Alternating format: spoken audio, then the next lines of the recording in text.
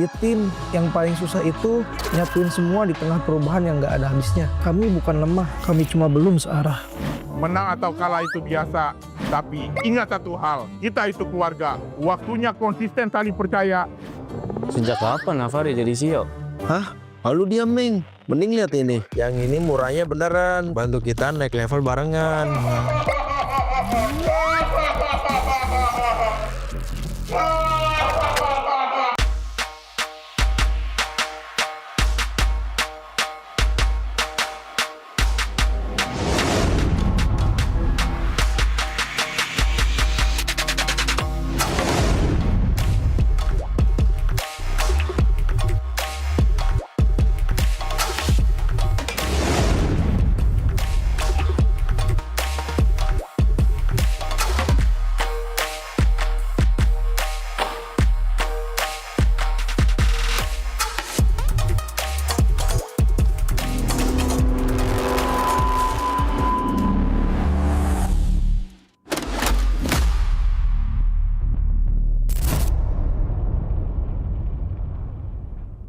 Tak ada hari tanpa mabar. Main nge-lag, kerap buat ku tak sabar. Gimana mau main sampai kelar? Ini waktunya ku bersinar. Oke, let's do it. Game smash andalanku bikin mainku semakin hebat. Pin stabil main makin mulus, rankku fix naik terus. Tukar DG rings, diamond dan voucher game kau dapat. Cuma game smash makin no debat. Game Max Booster, kini dapat DG Rings. Beli paketnya dan aktifkan boosternya di aplikasi Dunia Games.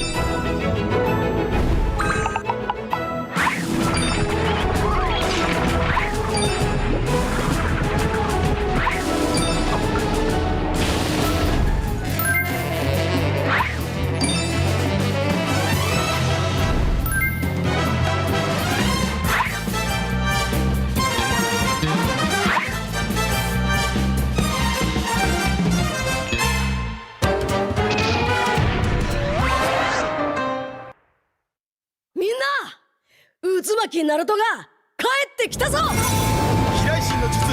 俺ってば父ちゃんを越すおかげになる。愚かな子供騙しか。行くぜ。これが俺たちの力だってばよ。 Kalau datengin player yang kuat kan pasti timnya bakal lebih kuat. Soalnya kan emang meta tabrak lagi populer sekarang. Kalau dipandang sebelah mata gameplaynya, sekarang semua patokan gameplaynya adalah ganyang-ganyang ala Altrigo. Dari sisi Indo sama PA, emang Indo kayak mungkin punya satu playstyle. Kayak contoh AE emang meta tabrak kan. Sekarang mungkin metanya lagi ganyang-ganyang, kita jangan males dan cuma jadi copycat. Jadi kita harus jadi yang kreator juga kalau bisa improvisasi kan. Altrigo menjadi salah satu pengubah gameplay dari Filipina yang mungkin bisa biasa bermain dengan santai, tapi sekarang berubah semenjak setelah bertemu dengan Altrigo. Dari keharusan meta ya mereka harus main barbar. Kalau nggak mereka pasti kalah sama tim yang barbar. Sebenarnya lebih kepilihan mereka sih mau main defensif atau main agresif, tapi kayak mereka ya gue lihat emang mulai mau main agresif. Kalau ngomongin soal meta yang kemarin di M7, secara nggak langsung Aurora Filipina itu juga pada follow temponya Altrigo. Indonesia teams really like to brawl. Yeah, like that. It's more entertaining, I think. And sometimes it's better than playing objective, just playing objective. It depends on the hero. Permainan yang baru, player yang baru, tapi bukan hanya player doang. Kita juga punya patch yang baru. Ya patch-nya bagus, menurut aku kayak mid masih bakal berubah, mau juga nambah, bisa kayak di Higelu, kayak Marcel gitu-gitu kan nambah banget ya kan. Ya kalau buat sekarang gue ngerasa tim Indo bisa lebih kuat lah karena dengan adanya patch sekarang dan hero-hero yang ada.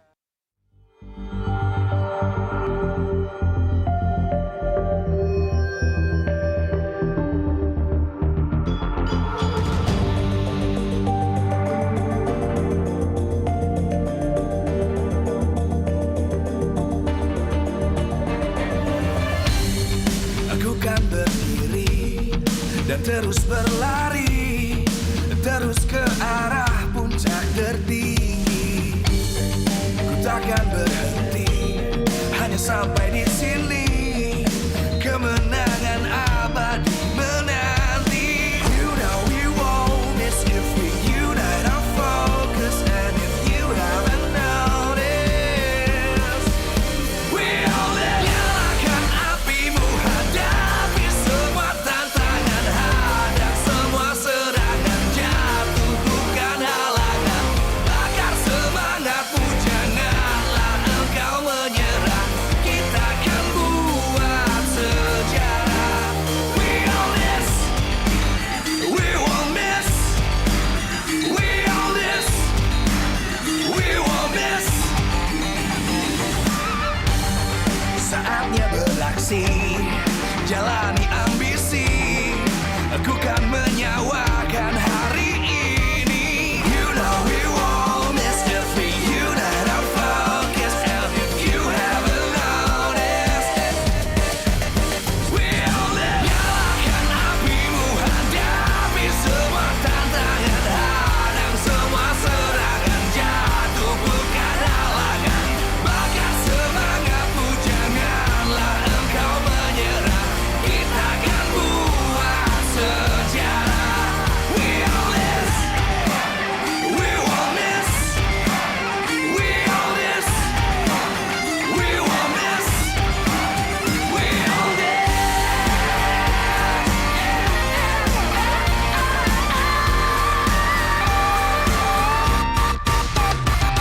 Nyalakan apimu, hadapi semua tantangan, hadang semua serangan, jatuh bukan halangan, bakar semangatmu, janganlah engkau menyerah, kita akan buat sejarah. We all this.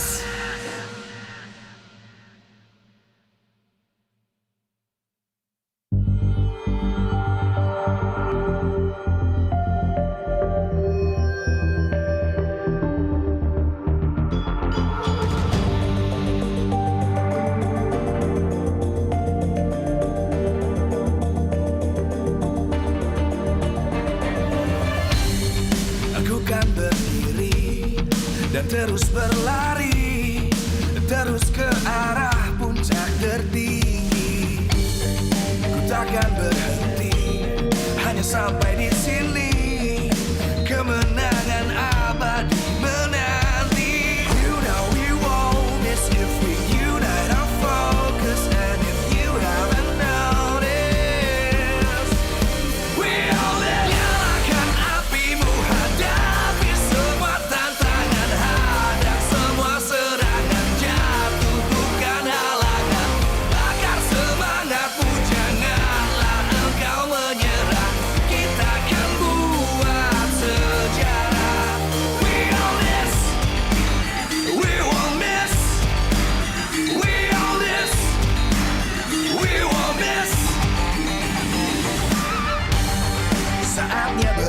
prestasi, jalani ambisi, aku kan menyawakan hari ini. You know we won't miss the thing, you that I'm focused, and if you haven't noticed, we'll live. Nyalakan apimu, hadapi semua tantangan, hadang semua serangan, jatuh bukan halangan, bakar semangatmu, janganlah engkau menyerah, kita akan buat sejarah.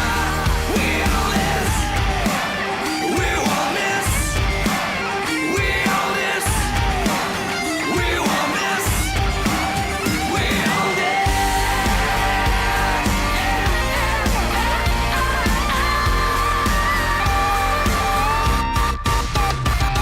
Nyalakan apimu, hadapi semua tantangan, hadang semua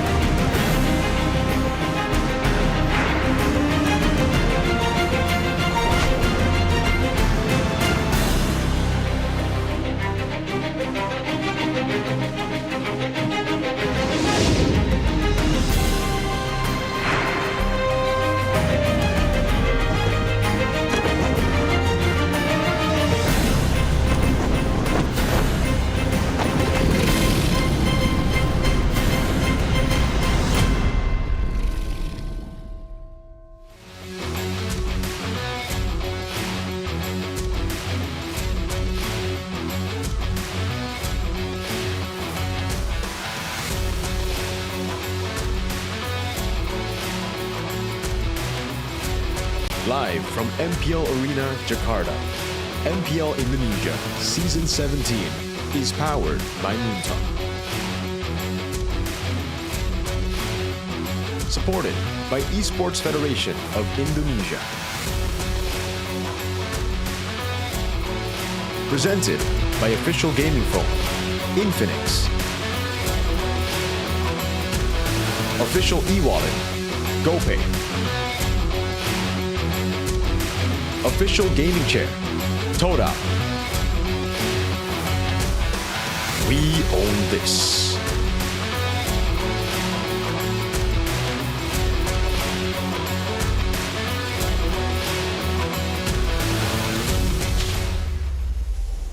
Operasi baru di mana BTR tidak hanya punya line up dari roster-roster yang baru saja, tapi juga kita bisa melihat ada We're looking at the rosters right now, and BTR have deployed different rosters here and there. We got the analyst for BTR, Hair, right here to talk to us. Jadi match pembuka hari ini di hari yang ketiga. Apa kabar hari ini, Hair? How does it feel? How you doing right now? Baik, anak-anak baik, gua baik. Oke. Everybody's good. Baik dong, baik luar biasa ya. Ini baik ya?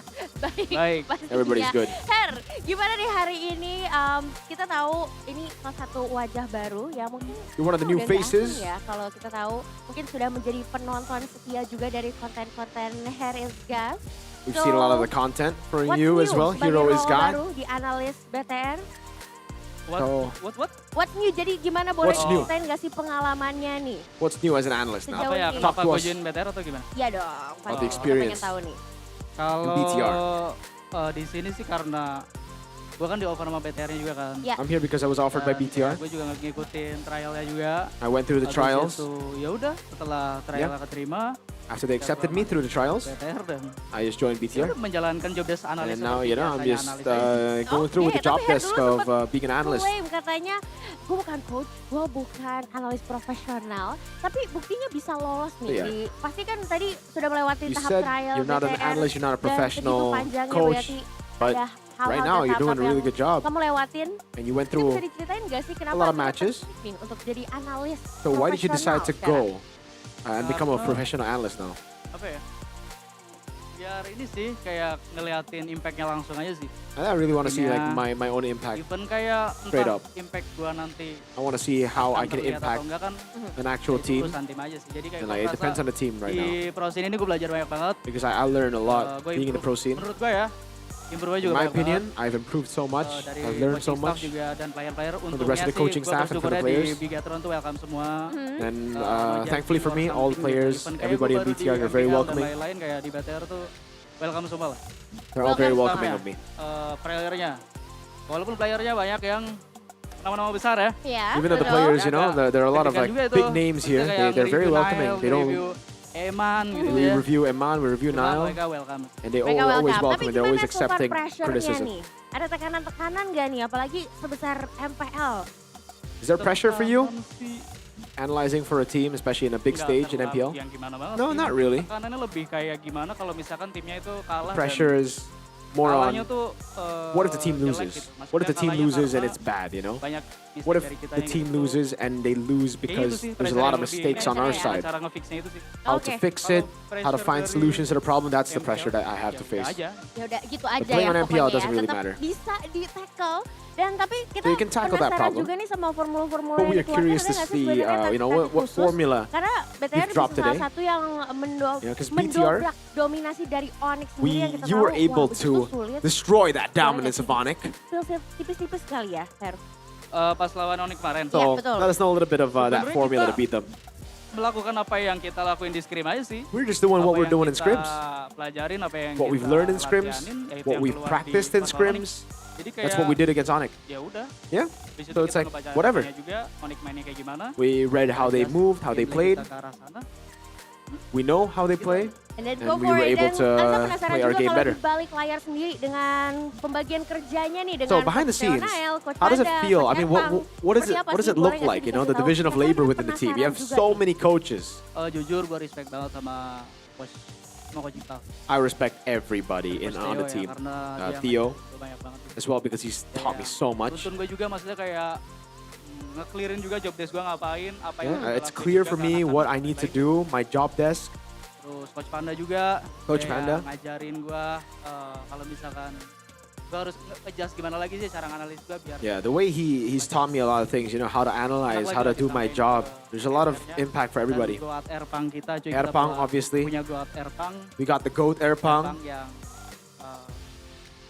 dia smart coach. He's very juga smart. Punya talent. He is very talented as well when it comes to the drafting. Ngajarin juga. Jadi luar biasa He's sekali taught me ya. a lot. Kita Everybody sama has taught me a dengan lot. mereka semua para coaching staff, the Go Team dan juga lastly harapan dong pastinya buat All right. regular season Lastly, dan hopefully what's your bisa hopes bawa for BTR regular ke season playoff juga. and for Silakan nih, playoffs? Coach. Harapan For me, lebih kayak the ya, hopes I have main for tiap BTR hari, is improve just aja sih. Apa we yang need to kita keep on jalani hari improving ini kita every single day, every single kalau match. misalkan kita bisa menang ya menang, kalau nggak If we deserve to win, we'll win. If we don't, then we'll learn. We'll improve. kita bisa konsisten terus. I hope we can always hope we can be consistent. Memecahkan win streak Onyx ya.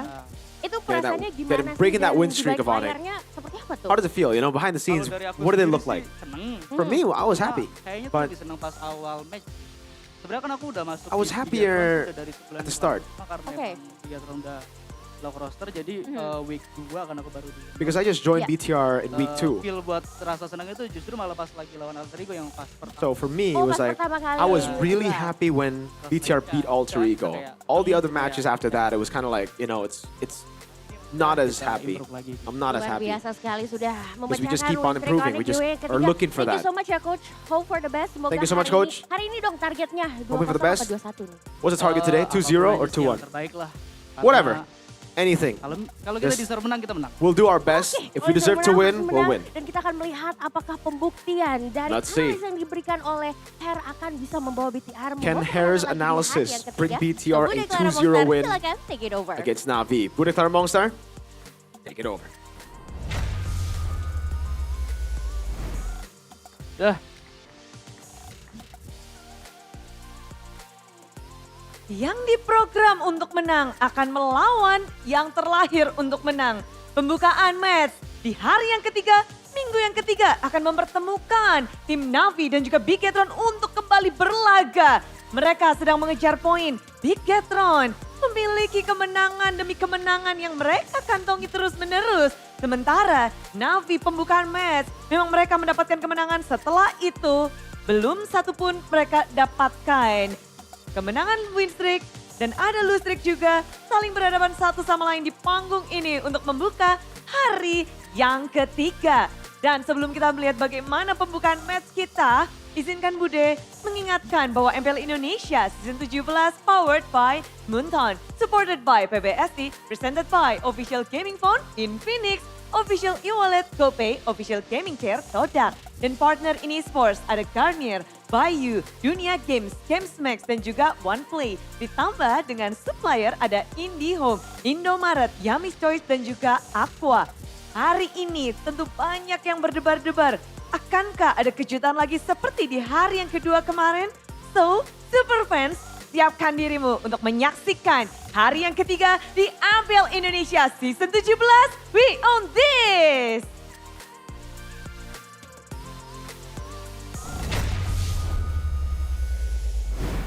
Welcome to the closing day of week number 3, Sunday Fun Day. It is still with me, Realize, Goni, and Mirko, and MPL ID Season 17. And we are going to go through a set of interesting matches. Let's see if RQ in particular are able to follow up their momentum from yesterday's win. Even if it is a singular game win, they're still making progress. And for this guy right here, next to my bench, he is, you know, enjoying himself. He's having the last laugh because Calra gave him a game yesterday. Oh, thank God I wasn't on the desk yesterday. Me too. Mirko, that was just like one, all right? That was like one. That was just like one, so calma.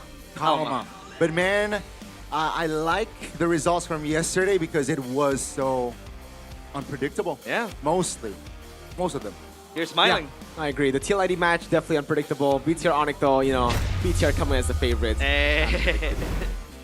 So it is expected of Bigatron, but let's see. And take a look at the standings presented by the official gaming phone, Infinix. Hey, you beat us, but we're still up there. We are still your masters. That's what Gani always says, you know, especially on the other table. And that hasn't been too good of a story right now. So we'll see. Again, remember, regular season is a place for experimentation. And now Alter Ego definitely experimented a bit too much, I would say, against RQ yesterday in game number 2. But hey, the standings are going to be very, very close as we get to the end of this, because all these matches will change, will switch things up. Yep. Like again, I mentioned 3 matches as usual. Bigatron by Vitality up against Navi. Geek Fam against RRQ. And Alter Ego will go up against Dewa. And you would never know who's going to end up winning the whole thing. You never know who's going to end up winning the matches today. Because, like we said, Geek Fam, they're able to find their momentum. They're able to find their form after losing from I think the very first week. They were looking like a team that was out of form. Yep. And then they were able to restore that. A win against the LID, especially yesterday. And for RRQ, obviously, it's about making progress. So we'll see if that progress will be capitalized on today. But let's focus on the first match. Bigatron going up against Navi. And let's take a look at the audience topic voting by Infinix. What does Navi need to do to win against Bigatron? A, avoid to overcommit. B, bring 4-man move gameplay. And C, draft surprise picks.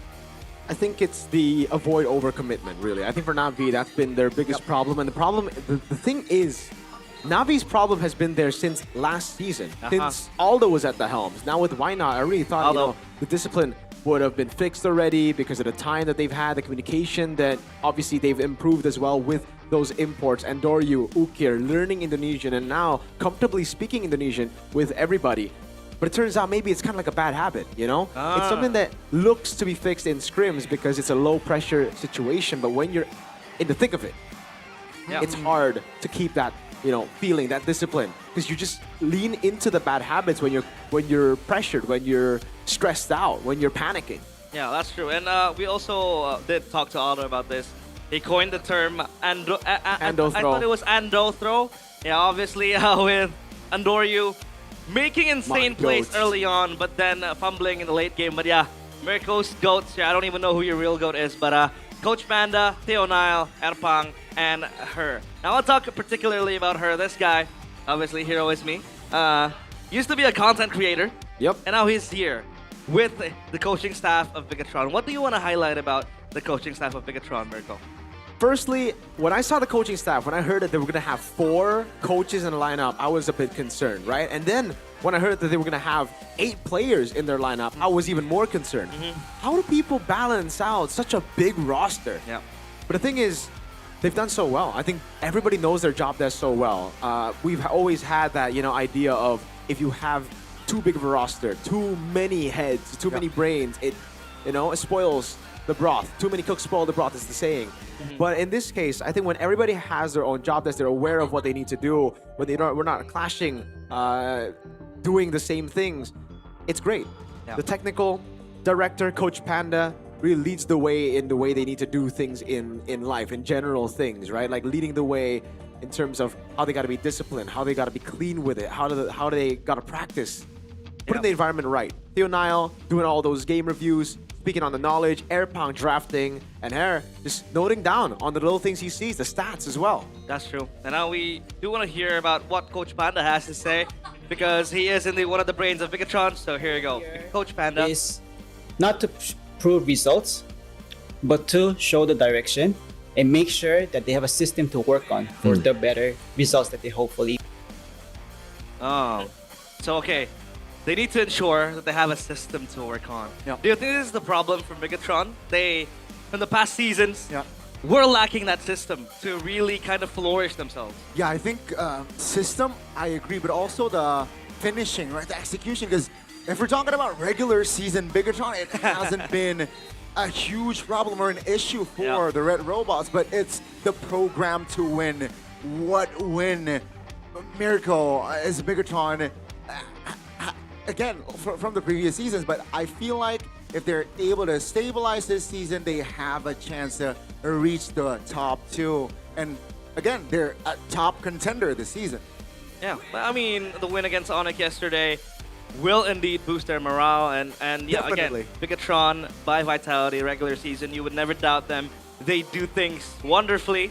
But again, it's about consistency, Mirko. It's about going for the long run. It's a marathon, not a sprint. You said it. I mean, finishing number 1 in regular season doesn't guarantee you a ticket to MSC nor to M Series. Yeah, it doesn't, right? You're going to have to perform in the playoffs for you to make it to those international events. You're going to have to perform in the playoffs to win a piece of silverware for your club. And so far, BTR have not been able to do that. And that's why I think it's a good look for BTR right now. The fact that, we hear from Hair, we hear from the players, we see how they react to the win as well. They're just kind of like, yeah, I mean, it's a good win, but we're not really, we're not getting too hasty. We're not going to think that we've already won. It's not the type of season where BTR just takes the we beat Onyx trophy and, go along with it. Right now, it really looks like they're looking past the regular season. And that's something that even Theo Nile has said in the losers interview when they lost to Dewo United, when they deployed the 3 MDL players. They were saying, we're looking at the playoffs. We're trying to fix the mentality. We're trying to build ourselves for the playoffs. So it doesn't matter if we do a little bit of that, a little bit of this, experimenting here and there, trying to figure out what works, trying to build those mentalities from the younger players as well. So I wouldn't even be too surprised if they deploy Rizza, Clive, Lynch today.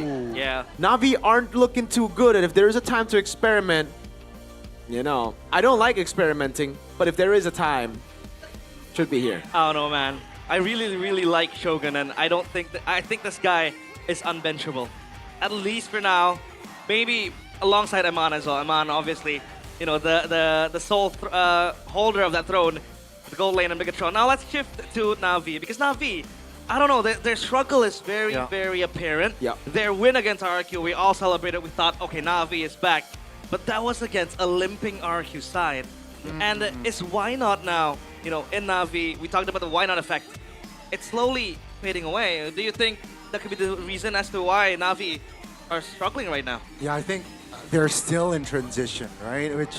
Which kind of is sad, because we have seen Na'Vi rebuilt for many seasons, but hey, if they're able to stick what they know, just keep doing what they're doing, maybe Na'Vi can be one of the teams that surprises us, maybe clinch another playoff spot like what they did last season with Aldo. Yeah.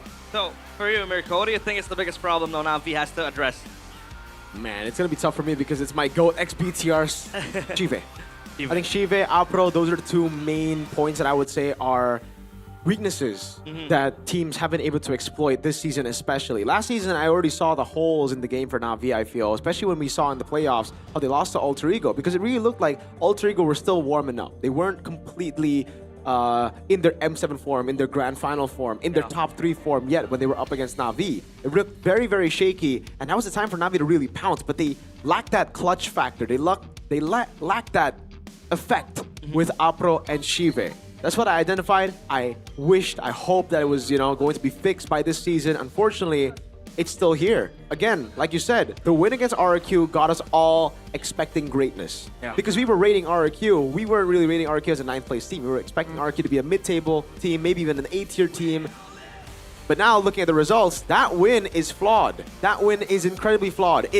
Currently, to put it simply, Na'Vi are on fraud watch. Fraud watch.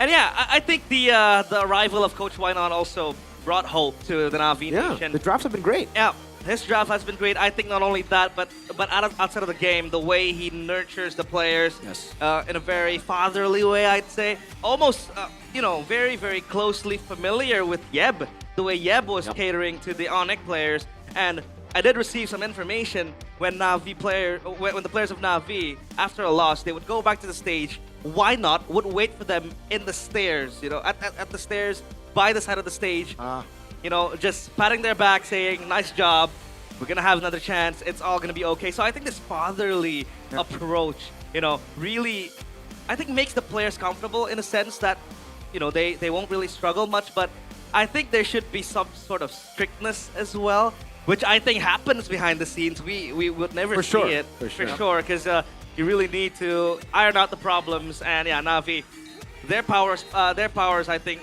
relies on the mid-trial. I mean, Afro, yes, has been performing quite shakily, but he is an underrated roamer who Aldo also thinks that, he has been improving time and time again.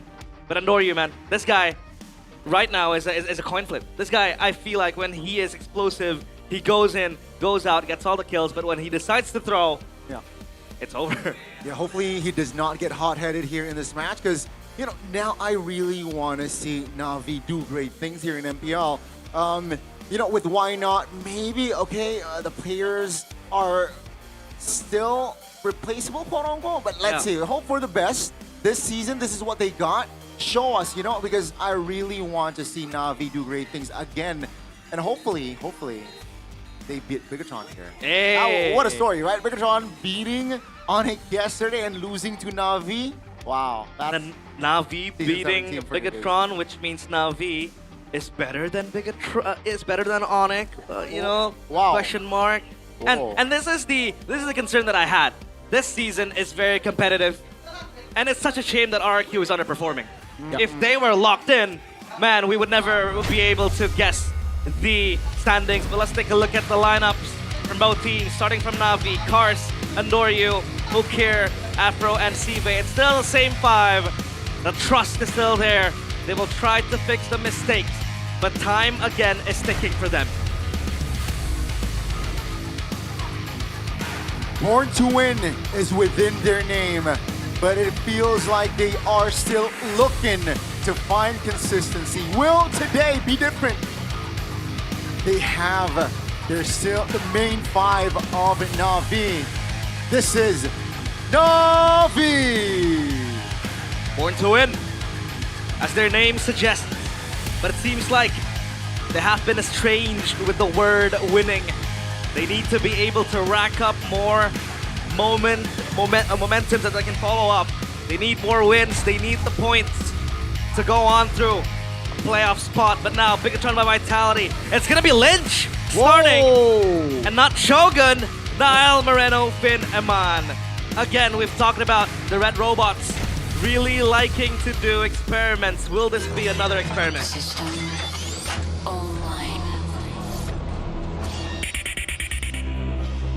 Initializing. Program to win. Programmed to win. And it seems like today they will deploy Lynch. Shogun got an MVP yesterday. Will Lynch be able to step up and show what he is truly made of? This is Bigatron by Vitality. The Red Robots deploying new machinery in the form of Lynch, and we have seen time and time again rookies, substitutes, making their way onto the stage. And Bigatron by Vitality gives the chance to Lynch right now. It was Clive a few weeks ago, and now it's gonna be Lynch as the head of the operations, the brains behind the operations, Coach Wynot and Jack Lee, with Theo Nile and Airpop. Yes, sir. The heads behind. Why Not's always so expressive, man. Very animated. Animated. One of the most animated coach for sure. But back to the point, I think this is a very good approach from Bigatron.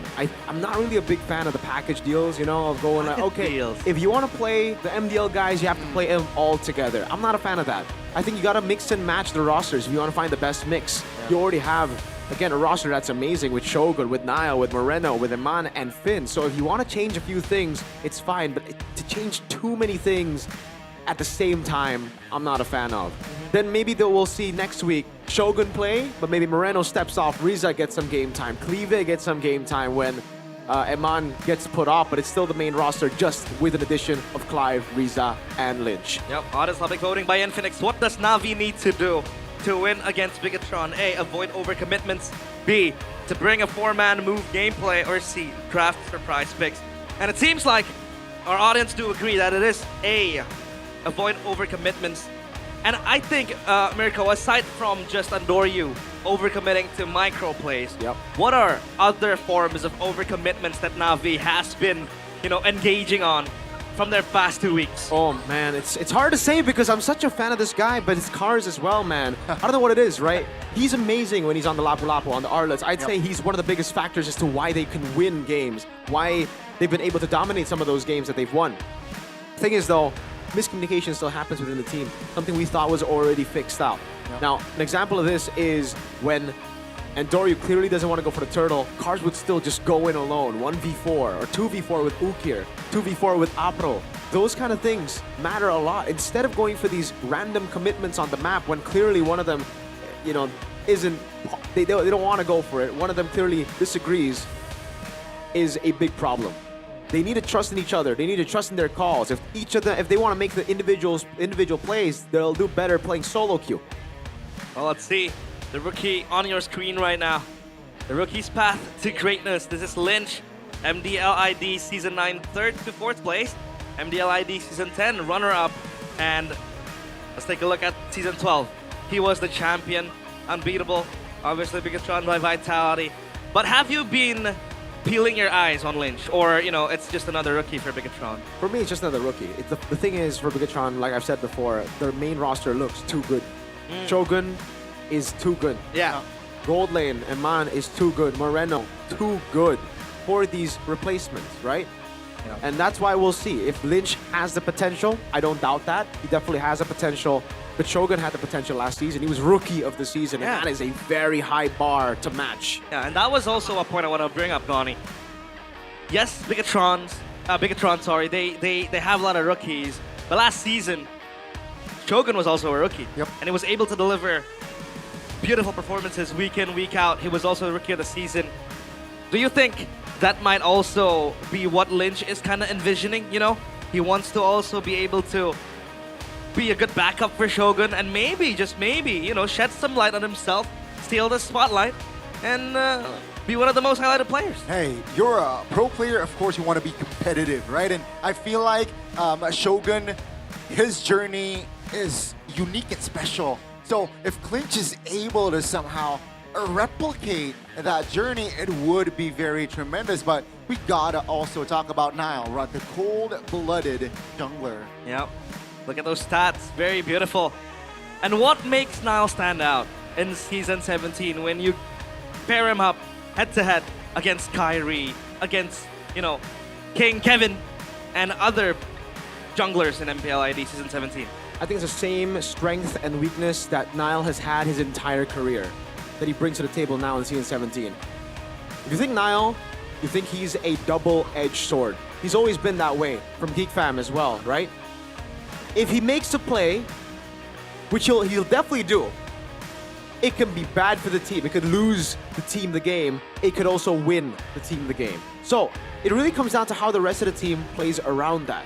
Whether they go all in together with Niall, whether they support him, whether they tell him to back off, whether they cool him down, that's up to them. But for BTR, I think they've really honed on on Niall's strength. They really understand it, especially against Onyx. We saw those crazy risky moves yesterday and it paid off. Yeah. Sometimes you need to be the one to pull the trigger and take chances. But look at this, Mirko. First pick selection for Bigatron. They'll be on blue side. But that win rate is looking very grim. 20% win rate. Meanwhile, for Na'Vi, they're going to be on red side, which also boasts a 20% win rate. So this is a battle of mid. This is going to be, you know, where the teams are playing in their uncomfortable zone. Yeah. I think the stats are a bit flawed though. For Na'Vi, I think it's definitely worse. Again, this is not bias. It sounds like bias, but it's not, because Na'Vi have only played one roster. They've stuck with the same lineup. They haven't been experimenting too much. They've been looking for solid wins across the season. On the other side, BTR clearly have been trying out different rosters with their trio MDL coming up, with their picks as well. Very bombastic picks. So we'll see if BTR can stabilize here. Again, still with Lynch, because Na'Vi maybe the trust in the lineup, the trust in playing the 5-man for the longest time now will finally pay off with them finally finding that stability. Yeah, giving the rookies a chances, but stability is the key to success. They'll take out the box. Yeah, strong jungler for early rotations as well as objective takes. Juicin. The Freya banned out as well. Juicin available. I swear to God, if they go Yi Sun-shin here, Mirko, you saw what happened a few weeks ago where they were very, very insisting. If they go Juicin, take that Yi Sun-shin. If they go Yi Sun-shin, realize you're analyzing, I'm color. Okay. Yeah, Juicin available, but yeah, I think it's gonna be Juicin, Goni. Jushin is available, but then what's the response? Right now, V should have the Zushin pick on their radar. Let's see. Glue is still open as well. Nope. Never mind. Glue is banned. Yeah. So, you know, the Valentinas, maybe the Soras, definitely could come into play to Navi's cards. Bigatron taking their dear time here, and that's going to be the Marcel instead. So, yeah, what they're thinking of, let's trade the Zushin.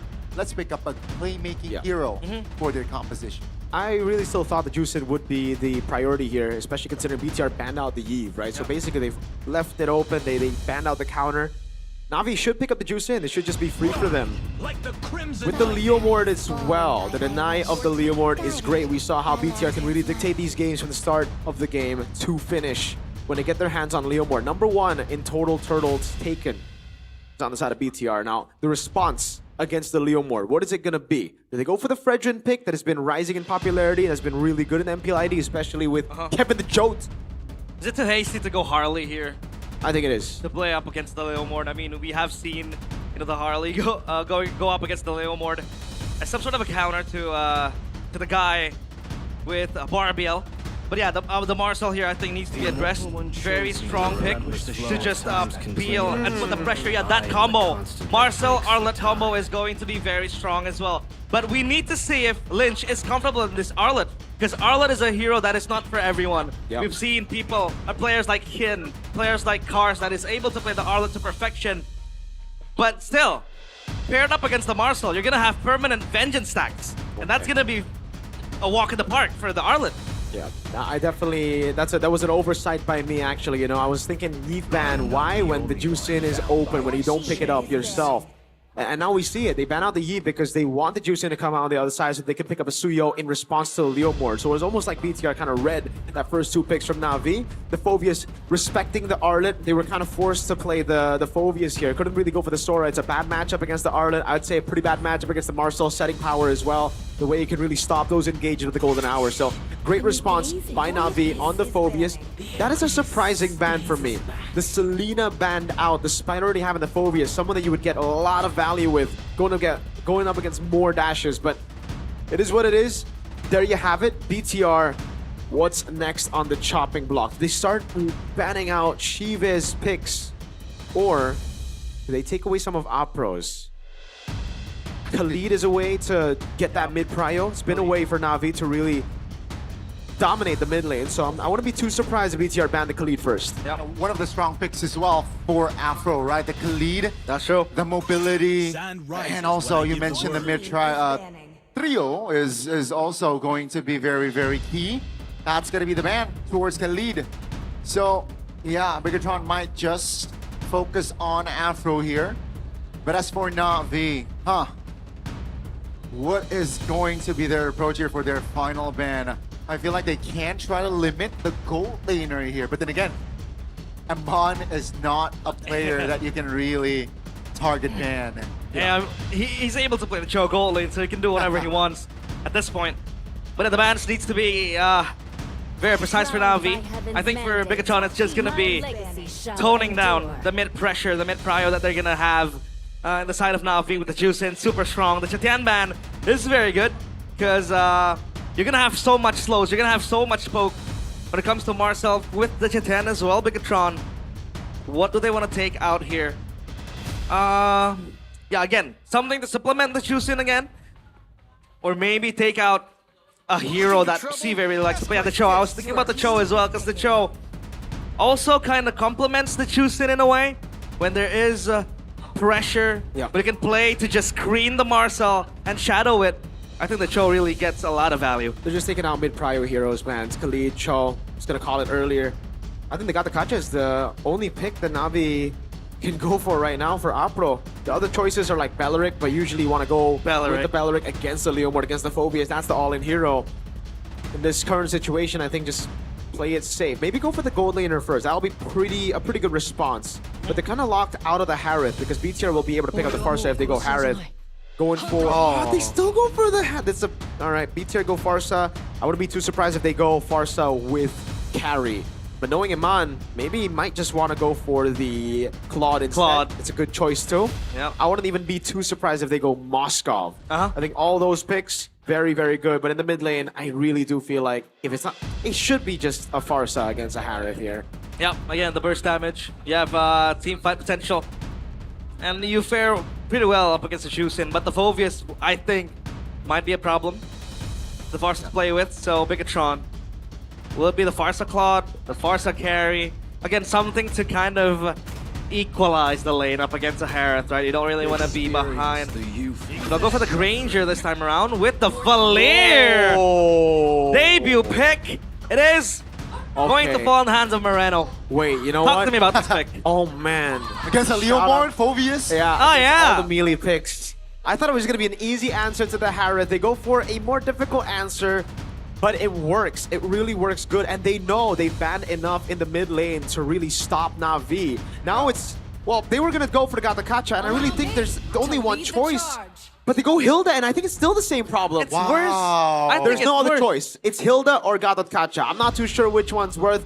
I think the Gatakacha might be worse, dude, because you're looking for the taunts. At least the Hilda can try to walk around.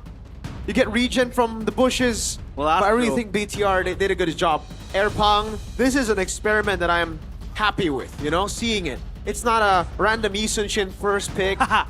It's great. It makes sense. Yep. I think we saw Moreno pick up the Valier last season. Did we?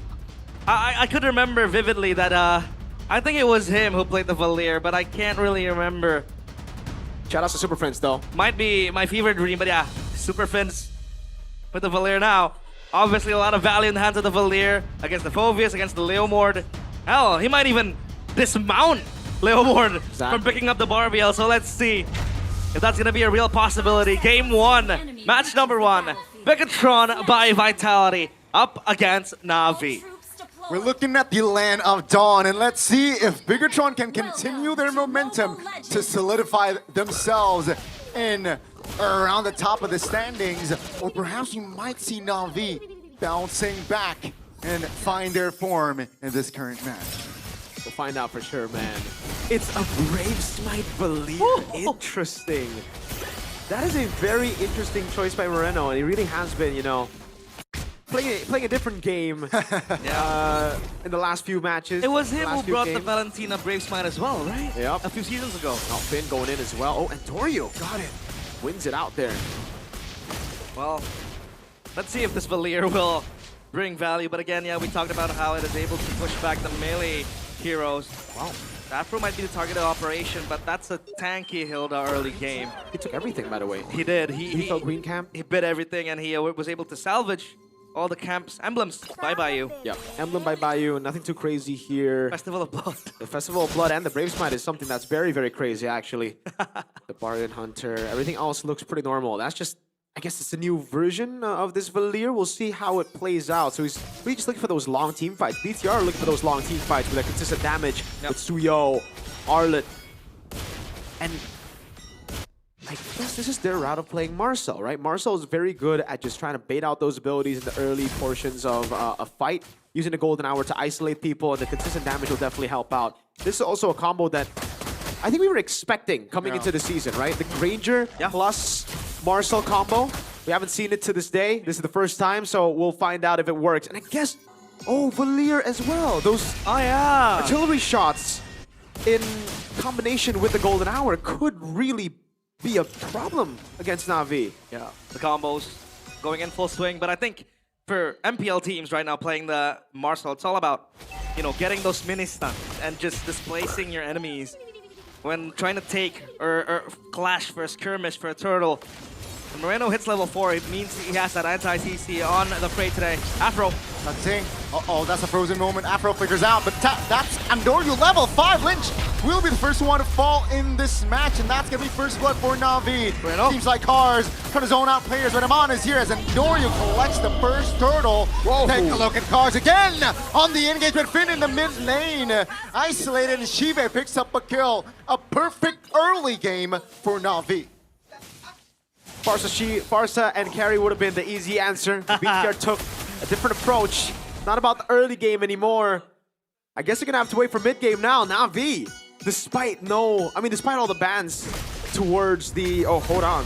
Oh, Mars for the outplay. Is all BTR? Yeah, all Bigatron. It's unanimous. Unanimous decision. Miracle. I don't like the unanimous decision, man. You guys should have gone Na'Vi, man. No more Merc Curse? No. BTR won yesterday. Afro. Looking to jump on Finn, but now is there to cover, and they will disengage. Yeah. Miracle, there needs to be another reason as to why they pick up the Valier. I think just trying to push your enemies back is way too one-dimensional. Do you see another angle where this Valier really comes into play?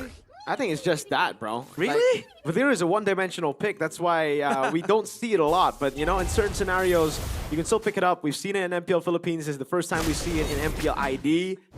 For BTR, again, easy answer would have just been the Farsa and Carry. But I still see the idea. Lynch?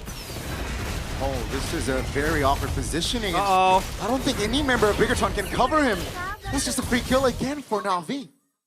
Oh no. They crumble there, and I think it's going to be the stage jitters for the rookie. But Lynch eating up to death as of now. So Bigatron by Vitality, what do they look for now in the early stages of the game? Will mid-game be their power spike? They're going to have to wait for mid-game for sure. At this point of the game, it's all Na'Vi, right? 4-0 with the first turtle. The second turtle should actually be guaranteed as well, looking at how fast they're snowballing. So, yeah, I think right now for BTR, it's all about scaling. I don't even think mid-game. Yeah, maybe still mid-game. But if Na'Vi get this turtle, and if they get another winning team fight, I think BTR are just going to have to turtle in for late game even. It's not a good time here. Not a fun time.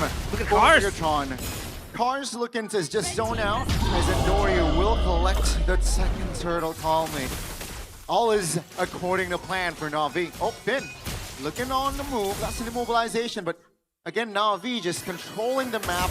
That's a knockup. That's been isolated. Golden Hour popped. Afro? That's about it, though. And that's going to be a structure top taken down. That's the TikTok combo we talked about with the Granger. But you don't want to land it on a Hilda, because the Hilda is very tanky. I thought, when it comes to objective takes, Bigatron might have Prio, because they have the pushback, they have the Suyo with the skill 2, and you have the Marcel as well, who can really scout out and apply that meaning CC. But it seems like Na'Vi has been able to defy those odds with Cars playing out of his mind. Yeah, no. The Phobius for sure with the Leomord will have the Prio over Turtle 1. If BTR got Turtle 1, it would have been a disaster for Na'Vi. But what I was not expecting is, well, for BTR, I think the idea was, you get the turtle, we'll try to kite you in the fight, and we'll try to punish you. Unfortunately, that didn't happen. It was Na'Vi with the turtle win that was expected, but with an instant team fight win as well. BTR weren't able to play their game, and they all got caught by the AoE of Cars, AoE of Ook here. And yes, Cars, that I agree with. Phenomenal so far on the Phobius, really dictating the pace of the game and putting the pressure onto this rookie. Lynch getting outclassed so far. 3-0-1. 2 dashes at least to capitalize. Is the Blade Surge counted as a dash? The Blade Surge counts. Yeah, so yeah, a lot of stacks to be collected. And a first item Thunderbelt for the Marcel, as expected. You know, you want that HP to scale it to the shields. And then you have more defense. The passive proc. And the Thunderbelt auto will be counted. Uh-oh. Nile. Blade Surge for the safety. And now, I think there is a hero that can kind of match the tempo of this Marcel. The Hilda. The Hilda's always there, like you said. Regen in the bushes. The Marcel sure can run around, it can stun you, but the Hilda needs addressing as well. Yeah, we might have to just rely on Mr. President right now. Mr. President is Eman. Can he do it? Right now, he's #1 in gold, very close to Leomord, though, very close to Andoryu. This should be a perfect turtle for Na'Vi, but BTR, I mean, Niall's 2 levels down. He's gonna go for the stun, doesn't land it. Apro. Uh-oh. I feel like they just want to fight, right? It's 5v5 now. Cars on towards 2 members. Ukir trying to zone out. That's Andoryu. No, Niall finds the last turtle. Niall, though, in trouble as Shiva finds the kill. Now it's a 5v4 as Bigatron. They run for the hills, but Lynch is stuck and isolated. They got 2 kills, but Bigatron, they got the turtle. That is surely not worth it, right, Mirko? Oh, that's not worth it for sure, but it's something that they get, at least. They weren't on the board at all. They were only able to trade around the map. And Andoryu wants this turret. Good zoning with the Phantom Steed. And this oh, they don't get it. They have, minions. They have time to clear there. Been almost taken down, but Bigatron just holding on here. I don't think they can defend this. Oh, now V will not apply pressure, actually. Oh, Niall is going in on Afro. He also retreats it away, so that's gonna be Afro getting the blue buff, or the purple buff rather, in the hands of Niall. So now the question is, obviously, Bigatron waiting for that mid game before we go any further. We know this by GoPay. This marks Valier's debut in MPL ID Season 17 after last being used 328 days ago by Sans. When? During the regular season of MPL ID Season 15 when Onyx lost their game. Against BTR. Nah. Onyx lost their game, period. Against BTR. This should be a free turret though. Phantom Steed as well. Yeah. And it will be Oracle purchase for Lynch. First item. Yeah. Warrior Boots is the choice this game, not the tough boots, and I can see why. There's not a lot of big CC, so you don't need that. You'd much rather have physical defense to deal with cars, to deal with Andoryu in the early game. But in the late game, you know, that's why, I mean, right now, that's why he has the Oracle. He needs a few items to defend against Shive for sure. He's going to hit like a truck here. He's already on the way to the Holy Crystal, and that lead that the Granger had, that Iman had through just farming, it's not enough, disappearing, and he's going to have to go tough boots this game just to stay safe in the backline, as Ukir has been phenomenal on his positioning. He's been able to get the Lancer play on the Crimson Beacon really on point on Iman as well, so extra respect. Oh, they're forcing the Lord. Yeah, they're trying to find a cheeky Lord take. They found it, and they have time to go back. Cheeky timing, but the awareness from Na'Vi was, they were snoozing. They definitely didn't expect it. They were in the lead. They were holding everything on the map. They were pushing. Andoryu is 2 levels ahead, but BTR. Oh, finds the final slash play, but that's the purify. That's gonna be Shive though. Wow. All alone as Bigatron has resources to dive him down. That's gonna be Moreno, just a trade, but they will take the structure mid lane as well. That's actually beneficial for the Red Robots. That's crazy. I don't know. I mean, hey, again, the easy route would have been the Farsa carry. They took the tough route, and they're executing it so well. It was 6-0, almost perfect turtle. Yes, BTR still have ways to win the game, but gold lead. The way they've won the last 2 trades, I'll call it trades, have been through out-macroing Na'Vi. Have been through out-maneuvering them with the faster movement of the Marsa and the Suyo. Wow, I'm actually impressed by this. Yeah. The Lord was completely shrouded in secrecy as well. Nobody knew what was happening, not even us. Yep. No. They were able to rush it down quickly. Obviously, with the Suyo, it helps a lot. Such an awkward pace that they're playing. Very, very awkward.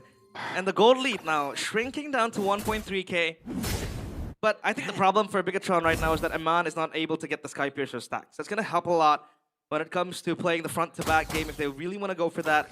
But you can see the set plays, the mini-games that they're able to bring with Lynch at the helm, forcing the flickers, forcing the purifies with the final slash. I think they need to capitalize on that. And again, they have choices to really play either front-to-back or either they want to play a Beckhoff-style route. It all works. The gold lead kind of dwindling again.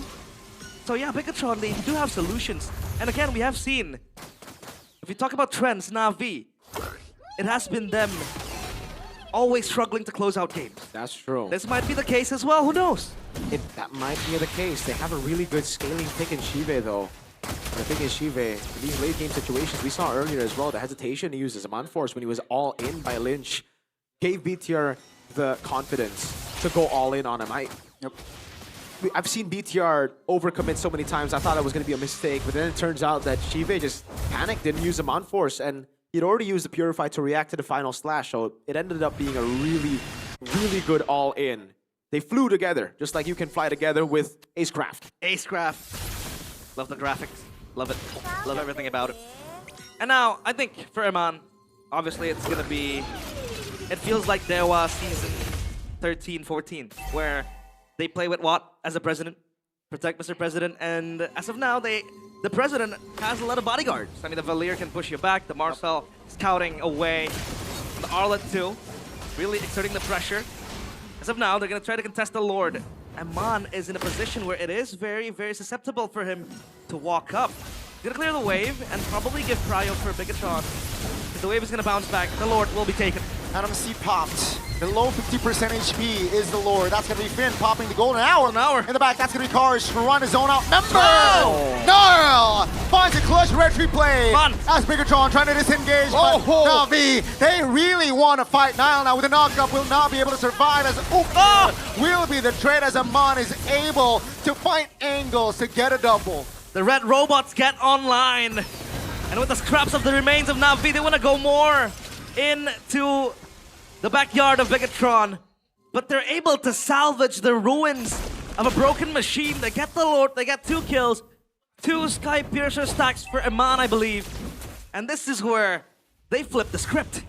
Let's take a little replay here presented by our official gaming phone. Again, Cars, phenomenal job, but that golden hour really shifted the tempo. Again, BTR are just utilizing the advantage they get with this crazy pace. It's such an awkward pace, and Na'Vi, they get so confused. They want to play the normal game of just going for the Lord and, you know, having Cars distract, but at this point, I think they should just go with one goal in mind. They should just, oh my god. Oh, also Aman got 2 stacks of the Skypiercer. Oh, Aman though is in trouble. The cover is there, but after all, finds the execution.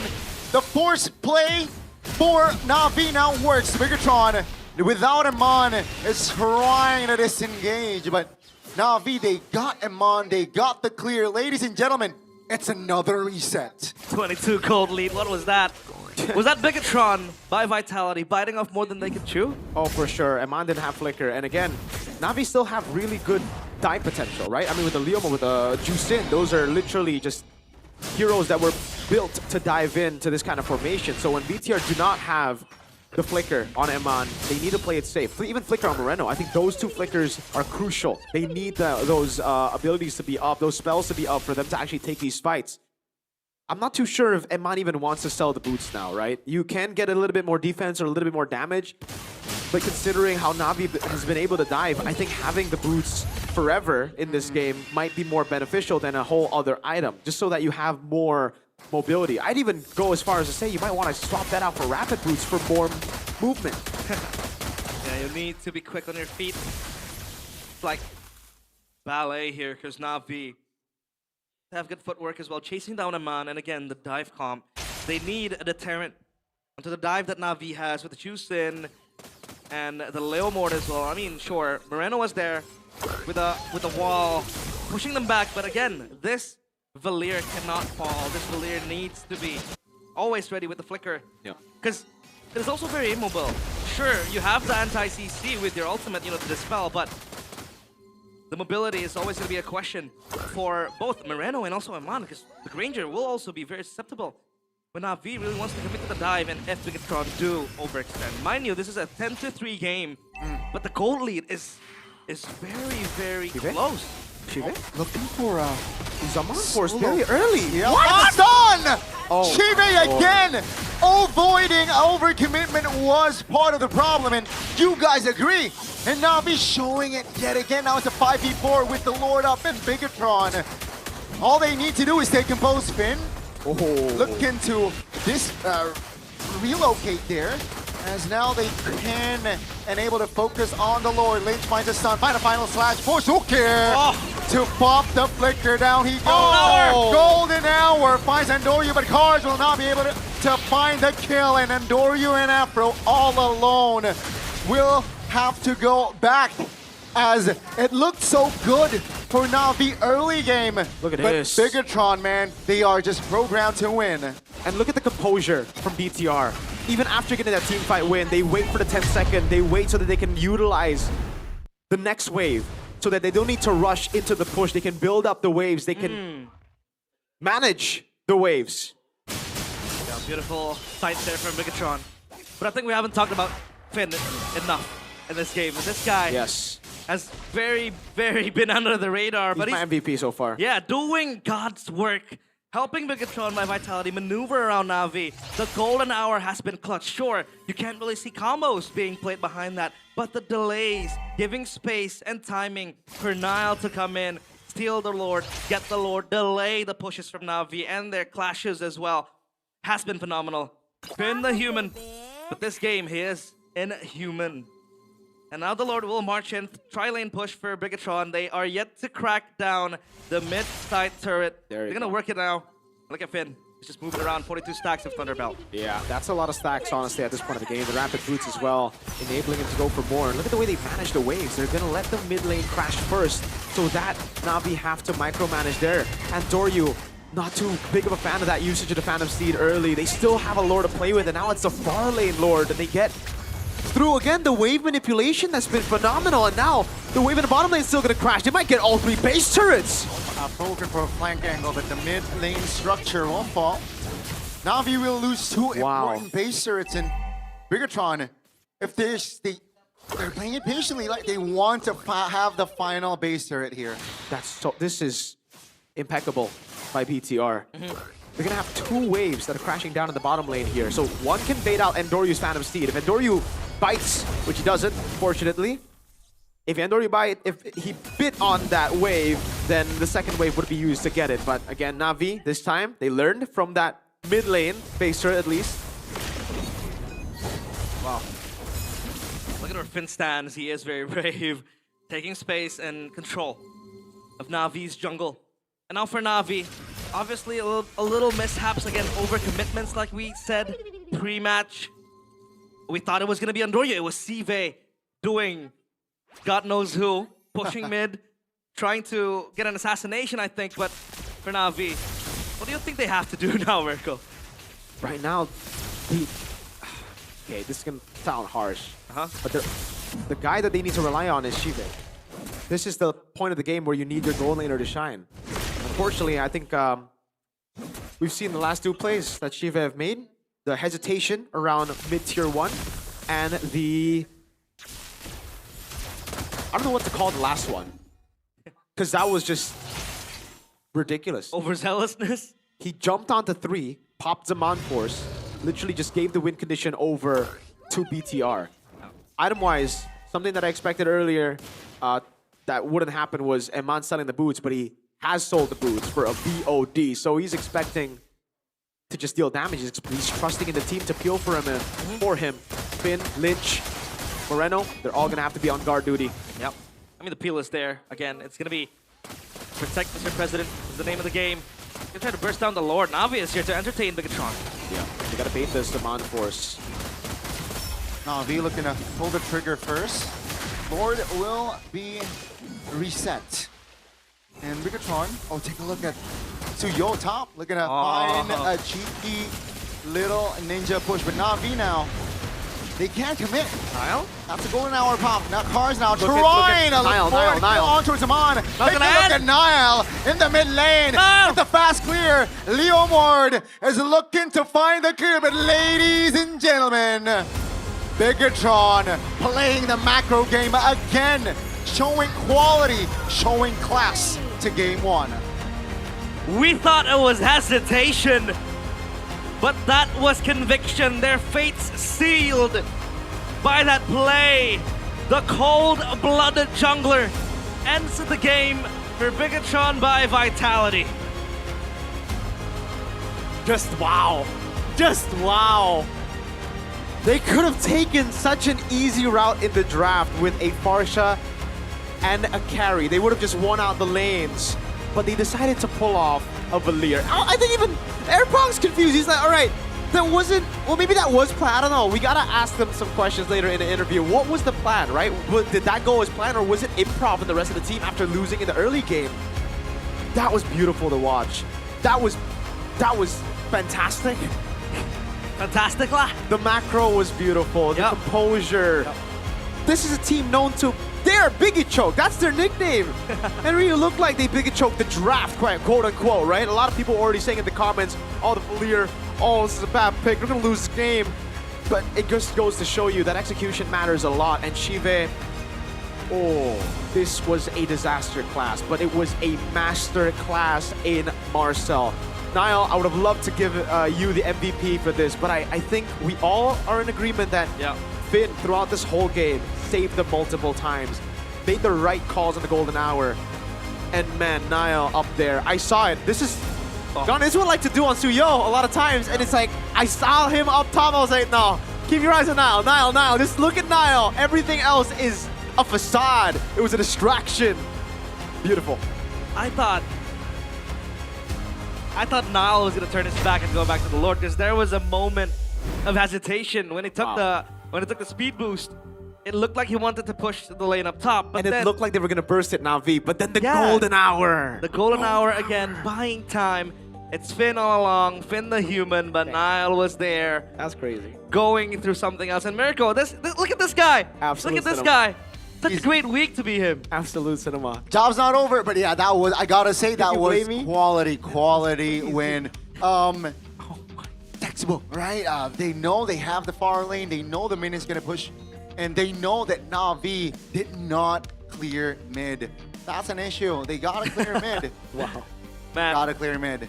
Mirko, his face is shimmering. I think when we go back to the talent room later on, he's gonna be calling, Bigatron's gonna win Season 17. Whoa. He's gonna call that. I've called that since the beginning, brother. What do you mean? But when was the last time you see Bigatron pulling out impeccable macro like that?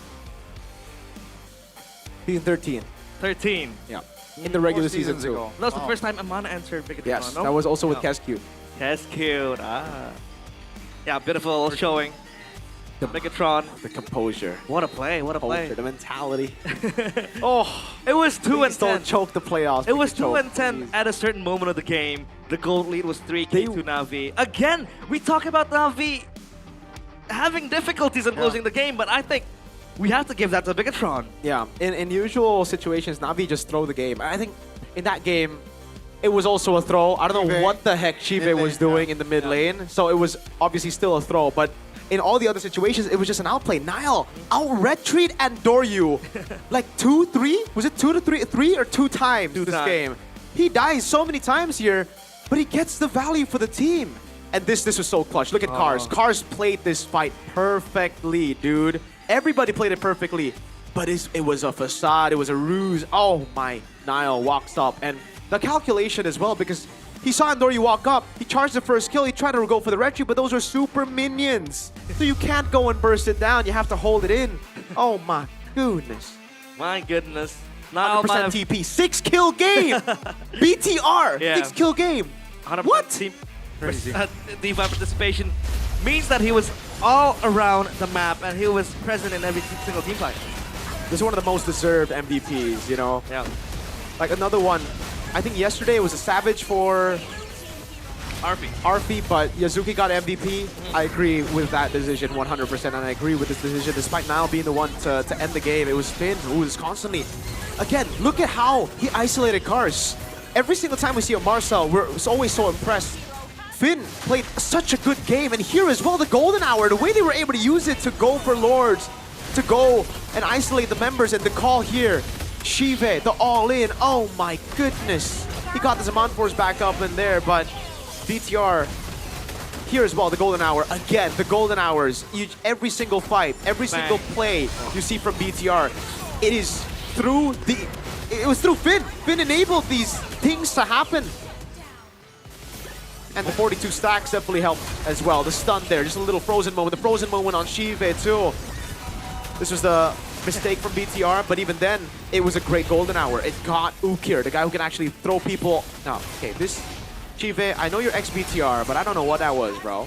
Like, and here as well, look at Finn. Frozen moment, finds them both, the flicker, and then the isolation on Cars with the Golden Hour on Endoryu. You can't. Oh, the Golden Hour here to stop the Lord take. It's so good. Finn, the human. Finn, the human. Coach Panda said in the podcast with me that he thinks the best player he's ever coached when it comes to potential is Finn. Finn. And when I heard that, I was like, wow, really? He's coached Light, he's coached Eman, he's part of the RSG days. So now, wow. Do you still regret that botch move, Lois to Bigatron, or are you content on having Finn in your team? I mean, I never questioned them. I never doubted them. Ah. Okay. You never doubted Bigatron. Wow. Okay. Those are my goats right there. My goats. Well, itemizations. Again, I think for the Valir, it's all about the slow. Ice Queen's one, you know. Utility, yeah. Yeah, utility. Even the Brute Force breastplate over there needs that extra, you know, DC. Don't try this at home, chat. Don't try this at home. Don't try it, kids. Yeah. I don't think it's something that requires ridiculous execution. Ridiculous execution. If you see this comp on the right, just go Farsa carry, you'll win. Okay? Don't go for this comp. This comp is, yeah. Yeah. I think Farsa carry would have given Bigatron by Vitality that edge. But obviously, they wanted to give us a good time. They want to showcase how they could play the little things like delaying that Lord kill to get the lanes going. The macro was fantastic from Bigatron by Vitality. Now let's talk about Na'Vi. Apparent mistakes, obviously overcommitting again, CV doing his own thing, and just botching the last fight, the last push to close out the game. Yeah. This cannot repeatedly happen, Na'Vi. They need to address this. The thing is, they have been addressing this issue. It's been an issue since last season. Yeah. That's the problem right now for Na'Vi. This has been a problem for the longest time. If it's a new problem, then they can fix it. They can just be like, okay, let's identify the problem, let's fix it. Yeah. If it's the same problem, almost for a whole year now, right? I don't know.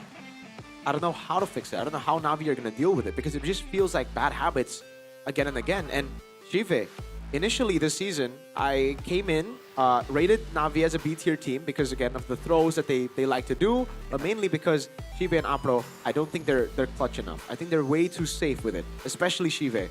Yeah. He's almost taken that criticism and he's tried to prove that criticism wrong by trying to make these bombastic plays, but he ends up being Mr. Bombastic instead of Kelra. Well, yeah, I mean, yeah. Back in the days, I think a few seasons ago, even 16 and 15, we saw Sive as the foundation of Na'Vi. He was the backbone, the win condition for Na'Vi. When they were 0-16. Yeah, when they were 0-16 as well. The player who they could really trust to carry the game with the Granger, I remember back then. But now, criticisms all around the map for Sive. Also, a few hiccups on playing fighters like the Freya. We saw him diving first. You don't really want to do that as a Freya.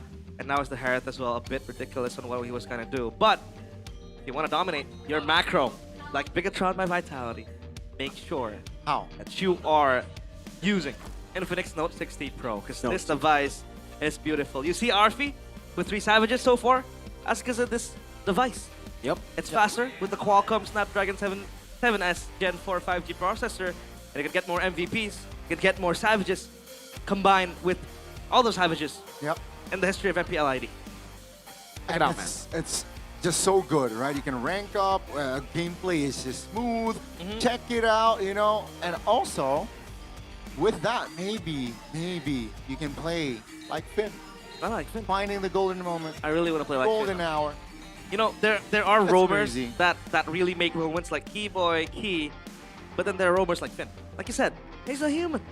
He's a regular guy, or an ordinary boy, and he's not really there to make moments, but he's there to contribute to the team. Just walking around with his Infinix 60 Note Pro on his hand, just, you know, squeezing it, making sure that it's not gonna explode because it's cool with a cooling vapor chamber. It's all beautiful. Thank you, Infinix. And don't forget as well, if you have your Infinix ready, if you have your devices ready, download the new GoPay app, which is the go-to wallet for gamers with massive damage. There's also a chance to win 17 GoPay Gold Rings by Fairy, 20 Todak Throne Gaming chairs, 20 smartphones, and many more prizes you can win every day on the GoPay app. Every day on my Infinix, I get notifications because I download the GoPay app. You know, there's always a reminder that an MPL match is about to start, and I can vote for my MVP, I can vote for my MPL team, so I never miss out. Yep. And now, at my home, I have 21 of these. 21. Yeah, and You got 21? 21 of these. 21 yeah. Why would you need 21 of these? Because I'm gonna give it away.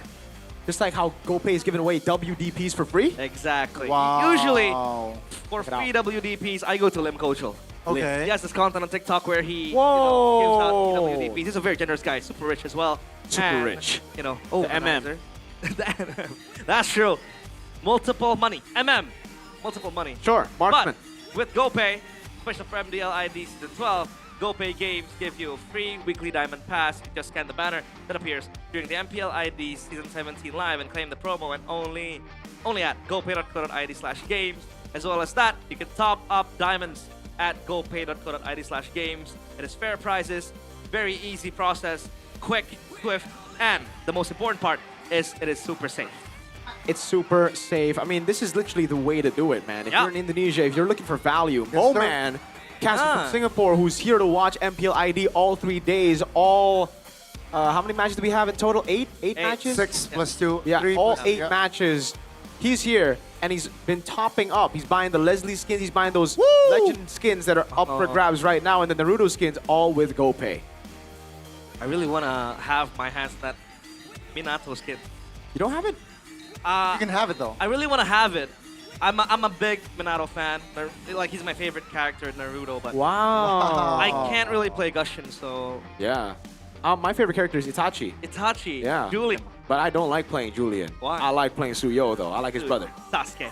What about you, Donnie? Itachi, man. Gotta go Itachi. The aura that... The aura, has. man. He's got that aura. Speaking of aura, don't forget, you know, in a world where I think if you open social media, you see people just, you know, they're doing gachas on like card packs. Why not spend your money on one play? Because we have our official collectible cards, the World Championship. This is also a collaboration with MPL because the official virtual card is also about to drop. You have a lot of cards that you can collect. Pro player exclusive cards. My favorite, obviously. Guess who? Severo. Yeah, Severo. But, you know, he's now abroad, so... Are you happy for him? I am super happy for him. I've seen him, you know... plays? Yeah, the plays, but also outside of the game. He's enjoying his time in Philippines. Yeah. He was hanging out with the Onyx PH boys. He was you know that claw machine? Yep.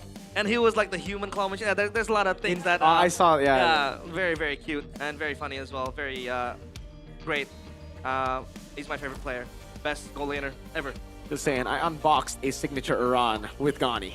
Ah, yeah. So, hey, you know, I'm a... You guys Iran. spent a lot of money last season for that pack. Yeah, we did. And I got a signature Iran. I was so happy. And I posted it. Iran reposted it. He's like, bro, unpacked the #1 XP in the world. That's crazy. W Iran. #1 XP in the world. I like Iran, man. Iran and me, same birthday and all. Oh, my boy, you know, that's my boy, you know. He's a cool guy. You wanna spill when your birthday is on? 23rd of February. There you go. Got it. Oh yeah, I did send you. Actually, is Aran younger than me? I think he probably is. Nah, he's older than you. No. He looks old.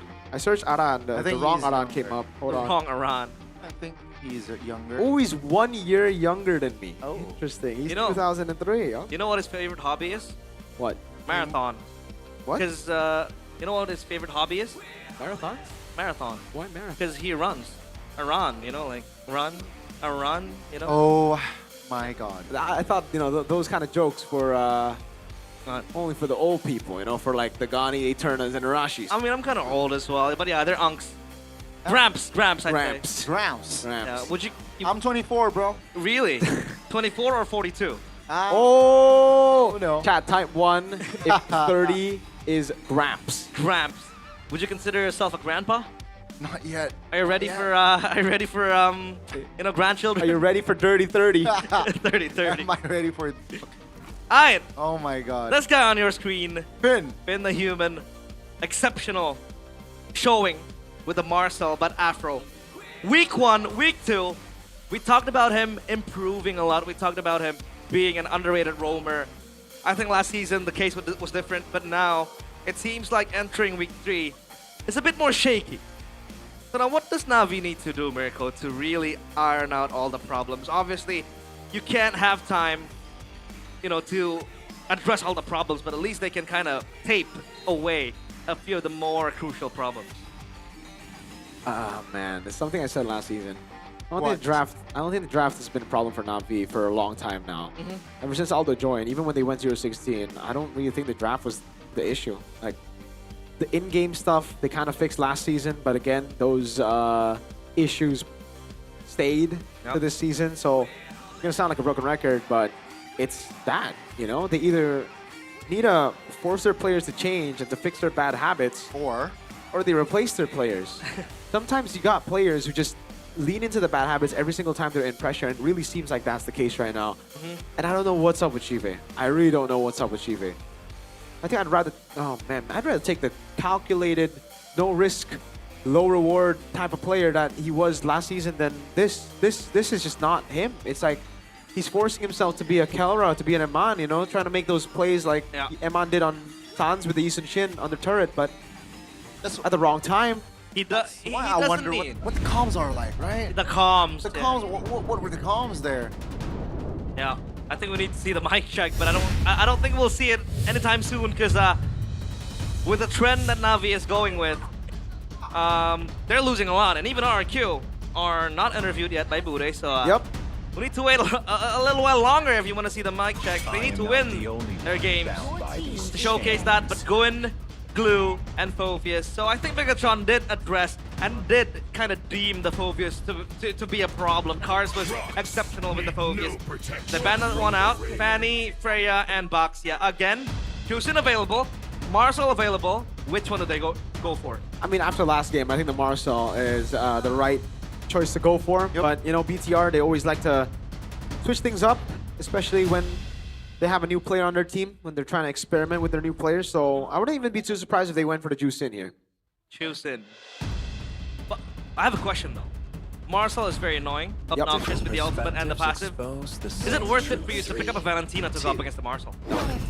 Completely different pick entirely. The Golden Hour doesn't work that way. Like, you don't get the value out of it straight like that. One thing that BTR can do is Suyo Yves right now. They can, I think, almost just guarantee a win. Suyo and Yves. Yves going up against the Chusin. They might as well go Arlet again, actually, you know? The Phoveus is already banned out. So. That is true. And then they still have a Farsight type of a leader, technically a Yves later on. Yeah, I think Arlet, you know what? Run it back. This time with no Phoveus, so Na'Vi are going to have to go Sora. Yeah. And that's not really the best matchup against the Arlet. I like it. Do they abandon the Sora Red 3 and then go for like a Khalid? You know, a roamer to really win out the mid-prio, and then you can kind of work your way from that? I think it's still more worth to go for Sora. They are the ones picking up the Sora. That's crazy. They banned the Phoveus, they pick up the Sora, they now Valentina, they go for the Arlet instead. I guess it's a comfort pick for Cars. Cars has been amazing on the Arlet. Yeah. Also a playmaking hero, definitely within Cars' DNA. And second phase, right? Na'Vi, they get it's practically still similar to game 1. Yeah. They do not want to deal with heroes that can open maps. Yeah, so Kalicho, get rid of it, BTR, take away the mid-prio that Na'Vi have always tried to utilize to win the early game. And for Na'Vi, what was this ban last game? Selena and the Mid lane, it was Zetian. Yeah, I think Zetian. Zetian's a good man again here. Especially with the Sora, the combo can be quite ridiculous. Yep. But they might ban Eve. I don't know, I think actually Zetian and Eve you're okay to go up against. If they read really deep, I think they should ban the Farsa. Yeah. That's the one that can really, you know, be more of a threat against an Arlet. You can wings by wings run. Eve and Zetian on the other side. You should be able to just pull with the final slash, but okay, they have other times. Ah, the show's open. This time it's the hill, so the show is available. Afro, quite sound with the show as well. Able to play it, and with the Juicing and the Cho, at least you have bigger pickup potential as well. They want to go for the Herald again. Don't they go for the Farsa here? Farsa carry would be the easy answer. But I think they go Valir Granger for some reason. And they won though. Exactly. They look the same way again. There's a little smile on Amon's face. Yeah, he's like, dude, this is just a replay, but with no Phobias. Fool me once, shame on me. Fool me twice, shame on me again. I guess if you wanna. Does it go like that? No, it's fool me once, shame on you. Shame on you. Fool me twice, shame on me. Exactly. We get that wrong a lot here on the desk. We do. So BTR, do you finally want to get the easy answer out of the way? I think the easy answer again is Farsa, deal with the Harith, the carry to deal with the Harith as well, and the tanky boys. But obviously, this is BTR here. They don't want an easy answer. They wanna go for the toughest, most difficult answers. Oh, Valentina. Valentina. Hey, you know what, BTR? You do you, man. A Moreno special. Up against the Juicing though, so it's gonna be quite tricky. And the Season Shin laning up against the Herald. Can't really burst the Herald when it's level 4 because the Herald, you know, super safe. With his Amon force, you have the shield reset. Navi will go for the Kufra. Ooh. This one, I say, is a Gani special. Okay, Gani, do you like the Kufra pick here? I don't really like it. You're a Kufra connoisseur. I like the I play the Kufra. You like the Kufra, but you like the Kufra against pick. this composition is very tricky. A lot of immunes. Sure, there are a couple of dashes, but I feel like it's just Bigatron winning 2-0 here. Composition-wise, at least. Yeah. And they're looking for a huge set to play behind. Yeah. So they don't really have that hero to do to it for them. I mean, Bigatron, they have the Sora. So yeah, they're gonna have to bank on a huge Tyrant's Rage. Yep. In the hands of Afro. Eyes on cars, though. Lineup rating favors Navi Never heavily. look at that. That's it's a fraud. It's a fraud. So 2 on fraud watch. Number 1 Navi. Number 2 lineup rating. Number 3 Arsenal. Arsenal. I agree. And let's see if Bigatron can go 2-0 to close out the map and the game for Navi. Or will Navi bounce back and force a game? Number 3. This is Bigatron by Vitality against Navi. Ladies and gentlemen, let's see, of course, as Kufra will be the debut pick for this season. And yeah, this is going to be just adding the layers of playmaking. You have the Kufra, you have also an Arlet. Wow. And you can see that just 2 mid-roamers parading here in the mid lane. Yeah, really good trade. Eyes on cars, though, still. Cars on the Arlet, always. Oh, this could be a steal. Oh, retried. And I kind of want to argue that as a Kufra, it's quite hard to maneuver around the Marcel. When you jump in, that's gonna be a frozen moment waiting for you always. The passive is there. Going in for Tive. Wow. Massive damage. Yeah, really good move there by both Niall and Eman. Niall is waiting in the bush, Eman baiting him into the gold crab. Master Assassin for Eman, always very confident on the Yisun Shin in the matchup gold lane. And yeah, everything else, not really too crazy. The Bargain Hunter and Inspire. And no Brave Smite for the Valentina. If you're Rage, he's looking for more damage. Yeah, usually Moreno does go for the Brave Smite. Concussive Blast for the Sora though, so it'll help Lynch quickly clear the lane. Yep. And go for rotations to the Turtle. This time Turtle is up top, so at least Cars now can kind of match that tempo. But they're going in, and that's a stolen XP crab. Yeah. See, the thing is, I think the Kufra for the longest time has always been countered by the Cho because the Cho just opens up positions, right? The Kufra does really well when you're able to just wait in these bushes without getting revealed. Marcel works in a similar way. He just walks up and sees, look, like, he's never able to set. Finch is gonna take a picture of him whenever he sets. Cheese! Andoryu ults on 2-man there. That's going to be the turtle taken by Niall. That's a terrifying, important one. And it will open the kill for Bigatron. Now Afro still holding on towards the flicker here. Still able to survive as Bigatron will claim a kill. And they will claim the turtle as well. I think this was much more expected than last game.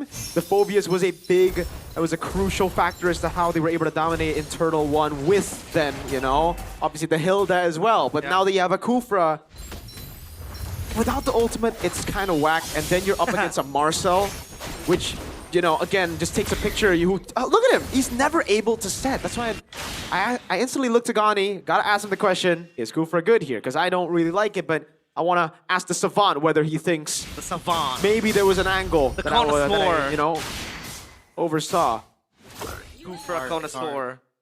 It feels like it's hard. It's graduation day here, pre-wedding as well. Because you have the photographer ready. Ooh. You know, Marcel. Flash, cheese, and all that. And yeah, the Kufra does not find comfort playing this game. And the cooldowns is like longer, right? Very long. If you talk about just opening up bushes and maps, yeah, like Mirko said, Marcel is very, very good. But this time around, at least, they have extra protection for CV as the Harith. If he doesn't overextend, if he doesn't really forces himself to make, you know, ridiculous plays, then I think Na'Vi still has a chance. But again, this Marcel, man, very, very annoying to deal with. Seems like they are going to jump on Finn. After Golden Hour, finds Andoryu, but no damage, just a delay and escape here. Yeah. So it's a trade of resource. That Golden Hour is also a self-peel tool. Exactly. That's why you can't really target the Marcel in these situations. Apro? It's gonna be fine. Quite tanky. Yep. So, Glowing Wand, sorry. For Moreno, completed. Lynch, the War Axe. Wants that fighting power, and they have throw number 2. Afro. Afro finds a 2-man set. That's going to be an important initiation, but Calm or Retribution is the key for Bigatron's escape as they collect the neutral objective. That's worth it. Yeah, that's worth it. The flicker burnt out, but Singamon, you know, doesn't really care at this point. They're not really going to be looking for fights. Niall pulling a James Panks here. The Sky Piercer. Okay. So he is confident on getting kills around the map this time. And I do kind of want to argue that, you know, as after you're looking for that big set, you need someone close to you to quickly burst down the players when you do land a Tyrant's Rage. The thing is, realize, let's say Apro gets a 4-man, right? Finn just takes a picture, Golden Hour, and all of them can't really go for anything. Even in follow-ups, they're all stuck there for a bit, and Finn can just stun them in. That's true, and the YSS also has that Traceless. To get out of a sticky situation quickly, you have that anti-CC, so this Kufra, I do agree, it doesn't really find any, you know, big value in this lineup. Look at where Lynch is, just cutting the waves and making sure that the waves do crash to the turret, so he has rotational powers and prio when it comes to Cars, who, by the way, is down bottom, looking for a pick-off, it seems like. Yeah. I think they can sense where Cars is. Oh my lord. 2v1 Andoryu will lose Destruction and will lose his life as Bigatron finds the 2v1 outplay as Iman pops him out and Shocker revealing 4 members are down so they can push top perhaps another wave. Speaking of Gani, I mean, it's already bad against a Marcel because he just scouts you out, and then there's a Mountain Shocker. Yeah. That's hell for a Kufra. It's a quiet game, right? On kills, but it's already 3K. Yeah.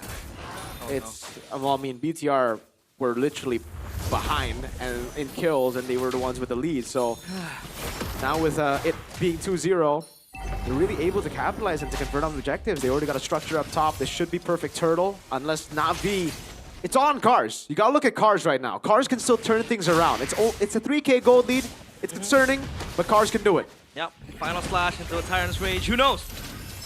Baffer is able to get a big set, and if Finn kind of botches the Golden Hour, then possibly Na'Vi can look for a potential angle to push on Bigatron, but now they have their sights set on the turtle. That's Finn looking for the recon.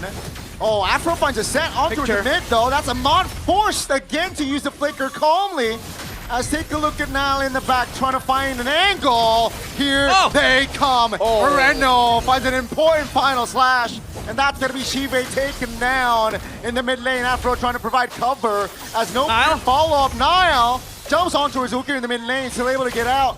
He is level 11. And if you compare to Andoryu, he's just level 9. That was Eman completely out of the fight, but they're still able to stand their ground, get a kill on towards Sive. Of all people, that is very, very important. And now they want to go for more. Lynch very low. Able to juke the final slash, but down he goes regardless. Now it's going to be Na'Vi just occupying the pit of Turtle. That's going to be Nile still with the collection. That's going to be Iman taking the kill. Take a look at Afro in the back, distracting Moreno. But take a look at Iman trying to survive. He goes down. But Nile finds an Andoryu. It's such a messy fight. But Nile finds a quick double in the bottom lane. Cold-blooded killer. Middle name of Nile, Bigatron. That was a messy fight. Break that down for us, Miracle. Really, it's making me like 40 stacks, by the way, 40 stacks. Yep. I wish we could see the replay so I could, really dissect it, but I felt like Shive hesitated too much in that skirmish. He was waiting as Nile was hitting, as everybody was going for it. And he just never wanted to use his Mon Force. He ended up going for Moreno. But I felt like he could have done a bit more damage to the rest of the team. It could have been a much closer fight. Maybe it could have been a winning fight had he just went over onto Nile and Eman in the front of that turtle pit. Again, I need the replay to really tell y'all, because I was kind of confused with the decision to just stay there, hovering over. Because for BTR, especially when you're up against a Suyo, you don't really need to wait for the cycle of, oh no, Nile gets it, the retry was off for Andoryu.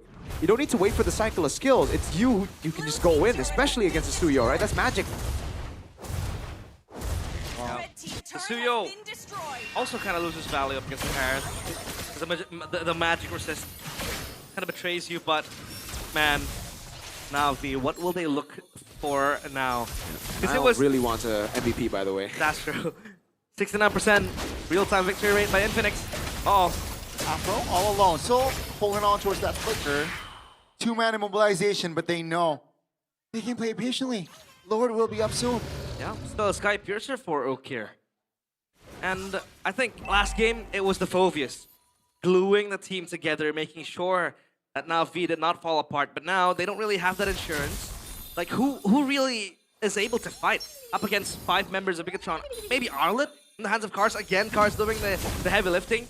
Because the Arlet did wonderful up against, Eman and that 1v1 down bottom, close to Lord Pit, and now they want to go for more. 4.8k gold lead. It's going to get worse by time goes by. So Na'Vi, they have to bank on a moment. Again, a big set from Afro, and probably Sive should stop hesitating as well. Look at Moreno. Handling the wave up top, trying to get the Holy Shield. If the Leomord gets sent up top, this can just be a full all-in onto the Lord. It could be a 4v5 as well. And that's a massive slow push up top. Again, Finn is getting free Thunderbelt stacks from the Kufra. He knows exactly where Apro is. Every time he walks up, it's again, free Thunderbelt. They see the Leomord up top. They're going on the Lord. He shows. And it seems like they will try to burst. Finn trying to zone out members. GB pops the ult in the mid lane. It seems like Bigatron can play it slow again here, as Andoryu is already in the vicinity. Lynch, though, looking for a move in the back. That's going to be 2-man immobilization. Lynch now isolated, taken down. A little bit too hasty there. Cars finds an initiation on towards Iman, but he's able to disengage. It's 5v4, beneficial towards Na'Vi. And it's just another reset. They can't do anything, even though it's 5v4, but right now, they are moving on towards the Lord. Yep. A small hiccup there from Lynch. And Bigatron needs to fight this Golden Hour. Golden Hour finds Suman. The jungler now jumps with the steed. That's a great final slash with Thorns! Taken down though. Moreno will find the death as well. Niall finds the clutch retribution and will get the godlike. Ice in his veins is going in for more! He gets the double, doesn't really get the triple, but he gets the style points. Super cold And deadly as well. Look at how he's able to dissect the members of Na'Vi. And with this, he cements himself as the best player in the server, 8-0. Break this down for us, Mirko. Not a single retry win for Andoryu, and it's BTR outclassing Na'Vi. They just baited the cycle of skills. Look, they bait the Phantom Steed, they bait the Zaman Force, they bait the Crimson Beacon. Nile out-retries Andoryu, and they all in at the right time. They were able to buy the time, and the golden hour again was sublime by Finn. Apro, he can't look for any sets. No. This Kufra has done one. There's only one set, I think, this entire game. And even then, it was caught by the golden hour. Yeah. And that was also, wow, Aman chasing down Afro. That set was able to happen now. 9-5, 8.1k gold lead. Oh. Is there a turnaround to be made by Na'Vi? They have to use those cycle skills properly. Like when Cars gets a massive final slash like it did earlier, the rest of the team needs to just go all in. I think, again, but it's so tough because BTR has so many ways to disengage. That's the thing, right? That's why the mobility of this comp is ridiculous. In this situation, the Yi Sun-shin is not picked up for pure damage. It's picked up for that kiting. You Traceless out. Marcel, golden hour, can bait out those ultimates. The Suyo has 2 flickers in his kit. Sora can disengage really well, and Valentina does the same thing, right? So whenever Na'Vi tries to commit to these team fights, BTR can just be like, yeah, nah. And then they go in while all these resources have been depleted, and they just win out. 70 stacks on the Sky Piercer, just 10 more, 1 more kill for that juicy 80 stacks, baby. Man. He's playing out of his mind this game. Yeah. Lore accurate Sasuke Uchiha, by the way. I think this was Sasuke Uchiha after the Mangekyo Sharingan. Yeah. The eternal Mangekyo Sharingan. Shout out Naruto, but I love how, you know, Bigatron, especially for Nile as well, the bait and switch they're able to establish, playing in and out. Just playing super safe again with the Mountain Shocker. They have information as to where Na'Vi is. They're clumping up together because they're expecting a skirmish to happen, a team fight to happen. And Nile is just able to go in, go out, like 2 escape abilities with the Blade Surge and the Evil Queller as well, to go out. And I think this makes Na'Vi then a bit confused as to who to target, who to take down. Again, Aman super safe with the Yi Sun-shin, Traceless out, anti-CC. And Lynch can just peel for the team. Finn can open up the bushes. So they have everything checked. They have the vision, they have mobility, they have anti-push, they have disengage as well. They're doing it. They're just gonna play 4D chess with Na'Vi here. Na'Vi's gonna burst this down though. Let's see, Na'Vi looking Just to find Now. Key Lorte. Golden Hour doesn't really land on towards anyone. First time here in the series. Afro doesn't find the kill! Andoryu this time finds a Lord. They will collapse though. 2-man knock-up. Andoryu will not have an escape route. That's gonna be Cars taken down as well. Now very low. Na'Vi will not have a say as Moreno finds a juke to terrify as well. Afro goes down. Now, will he be able to find the Maniac as Mon denies it? Nile still in the picture, but who cares? Even terrified, he's still able to get back to the base. Nile gets a triple kill. Aman joins the party. And the base of Na'Vi cracked open, even if the Lord is available there. And it's going to be cleared quickly by Bigatron. Yeah, it's just going to be instantly cleared. They were looking for the fight. Aman, with a stun. Still able to get out and disengage, but they will lose the mid-lane base turret. Yeah. Na'Vi delay it with finally a retry win from Andoryu. But again, for BTR, that's what's so annoying, right? Finn, the golden hour, it didn't land on anyone, but it doesn't need to land on anyone. They want to delay the Lord. Because Na'Vi, right now with this composition, they need to commit onto something. They try to commit on the Lord, the golden hour comes in, and they weren't able to use it. So Phantom Steed was already depleted by that time. Then they were just waiting for Shiva to use his Zaman Force. Once his Zaman Force was used up, that's it. They went all in again. It's just a cycle of abilities. Na'Vi are scaling. They still have a way to win this game. If they're able to somehow commit and fight all in against BTR, and BTR also go all in, they can win. But the thing is, I don't think BTR will go all in. I think BTR will just constantly play the slow push game and do what they've been doing. Wait for the skills, play patiently, go through those cycles with their itemization. Yeah. The bait and switch again. Played smartly by all of Bigatron by Vitality. And I do see a window where Na'Vi can win a team fight. I mean, we saw what Steve was able to do to Nile. Almost 100-0. with the power of the Harith late game, this Suyo is going to be super susceptible if, you know, Nile chooses to really engage deeply into the backlines of Na'Vi. And there's still a chance because the Jusin as well can kind of control the Suyo, but with the Blade Surge, the way he's been playing, very elusive, moving around. And it's hard to catch the Suyo without a set, without a CC that can easily be escaped with the Blade Surge. So now, I beg the question, who's going to really stop Nile in the lineup of Na'Vi? Right now, nobody. Only himself. Chive. The magic damage is still there. Yeah. I mean, we saw it earlier. Suyo, Nile almost died. And it was through Chive. It was through the magic damage. So that's why, again, just like in game 1, they got to put their cards. They got to try to rely on Chive. Yeah. It's all on Chive right now. I think if Chive doesn't clutch up, he hasn't been able to clutch up the last few matches, they're going to have to rethink the drafts. This isn't a bad draft by Na'Vi, I don't think. BTR definitely have, you know, well, I think the Kufra pick was pretty bad, actually, sorry. But other than that, I think it's an alright draft. I think it's thrown by Vitality. If Nile does overextend and get a little bit too trigger happy, they might have to just play for Ukir next time if Chive doesn't clutch up. Yeah, I mean, Ukir still has the Sky Piercer. Ice Queen Swan ready as well, so displacements might happen. Can change everything, by the way. This is an Involved Lord. Yeah. Na'Vi get it. This could be a turnaround. If they get it and they stay alive, gotta put that in.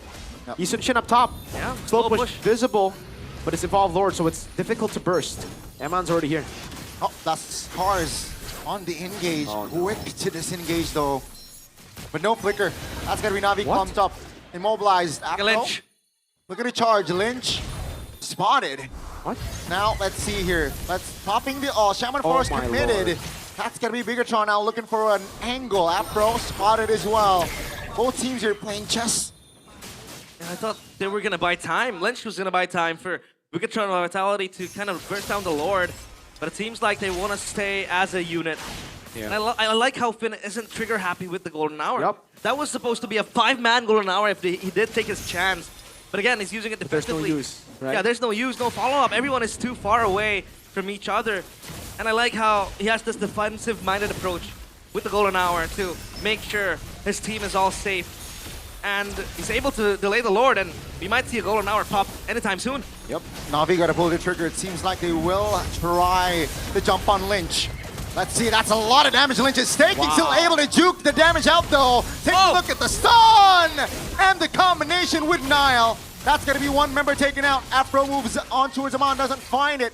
But that's the retribution deleted. Yeah, good Mountain Shocker to stop Andoryu in his tracks. They do have time. They do have a chance to take this Lord down. But look at the wave up top. Na'Vi completely dismantled. Upheaval in the Land of Dawn. Oh my lord. The macro, the way they play, phenomenal. That was not a Lord steal, by the way. But hey, it is what it is. Oh my lord, 12-0-1. Sure, Nile. Sure, we'll give you the MVP if you win this game. I think this game, he deserves it over Finn. All the retry wins except for one. That was one where Andoryu won it. Now it's an Evolved Lord. This was supposed to be the game changer for Na'Vi. If they got this, this would have been a very different story. You know, maybe a one straight push situation where they can play with the Lord, evolve, and they can just team fight, commit, full with the damage reduction. Unfortunately now, it's BTR who have that damage reduction, so Na'Vi, they're gonna have to throw their first cycle of skills just to get through the Evolved Lord. Let's see here, Bigatron looking to close week 3 for their team perfectly. Will they be able to do it? Na'Vi trying to hold on, trying to defend and clear the Lord. That's an initiation. On towards one, Cars deleted. It's 5v4 now. As Cars will go down for 50. Another wave in the mid lane will crash. No ults. Na'Vi has no ults. That's gonna be a stand. Oh, Afro misses. Bigatron, great spacing. As it's still Bigatron taking it slowly. That's a jump on towards Ukir. Force him to use the flicker. Bigatron again just looking for small angles. Oh, still unable to end the game. Because you can see the high ground defense from Na'Vi is quite strong. Yep. You have the Harith to clear out the waves. I mean, the Jusin not the best. But still the Harith doing waves, making waves. Very low. Finn has immortality. That's a terrifying stun as well. Afro! Oh! Finds a set finally. And down goes Nile and Lynch. That's gonna be Finn now isolated as Na'Vi will not go for the chase as they got to clear the minions first. And that is the big set that Afro has been looking for. He got the most important member of Bigatron, Nile, locked down in place. And that is a big bounty for Na'Vi to feast on. 40 seconds on a death timer as Na'Vi finally got the commitment they were looking for. Finally got the set they were looking for. And now they're looking for the base turrets. At least one is what they're thinking. But can they get one? Cannon is so low. I don't think so. Just to clear, no base turret taken down from the side of Bigatron and 10 seconds on the clock for the next Evolved Lord. And now it comes down to the late game, super late game. Uh-oh, they can burst it. Uh-oh, they do have the Lord spawning here. And Moreno is behind enemy lines. Might look for a play, but what kind of play? 4 seconds on Nile. Let's see, Finn opening up the map. Golden Hour popped. Moreno will not continue to recall. Finn isolated, taken down, ladies and gentlemen. Na'Vi got the window. That they need. Nile's back up. Lynch is back up. They got enough time. And Dorio, no Phantom Steed. It's all on Chive. Chive has him on force. Let's see here. That's a knock up. Moreno finds an angle. And 1v1. Cars in the mid lane. Cars focusing on towards the clear. That means less playmakers on the field for Na'Vi in the Lord's pit. Oh, Cars 1v1 under. You got the Lord though. And Cars right now will not be able to hold on. Chive takes Nile down as Amon now isolated. Ladies and gentlemen, we might see a game 3. Immortality bot, but that's gonna be Andoryu still securing the Lord. 3 members of Bigatron off the board. Bigatron by Vitality. What happened? They collapse. They are crumbling. Eman taken down. Finn 10 seconds, but the damage dealers are all in. Big death timers. It'll take long for Nile and Eman to return to the Lanadon. Na'Vi, one last push to end the game. Can they end this and force game 3? I think it's GG. There's no way. Yeah, I don't think they can defend this. That's gonna be jump. Afro misses the rage there. That's gonna be Na'Vi now just focusing on towards the Lord. Golden Hour trying to delay. Just slowing Jive down though. Still the Lord is intact and healthy. Crystal. Focusing on towards the Crystal. That's Vindo taken down and Moreno trying to hold on. But ladies and gentlemen, after a dramatic game 1, game 2 was so much more entertaining. And we are officially going to game 3. We thought they were down and under. Buried deep in the trenches. But they rise and they force game 3. They refuse to surrender to the rule of the machines. It's all about the commitment. If they're able to find a fight where they can commit, they win. And at the end of the day, it was in the base when BTR had to commit to end the game. That was when Na'Vi could really just go all in. The all-in from Apro finally hit, the all-in from Shive, the damage output. They had the damage. They have the ways to kill the Suyo. It's just they weren't able to do it outside of the base up until that moment. 3 base turrets down, but BTR weren't able to utilize it. That 40-second death timer, that position in the end. This set from Apro once, and then we saw it again all the way later. This was the one where, again, Eman was able to get out. The golden hours came through. Nile was styling on Na'Vi. But fortunately, inside of the base, he couldn't do all that. Here, this is the moment Apro got a massive set, and it was through the commitment. Again, if they're able to get a commitment, an all-in fight against BTR, they'd actually win in damage. They'd actually win with the scaling that they have on the Harith. It's just when can they do that was the question. They found it in the end. They got it. They got the Evolved Lord. They staggered the death timers from BTR. Finn tried his best to buy some time. He got the job done, but now wasn't able to win that red tree, the most crucial one in the game. Woo. Oh my lord. What a game. And in that last 1v1, Eman up against Cars, he wasted his flicker to chase down Cars. I don't think that was a wise option. He could have saved that for us. Yeah. Because after that flicker, he had nothing else to really escape from. I mean, the Traceless was available, but he was pinched from 3 different angles. And yeah, he did buy time with the winner swap, immortal swap. But again, what a game. Hey. We thought Na'Vi was out. We thought it was going to be done. I thought that Megatron with 13K gold lead. phenomenal gameplay. 13-1 Nile. 13-0. 13-0 before that set from Afro. Game 1, early game was for Na'Vi. Bigatron got it. Game 2, early game for Bigatron. Na'Vi got the win. So game 3, might as well don't win the early game. Hey, Gani still has it in his genes. Choking. Exactly. Hey, you too as well, his team. Of course, the number one. You gotta learn from the best. if you wanna I do. I do agree. I do agree. Well, hopefully. The biggest question is, Mirko, will this be, will this bring an impact to the mentality of Bigatron? Especially they have a rookie. I think so. You think so? Yeah. Wow. That was a big choke in its final form, dude. They got the base turrets down, they tried to get the kills down, and they stayed. It's like they played towards the win condition, right? Again, the whole time, the whole game, it was just a simple, okay, we understand our game plan. We want to avoid those team fights. We want to bait those ultimates the whole time. But that one time they forgot. This is why understanding the win condition needs to be all the way. You can't just play it perfect up until a certain moment. You got to play it perfect all the way to the end. And here's the crucial moment. One of the crucial moments by Nile. I really think the crucial moment should be the Apro play in the bottom lane. Yeah. This is a Bigatron play. BTR won the game. This is not like BTR didn't win the game, so I don't know why this was the moment. But okay, this one was a Lord Steal that delayed it, right? This could have been a very, very good one. Okay, this one, I like this one.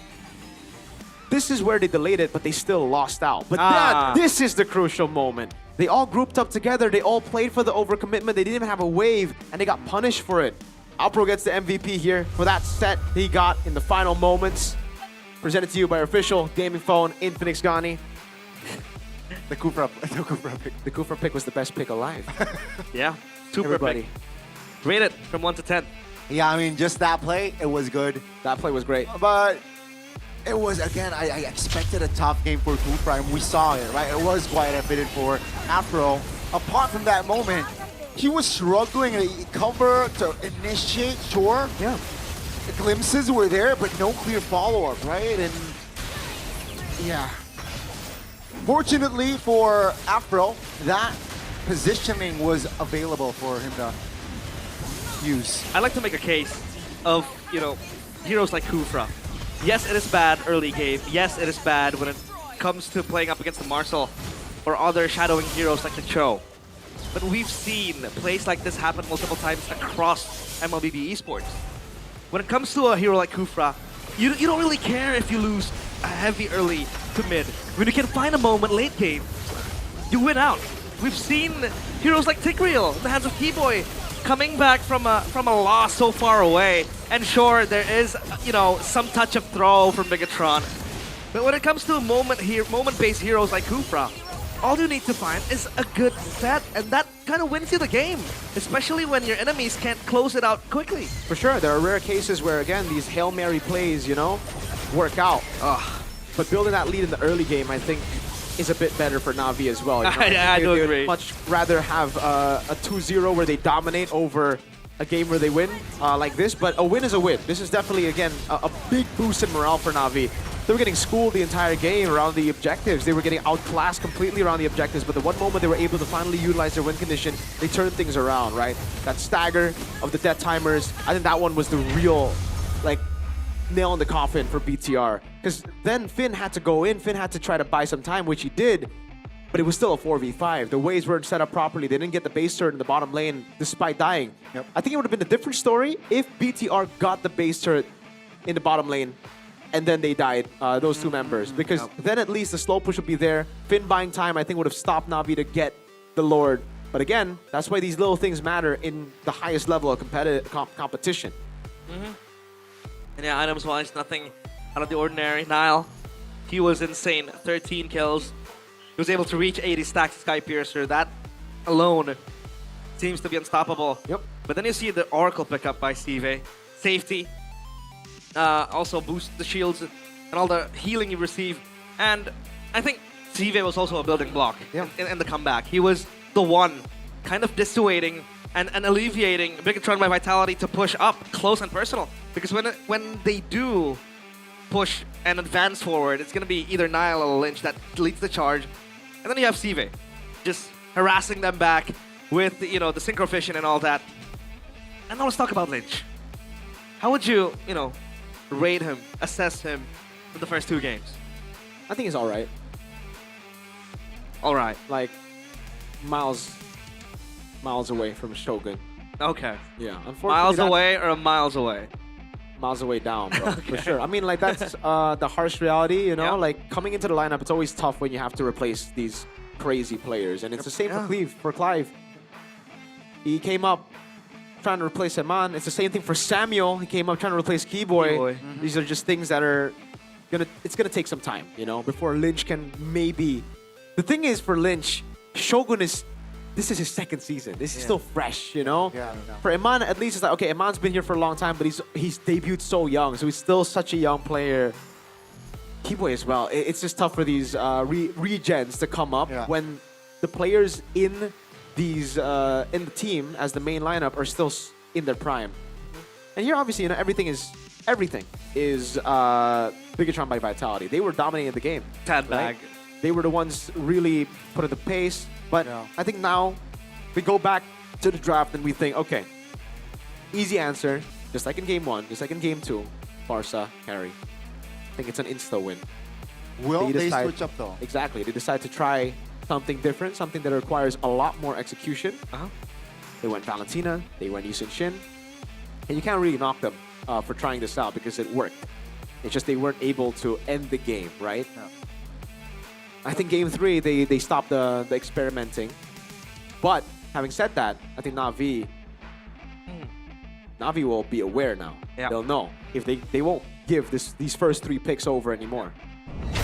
They'll ban out the Marcel, 100%. I think the Marcel was also kind of a problem. Ban out the Marcel. But what do they leave open if they want to ban out the Marcel? I think all the other bans are pretty good. Too many heroes. Sorry. Being left Fanny, open. you got to ban. Freya, you got to ban. Yeah. The Baksha even, you got to ban. How about the glue? The glue is banned by BTR, so they don't have a say. Ah, that's true. Yeah, because Afro is very fluent. If that is a word with the glue. But let's throw it over to Alessa, our side reporter, for an interview with Na'Vi Nation. Take it away. Ternyata Na'Vi tidak dengan begitu mudahnya membiarkan BTR untuk mencuri poinnya di match yang pertama di hari yang terakhir di minggu ketiga ini. Dan tentu saja kita akan tanya-tanya langsung kali ya dengan Big Troopers dan juga Na'Vi Nation. Yeay! Halo! Boleh nggak sih kenalan dulu namanya siapa nih dari Na'Vi Nation? Aku namanya Mas Ji. Mas Ji dan juga? Aku namanya Ojan. Ada Mas Ji dan Ojan dan tentu saja wajah yang sudah sangat dikenal ya di dunia persilatan MPL. Langsung saja silakan perkenalkan. Saya Pandi, ini satu lagi ada Aji.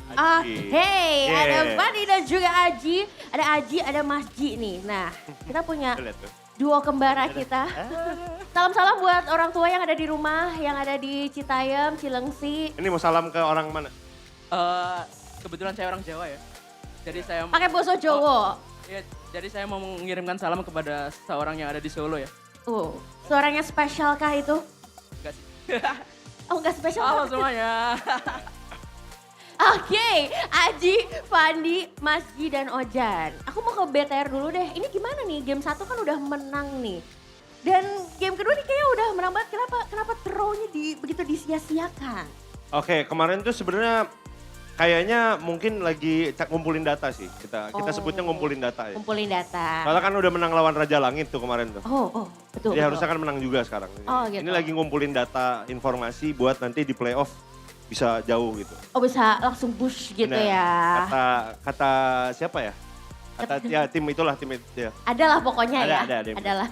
Lagi ngumpulin data, Cena. Tapi kalau dari kalian sendiri sebagai Big Troopers, gimana perasaannya 2 season ini? Kalianlah yang berhasil memecahkan winning streak dari Onyx. Kayaknya udah pasti menang juga sih kalau. Maksudnya kalau kita kemarin dibantu dukun juga, ada dukun yang datang juga. Ada dukun yang datang. Ada tuyulnya juga datang kemarin. Gitu, kebetulan memang pakai jampi-jampi ya. Na'Vi Nation, kalian ada treatment khusus kah untuk mengalahkan kedukunan dari BTR ini? Mungkin lebih santai aja kali ya mainnya, sama jangan takut nge-damage lah. Tapi tetap jaga jarak juga. Jaga jarak juga, tapi ngelihat permainan di game kedua tadi gimana nih? Lumayan deg-degan sih, tapi untung ada Apro jago sejago. Apro ya, luar biasa sekali. Kira mereka bisa kembali lagi tapi pede nggak nih habis ini bisa menang lawan Decisive? Insya Allah pede. Insya Allah pede ya. Masuk playoff? Pengen sih.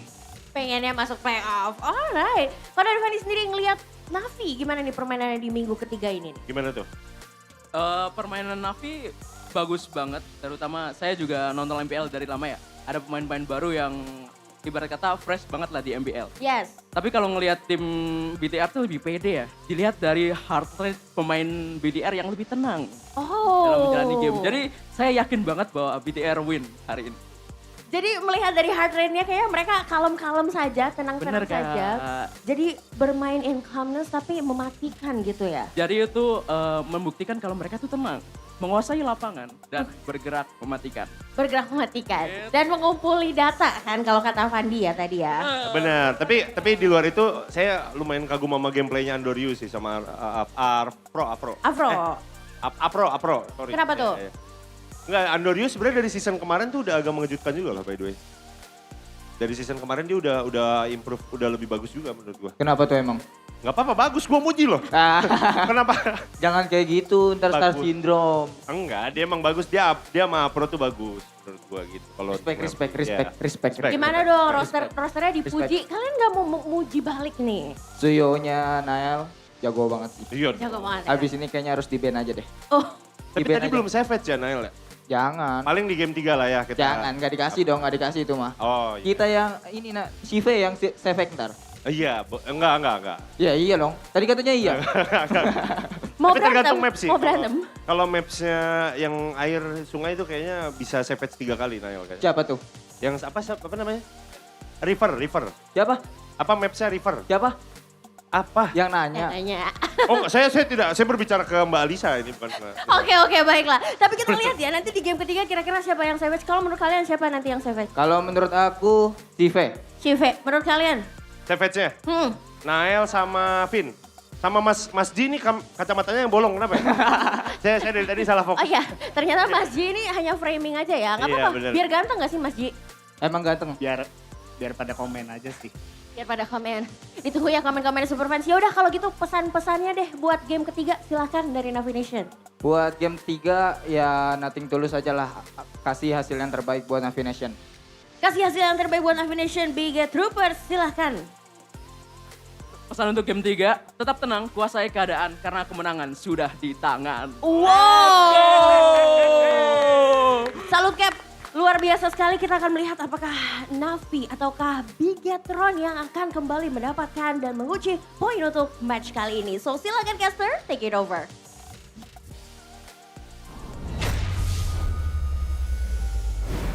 That's the Navi Nation and 2 delusional fans. I'm kidding. That's the bigger troopers. Oh, I thought you were...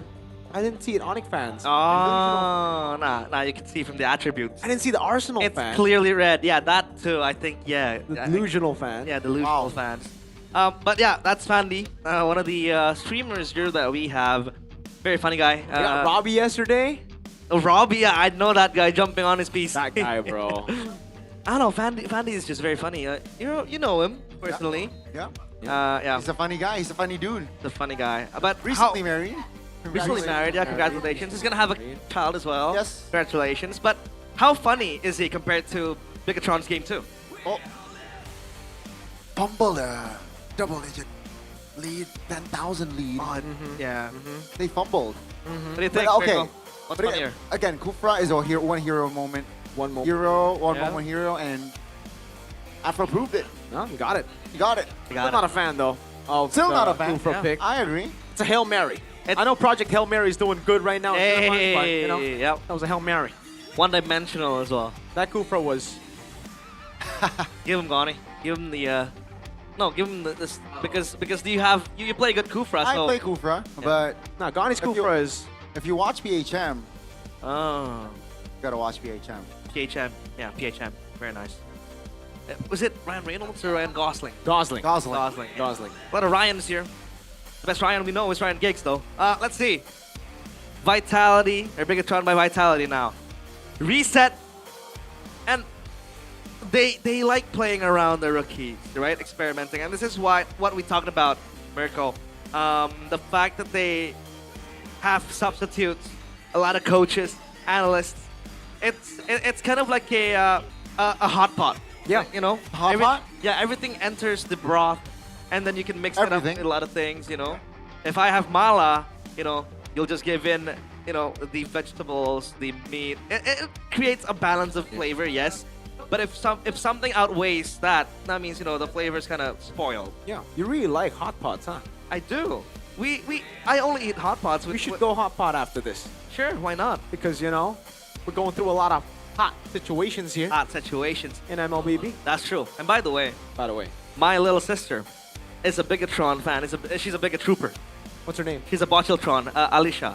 W. Alicia. W. Alicia. W. Alicia. She always raises her concerns. By the way, she texted me and she's like, why are we changing our lineups every week? Listen, Alicia. Yeah, tell them. Listen.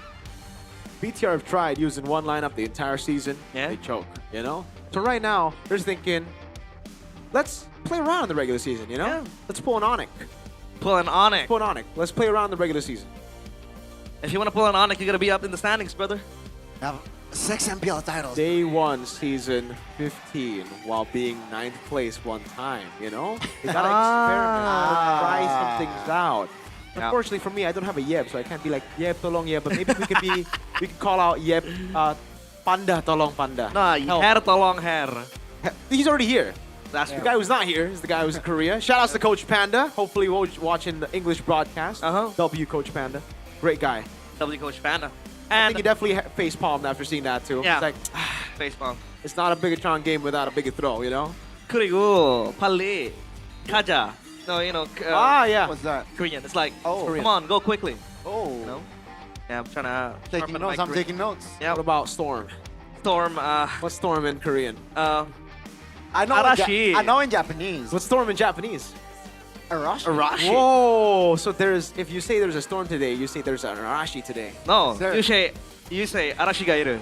Arashi If you're, what about if you're talking to Arashi and saying that a storm is going to happen in Japanese? Yeah, What about Storm Star? So Arashi Hoshi. This guy's trying to bait me. I like that. I like that. Yeah, we're polyglots here in the English desk. Mirko will cast in Tagalog as well. He can do that. Oh no, I can. If it's like a R-rated stream, yeah, I can cast in Tagalog. Those the words I know are not the good words. Yeah, shout out to Midnight and Wolf and all the PH talents teaching him. But top 5 average damage per game in MPL ID season 17. Again, Steve, the backbone of Navi, 56k damage. That's a lot of damage. He does a lot of damage. He gets a lot of great picks. The thing is, he makes a lot of movements that are unnecessary, right? Like that's why stats can lie. Cleve has only played 1 game, and he's up here in the top 5. So yeah, I think RP got three savages and he's number 3. Yeah, I don't know about like just pure damage stats. I guess we could, push that narrative. But right now, the problem despite that MVP for Apro, despite that damage leaderboard for Shive, I still think they're the 2 problems right now. They gotta step up more. They need to. Speaking of Clive, very hot prospect from MDL. Oh. And look at First pick for Navi. 42%. Let's change. It has changed. BTR on red. Yeah. So Navi, do you think they'll pander into the Marcel? Because, if it's left open, I think so. They might let it open and they pick it up for themselves. Afro finally on a playmaking hero other than a one-moment hero like the Kufra, very one-dimensional. Now, if I were to cast games like this where Bigatron had a flawless early game and they were stomping on Navi but lost in the final run, it's very hard for us to kind of criticize and find the loopholes as to where they need to fix things. Because everything was running smoothly until the last hurdle where they succumbed to a Afro, set. That 2-man stun, which by the way, the 2 men were the most important men in the Bigatron side. So let's see if the drafting phase will favor Navi. Navi, they need to end this drought of wins. And they might just look at their own faces right here, right now. Dangerous Grass, which means that certain picks might rise in popularity. Maybe the Hilda as well. favored by both teams. By the way, Fanny banned down on blue side. Ah, By not even the Guinevere. Marcel taken out as well by Bigatron. Oh, BTR banned on Juice in. Okay. The trade that they're looking for will be Glue and Sora, I'm guessing. Okay, okay. Glue, Sora. I mean, Na'Vi would really, really like... Oh, BTR, are they gonna let Freya go, BTR? Like they did against Onyx yesterday? But I think they might just let it go because number one, they were able to topple down Calra's Freya, which true. in game one was insane. But they know, I think, that Sive is also quite shaky with the Freya. We saw a couple times, and Na'Vi are the ones to let them go off the Freya.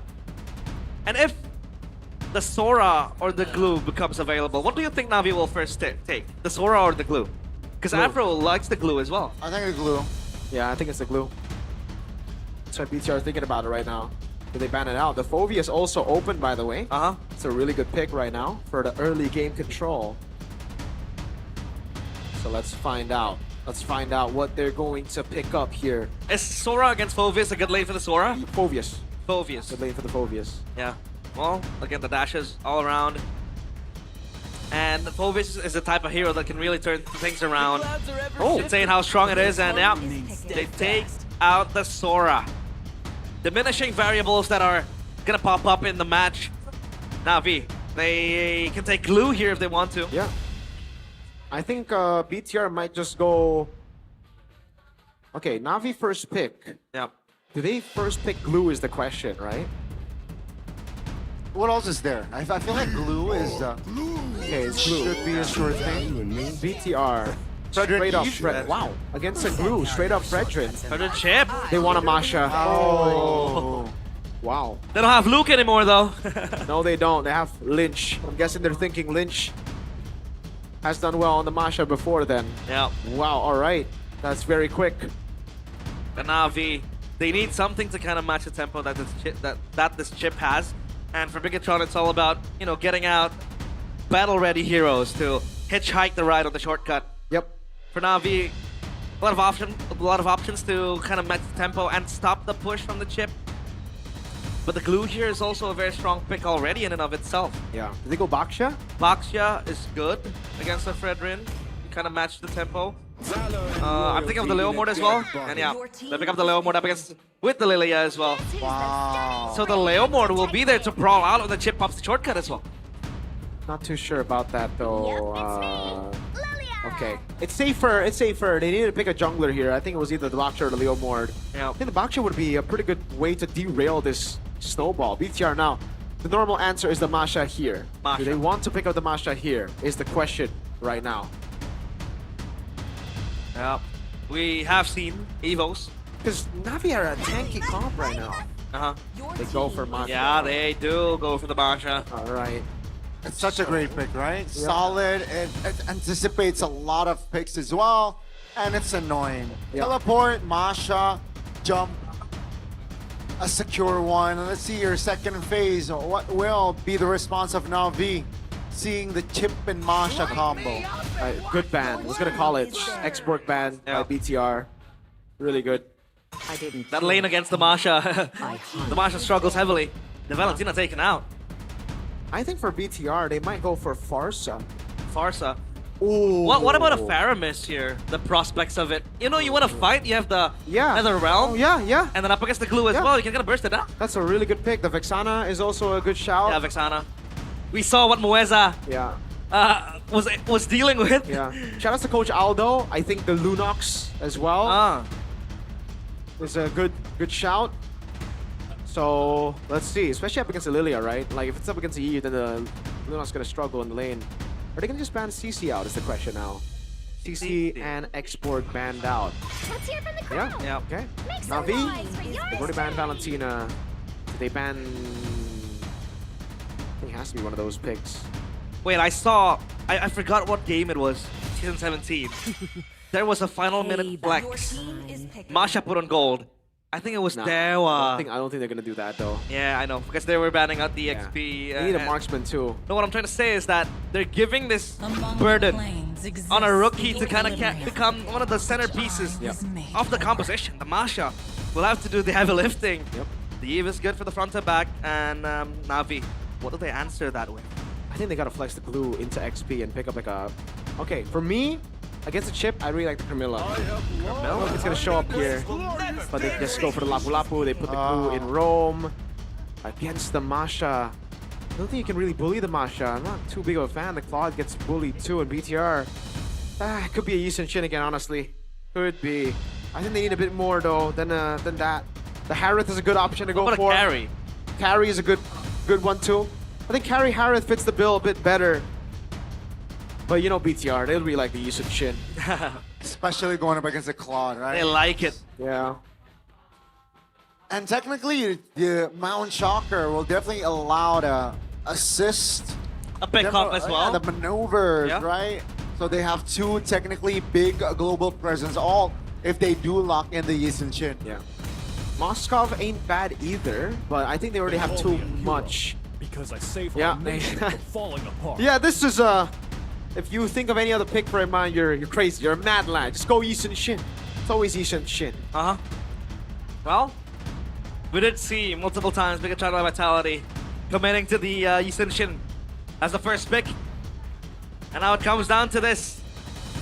Na'Vi on the precipice of getting their first win. But Bigatron by Vitality, they did shake in the second game. They weren't able to close it down. Will this be the momentum shift now for Na'Vi? Lineup rating again favoring Bigatron by Vitality, but we do know that sometimes it is flawed. Ladies and gentlemen, this is the decider.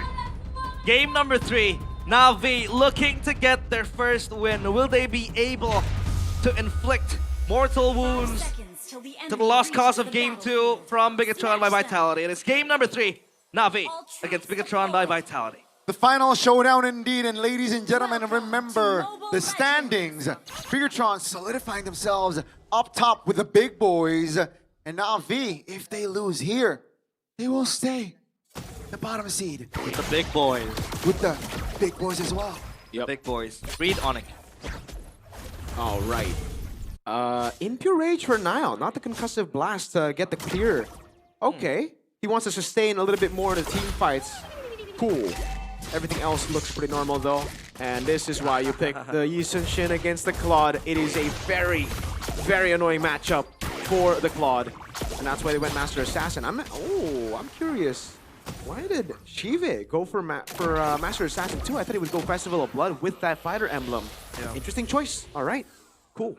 Is the QC enough to sustain your lane against the Yi Sun-shin? I don't think so. It's all right. You know, just get away. You just don't trade. Just don't trade. But that's why. If you don't trade, well, you go Master Assassin. Master Assassin. Yeah, exactly. Yeah, I'm not really a fan of that choice. Contradictions. But yeah, we did have sample sizes of this matchup in MPL ID. Calera against Arfi. You know what happened? Yeah. Calera was deathless. Solo kill, yeah. Yeah, solo kill as well, level 2, by the way. And at least for now, for Bigatron, with the Yve, they have that poke, a front-to-back potential as well to play with. Nile looking for a gank down bottom. But Afro is here. Look at this response from Na'Vi. Yeah, it's going to be a 3v3 potentially, but that's just this freeze. Top lane, Andori looking to respond here. Uh-oh. He's level 4. It's unfair. It's 2v1 technically with the Barbell mounted. That's going to be first blood. Andori takes it. Really good move by Na'Vi. I think they know in the turtle fight it's very difficult to go up against this, right? Opro needs level 4 before he can really push in. And if they go 4v4 against the Masha with this composition, it would just be a BTR win. So I like that. I like that trade by Andoryu. Very intelligent. He knew that forcing away Iman from the lane as well kind of lifts off the pressure from Sive. Yep. Because the Claude heavily bullied. It'll be hard for him to farm. No sustain with the FOB.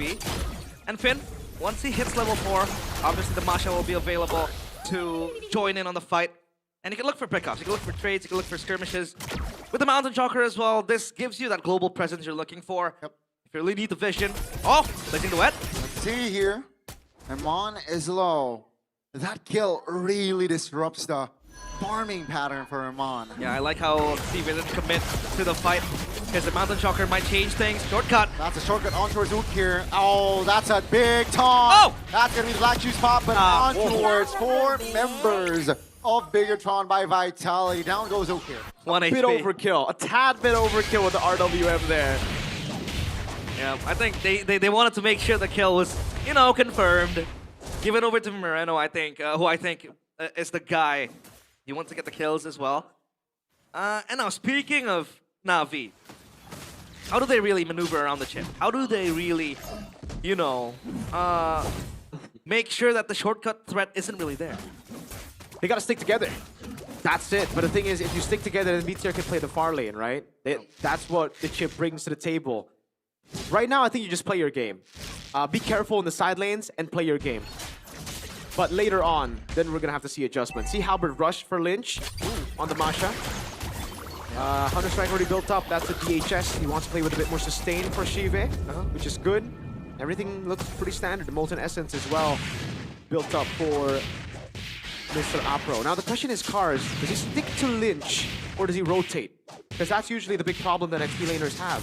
Lynch already cleared the lane, so he can play all the way far back. He can deny the portal, and that's why Cars has to rotate. There you go, yeah. He's not going to wait for the portal. He's going to rotate. He's going to be the one proactive here. Yeah. River Stream available as well for Cars to hitchhike. With this turtle now. Seems like Bigatron has the prio with the Fred Bin available. Then mini Red Trees kill one. Even with the ultimate as well. They want to go in. Yeah, they're in Cars looking to zone out Nile. That's going to be the teleportation. Andor takes it comfortably. That's going to be Nile now looking for a kill. That's a C Albert build as well, but with the mount, Finn is not able to escape. They got the turtle and they got a kill here. Na'Vi are outfighting Bigatron. Yep. It's because of Cars. Cars well played again. Just jump on Nile. Didn't let them set up. You got to go and beat this chip before the chip goes on you. Oh no, Nile now mounted and the pullback. Afro takes the kill. Yeah, Afro on the glue. Patrick on steroids. This is scary now for Bigatron by Vitality. Are they supposed to be worried now? I think so. Yeah, for sure. Andor, you now looking on towards a jump.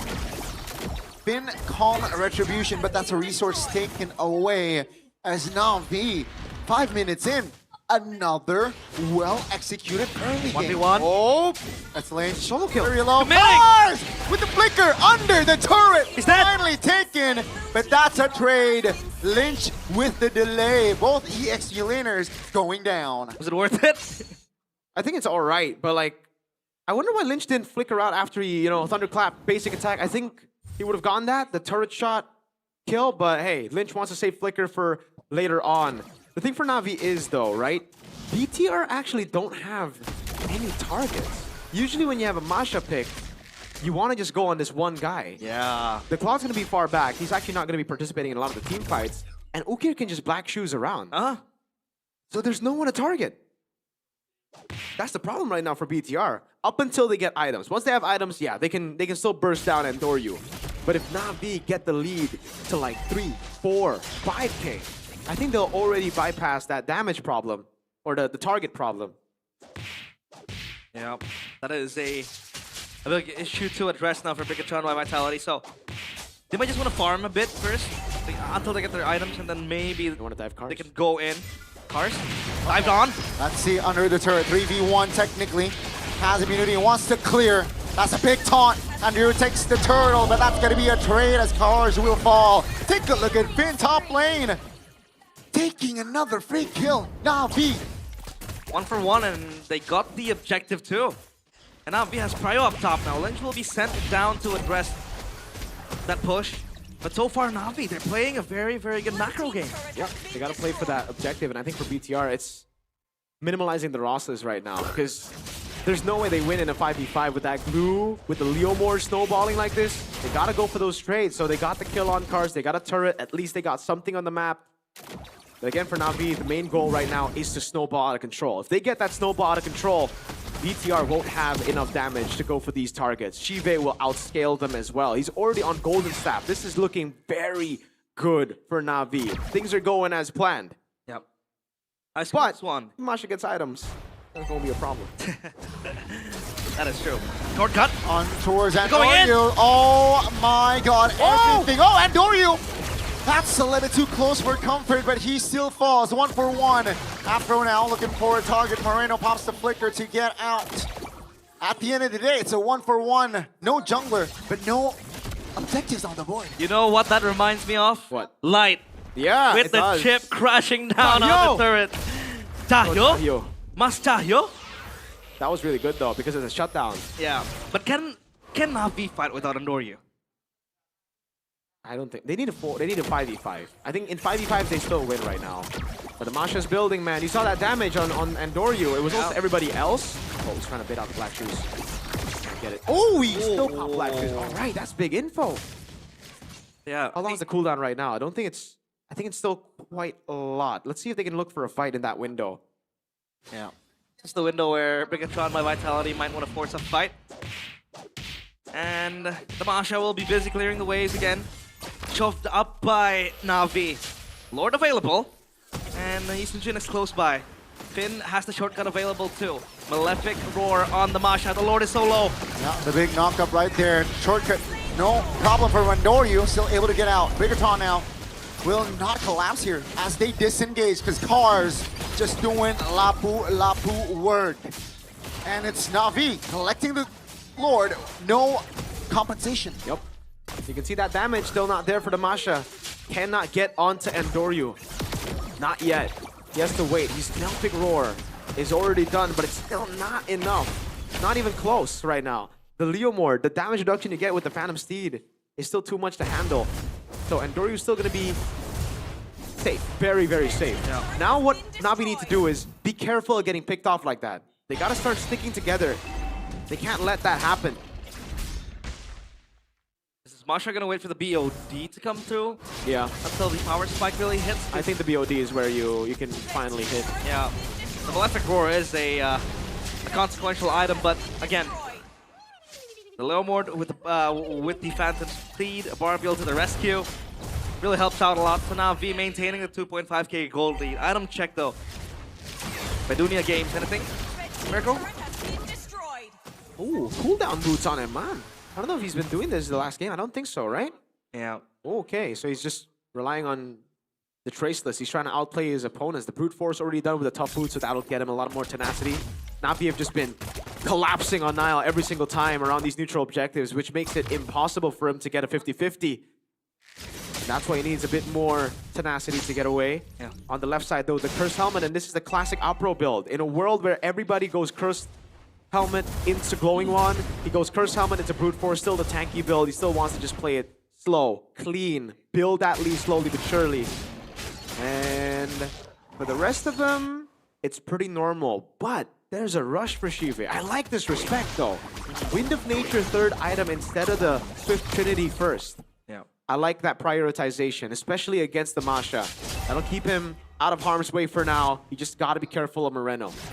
Yeah, conceding the Trojan site early on. But yeah, the glue, the hands of Afro, a bit different. If we take a look at Leone, for example, who goes full magic with the Cursed Helmet as well, the Glowing One really helps. So that possibly you can kind of delay the Dominance Ice if someone really needs to build that Queen's Wings for Andoryu. So he's gonna have that extra spell fam and survivability. When Bigatron by Vitality really wants to collapse on him. Is it still worth it though, collapsing on Andoryu? Because Zulkir has the black shoes like you said, and Sive is gonna be far back. Yeah. It's gonna be very hard for them to catch Sive. He has the BMI too. They need to crash on him and, acquire a hard lockdown. And Lane up top, pushing the waves, playing the side lane, Bigatron by Vitality, trying everything to really win out the macro, because the Lord's gonna spawn and the waves are in favor of Bigatron to a certain extent. Yeah, right now, it's not about going all in on Andoryu, it's all about making the fight chaotic. If the fight is chaotic, if it's everywhere, BTR have a way to win. But even if it's chaotic, I'd say Na'Vi are pretty good too. Like, I think they have a proper composition to go crazy.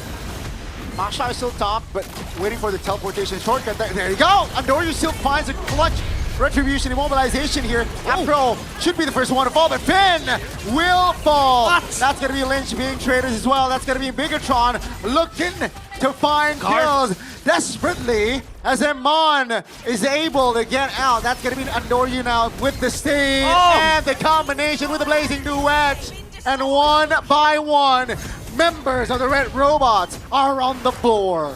Na'Vi, look at the cycle of the spells and the skills. Andoryu popped the Phantom Steed twice. And Bigatron by Vitality crumbling. They're looking to get the structures. They will get it. Oh my goodness. Uh-oh. No turret in the side lane for now, but there's still a big base turret up top. This Lord's gonna crash into it. I think the lead has already surpassed the damage now. That was like BTR's big window to try to fight back. You can fight here again. Yeah, let's see. Will this close out the series? Spin now mounted, very low.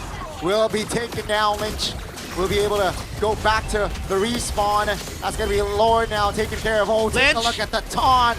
Lynch trying to find a kill. Oh. He finds it, but will it be enough as Amon now very low mounted as well as Ukir takes him down. Now and Moreno all left to defend. Let's see Na'Vi with 4 seed pop. Cars jumping in. They got the base lock in, and ladies and gentlemen, Bigatron by Vitality. They may have defeated Onyx yesterday, but they will have to suffer defeat against Na'Vi. Finally, ending their drought of wins. Na'Vi pick up a victory. Stealing it from under the red robots. The machinery will have to put on maintenance. 2-1. Na'Vi finally with a win. And this is gonna put a huge smile on Coach Wynot's face. The first win since the first week for Na'Vi. That's crazy. They beat RQ, and now they beat BTR. Bigatron with a win just yesterday against another yellow team, by the way. Na'Vi confirmed best team in the world. Na'Vi is better than Onyx, officially. What a BTR way to go, though. You beat Onyx, then you lose to Na'Vi, straight up, like that. You stomp game 2, and then throw it away, force a game 3. The streak breakers. They beat the win streak of Onyx. They also cracked the lose streak of Na'Vi. And by the way, I am very happy for Coach Wynot as well. After a string of losses, it should be very hard to cope. Let's take a look at this, Mirko. This one was already, I mean, they were on the path to go in. BTR, I really feel like they should have just backed away in this moment, right? This was the moment where they overcommitted. They made the mistakes that Na'Vi are used to making, and they paid the price for it. They went all in. The full all-in from Na'Vi as well. BTR just couldn't deal with everything at once. Amon tried to go for the kill here on Apro, and he got outplayed by Apro, dude. He got mounted on and cooked. Well, finally on the stage is Na'Vi on an interview with Bude Clara Mongstar. Take it away. Dan Born to Win. Pada Born akhirnya to win. mereka memang terlahir untuk menang. Na'Vi were able to Bukan get the win memprogram today. menang, tapi memang kemenangan ini 2-1 begitu dramatis. Bagaimana 2-1, tidak? a very dramatic Game 1, win. game kedua, Game 1, game 2, game 3, a lot of comebacks, back and forth. Ini pada akhirnya menangin 2-1 atas Bigatron. Winning 2-1 against Bagaimana BTR. prosesnya? What was the process? Prosesnya sama aja sih, kita juga Process kemarin the same. kalah beruntun kan. Kita banyak been banyak on a pelajaran lose streak. yang dikasih lah. Sama game 1 harusnya kita bisa lebih close lagi, cuman Game 1 ya could have kita been belajar much lagi. closer, but we just have Tapi to learn lucu from ya, that di game loss. 1 dan game kedua. What was the difference between game 1 and game 2? Game 3 it was just like very Na'Vi. But game 1 and game 2, kayak nggak terduga hasilnya. There's a Awalnya lot of early moves. game. Like, Kalian in benar-benar the early game. pegang Bigatronnya. you're able Tapi to pada win in the akhirnya early game in game 1. Apa itu? Apa yang terjadi di game So what 1? happened? What happened in game 1? Mungkin kita masih ngelakuin kesalahan yang bikin kita kalah. Jadi Yeah, ya we're still kita making mistakes, cepat you know, sadar making dan blunders kita here and there. improvisasi aja. We just have to Jadi keep sempat on ada- learning. Nggak ngeh itu tiba-tiba Nile lari ke tengah atau bagaimana? Kelepasan atau gimana? Yeah, what happened there when you went Itu in emang alone against Nile-nya Nile? yang emang bikin play aja sih. Emang dia yang bagus playnya. I think Nile just Nile outplayed. will make a play di game He did an pertama, namun di amazing game move in the kedua mid lane to kali end ini the game. That was just a berbalik. really smart Kalian move by yang BTR. nge-comebackin. Iya. Oke, awal-awal pas lagi di pressure, apa yang kalian pikirkan? Apakah kalian berpikir, waduh 2-0 nih? Were you thinking about, you know, losing 2-0 in di game posisi 2 when kalah they were aku dominant? Ingatnya Kyo sih. Pokoknya defend aja, nanti kita pasti bakal menang lah, ada For caranya. me, when I'm in a losing Ada position, I just caranya. remember Caranya how gimana Kyo tadi? plays, you know, Cibe, just siapa yang defend, paling and then berperan maybe untuk we'll membuat turn things comeback? around. Ini Kufra LG sih ini.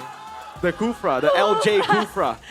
pasukan LJ ya. Iya. Selegenda tapi Afro, benar sekali tiba-tiba ada muncul hero yang kayaknya udah lama banget kita nggak ngelihat Kufra dipakai. We haven't seen Kufra in a while. Menggunakan Kufra Using Kufra. di MPL Indonesia Season 17. In Apakah MPL memang Season udah 17? pelatihan sebelumnya? Is it part of practice? Have you been practicing the Udah. Kufra? Yes. Dan ini keluar memang karena kepepet hero-heromu di band atau gimana? Did you play the Kufra because all the other heroes are unavailable? Bagus aja sih buat lawan komposisi tadi. No, I think it was just a Komposisi good tadi. pick against Berarti that comp. di sini kalian bisa membaca untuk bisa mengcounter dan langsung ngebalasin, tapi membuat comeback di game You were yang able to get a kedua. comeback in game 2. That was a Bagaimana proses crazy untuk membuat comeback. game itu jadi milik kalian? How did you get that comeback? Sabar dan Patience. percaya sama tim aja Patience sih. and Kita bisa trust in the team. Sabar, percaya sama tim, pokoknya bisa comeback. Tapi sempat geter nggak sih? Waduh, 2-0 nih. Were you scared of the 2-0 when they were dominating game 2? Karena udah biasa 0-2 kan kita. No, not really, because we're Udah biasa used to 0-2 losing nggak getar, tapi mereka 0-2, tetap so bertahan sampai we just pada have to Game learn ketiga, and improve. game yang pada akhirnya kalian pegang Afro, apakah ketika hero-mu dilepas, game pun milik kalian?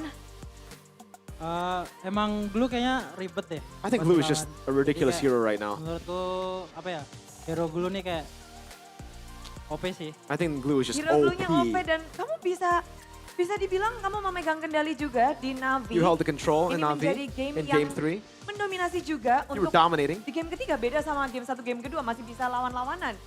Apakah Very different in game 1 and sepengaruh game itu 2 where it was hero very untuk close. hero Game 3 you signature Afro dominated juga? with Glue, so does the Glue have that impact? Kalau Glue sih ngaruh sih, cuma The mungkin Glue, kita yeah, the Glue berlimanya for lebih sure rapi is aja. very impactful, but I think in game Bisa 3 we played eksekusi really dengan clean. cepat dan baik. Eksekusi gamenya We were dengan able to cepat execute dan really baik. well, Tapi, and that's how we won. kita move langsung Andoryu. Gotta ask Andoryu. Apa kabar Andoryu? Akhirnya menang. How does it feel, Andoryu? You finally won? Udah senang gua. I'm already happy. Akhirnya bisa tersenyum ya. You can finally smile. You smile. Andoryu, hari ini Today, lawanmu adalah Nanael. your matchup Jungler today was berdarah Nile. Very, Gua udah bilang very good jungler. ke Nail tadi. Uh-uh. I already pas told gua Nile. menang. I already told Nile, give me the win, Jawaban Nile please. Dia ketawa aja. Nile just Tahu laughed. aja. Dan ternyata sekarang berhasil dapatkan, tapi how was the battle?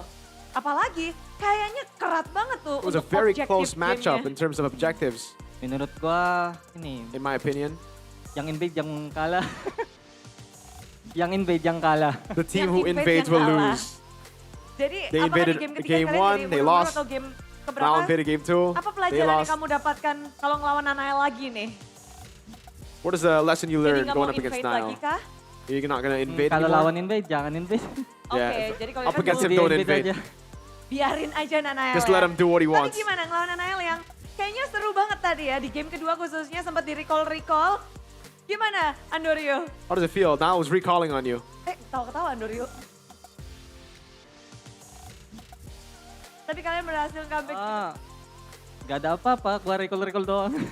Jadi balas-balasan recall nih. Iya. So if he recalls, I'll recall Gak ada too. gua. It's Dia udah okay. invade gua. He invades me, Gak ada apa-apa. so I just Jadi invade ya him, udah, I recall on him. happy aja di lane of down bareng Nanael recall ya. Tapi menangin 2-1 kali ini But winning for you 2-1. Andoryu after lose streak, and yeah, finally this is the win. Do you have something that you want to prove? Apakah memang ingin menunjukkan sesuatu? Maybe apa You ya? wanna prove something MPL after sekarang finally winning? Semua timnya jago. I think Susah- right now all susah the teams in menang. MPL are really good. That's Memang susah why menang. it's just Dan really tough to timnya win for everyone. Jago. Tapi begitu ketatnya But is it that close season 17 this season? ini, begitu pula dengan hero-heronya, makin unik ya sepertinya Ukir. It feels like it's The more unique unique heroes now. for mid There's lane. so many You more face heroes to Kalian play in the mid lane, so this many is the more first heroes to time. play everywhere. What is your response? Apa responmu ketika ada hero-hero unik di mid lane? What's your response when you see a lot of new Gak tahu sih. heroes in mid? Yang pick hero gua coach aja. I'm not sure, you know. It's just Coach like aja. whatever Tapi coach ketika picks. lawanmu yang pakai for me, hero I play. unik, gimana? Biasa aja sih. Biasa I think aja. it's normal though. I don't really care about the unique Valir heroes. debut. Akankah Valir ini We saw the bisa Valir jadi hero debut in game untuk mid 1. lane selanjutnya Do you nih? think Valir is gonna come up? Is gonna be more popular? Valir bagus banget. Valir is Karena very good. Gua pakai juga ya di scrim.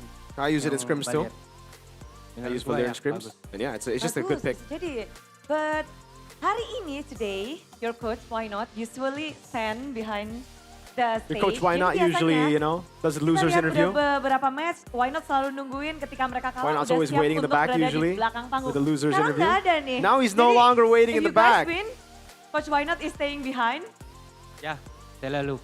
selalu. Yeah, he's always there Kalau though. kita He's menang, always ready when we nanti lose. agak bisa pergi sini. Oh gitu. Kalau kalah, When we win, what he's did just he gonna stay at the say? back. When you guys lose, what does he Present say? aja sih. Like, apa ya? Cheer up. Cheer up. cheer up. Ya. So, apa sih kayak, oh diangkat kursinya. Nanti mau diangkat kalian. Jadi apa sih dampak dari mungkin efek yang diberikan why not effect for Navi this season? What do you think about the why not effect for Navi this season? Menurut gua, mental bagus sih. For me, he really brought up the Cuma, mental for the team. kayak masih belajar kan. And we're Yang still in-game learning. Kita. Ya. That's it. Jadi mental dari Navi pun di-upgrade, lalu juga in-game masih lagi proses. Dan yang menarik proses hari ini mungkin Cars. Cars, waduh Navi nih Cars. ya memang struggling nih. Navi struggling. Atau lumayan. Yeah, yeah, we're Kemarin-kemarin struggling. strugglingnya menjalaninya gimana sih Cars? How do you go through the struggle? Konsisten aja sih kita. Just play Ya. consistently. Permainan kita. You know, just like Nggak keep on playing our konsisten. game. Tapi hari ini apakah menunjukkan memang Navi sudah berproses? We're just not consistent in the last few games. Ya, lagi berproses lagi. Yes, we're going through the Apa process yang right paling now for kalian Navi. perbaiki nih untuk hari ini? What do you want to fix from today? Comms kita. Comms. Comms. Namun melawan Bigetron, hari ini lawannya ternyata bukan Shogun. Against BTR today, you're not up against Shogun, you're up Meranyar against juga Lynch. yang dari MDL langsung naik. Another Tapi MDL gimana player? kamu melihat pergantian ini dari tim Bigetron? Lynch. Heeh, What do you think about Lynch? Oke sih dia. Yeah, he's okay. singkat banget.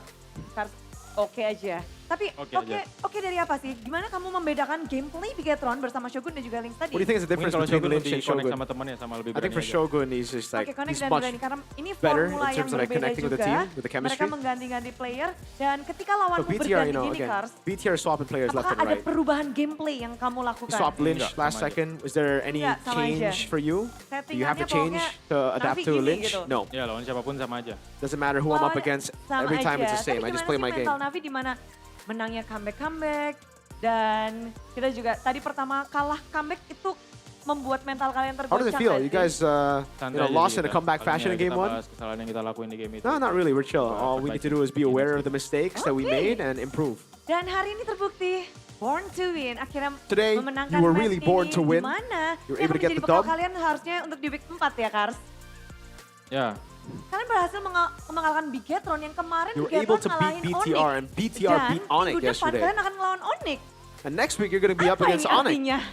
So what does it mean? apa sih, bisa berbeda juga hasilnya. Nah, I don't Bisa think it berbeda means juga anything. You hasilnya. know, every Jadi match bukan will be berarti different. Kalian udah ngalahin yang ngalahin Onyx, kalian bisa But ngalahin you beat juga ya? Onyx. You beat BTR. Nggak BTR beat gitu. Onyx. You know? Oh no, that's Tapi not how it tetap- works. Tetap ini dong. Tetap semangat. Tetap semangat. Yeah, I'm still Dan motivated, but kemenangan that's not how it works. akhirnya kita ngedapetin kemenangan dari Navi. Mungkin ada kata-kata yang ingin disampaikan? You want to say anything to the Navi Nation? Monggo, for the spin. Afro, Thank you buat Navi Nation yang udah dukung. Thank you for the Navi Nation who supported us. Nextnya kita bakal kasih yang terbaik lah. buat Next, we'll dan do pada our best akhirnya again. terakhir untuk menang. So, kemenangan yang harus dirayakan tentunya oleh Navi Nation. Sambutlah tim Navi!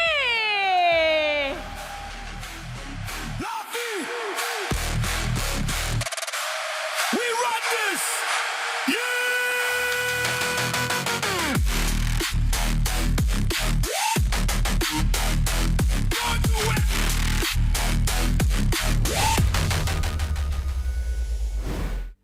Navi, Natus, Vincer, born to win, finally ending their drought of win and picking up a win. Up against none other than Bigetron by Vitality. What a week You for know- you. What a week. You know what, Bigetron? They're like Robin Hood. Robin Hood? Stealing from the rich, Uh-huh. giving it to the poor. Dang, you call Navi poor? I mean, you know, the guy Why down not? bottom, the guy. They're not poor, they're able to hire Coach Wine. But yeah, this was a few moments that happened in the game, Mirko. Yeah, for sure. Again, this overcommitment is a glaring mistake from BTR, but you know, it is what it is. You got to take those risks to try to come back in the game. Unfortunately, it just did not pay off. And Iman, the Yisun Shin here, again, it's like they have something going on with Yisun Shin. They got like a ritual, you know? They're sacrificing something for the Yisun Shin. They love the Yisun Shin so much. But this is our MVP presented to you by our official gaming phone, Infinix. It's Apro, a Game 2 masterclass on the Kufra with that one moment play.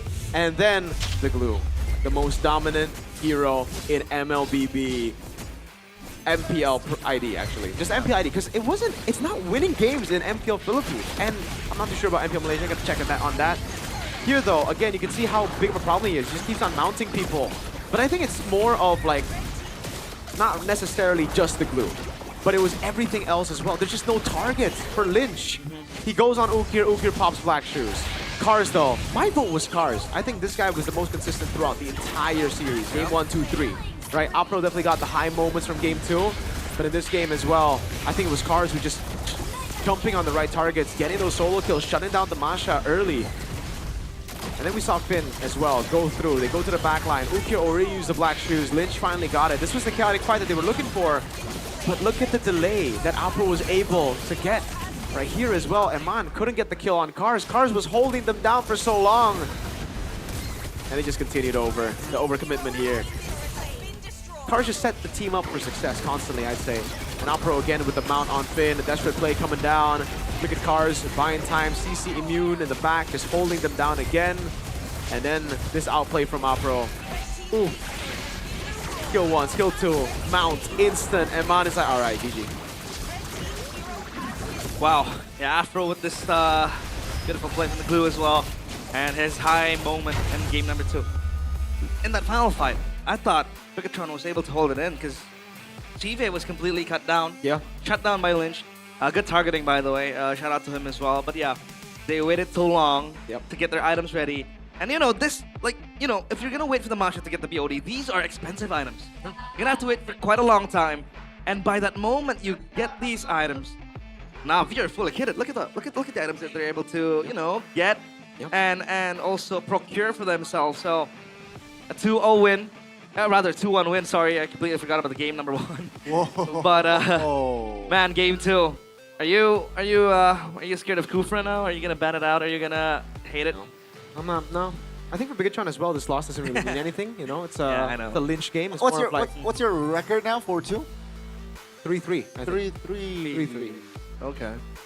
Well, they are like, I think they'll still stay at like 4th place right now, right? All 3 go 1, so they're still at 3rd. Yeah, I believe that's where the standings are right now. Navi are definitely gonna move up. Maybe so 6. No, it depends on Geek Fam. If Geek Fam win, then they're gonna keep their position. Oh. If not, then Navi can swap with Geek Fam.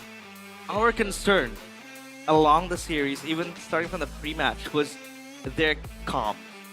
And now we might possibly see how they calm with this win, with in the mic check later on, if we do have one. But so far, I think Game 3 was quite seamless for them. Very, very good game. They were able to play, and yeah, no mic checks, so we'll have to assume that they communicated it pretty well. But I'm very happy for Navi and for Coach Why Not as well. Yep. It's very touching to see every time they lose, he's winning by the stage, side of the stage, patting the backs of his He's such a wholesome dude. He's always been a wholesome guy. He's a very, very wholesome dude.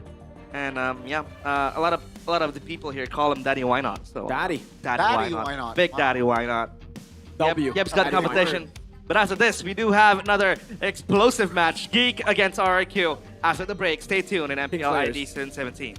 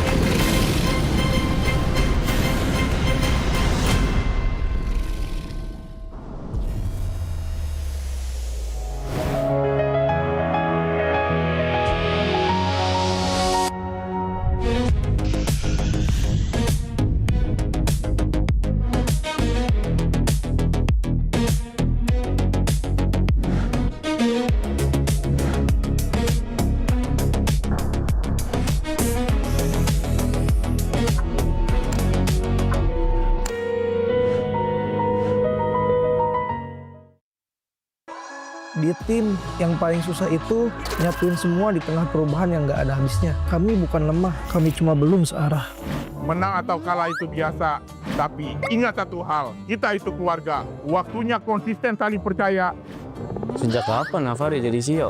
Hah? Lalu diam, Ming. Mending lihat ini. Yang ini murahnya beneran. Bantu kita naik level barengan.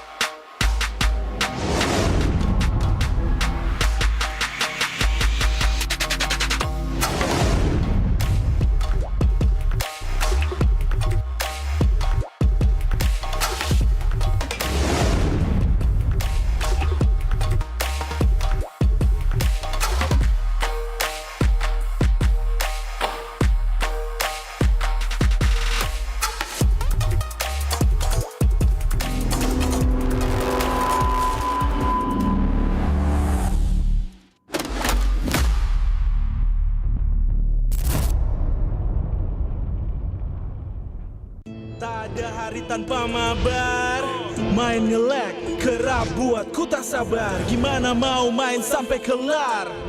Ini waktunya ku bersinar. Okay, let's do it. Game smash andalanku bikin mainku semakin hebat. Pin stabil main makin mulus, rankku fix naik terus. Tukar DG rings, diamond dan voucher game kau dapat. Cuma game smash makin no debat. Games Max Booster, kini dapat DG Rings. Beli paketnya dan aktifkan boosternya di aplikasi Dunia Games.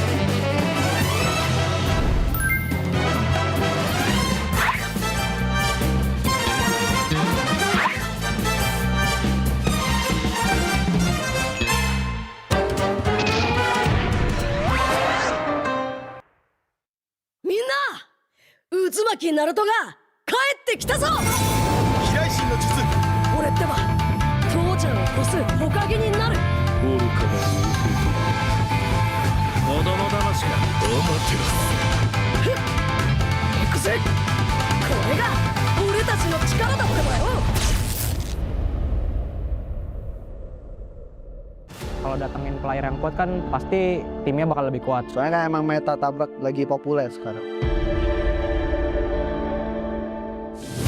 dipandang sebelah mata gameplaynya. Sekarang semua patokan gameplaynya adalah ganyang-ganyang ala Altrigo. Dari sisi Indo sama PA, emang Indo kayak mungkin punya satu playstyle. Kayak contoh AE emang meta tabrak kan. Sekarang mungkin metanya lagi ganyang-ganyang, kita jangan males dan cuma jadi copycat.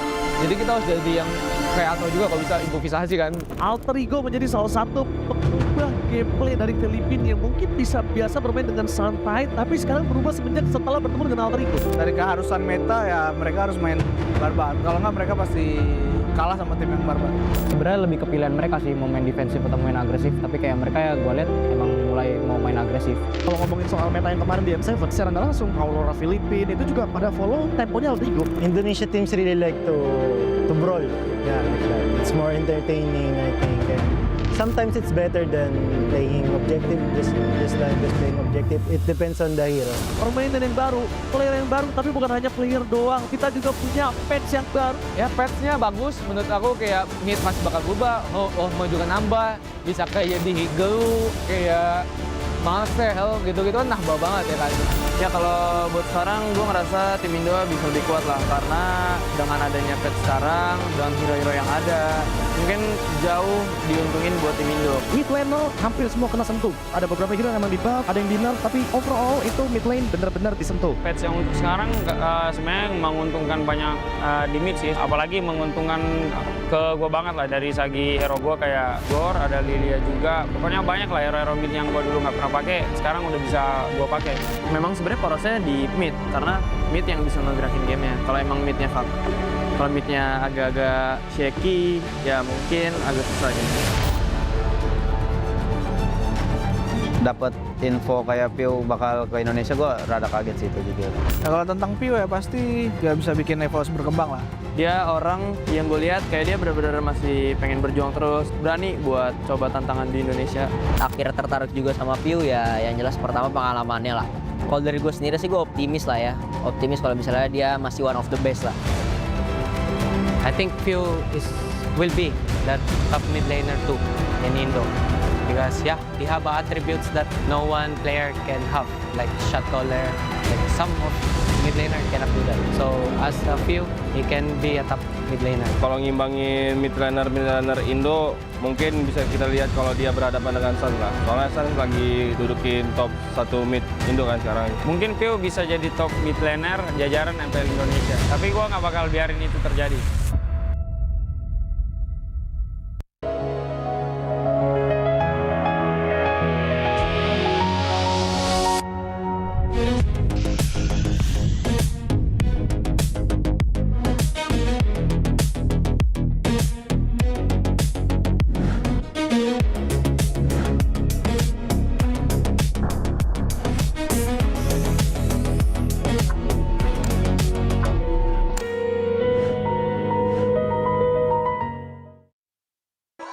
Di tim yang paling susah itu nyatuin semua di tengah perubahan yang nggak ada habisnya. Kami bukan lemah, kami cuma belum searah. Menang atau kalah itu biasa, tapi ingat satu hal, kita itu keluarga. Waktunya konsisten saling percaya. Sejak kapan Navari jadi CEO? Hah? Lalu dia Ming. Mending lihat ini. Yang ini murahnya beneran. Bantu kita naik level barengan.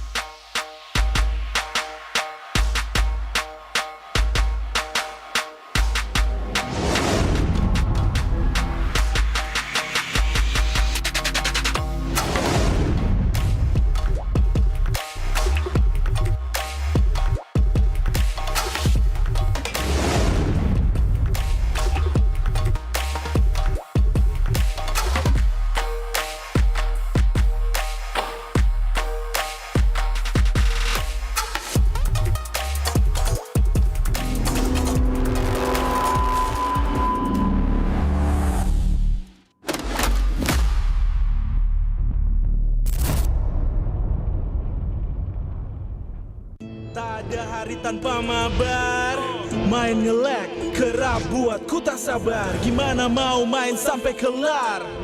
Ini waktunya ku bersinar. Okay, let's do it. Game smash andalanku bikin mainku semakin hebat. Tim stabil main makin mulus, rankku fix naik terus. Tukar DG rings, diamond dan voucher game kau dapat. Cuma game smash makin no debat. Games Max Booster, kini dapat DG Rings. Beli paketnya dan aktifkan boosternya di aplikasi Dunia Games.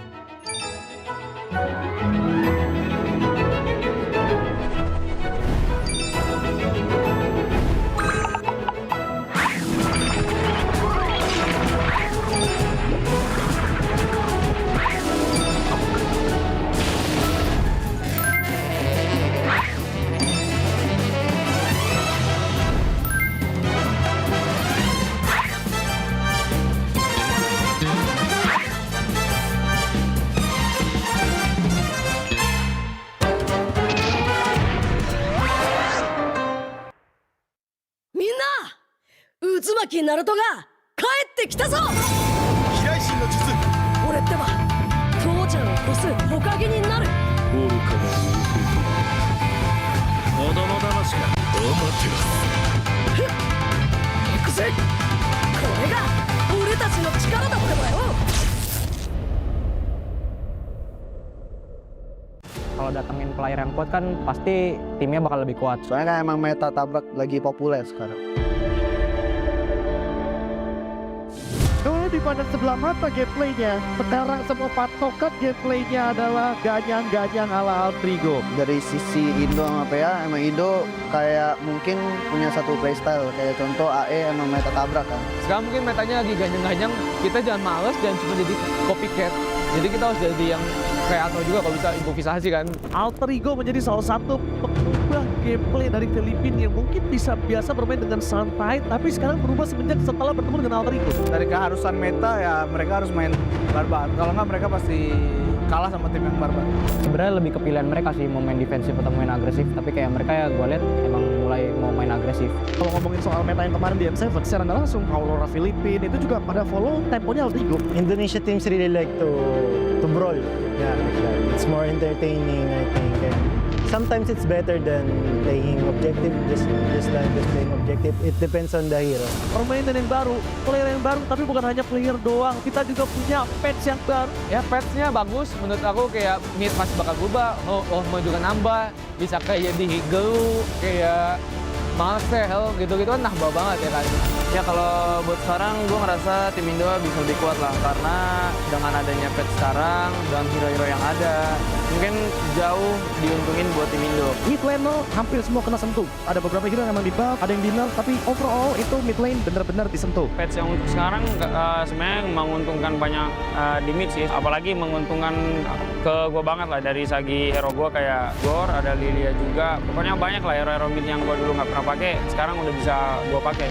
Memang sebenarnya porosnya di mid, karena mid yang bisa ngegerakin gamenya. Kalau emang midnya fuck.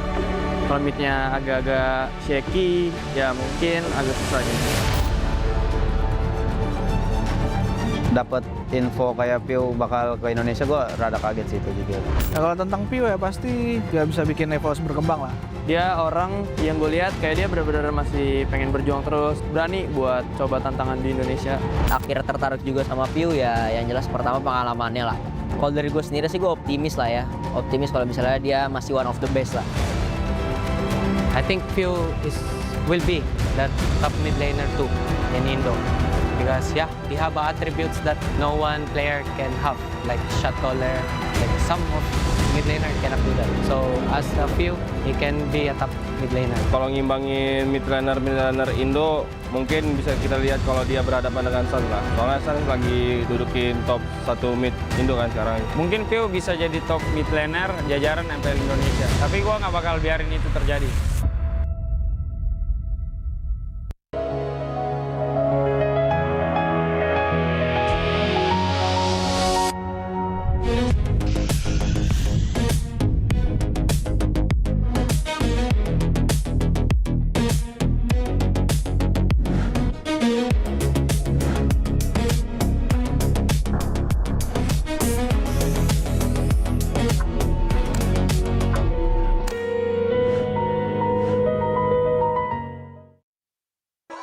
Di tim yang paling susah itu nyatuin semua di tengah perubahan yang nggak ada habisnya. Kami bukan lemah, kami cuma belum searah.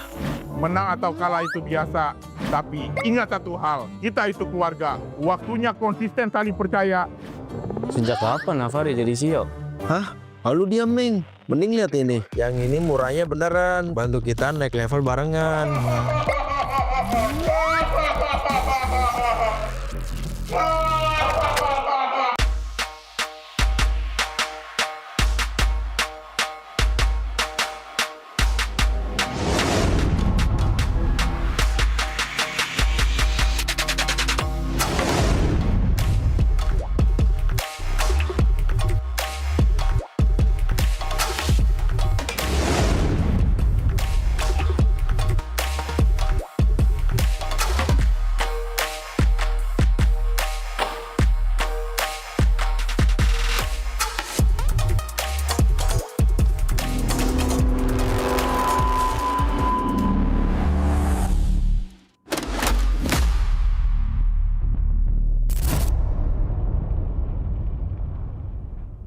Tak ada hari tanpa mabar, main nge-lag, kerap buat ku tak sabar. Gimana mau main sampai kelar? Ini waktunya ku bersinar. Okay, let's do it. Game smash andalanku bikin mainku semakin hebat. Pin stabil main makin mulus, rankku fix naik terus. Tukar DG rings, diamond dan voucher game kau dapat. Cuma game smash makin no debat. Game Max Booster, kini dapat DG Rings. Beli paketnya dan aktifkan boosternya di aplikasi Dunia Games.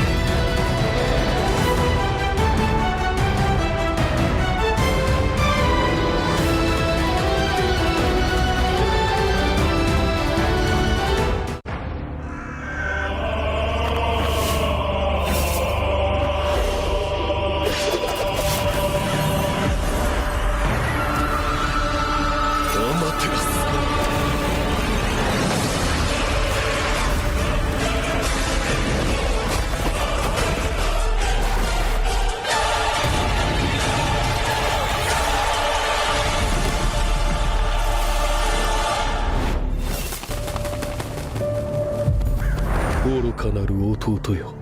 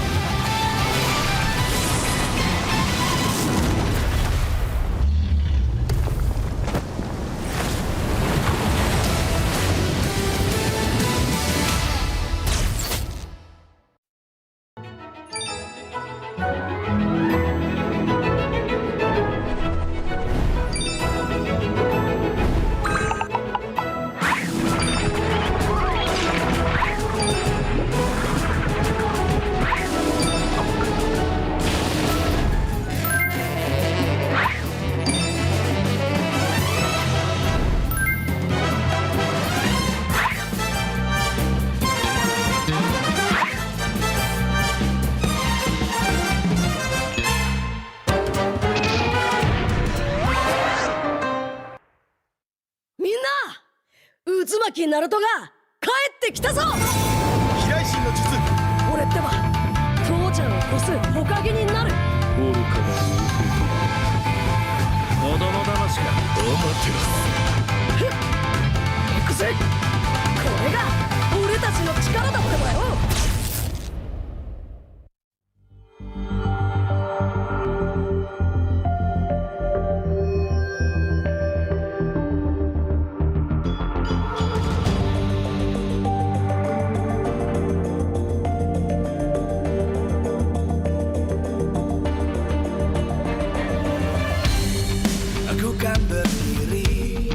Dan terus berlari, terus ke arah puncak tertinggi. Ku takkan berhenti, hanya sampai di sini. Kemenangan abadi menanti. You know we won't miss if we unite our focus. And if you haven't noticed, we all nyalakan apimu, hadapi semua tantangan. Hadang semua serangan, jatuh bukan halangan. Bakar semangatmu, janganlah engkau menyerah. Kita akan buat sejarah. We all this, we won't miss.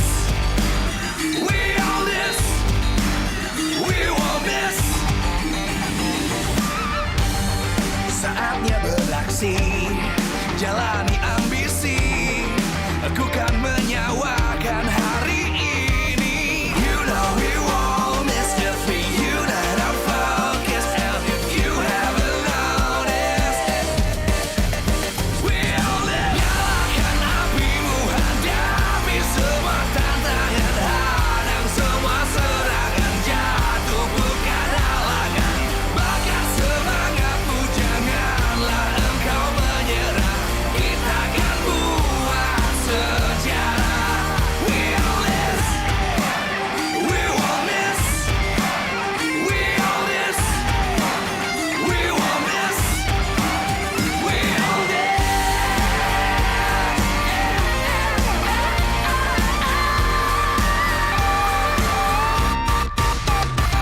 Nyalakan apimu, hadapi semua tantangan. Hadang semua serangan, jatuh bukan halangan. Bakar semangatmu, janganlah engkau menyerah. Kita akan buat sejarah. We all this.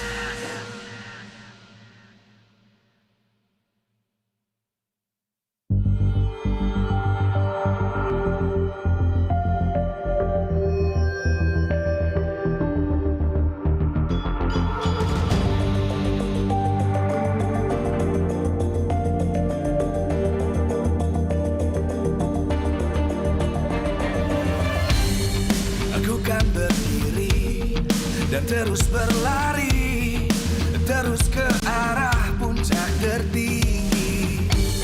Ku takkan berhenti, hanya sampai di sini.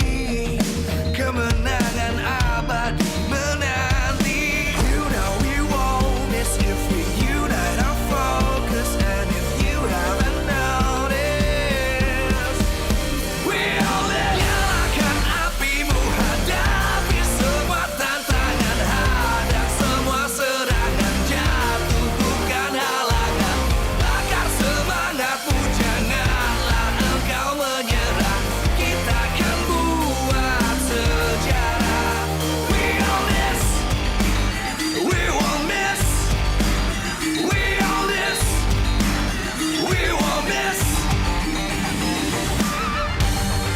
Saatnya beraksi, jalani ambisi, aku kan menyawakan hari ini. You know we won't miss if we unite our focus. And if you haven't noticed, we all live. Nyalakan apimu, hadapi semua tantangan, hadang semua serangan, jatuh bukan halangan, bakar semangatmu, janganlah engkau menyerah, kita akan buat sejarah. We all this, we won't miss, we all this, we won't miss, we all this.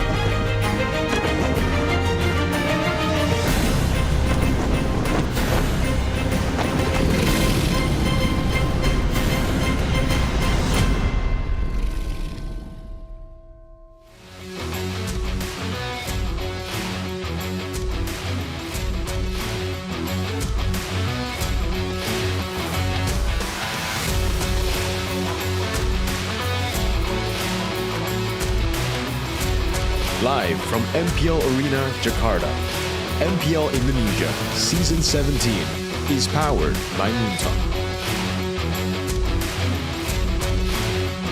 Supported by Esports Federation of Indonesia. Presented by official gaming phone, Infinix. Official e-wallet, GoPay. Official gaming chair, Toda. We own this.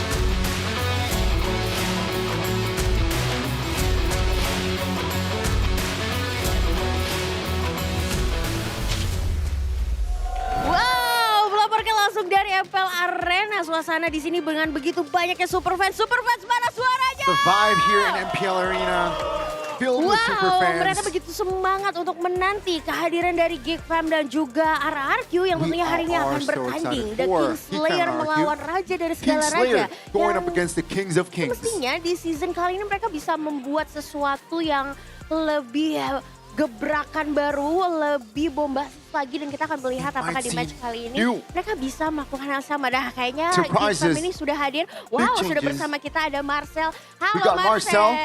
Boleh nggak sih kita tanya-tanya sebentar nih Marcel? Marcel, apa kabar hari ini? Marcel, how are you? Sehat luar biasa ya. I'm good. Marcel, sebagai Rookie of the Week, selamat dulu ya. Gimana kamu hari ini mempersiapkan performa kamu nih untuk melawan RRQ? To go up against RRQ. Udah matang banget sih buat hari ini sih. Udah persiapan matang banget. Sudah persiapan matang banget ya. Well prepared, Dan I'm kalau ready. misalkan kita menyoroti nih dari komentar-komentar para community, banyak yang menyoroti performa kamu nih ketika membawa poin untuk Geekfam sendiri. Sebenarnya kamu pressure gak sih untuk bermain di panggung sebesar MPL ini? Are you nervous? Kalau pressure sih pasti ada ya. Awal-awal kena pressure banget, cuman lama-kelamaan udah biasa aja. Oh, udah biasa With aja more ya. airtime, Udah mainnya biasa aja. I'm used to Tapi it. kalau kamu sendiri melihat nih ya kan, di week pertama belum berbuah manis sampai akhirnya Geekfam mendatangkan Y3. Kamu sendiri melihat performa Y3 seperti apa nih? Wasn't too fruitful. Sejauh ini sih belum kelihatan What do you think ya. about Cuman Y3's kalau pas di performances? screen tuh lumayan lah bagus. Oke, He's dan not bad. apakah dengan kedatangan Y3 membantu kamu untuk improve juga nih? Ya betul, Y3's, membantu banget sih karena kan sesama XP, jadi aku bisa nanya-nanya with dia gitu Y3's, kalau butuh ilmu apa gitu. In the Oke, ini mix, in menarik the sekali. lineup, Tapi kalau does it misalkan really kita push tarik you juga forward? nih, di Geekfam roster-rosternya bukan hanya ada Y3 saja, tapi ada Baloyski. Yang kita tahu You got banyak mengubah Baloyski. para rookie menjadi monster di MPL. Nah, kamu banyak Who belajar is juga gak sih dari who Baloyski? is Ya turning sih, rookies to Baloy monsters? pas aku pertama kali masuk, Baloy What are your paling banyak thoughts? bantuin aku sih. Baloyski helped Dari me a lot segi ilmunya, when I come to the terus team. makro mikro diajarin sama dia juga. Macro, Oke, jadi dia sosok mentor juga bagi kamu? Betul.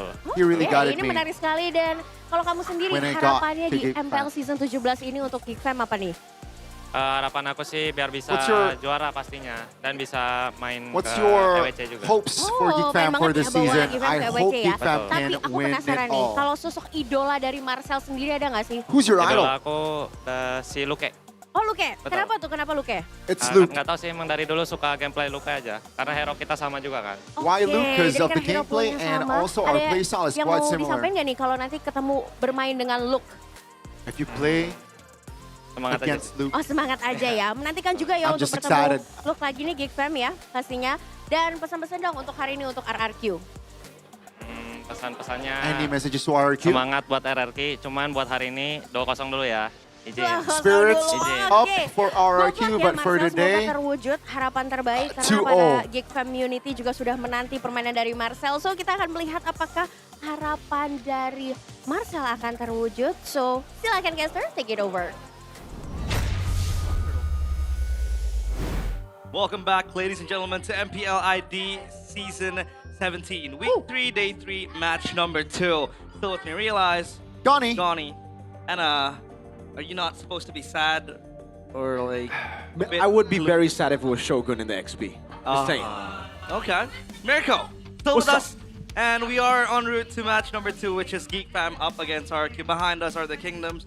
And by the way, with an interview with Marcel, he has pretty bold to say that today's gonna be a 2-0 behind the Kingdom.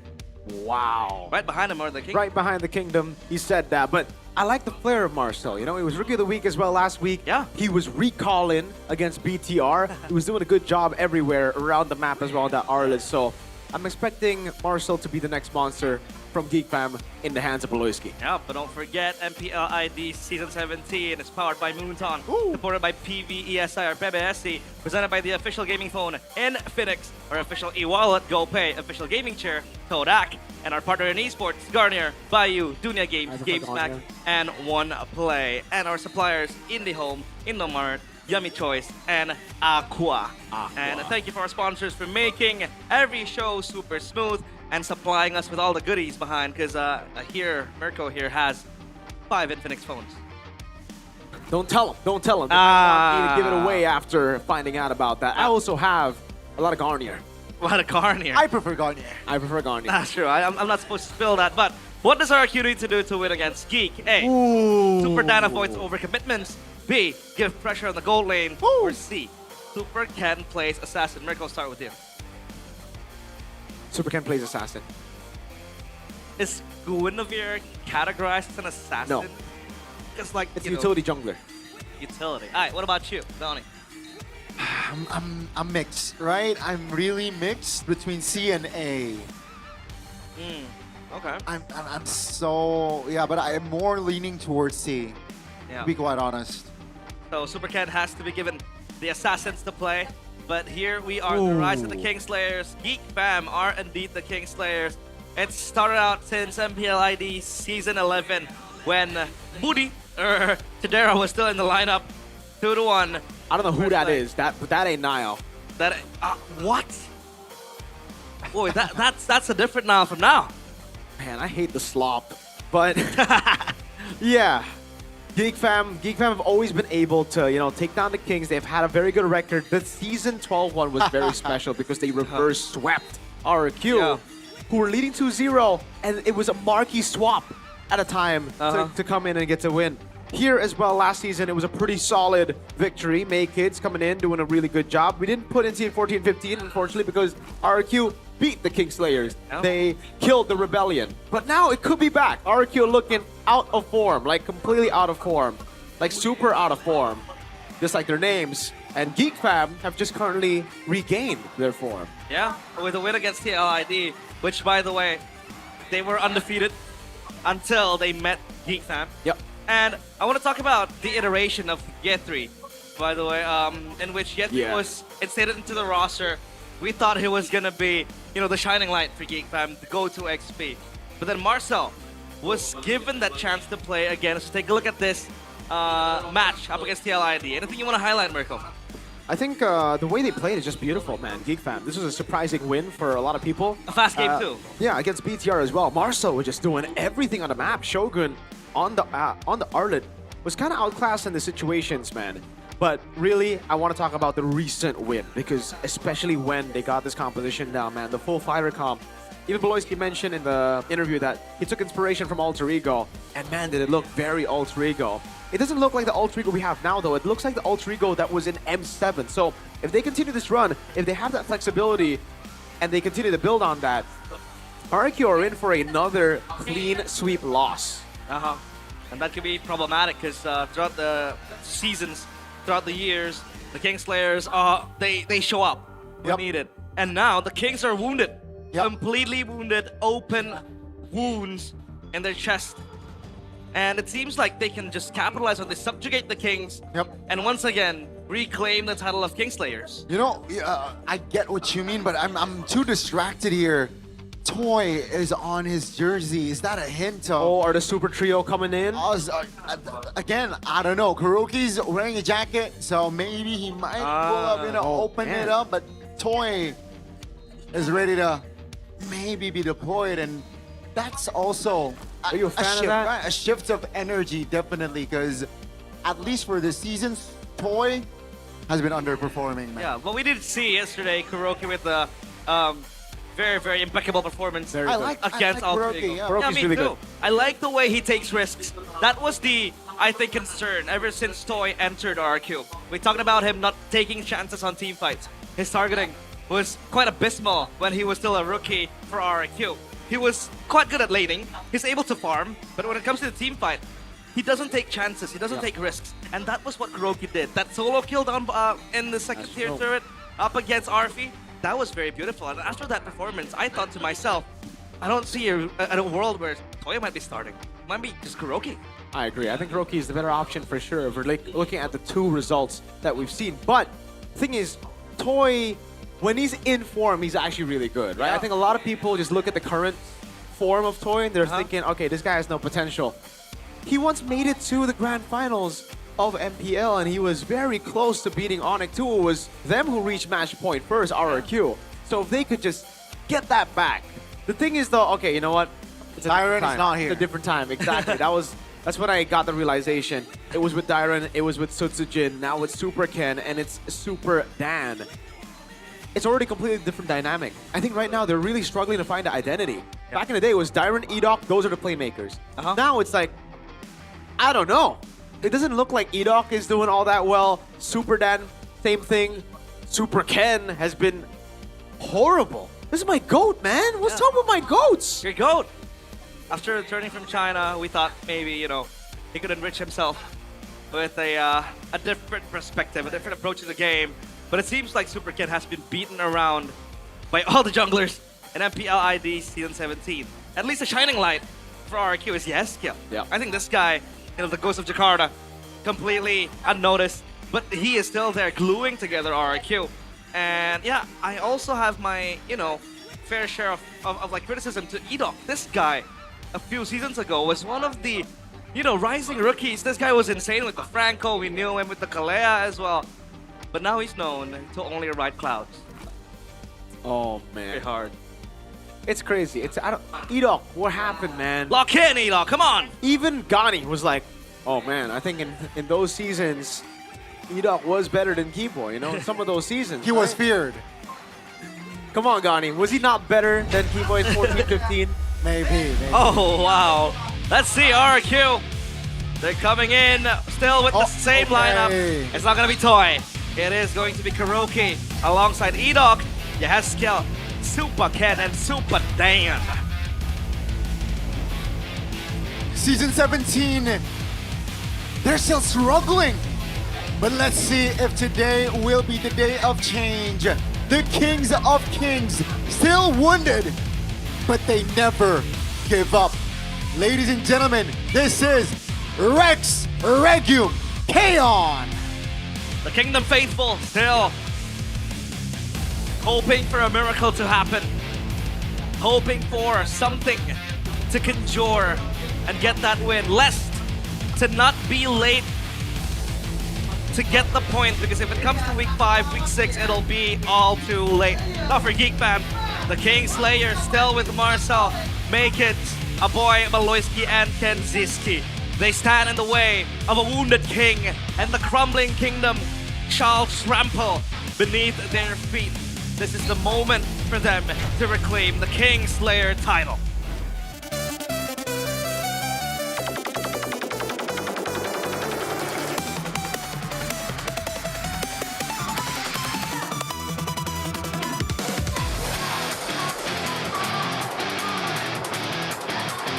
They got their momentum yesterday. Will they be able to continue it today against the Kings of Kings? It's not gonna be easy, but they are the King Slayers. Marcel, the Rookie of the Week. Will he be able to perform and carry the load today? This is Geek Fan! Same 5. Geeks still ready to charge forth on the kingdom. And the man on your screen, Marcel, the rookie, standing his own ground. On the arrival of Yetri, we thought it was completely done.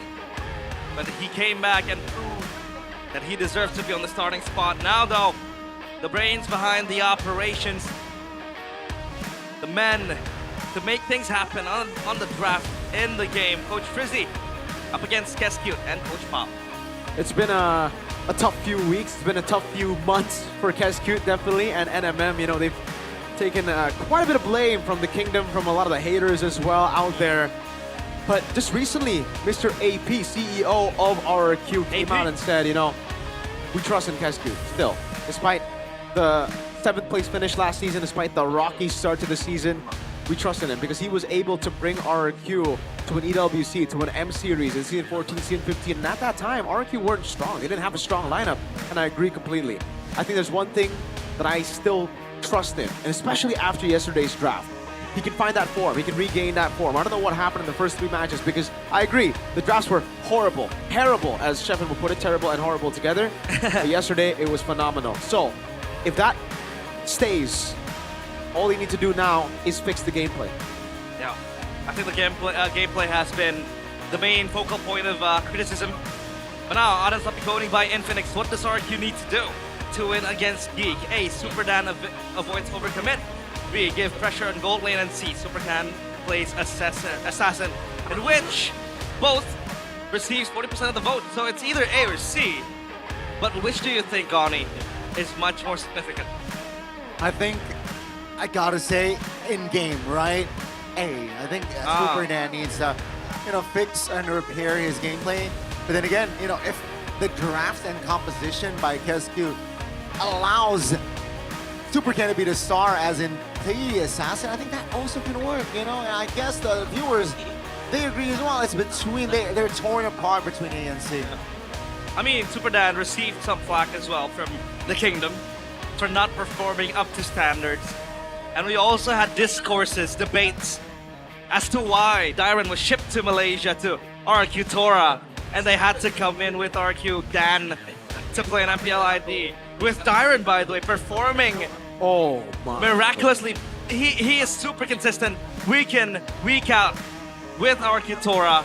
I wonder what it would look like if Dyron was the one who stayed with RQ Hoshi. Dyron, I just want to say, man, I've always been a supporter of you. Yeah, he's amazing. I think he's so good in Malaysia right now. RQ Tora look amazing. But we have a statement from my scapegoat. Scapegoat, Coach Age, or Age, Thoughts about Marcel's potential. Marcel has the potential to become a figure like Luke, but he can still improve even more.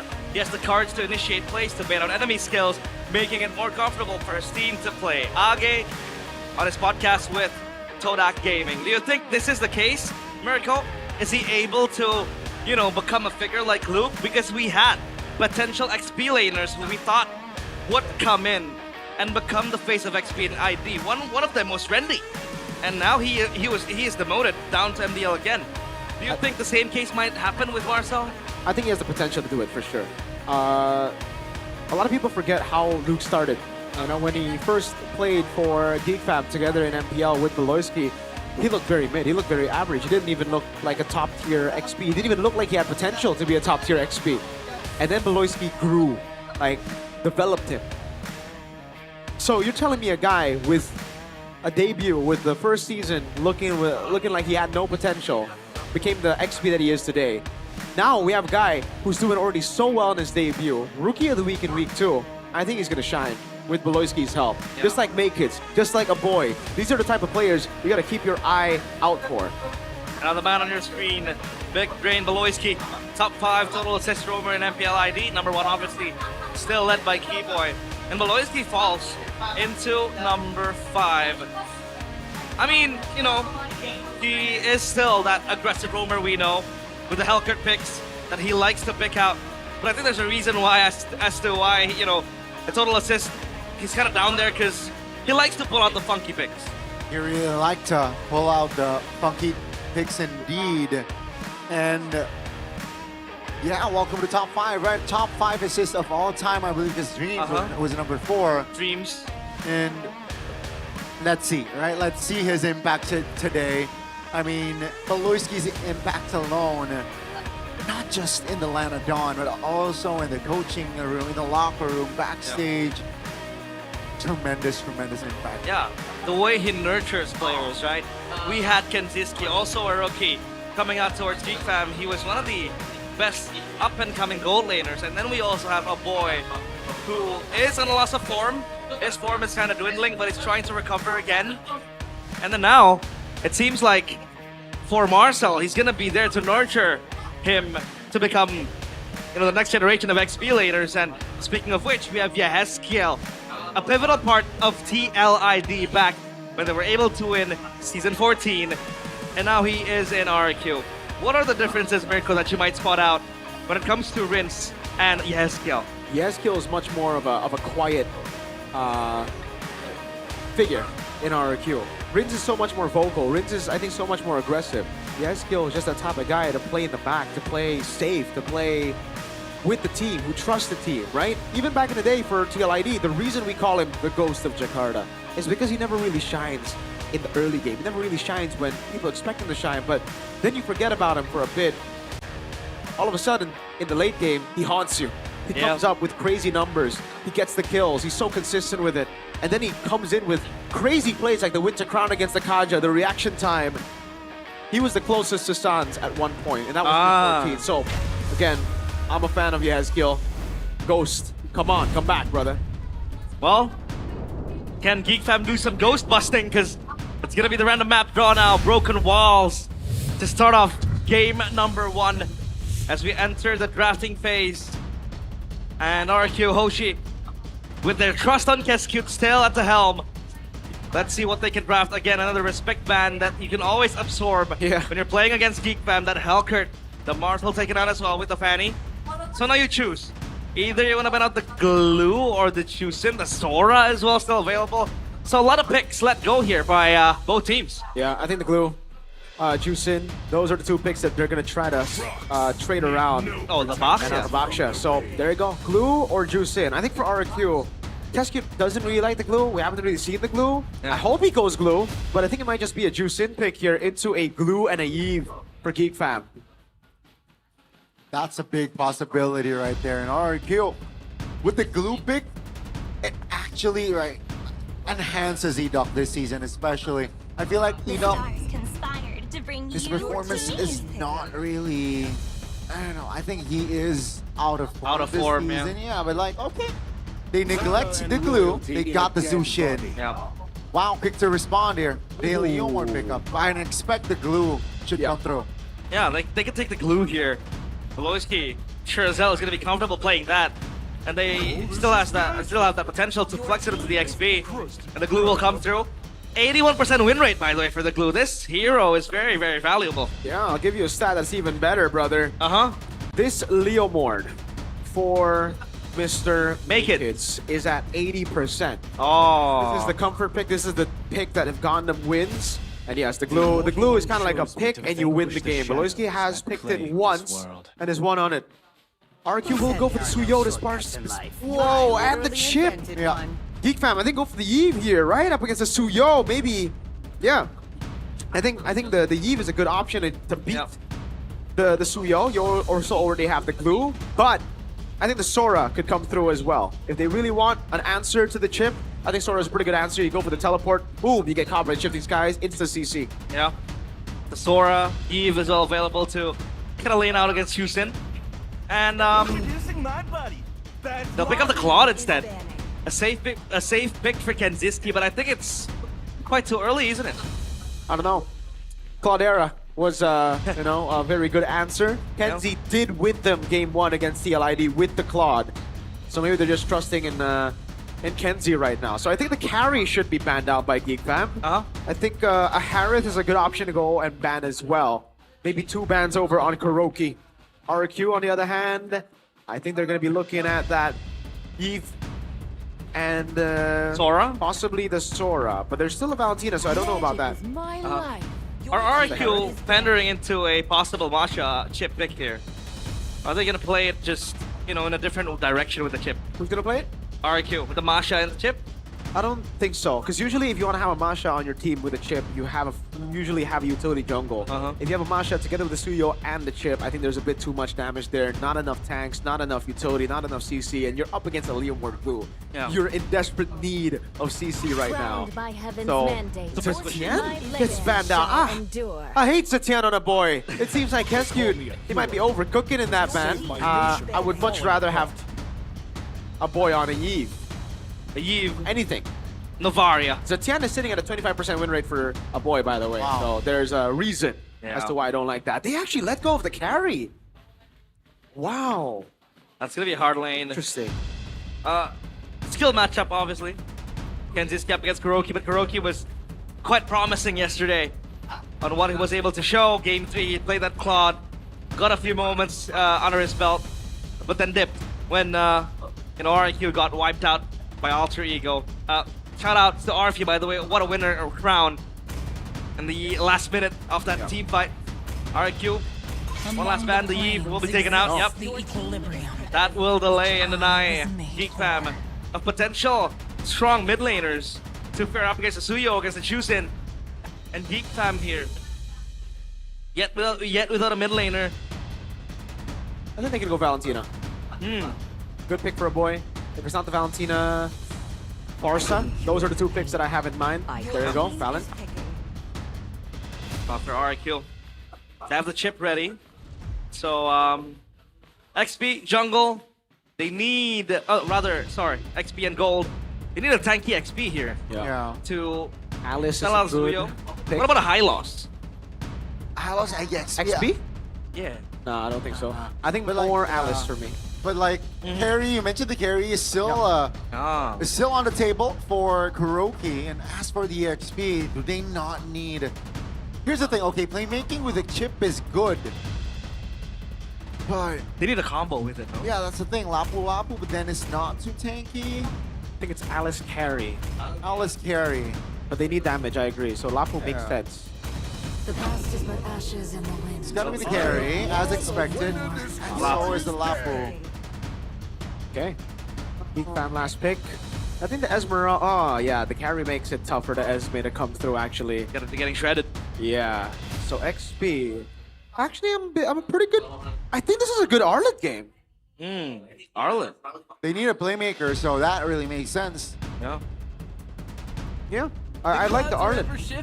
But this oh wait! The Sora's still available. They picked Valen right. Yeah, My bad. But I think Arlet would have been great, but this is better. This is better for sure. I completely forgot about the Sora being available. We thought it was banned out. I thought it was gonna be banned. That's why. I think in my mind it was like Nozatan, Sora ban. Yeah. All right. All right. All right. So, which draft do you prefer, Mirko? I like Geek Fam. I like Geek Fam's lineup. I think they have what it takes. Fam, what about you, Gani?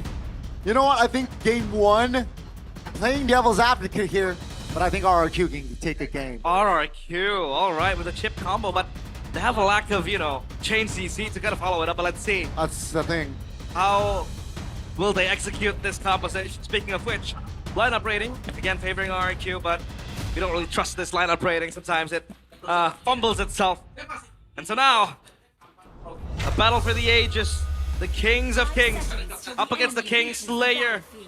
Will the Kings of Kings be able to restore order to their kingdom? Let's see, it's game number 1. RRQ Hoshi against Geek Fam. Let's see if RRQ can win their second game this season in this match. Geek Fam, keeping their momentum. They got a win yesterday. We all want to see a follow-up in this match. Let's see. Quite a bit of damage there. They gotta respect the concussive blast and the range advantage. RRQ wins the mid prio, no? Yeah, for sure they have the mid prio for now. But later on, I think it'll change a bit. Once they get level 2, a boy will be able to trade much better. Hiroki's still taking the trade despite the damage reduction here.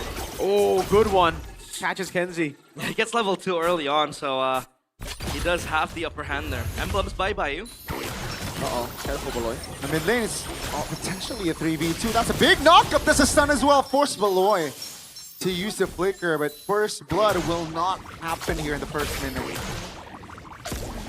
Alright, so now, what do you think for the glue, Mirko? Will it itemize like Afro, or will it need to build some magic damage? Because there's a Suyo over there. Yeah. Obviously very vulnerable to that magic damage. Will we see the Leone path build used by Maloyski? I think Geek Fam can definitely utilize the Leone build here in this game. It really depends on how much they snowball. If they get a good turtle one, I think Leone build on the way. Now, we're split 3-3. I vote for Wow. RRQ. I want to see Kuroki shine, but for you guys, Geek Fam, still the faithful.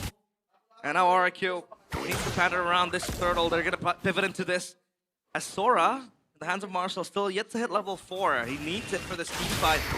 Super Dan is level 4 already, so he has that prio crashing into mid lane. That's a 2-man knockup, Beloyski. This time, no flicker. That's a big knockup, but that's just enough to zone members of Geek Fam as RRQ will take control of the turtle pit. Marcel, though. Yeah, Marcel. Great positioning, he jumps in. Take a look at the back, though. Oh, that's a big stun! Make it off the board, and that's Superkin taking the turtle. 1, 2, 3. Pow, pow, pow, the bottom side. Ooh, almost a solo. Both Kenzie and Kuroki, they're low. Well, that was happening down bottom. They were brawling the gold laners. Kuroki's flicker popped. Kenziski might go for something if he really dares to, but Edok is shadowing Kuroki, and he's gonna get out safe. Yeah, good response there. Good awareness by Kenziski. It could have been such a bad move to stay there. But man, they got poked down so much in the early game there, right before the turtle. Uh-oh, it might still happen. Kenzie? Kenzie? What? Oh, that's an awareness. Oh, BMI shortcut to end Kenzie's life. And RRQ, their early game execution, flawless. Kumar, bro, the BMI. We were just push. Maybe it was just a lucky recall. Maybe it wasn't awareness. Kenzie. Is this the best early game that RRQ had so far in all 3 weeks? No, yesterday against Ultra Ego I think was better. Oh. But it is a great start to the game, by the way. Uh-huh. Beautiful start. Geek Fam a bit fumbling in the objective, and then down bottom. I want to go in for Edok, but I don't think they have enough damage as of now. Kuroki is close by. Items so far. Yeah, Beloyski itemizing to the Curse Helmet. And RRQ. 4x for Super Dan. He's going to skip the boots for now. Yeah, they just got to go. Oh, Marcel. He just jumped in on him. Oh. Yeah, has to respect it with the ultimate. That's when you down. I think this turtle is going to go to RRQ again. Oh, gotta be careful. Gotta be very careful. No flicker, 10 seconds. Got under the turret, immobilized everything. Kuroki gets the extra 200. Look at Oh no, they didn't think the portal in time. It got taken down by the turret. Oh no. At least Geek Fam has compensation. They will take the turtle. Yeah, well, I thought that was gonna be RQ going back, getting the turtle, but yeah, they did not take the portal in time. It was hit by the turret, under the turret as well, so a little misplay there, but it is what it is. At least they're on 6.8k gold lead up, even with Kuroki getting that bottom side turret. Well, plating, I assume that was. Yep. Which means that his gold now is the highest in the game. Yeah, he's doing a really good job, Kuroki. One of the stable members of RRQ this season, for sure. And it seems like for now, Geek Fam are really struggling to get on Super Ken. Oh, Marcel. Good shifting clouds, but no clear follow-up. Now he's all alone, forced to use the flicker. And RRQ again, a healthy lead, right? Economy-wise and map control-wise, with Edok just dictating the shortcut. Unstoppable so far. What was that about? There was nobody close by and he had to burn his flicker. I think he was just scared of the all-in. That's information then, so if RQ want to crash in, Edok might be here behind. Look at where Edok is. This is the Edok we know. Yeah. So proactive around the map, looking for pickoffs and knowing that RQ will hitchhike the ride with him in the shortcut. Super Ken. Under 6 minutes here, still just Kenzie struggling to find farm. As Kuroki, he's super fed. Yeah, he is super fed. All these movements by the chip, the position that he's holding, it's given so much space over to Kuroki to free farm in lane.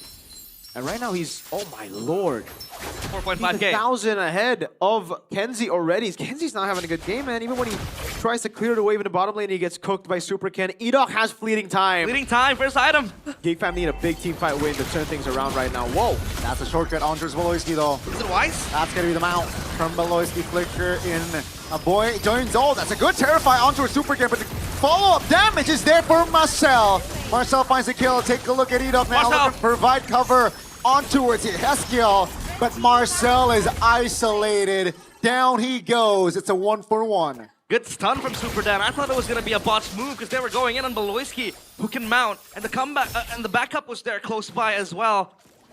But man, Super Dan and Edok are playing wonderfully this game. That was pretty bad though for RQ. Yeah, now they got the turtle. So neutral objective-wise is 2-for-1 for Geek. They've made so many good shortcut calls. I wonder why they just like lose track of it. Why would you go on Beloyski of all people? That's a glue right there. Not there you go. Kenzie, that's a stun. They are quick to learn. And Kenzie again targeted.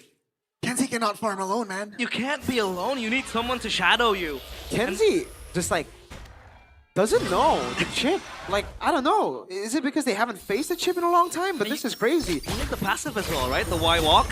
He's been fooled 3 times. Fool me once, fool me twice, fool me. Who you even blame him on the 3rd time, bro? Oh no. Then yeah, Beloyski needs to stick with Kenziski, or Kenziski needs to be more aware of the potential chip gank coming in with the Y walk that you can take, the teleport. Oh. And now you can see Beloyski just shadowing him in the bush. And it seems like because RQ are able to get this lead, they are just corralling around Geek Fam. There's nowhere else to farm for Kenziski, which means he has to share a farm with his teammates, and that might be the reason why he wants to go alone. But again, seems very hard. Look at Edok with the flank. Oh, that's Mankins looking to escape. A boy flicker. Beloyski all alone. Kenzie pops the blazing duet as well. But enough damage for Super Ken to take him down alongside Beloyski. As Super Ken collects the quick 1-2. This is a disaster class for Kenziski. RQ are definitely celebrating the kingdom as well. They're roaring in the arena to Kenzie's downfall. Hey, Mirko, we talk about Beloyski's 0-6 death power spike. This doesn't seem like a Beloyski game. He's died only once, and Kenziski died 4 times. It feels like we're living in a parallel universe. Yep, double it and give it to the next person. This is double it and give it to the gold laner. I do it. Yeah. Would you rather die? Would you rather die twice or double it? Give it to the next person. I don't understand it, man. Like, he has a DHS. Why would he go for the blazing duet there? Was it a call? That was such a strange call. Yeah. Claude is he's 2 levels down on Kuroki. As a gold laner, if you're 2 levels down, that means you're at least 2,000 gold behind, bro. You're missing out on everything. And that's exactly the case. Kuroki's 2,000 gold ahead. I think Geek Fam might already be cooked. Marcel needs to get a crazy set. A boy needs to outplay everybody. And Kenzie needs to get two more items before he's relevant. Needs to channel his They're inner just Skylar. taking... What? Uh-oh, it happened on Uncontested. one. That's going to make it though, finding the Lord. A shortcut a little bit too late, but take a look at Kenzie.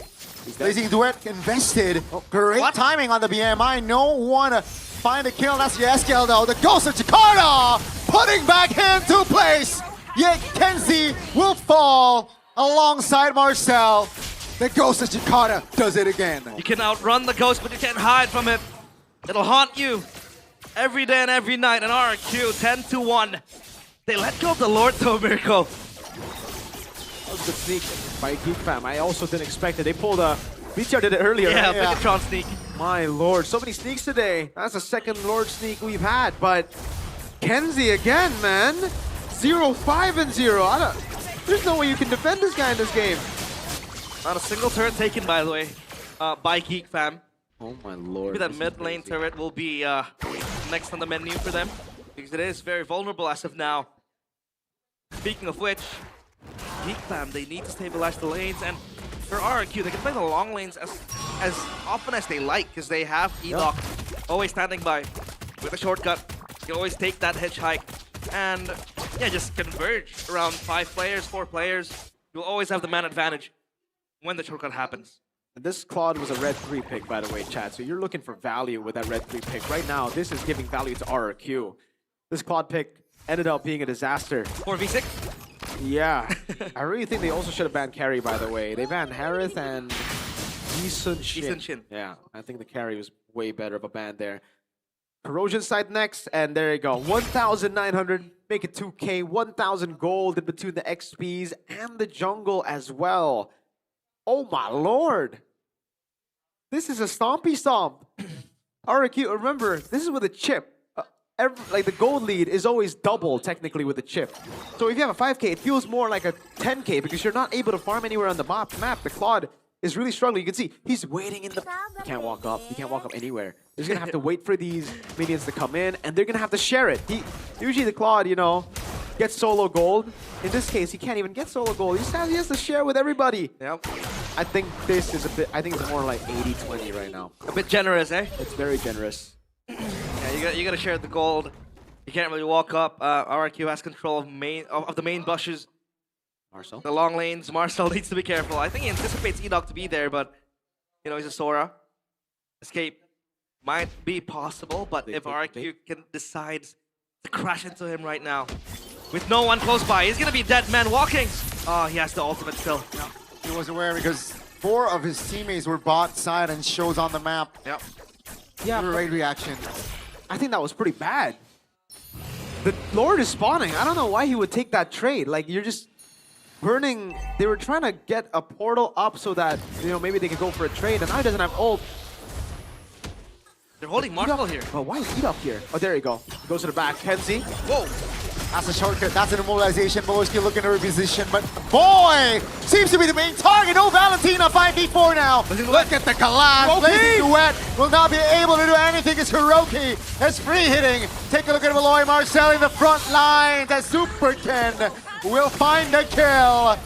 2 kills on the board added for Super Ken. And almost, ladies and gentlemen, was a wipeout for RRQ. The Kings of Kings roar back to life. A much-needed resuscitation and a momentary respite in game number 1. Super Dan's going in the 1v1. Against the Leo Mord here. Makin's aim was just to clear. Let's see here, Super Ken under the turret. A little bit overcommitted. That's gonna be the surge. That's gonna be the knock up as Super Ken finds the monster kill. Great juggles of resources. And now he's dead. Lord's gonna spawn right now. 30 seconds for Make It. 60 stacks for my GOAT. XPTR, by the way, Super Ken. What a way. What a way to play the game and answer all the hate, the criticism shaded towards you. Super Dan, Super Ken, Edoc under heavy scrutiny. And at least in game number 1, they're able to answer that. Still, a long way to go in the series, but as of now, hope is given to the Kingdom. They're gonna siege into the base. Downside, bottom turret will be broken to pieces. Yeah, that is the far lane too. So for RQ, they're completely happy with that. They don't need to go for more. That's why they're just chill. Why did Geek Fam overstep? Look at Edok. Edok can definitely still turn things around. Kenzie 0-6 and 2. He has the items now, at least. Corrosion side, he's building towards the Winter Nature. But Geek Fam are down 7K. Brother man, this is a massive amount. They're right now, I can't believe it. Even at this point, you should already be looking at Kenzie to carry. But at this point, you're still expecting Make-It. This Make-It has been the one doing damage. A boy as well has just been caught every single time. Well, by every single time, I mean that one time, because he's only died once, but he's always zoned away. 0-6, by the way, for Kenziski. Winter Nature. Oof. And off the track, every time I see that wall, I always imagine Kufra flying by. That we own this part of the wall. But Melfic gun on the way. Very soon for Kuroki. Extra range, which means he can play safely. Because that was a bit of a wild team fight that he played. Going in like that and getting the kill towards Kenziski. And Geek Fam now. I don't really see a way for them to get back into the game unless a blunder happens or Marcel gets a set. Look at where Edok stands by. Edok is the main playmaker. It's like the Luka Modric of this team. Just setting the tempo. You know, always modulating the players of RRQ. A single shortcut might lead them to a win. They're going in! Oh, that's the shortcut. That's the Flicker hard. Flicker's out of danger, but Super Ken denies the escape.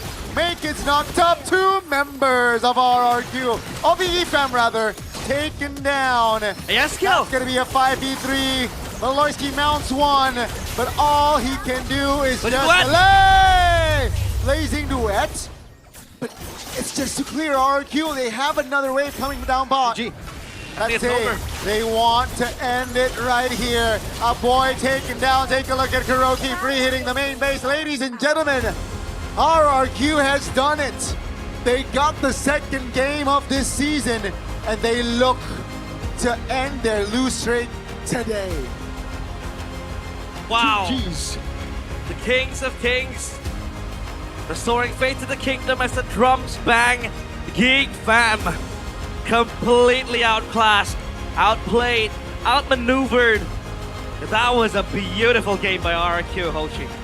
Can I just say that was a horrible game for Kenzie? Oh my lord, I thought Okay, so yesterday, I remember just saying to Chef and to everybody as well, like, Kenzie, it feels like this season he's the weak point of the team. And then he had a crazy performance and I'm like, wait, he's back! And then we see this and it's like, dude, okay, this one was a second time, all right? Fool me twice, shame on me. This should have been, okay, and then he just keeps on going alone. Oh my goodness, how many times, man? He was 0-6 by this point. Ends up being 0-1-7 at the end of the day. RRQ though, on the other hand, they're looking good. They're looking really, really good. This could be it, brothers. This could be their first win in MPL. One more game is all they need. They've never led a series before. Even yesterday against Alter Ego, when they got a win in the games, it was a 1-1. It was an equalizer. Yeah. They're finally leading in a series for the first time in Season 17. And you can see so much pressure relieved off of the RRQ players and the coaching staff. They're like, oh, we're finally leading. And even the Kingdom, that's the loudest I've heard them this season, bro. Feels like a heavyweight let go of the from the shoulders of the players of RRQ. But man, what a game that was. We thought the level 4 recall from Kenziski was awareness, big brain. Awareness, big brain, a Magnus Carlsen certified moment. But then he came in again, BMI to the bush. Kumar BMI. Bush. And Edok also, I think the timing was also good because Edok had the shortcut at that moment in time. So they collapsed onto him, took the portal back. And that's why I think Chip also kind of grows, you know, in favor because the games are all high tempo, fast paced now. And that was just a slow burn death for Geek Fam. Absolutely. Again, GG's to RRQ. That was a great game of MLBB. And gotta give props to Edok. It's almost like Edok knew. Like, all right, this Kenzie guy, his awareness is kind of sus. I'm going to gank him once. You know what? That was a bit too easy. Let me gank him again. Wait, this guy just doesn't like third time. Fourth time was like, it's so all right then, yeah. And even the last one, it was a shortcut to Kenzie. I was already cringing. I was like, oh no, not again. This is gonna be the 7th death, ain't it? You know what? I thought Kenziski was American. American? Because that was the land of the free. That was so free for Edok. Super free for him to get the kills. Kuroki was munching on the plates. That carry was ahead. way too ahead of the Claude. Also, stop over. This Yi Sun-shin has to be the most overrated pick I've ever seen in MPL. I love him. I love him too when it works, when it makes sense. You know, in this game particularly with the chip, it's the same game that we saw earlier from BTR, right? What did I say? The carry is much better than the Yi Sun-shin in the last game, and you can see it here as well. What was the Yi Sun-shin gonna do here aside from winning lane against the Claude, which the carry already does, by the way? What a heli! Well, the MVP, the player of the game, presented by the official gaming phone Infinix. It is Edok. This guy used to rack up MVPs like it was nothing. I think for one moment he was second behind Sans. It was season 14 or 13. I can't really remember, but it's good to see him finally back in form. This is the Edok we know and the Edok we love. Yeah. 2 MVP performances, by the way, in both wins for RRQ. It's Edok on the chip. And my lord, look at Kenzie. This one is like, man, I mean, what do you do? The highlight is just this. It's the highlight reel of Kenzie dying. And even here, why did they go in, bro? This is a DHS only, 1 item Claude going in against 4. Even Maker's like, yeah, nah, fam, you're alone on that one. I ain't helping you. Great sneak. And then, I can't believe it. The 0-5. Yes, he was like, yo, look at me, I'm the ghost, yo. This guy in the ghost first buster. I'm telling him, dude, I'm going full streamer mode. That was a disaster class. An absolute disaster class, man. Do you see an angle where RQ might do all this series going?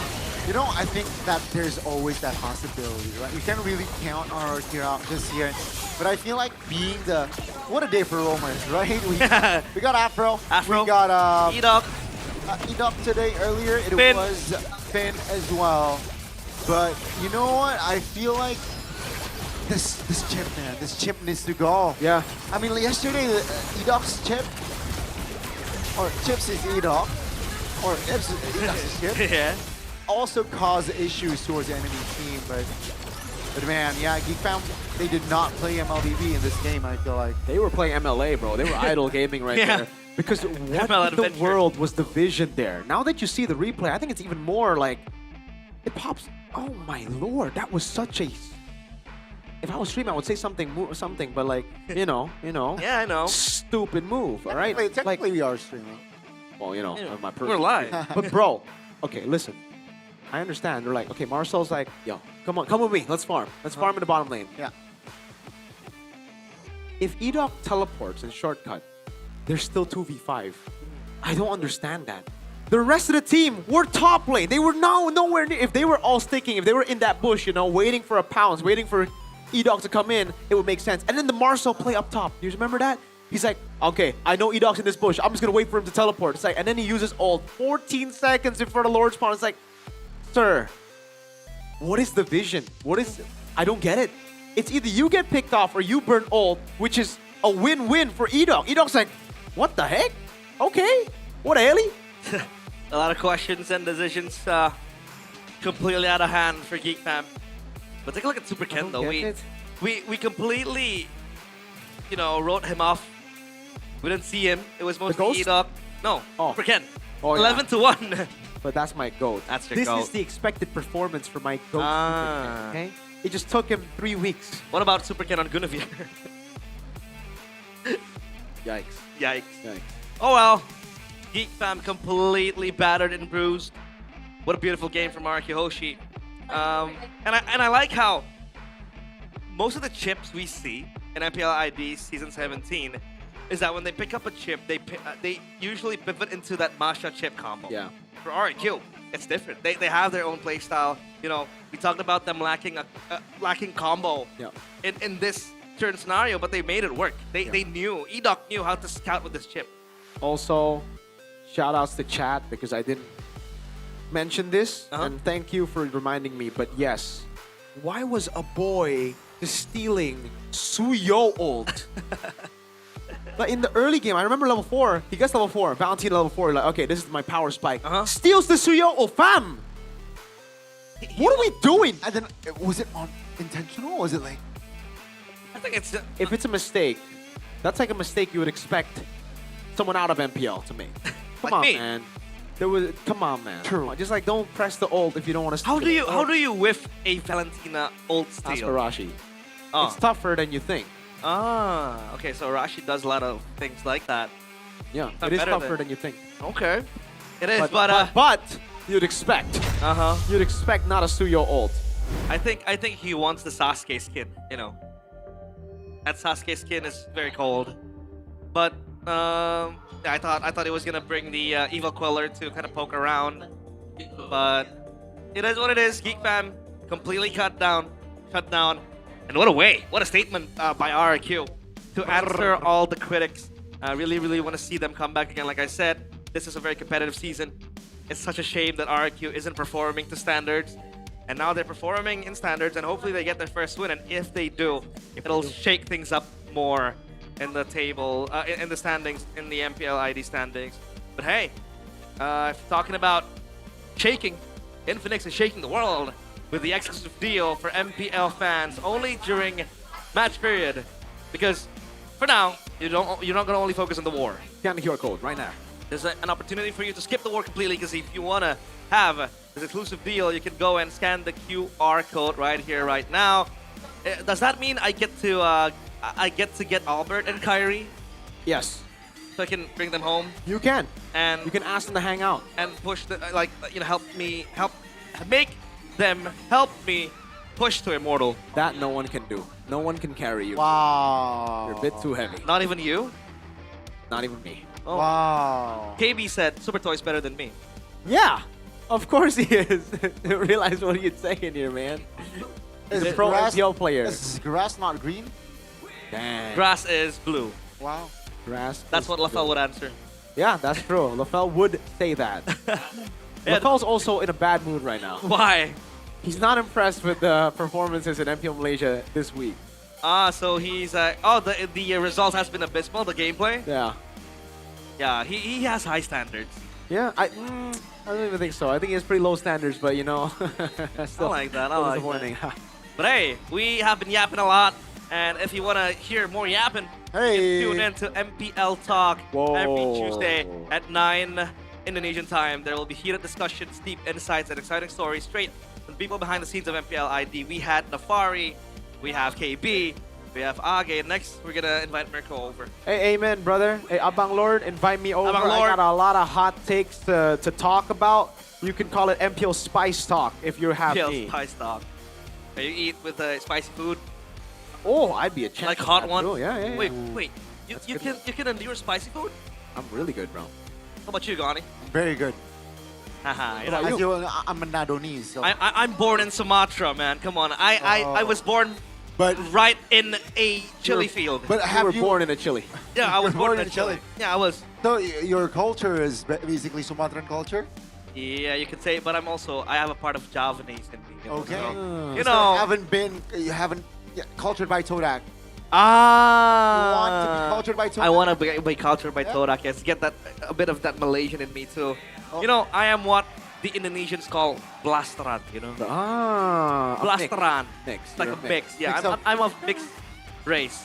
Okay. Japanese and Sumatran. You're sitting on Todak. Yeah, I'm sitting on Todak as well. You're low-key cultured by Todak then. I am cultured by Todak. Thank you, Todak, for the comfortable chair here. Todak throne. Speaking of throne, that's going to be what RQ will be trying to maintain, because the Kings of Kings will prepare for their match. But we will throw it over to Alyssa, our site reporter, for a live update on the Todak booth. Kembali bersama Alisa, dan kali ini Alisa sudah berada di depan booth dari Todak Gaming, yang dimana di sini kita bisa melihat berbagai merchandise menarik dari Todak Gaming X MPL nih. Nah, Alisa di sini ada topinya MPL ya kan, ada lanyard, ada pinnya, dan juga ada tumbler, dan pastinya ada merchandise t-shirt dan juga jaket menarik dari Todak Gaming. Nah, kayaknya kita langsung tanya-tanya aja kali ya. Kira-kira harganya mahal nggak sih atau ada promo-promo menarik apa? So, kita langsung aja udah halo. Dengan Mas siapa? Rido. Mas Rido, Alisa pengen tanya-tanya nih. Ini ada produk-produk menarik apa nih dari Todak Gaming X MPL? Ya. Di sini ada tumbler, ada Mas, kita kasih lihat ke penonton di rumah nih. Terus ada apa lagi? ada gantungan, ada topi. Ada stiker juga, ada kaos. Yang dipakai jaketnya ini juga dijual? Dijual juga boleh dong, kita kasih lihat, boleh muter nih Mas.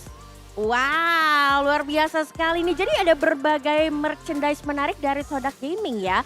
Kalau misalkan size-nya yang kayak kayak aku butuhnya yang XL gitu ada juga? Dari M sampai XL. M sampai XL ada ya. Kita lihat-lihat kaosnya ini kali ya. Wow, ada banyak sekali nih bisa dilihat ya. Nanti para superfans bisa langsung datang dan nyobain langsung di sini. Terus habis itu promo menariknya ada apa nih Mas? Menarik, pembelian 1 juta dapat pin dari Todak. Dapat pin dari Todak ya. Gratis. Jadi langsung aja datang ke sini. Nah, tapi di sini yang menarik perhatian Alisa juga ada gaming chair dari Todak Gaming. Nah, kayaknya kakak yang berikut ini udah ngerti banget nih. Kak, namanya siapa nih? Yudi, Kak. Kak Yudi, Alisa boleh tanya-tanya nggak nih? Apa yang special about the Todak Gaming chair? Yang spesial dari produk kursi gaming dari Todak ini, dia untuk bahannya ada leather premium, Kak. Jadi untuk ketahanan itu 3-5 tahun. Dia udah anti air, sama untuk goresan dia udah lumayan anti juga, Kak. Untuk rotasinya dia sampai 180 derajat, untuk beratnya, untuk penggunanya dia sampai 150 kilo. Jadi buat yang berat-berat juga aman, bisa sampai 3-5 tahun, anti gores juga ya pastinya, dan ini dari kulit premium. Nah, kalau misalkan nih superfans datang ke sini mau beli langsung bisa nggak sih Kak? Bisa banget Kak, kebetulan kita untuk kursi gaming dari Todak ini dia lagi promo Kak, dari harga 799 jadi 5.999. Untuk itu juga kita lagi free ongkir juga di Jabodetabek. Oke, jadi lagi promo juga dan juga free ongkir, jadi bisa langsung aja nih dipesan ya, datang langsung ke MPL Arena. Kalau mau pesan bisa langsung ke MPL Arena berarti? Bisa banget Kak, tinggal scan QRIS aja pembayaran, nanti kita pengirimannya free gitu. Oke, jadi free ongkir, nanti langsung saja nih ya, ada Todak Gaming Chair, bisa berputar 180, nanti biar push ranknya juga makin nyaman ya di rumah ya. Kak Yudi, boleh gak sih ajakin teman-teman buat main langsung ke MPL Arena juga nih, buat pastinya kunjungin boothnya Todak Gaming? Boleh banget untuk teman-teman yang pencinta gamer MPL, yuk langsung aja kita ke booth Todak. Kita lagi ada banyak promonya dari merchandise sampai kursi gamingnya Kak. Oke, dan pastinya masih banyak lagi keseruan lainnya. So langsung aja datang ke boothnya Todak Gaming, langsung datang ke MPL Arena. Alisa tunggu karena ada berbagai promo menarik. Thank you so much Kak Yudi. Dan kita akan melihat untuk next match-nya apakah ada yang menarik di game berikutnya. Silakan caster, take it over.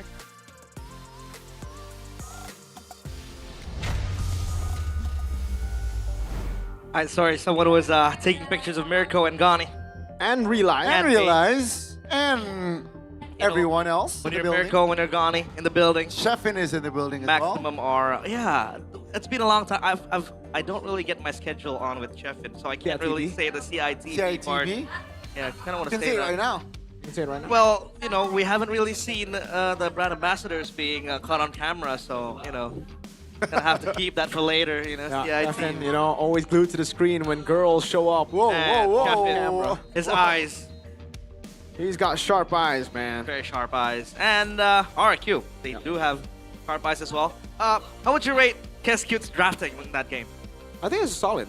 I still like GeekFam's draft a bit better there with the Sora and the glue. I think they just executed it pretty poorly, especially on the gold side. But it was not a bad draft by RQ, definitely. I think, again, this is the constant right now. Ever since the Alter Ego match, I think the constant has been RQ are drafting really well. Yep. It's just now execution. How can they keep the same style of gameplay? We met Edong earlier. Yes, sir. While we were in the loop. The loop. Met the hole. We made the whole, even Super Toy. What'd he say? So, Gani was like, Edong, why are you so good? That's the first thing he said. And then he Edong was like, Gabang, nah. It was being humble. Yeah, I'm he's being lucky. humble. And I'm like, dude, your chip is so good. And then... Just the chip? Yeah, just the chip. So far this season, just the Okay, chip. All right? fair We'll enough. find out. We'll find out. Fair enough. what about the Kalea? We don't talk about that. Not the Gronk either. And then, Super Ken tapped me. And I'm like, oh, my GOAT! Yeah. My GOAT! And he's like, dude, I'm not your GOAT. I lost all my matches. And I'm like, dude, this is the one. This is the one. You're going to win here. Yeah. And then I told them that I'm so Kingdom this season because of Super Ken. And then Super Toy came in and said, what do you think about Super Toy? And I was like, hey, what's up, Super Toy? Trying to hold it in, but I can't. Okay, begs the question though. Begs the question. Will Chip be banned? here? yeah, that was what I was about to ask. Because if they do ban Chip, then a lot of the picks will go Broken and walls come again. through. And it's Broken broken walls again. And RQ needs to ban the Hellcurt. They do. They have the Hellcurt, Marcel, and Yeah, there you go. Andy. They ban out the chip. So now the dogs are unleashed. You have the Sora, the Juicin, the Glue. A lot of options available. They take the Juicin for themselves. Glue Leomord. Yeah, Glue Leomord will make the most sense here.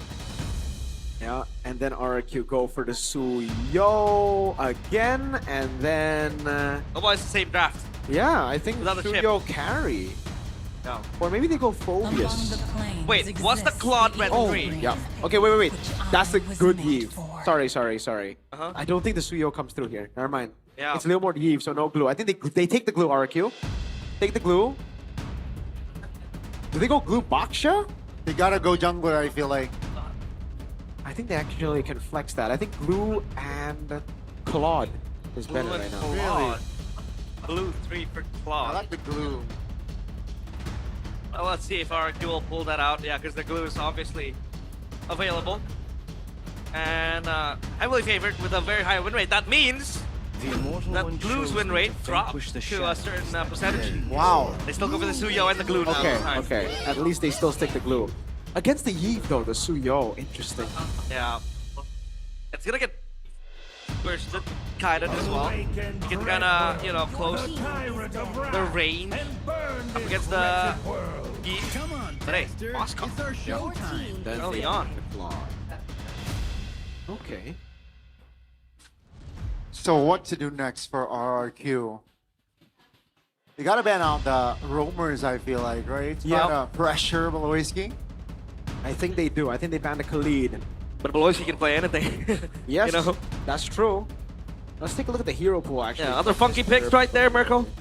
What? Other funky picks right there. There are a lot of funky picks, man. But there you go. The Khalid gets banned out first. I like that ban. I think the Cho ban next is not bad. Or do they want to ban out? They ban out the Harris. Shred. Usually, if they pick carry red 3 there, I think the Kalea would be a good ban. But now, I think they ban Kalea, or do they ban Cho? Cho here.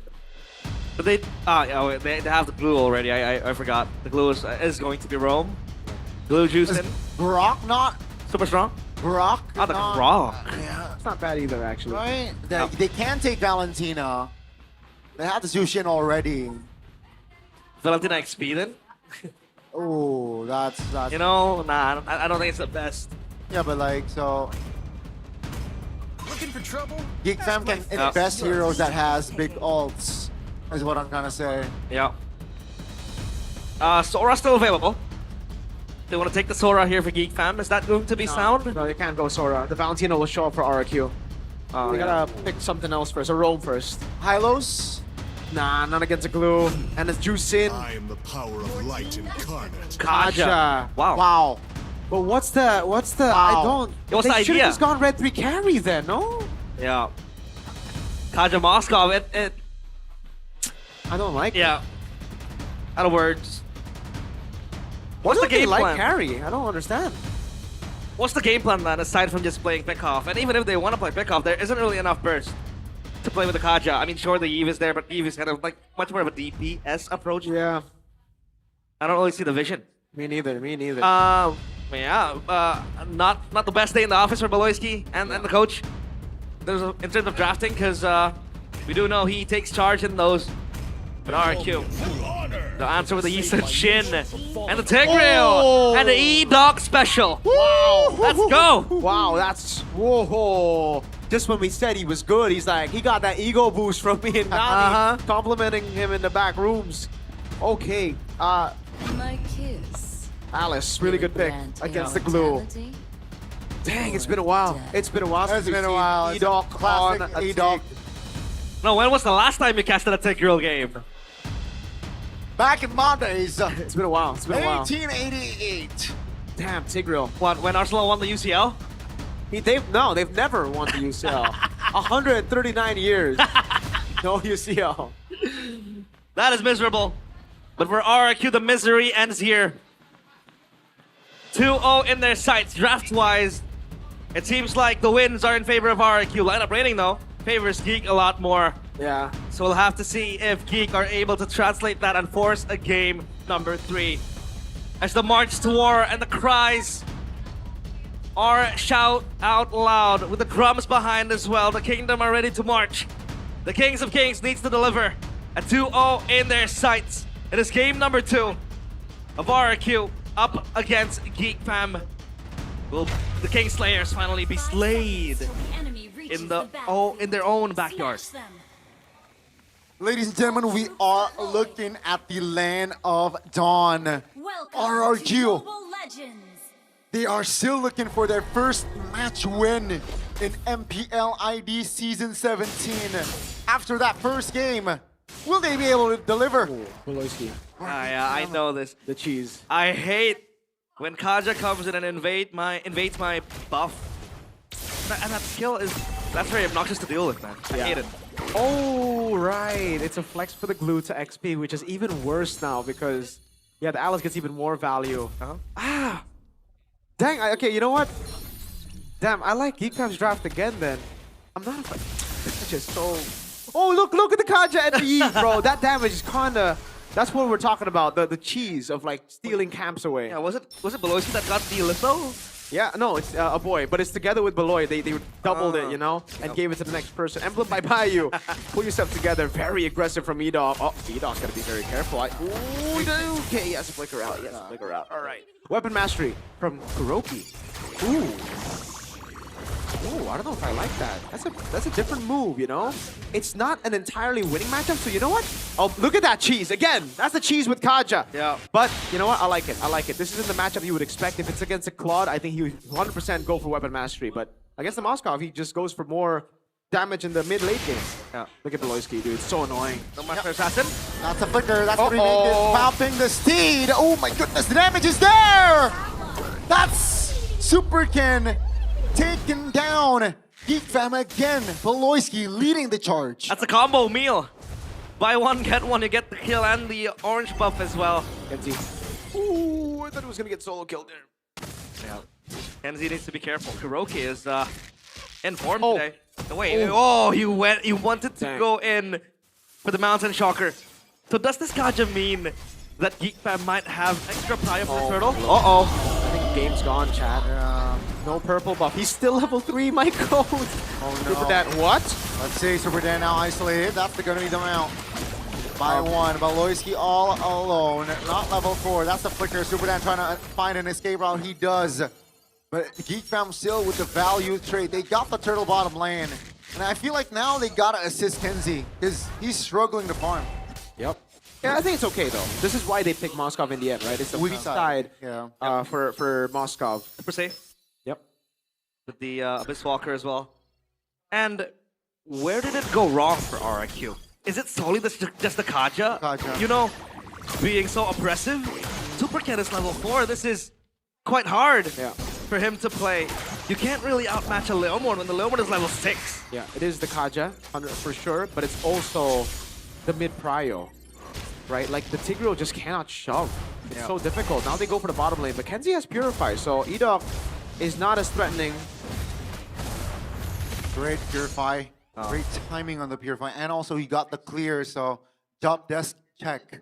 Oh no! Levels behind. This is robbery in broad daylight. Divine Judgment. Take a look at the combination. Nasty one. Pops their RWM just to take the roamer down. A Geek Fam, they're really controlling the pace of this early game. Is it Jover? I don't. That's why I don't pick this. The Yi pick was already there for Geek Fam. They went Suyo, and now there's an Alice as well. There's a Kaja. Look at this guy. He's smacking. Whipping Kuroki. Get back to work. Whoa. Yes, kill now. There's no. Yeah, that's it. You're never gonna kill Marcel, bro. Not right. Not like this. Aye. Make it as the War Axe. Gonna go for the Mountain Shocker to help clear the wave. But now Turtle in the hands of Geek Fam. Try to corral together, take control, and the zoning potential in this Kaja is so good. And if someone wants to walk up close, you have the Divine Judgment. Oh, dude, to reel them back in. Yeah, for sure. I love what Marcel's doing, though. Realize. Oh my God, he took that away, didn't he? Dude, he stopped Superken from invading the jungle, so there's nothing Superken can do but just watch This is so frustrating if you're a Suyo. They are going to apply pressure here on the bottom side, but since he got the clear, it's gonna be okay here. Just wow, the pacing is just beautiful from Geek Fam. Oh man. Yep. Super hard. Pops the ult. Oh, good traceless. Yeah, just a CC, but Marcel wants to go in for more! Oh my god, the dive, Kuroki, traceless. Oh, with the flicker now, that's nasty. A little bit too over committed there, but now the shift to focus on towards E-Doc. That's gotta be a kill again added to Geek Fam. That was a roller coaster, a lot of things happening. That really was. Man, that was a dive. Kuroki was recalling in his own place. And the SOD nearly landed. I think if it landed, Kuroki is toast. Yeah, I agree too. For sure he would have been toast, but it's toast anyways. You know, they lose out on E-Dog, they get a purple buff again, they get that pride. Bleeding time for Valoisky. Do we just, you know, expect game 3 at this point or what? I do have a question though, Miracle. Yeah. E-Doc with the Tigreal. We saw what happened with the Kufra. The hands of Afro. Is that a possibility again in this game? It is. There's always a possibility of that one moment, but that's why I don't like it. I don't like it when the whole idea is, let's just go for one moment that'll turn the game. It's like for BTR, when they went Atlas and Zetian. You know, it's like, sure, I see how it can work, but also, teams could just split up, they could just poke you down, they could also just build a 10,000 gold lead and not play in front of their base. Yep. Well, let's see. That's a fun judgment on towards the river. But top lane here is quite vulnerable. E-Doc very low. Immobilized as well. Will be taken down, no problem. But the trade will be the structure for a kill. It's a bit hilarious. When E-Doc got pulled in, the camera switches to Kuroki, just getting the topside turret. And now for Geek Fam, they have 3 turtles in their name under their belt. Oh, Kuroki needs to be careful. No Divine Judgment though. Yeah, he has the bleeding time though, keep in mind. Yeah. So it will pop up very soon, but golden staff already for Kenzie. So he didn't have a good farming pattern or rotation game 1, different story game 2. Well, now what's the plan for RRQ, Miracle? Aside from just hoping for a moment. I think that's about it. It's like they can go on Valoisky, they can get, two ultimates on Ito, to Valois. Yeah, that's a kill, but it's on towards the Roamer, and take a look at the reinforcements make it. That's going to be the Steed popped, Super Dan very low, and that's going to be the cover from Marcel, who collects the double as well. Take a look at Kenzie destroying the mid lane turret, and Geek Fam, the trades are very fruitful, 1 for 3, basically. I like the smoke on this kid, look at him. Marcel just having fun. Look at the dead Patrick over there as well.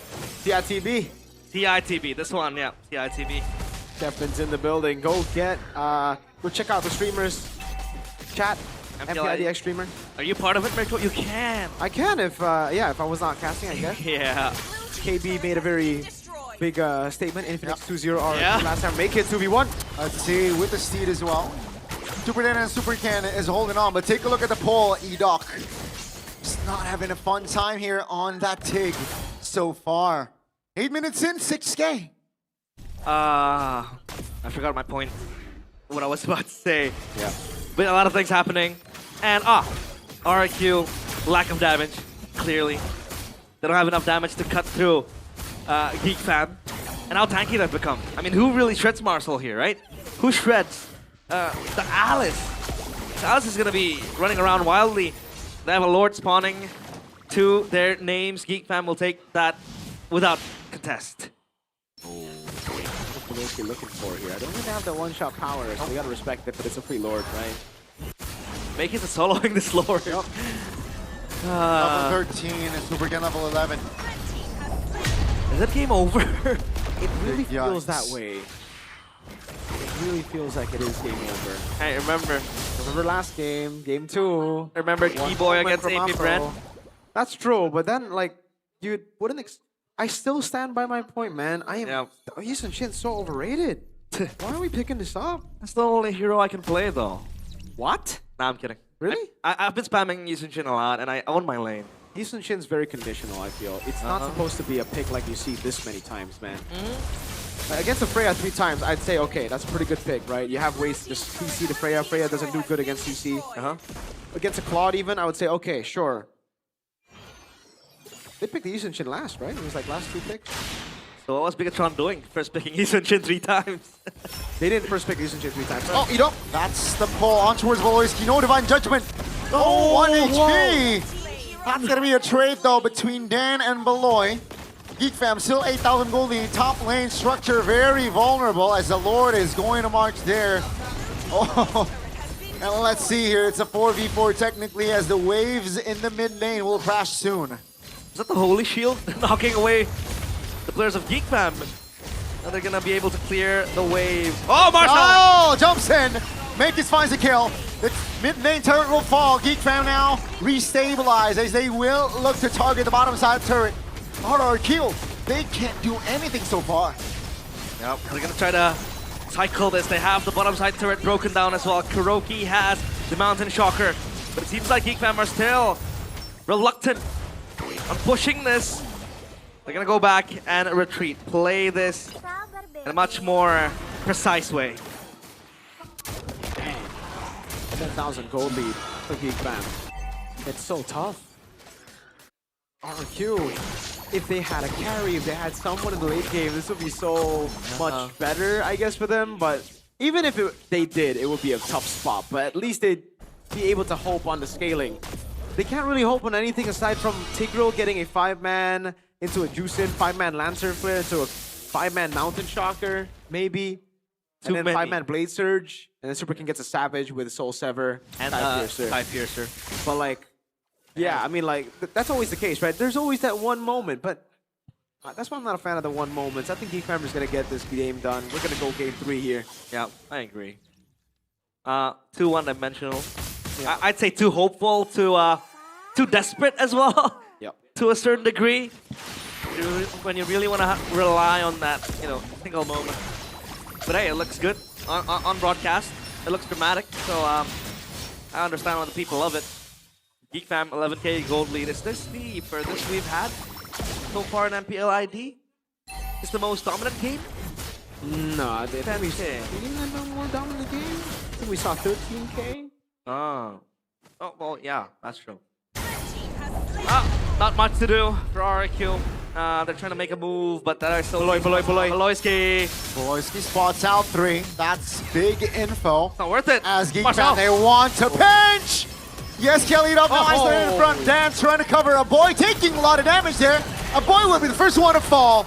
Not a good sign for Geek Fam, but let's see if they have enough firepower to collapse on towards RRQ. They will find Edok. And Geek Fam, they still have the Lord to play around with in the mid lane. That's a good trade. Yes, the Lord is going to come in, but they lose that extra poke with the Eve that can poke from far away. So RRQ, they might have a chance to deal with this Lord. Let's see, Make-It's now jumping on towards Yeskiel, who is very low. Take a look at the mount by Dan. Trying to delay, trying to distract as Edok will come up in 5. Dan, though, will be the sacrificial lamb as Geek Fam now will move onwards. Edok is in the area now as Geek Fam now will play it slow. They will go back, restabilize again. Is it real, chat? Is it geekable? Hey. For RRQ. One moment is all it takes. One big 5-man ult from Edok. I don't think so. But I still argue that they don't have the burst capabilities. Exactly. To follow up behind a big implosion. RWM! Uh-oh, that's going to be RWM. Very low for Beloyski, but Edok is going to fall. Ladies and gentlemen, take a look at Kenzie as he will take us to game 3 as the Kingslayers will not bow down to the Kings of Kings just yet. Complete silence from the kingdom, and that was total domination by Geek Fam. We will go to game number 3, but that was just a stomp. Complete stomp. A stompy stomp for real. GG's to Geek Fam. We are back to level on the board, 1-1. Oh, it looked so good for RRQ in game 1. You thought maybe they could do it. And then game 2, unfortunate stuff, man, for RRQ. Are they still gonna be winless by the end of this week? It's a very, very strong possibility, dude. They did drop another game, so at least they're now standing at 2 game wins. Still not enough though. You need the match win, right? You need the match wins. You need to go all the way. Bang from Marcel here, the whole back. Imagine if it go to the if we go week 9, then we have a tiebreaker because RQ's struggling to get there. Yeah. But this was just, I don't know, this was just a rampage. I think this is such a subversion of my expectations. You know, when I'm looking at the Kaja, I'm thinking just divine judgment. But the way he played it, he's just screening. He's just going in. He's just stopping Suyo from farming. Yeah. And I think that's what ultimately won them the game, right? The Suyo was supposed to be activated very early against the Leomord. Even if you don't win out in the turtle fights, you have so much more maneuverability. You have better clear as well that you're usually able to get. You still be even against the Leomord despite the turtle takes from the Leomord. He was level 3 to level 5, I believe, of May Kids, and then it was like 3 level diff for the longest time, and I think most of that was because of Beloy. Yeah. Beloy was the one screening. Beloy was the one whipping Super can say, hey, get back. I know how obnoxious Kaja can be in ranked games. Yeah. When, that disrupts you from just getting your buff, farming your camps. I did not expect it to work in MPL ID. I completely think that, when a Kaja is there existing next to you, just becoming such a nuisance, you would argue that someone needs to back you up. Maybe Edoc shadowing Supercan, making sure that he can farm. But Tigreal, number 1, is not mobile. It's not like the type of hero that really wants to shadow someone, right? It's someone who really wants to go in with a 5-man ultimate and then get out. So yeah, it was quite hard for Supercan to get in. That level discrepancy was just too far. Supercan, level 3 when Makit was partying around with his Barbiel. Level 5, level 6. Game 3, both games have been stomps. So then what can we expect from Game 3 then? The draft, I guess, you know? Those last 2 picks, the Tigreal and then the Yi Shin. I think that... Because then the glue was flexed to XP. I realized it in the game and I'm like, oh wait, this is horrible. I thought it was going to be glue roam still for some reason in my mind because I just don't see the glue and XP with the Tigreal roam anymore. But yeah, I just felt really off. Marcel was able to catch them here, but Loyski was the one who stopped it. Recall first though, stopped them from getting back. A boy with the flicker in.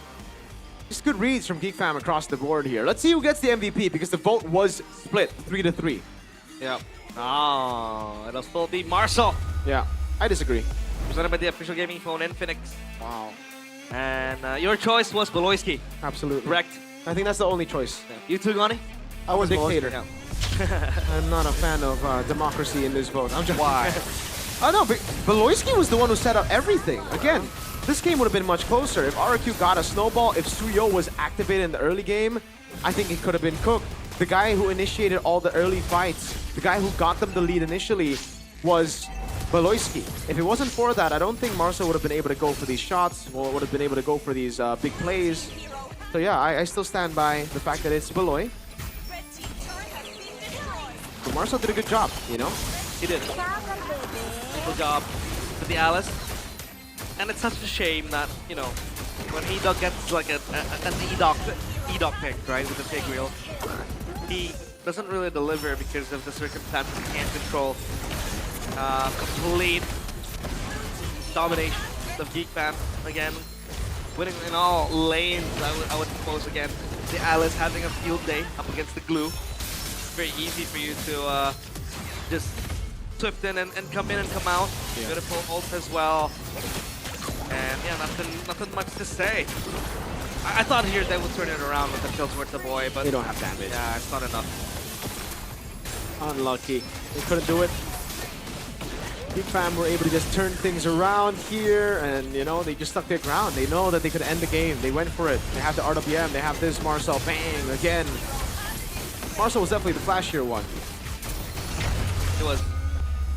I like to see how he's able to take chances, take risks to make those engages. I think it was also the same case when he was playing Lapu Lapu a few weeks ago. But yeah, items, not much. I mean, Super Ken he had the Ares belt trying to look for something. And aside from that, nothing else out of the ordinary. Chastise to slow down the Moskov, get that extra HP. Fleeting time, second item by Boloyski. We saw that in EDOC as well in game number 1 with the chip. Again, the ultimate. There is still a portion of that pick-off style implemented by Geek Fam, but it was mostly just the whip. Constantly. In Indo we call it cetas. Cetas. Yeah, I'm not doing that. Cetas. Why? Cetas? Yeah. Doesn't sound right. You know the trend? Sounds like an actual whip. Cetas is like you know the trend? What? The trend? No. Like I don't follow Indonesian trends, man. Oh, you don't? But what is it? What is it? What's the whip? So like it's a for example. Oh, Wait, you wanna continue? cetas, no. So like for example, you and your girlfriend, you talk about things. And then you kind of point out each other's mistake. At least okay, I don't do I know this. that one. I know that one. Yeah. That one, yeah. It's a toxic trend. Don't do it. You're gonna fight with your girlfriend, so no. It's a fun activity. It's a fun activity. It's a fun activity. All right, back to your question, Gani. What is it? What about? Or I think it has to be. While you do this. I can't make that sound. You can't make that sound. Ooh. Maybe your tongue isn't long enough, Gani. Yeah. Maybe.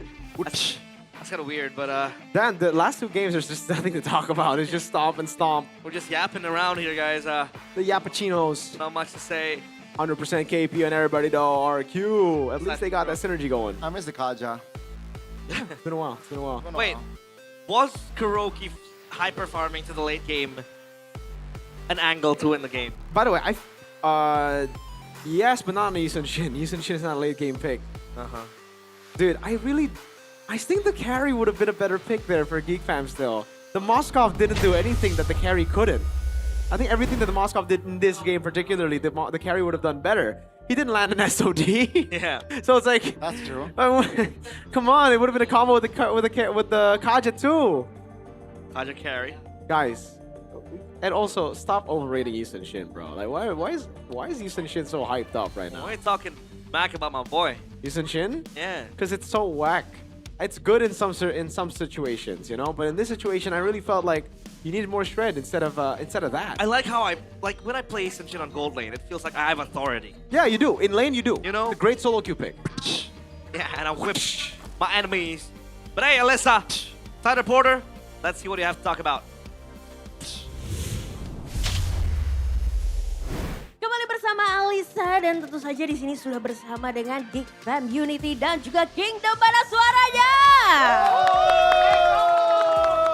Begitu ramai menyaksikan pertandingan yang begitu sengit antara RRQ, sang raja dari segala raja, dan Our King Slayer. Jadi keduanya ini sama-sama tidak mau mengalah ya, tapi kayaknya kita mau cooling down sejenak. Jadi kita mau kenalan-kenalan dulu sama Geek Fam Unity dan juga Kingdom yang sudah hadir bersama Alisa. Dari siapa dulu nih?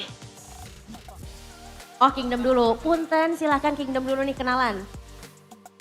Namanya Matador. Matador, ada siapa lagi nih? Kayan. Kayan, halo. Hasan. Hasan. Aldo, dan juga? Rizky, yeay. Ada Kingdom bersama Alisa di sini dan juga Geek Fam Unity. Ayo kenalan dulu silakan ya. Halo, dengan gue Doer, Kak. Doer, ada siapa lagi nih? Albert, lanjut. Miko. Oke, ada Miko. Cacul. Dan? Elvi. Wow, luar biasa sekali dan katanya dengar-dengar kalian datang jauh-jauh nih. Paling jauh dari mana nih? Dari Bali. Dari Bali, wow. Bali mana suaranya nih? Wow. Ini datang khusus untuk ke MPL Arena aja? Khusus. Untuk RRQ, bangkit. Wah, biar bangkit ya. Hari ini nonton, kemarin juga nonton? Kemarin baru mendarat. Oh, kemarin baru mendarat. Jadi hari ini ya spesial nih untuk nonton RRQ. Gimana menurut kamu? Jauh-jauh datang dari Bali, worth it nggak nih? Worth it lah ini. Kasih paham, King. Kasih paham, King. Gerakannya dong, kasih paham, King gitu.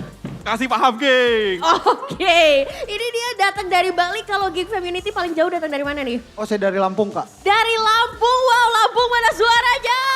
Wow. Ini spesial ya sebagai Geek Fam Unity. Kamu melihat performa dari Geek Fam sendiri gimana nih? Ya performa Gfam cukup improve di season ini Kak. Mudah-mudahan konsisten terus sampai akhir musim. Dan mudah-mudahan kita bisa lolos playoff di season ini. Bisa lolos playoff ya, itu yang utamanya. Nah tapi kalau ngomongin soal Gfam ini kan banyak roster-roster formula-formula baru. Menurut kamu permainan Marcel hari ini gimana nih? Udah cukup baik sih Kak. Udah cukup baik? Udah cukup baik. Ada yang perlu ditingkatkan gak nih mungkin? Lebih sabar aja sih buat Marcel. Lebih sabar aja. Kalau Super Dan gimana nih menurut kalian? Performanya? Menurut saya nggak tahu, saya bukan pendukungnya. Kingdom dong. Nah Super Dan gimana nih menurut kamu nih? Super Dan, menurut saya sudah bagus mainnya.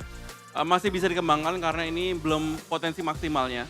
Lagi kasih kesempatan Geek dulu untuk menang di game kedua. Tapi di game ketiga kita akan kasih paham. Oke, jadi masih ada optimisme ya. Melihat banyaknya para super-super kita yang dimainkan hari ini juga. Tapi dari Kingdom, aku mau denger dong fan-channya dulu nih semangatnya nih. Boleh dong dikasih paham nih buat Geek Fam Unity. Silakan. Oh, ini. ayo semua. We wanna kill. We wanna kill. We wanna kill. Luar biasa sekali Viva RRQ sudah memberi paham, kasih paham balik dong. Kita kasih paham, Unity. Let's go Geek Fam! Let's go Geek Fam! Let's go Geek Fam! Once again! Wow, luar biasa sekali ya. Keduanya sudah memberikan fanchan terbaik mereka. Boleh dong pesan-pesannya nih, harapan dari masing-masing Kingdom, silakan nih boleh menyampaikan semangatnya dong buat RRQ. Semangat untuk RRQ 2-1 harus. 2-1 ya, ini untuk RRQ. Ada lagi Kingdom-Kingdom yang lain? Let's go RRQ. Let's go RRQ. Silakan kakak. Untuk game ketiga berharap menang aja sih supaya bisa mecahin match red juga. Ya main lebih sabar aja dah untuk Hoshi. Lanjut. Ada pesan-pesan buat siapa nih? Untuk Hoshi semoga kita diberi kemenangan ya. Dan kita dari bawah bisa naik ke atas lagi.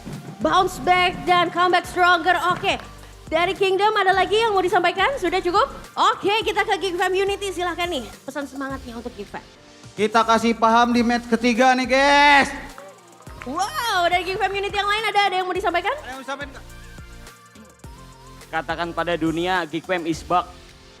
Katakan pada dunia Geek Fam is back. Jadi kita akan langsung lihat apakah RRQ ataukah Geek Fam yang akan memenangkan match kedua di hari yang ketiga hari ini. So Caster, silakan take it over.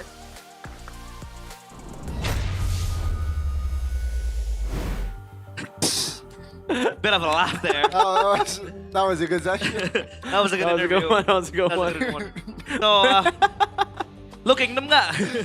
Are you a Kingdom? Oh man, so You're not for the English Sonic. viewers, Alyssa asked the Geek community what you thought about Super Dan, and the Geek community said, "What are you asking me? I'm not a Kingdom." I don't know why, but Gani found it funny, I found it funny, and then they continued on. You know, they were like, "Let's go Geek Fam!" Oh man. We need more of those sessions, man. Yeah. I love it when the fans are just, the fans are not PR trained. The fans are not PR trained. These are so raw blunt. interviews. I like it. These are raw interviews. Yeah. Raw interviews. I like it. I like raw interviews too. Yeah, they should answer the questions instead of the players. The players are boring. Like, Lonnie, you like raw? Stage. I like raw interviews. You like it raw. I mean, like salmon, sashimi. Yeah, I like That's sashimi. raw. Yeah. That's raw. What else is raw? That is good. Interviews, man. I love it when there's a raw interviews. Interviews. Beautiful. Speaking of raw interviews, who's gonna get interviewed Today. on stage? RRQ? I don't know. Hey, you know what? Like, people have been commenting.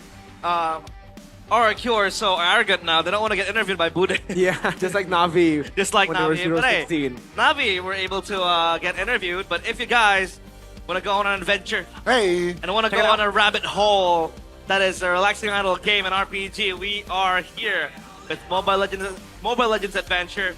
Collect 100+ heroes, level up with ease, and enjoy idle rewards anytime. Build your strategy in auto battles, explore endless game modes, and fight players worldwide global PvP.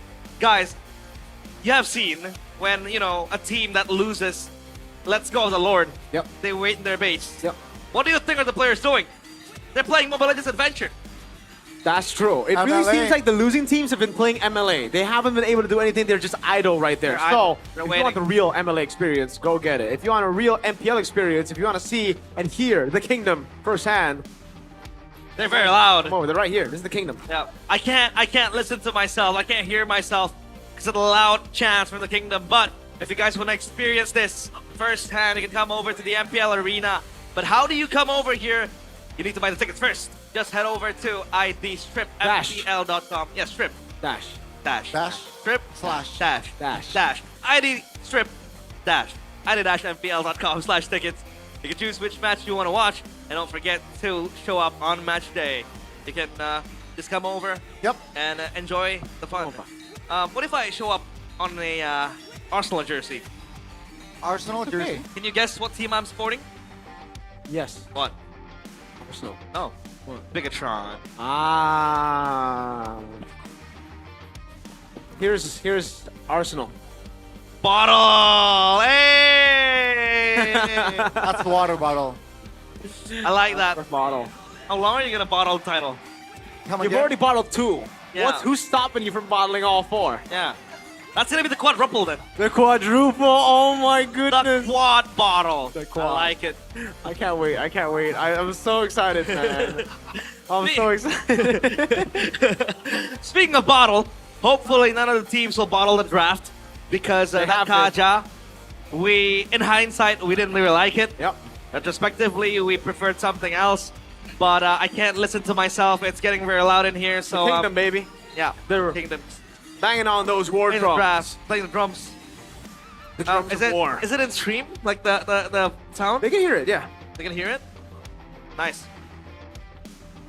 So, obviously the Kaja's not gonna be banned.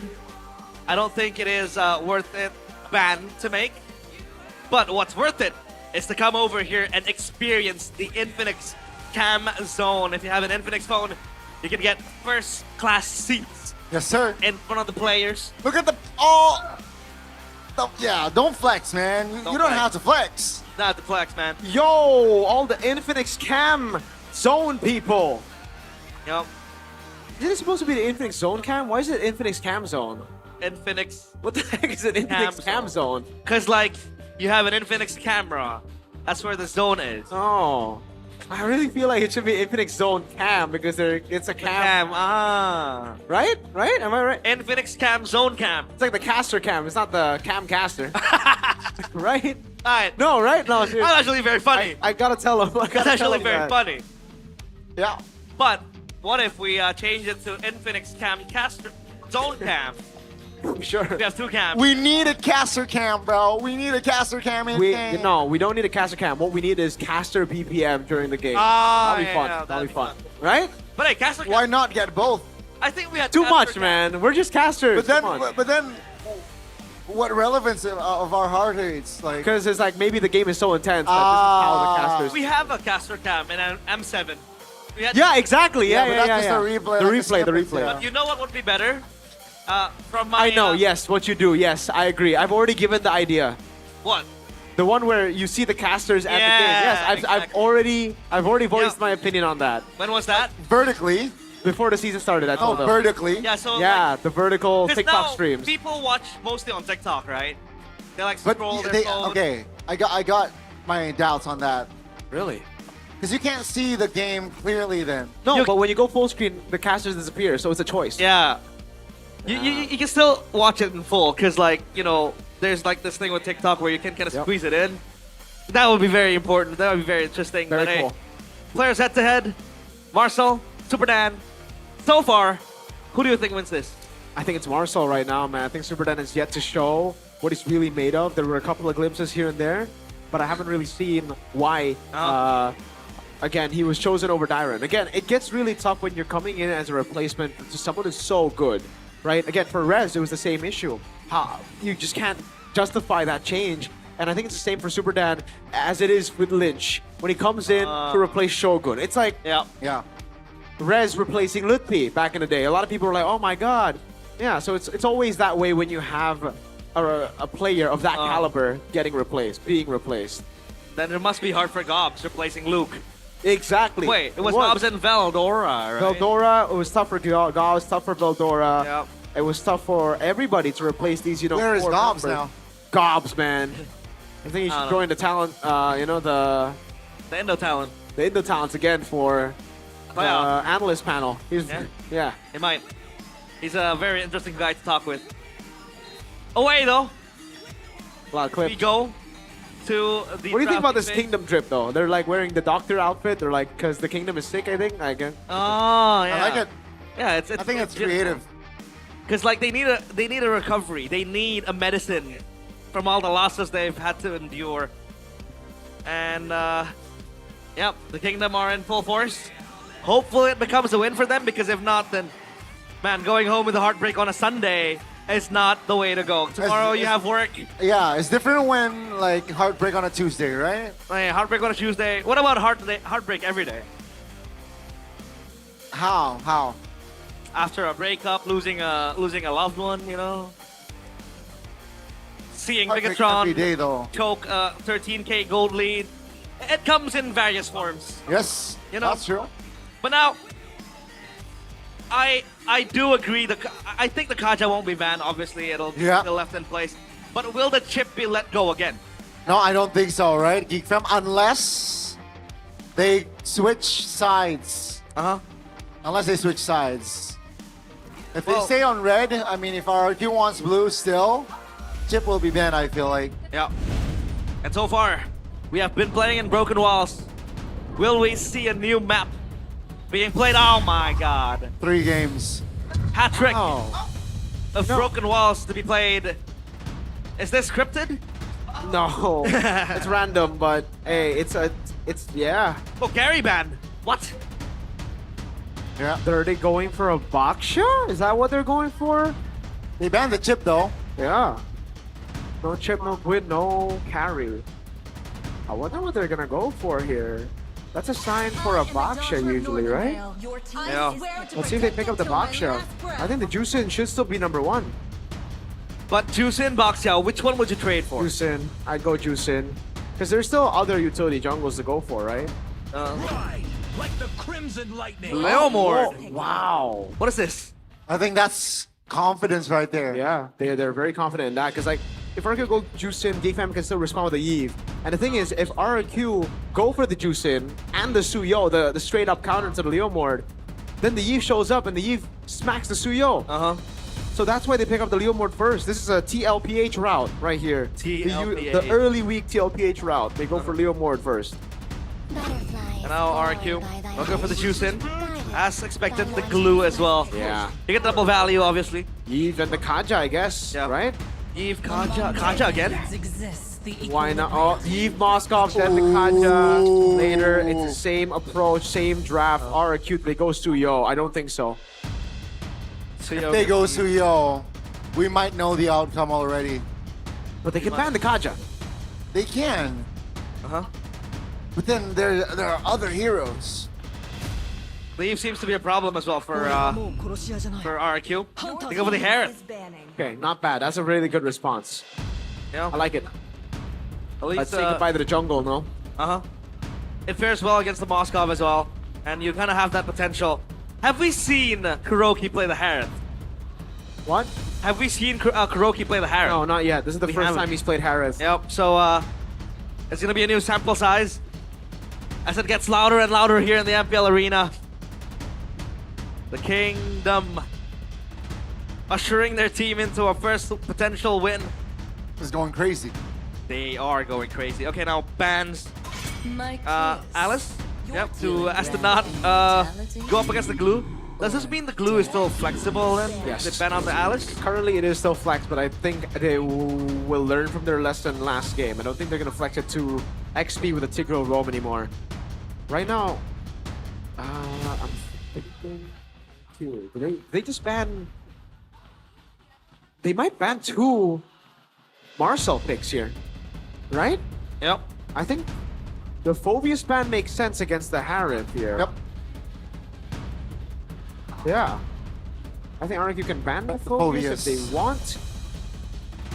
And then they can go Arlet themselves, Juice and Glue, and then a Baksha. Oh, right? right. Vengeance stacks there. They banned the. I didn't cure the pain. Oh, they banned Valen, so maybe Sora. Yeah, so Sora's still available. So Geek Fam, they need to ban the Sora, because RQ are going to pick it up first. Unless Geek Fam want to go CC or Phobius. Phobius, they can still go Phobius. I think it's okay, actually.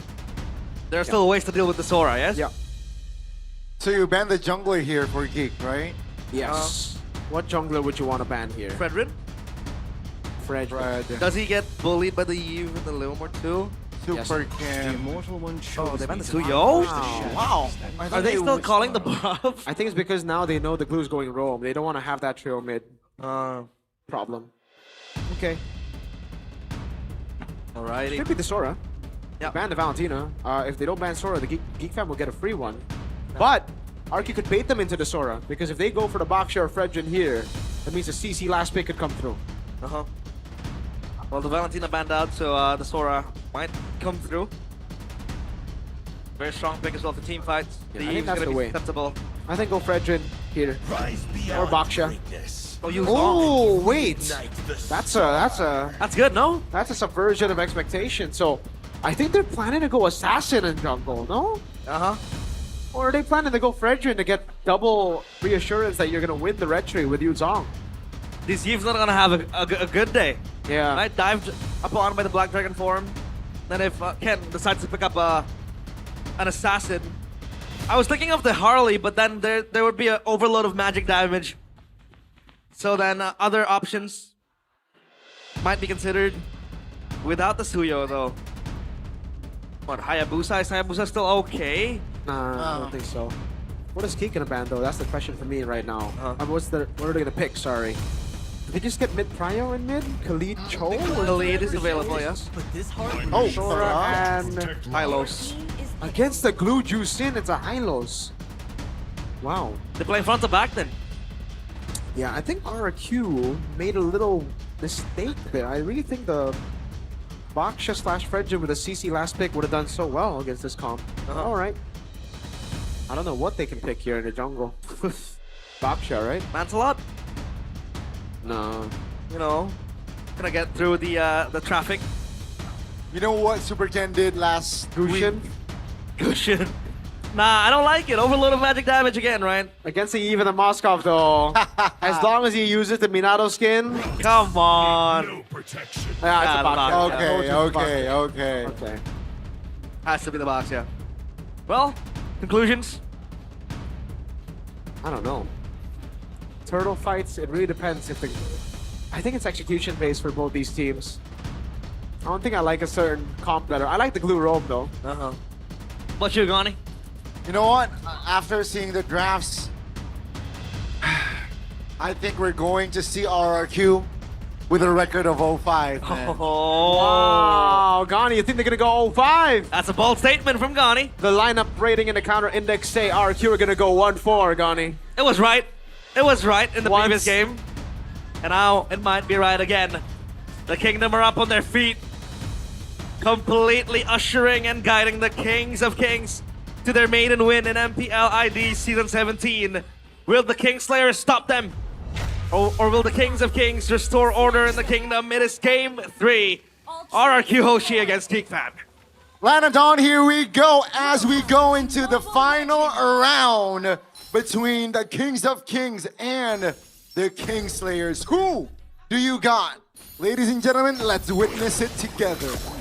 My GOAT, Super Ken, in Season 12, when he was part of BTR, said, if I get the Baksha, it's a done deal. Let's see if it stays true today against Geek Fam. Well, while he's part of RQ, because I believe he actually lost against Geek Fam in Season 12 with the Baksha, and Geek Fam made it to M Series. Unlucky, but he's still my GOAT. Next BTR battle. One step closer to M Series, but other plans were made for them. And now, speaking of that mid Prio, who do you think has the control now? It has to be RQ, right? Yeah, I like the Glue and the Juicin matchup more. Oh, Kuroki getting spaced out. Damn. Emblems by Bayou. Master Assassin for Kenziski. He can win this matchup as long as he dodges away from the Synchro Fission, as he did just earlier. But Kuroki's making it really tough to bargain. What? Why? Revitalize! Revitalize! Oh my lord! Revitalize Kuroki. I'm sorry, I did not spot that. Whoa! Same. Is that a mistake? Is that supposed to be a mistake? I think it is. What? You should go Purify here, no? Or Flicker? I don't know. That's a stun though on towards Edok. That's gonna be main kids here trying to provide damage, not enough to take. I mean, he's bullying Kenzie. Yeah. I mean, but like not by much. Oh, maybe by much with the regen. Yeah, and he activated it quite prematurely as well, so I don't know. I mean, it has a short cooldown, so it's fine. This is new meta? He's winning. He's winning the lane, look. But does it benefit though from the Revitalize? Because like, you know, some heroes do. Yeah. With the extra healing it has. Hurdle. Let's see, Ken versus Main Kids. Round one. It's gonna be Super Ken who takes it. And that's gonna be the collapse. Main Kids going down. Now Baloyski isolated will be the next on the chopping block. And that's 2 extra kills for RRQ+. Plus, they get the turtle. Gani, realize, chat, remember, if Super Ken gets the Baksha, it's a done deal, baby. It's a done deal. But was he done going to M5, Miracle? Hey, we don't talk about that. Edok. Revitalize again. Revitalize. They're diving. Again. Let's see Edok, and he has kill. That's Kenzie. Popping the flicker to safety. And all is good. RQ though, 1,500 gold lead. Is he trying to bring this spell to cycle? Kind of like sustain himself in the lane. I don't really see the point. Maybe to protect himself from the dives coming in from RQ. Uh-oh. Look at that. Nowhere to go. Baloyski will die the second time in the first 3 minutes. The Hylos pick is so weird. Make it. Uh-oh, under the RWM, purple buff will be taken away. A boy actually finds it. That's about it. Well, Baksha really is very strong. Uh-oh, Marcel. Ultimate. Oh, SOD lands under the turret. Marcel. Wow. Will take Yeskill down. Finally, some compensation for Geek. Yeah. Well, that's a very good rotation from Marcel. Gets the kill towards Jusen. Very important as well. Make it able to get the gold crab, and Geek fam looking for angles now. Whoa. No flicker, no purify. But he's gonna be fine. Yeah, I don't think that's just no ult now. But I'm still confused. The Revitalize is actually working though. Like he's staying in lane. Oh man. Usually, Miracle, I know when you know the reason as to why things are done. Uh-oh. Yeah. 1 minute. But this Revitalize caught you off guard. Yeah. I've seen Vengeance. I haven't seen Revitalize. Uh-oh. 2v2. Yeskill is joining the party. Marcel will be punished as Baloyski nowhere to go as well. A Super Ken will take it. 2,000 gold lead here for RRQ. Comfortable now. Force bombs under the turret boy. 2v1. Revitalize for Kuroki. As on the other side of the map, that's going to be a Super Ken finding the turtle. A boy taken down under the turret. But down goes Edok as well. The only trade for Geek. Is that the reason why the Revitalize is brought upon? Yeah, this is stay and there's no way to kill him. But you want to say it with me now? If Baksha... Say it with me. If Super Ken gets a Baksha... Super Ken gets the Baksha, it's a done deal. It's a done deal, baby. That is, by the way, a quote from Super Ken himself, Kuroki. You got no Revitalize, you gotta chill. You fight again when you have Revitalize. But does it benefit from the Revitalize late game though? Because like, if we talk about Revitalize, some heroes, they build up towards an Oracle, you know, these extra healing items that really maximizes the Revitalize. Yeah. What about the Herod though? Fun fact, last item, a lot of people do, like, they pick up Oracle sometimes. Yeah, we saw that with Zive as well. Exactly. I don't think he's gonna go, maybe, I mean, with the Revitalize, he goes photo. No, I'm joking. Might want to heal the rest of the boys. Nah, I think it's a standard build, and it's just for sustain. Whoa. Wow, Geek fam. Occupying bodies, committing bodies towards the top. Oh, great pinch there. 4v2. Down goes Hiroki, and down goes Edok. The strategy worked out, and they got a structure as well. Geek fam starting to respond. Yeah, where were they staying? I don't know. I don't know why. They thought they had a Revitalize. They thought they would heal up. a trade at least, right? The SOD did not land, so Superdan can get a trade in the turret down below, but that equalized a lot for Geek Fam. Well, now it is time for RQ to, fix the little mistakes happening. Kuroki cannot die like that anymore. Superkin with the box, yeah. He gets Prio all around the map, just rolling around, just rotating. And claiming his share of this turtle. It's gonna be Geek Fam contesting this one. Kuroki's up top, and Kenziski can join with the SOD, so it is a possibility for Geek Fam to play a 5v4 down bottom. But Kuroki just gonna munch with his turret. He's gonna get it, I think. Yeah, Kenzie will concede that, but he wants the 1v1. Revitalize. With the Revitalize, with the help of Makers, will it be enough now? Kuroki in a 2v1 situation. Great bait to take Kuroki down, but RRQ on the other side of the map will find the turtle. Yep. Is it worth it, though? I don't know, but he did buy some time. Man, perfect turtle, though. Baksha doing good. The lethal take as well. Supercan's 2 levels ahead of Makers. Now, how do they transition this? How do they convert this into a team fight win is the question right now, right? Because Kuroki, despite that Revitalize, he's not leading in gold. It's still Kenzie who's leading. And I think Geek Fam have proper amounts of damage to deal with him. Second item prepared. Feather of Heaven completed. So you have double heals now. Yep. With the Revitalize as well. And my problem is, obviously, for RQ, who really starts the fight? I think, the Yuzong is there. Edok can, Baksha can. Edok, ways, I think. Yeah, crashing into Geek Fam. Then they have to maintain the CC, which would be a pretty hard job. 1-1, Revitalize. I swear to God, if I see this in my ranked games, I'll just play Again, MLA. I've seen Vengeance. I've never seen Revitalize. I think Vengeance makes sense, because you want to dive to the Herod, but I think it's the same reason you want to go Revitalize, because you heal away, but I don't know, yeah. Yeah, well, Revitalize Hereth, man, oh man. We've seen Benedetta Hereth, right? Diablo, with the tank build. With Benedetta? Yeah, with Benedetta. Revitalize, yeah. Oh, Marcel. 2 shooting clouds here. Edok trying to provoke other side. Marcel now mounted, all alone, isolated. 4 members of RRQ is on him. Definitely a kill for RRQ. Skypiercer for Yeskiel. Yeah, Queen Swings completed as well for Super Dan. It'll be hard for Geek Fam to take him down. With all the spell vamp and the healing. Kuroki's just chilling again. I think third item will be Holy Crystal. As usual, the Magic Trinity needs to be completed. Lord spawns. Geek Fam, they want to take the chances. Oh, on towards Super Dan now. That's going to be the Yuzong taking a lot of damage. Will be taken down by Kenzie, but below is very low and will be taken down. Now Make it providing a lot of damage on towards Yeskiel. The final slash right there. Finds it. Yeskiel will not be able to get out. Supercan finds the shield unity on towards Make it, and down he goes as the Lord spawns. Things are not looking good here for Geek Fam, but RRQ, they're not out of the woods just yet. I don't know where the rest of the team was, though. That looked like Geek Fam win, but then the rest of the team just didn't want to rotate. Instead, they just cleared mid.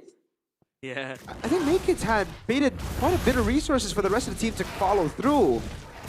I don't know, that was a bit weird. It looked like miscoordination. Oh, yeah. I'm still on this Revitalize, dude.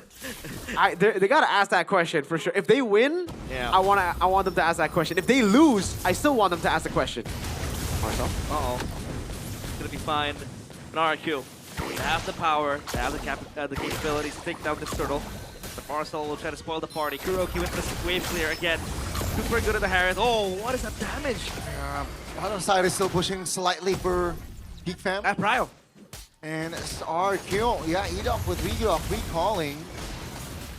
I think Geek Fam, this is their window to really commit. Let's see if they notice they can sniff it, right? They got the structure to the bottom, and they will reset, so they will take it patiently. Reset again. Oh, Super Ken. Whoa. It's kind of dangerous. Kenziski is hitting like a truck, and it's so hard for Geek Fam to commit. Now that's a concealed Shaman Force. Immobilization on towards 2. Petrified connected. That's going to be RWM. Take a look at Edok. Very low as well. Kenzie, SP hitting in the back. That's going to be Marcel going down first. Traded by Edok.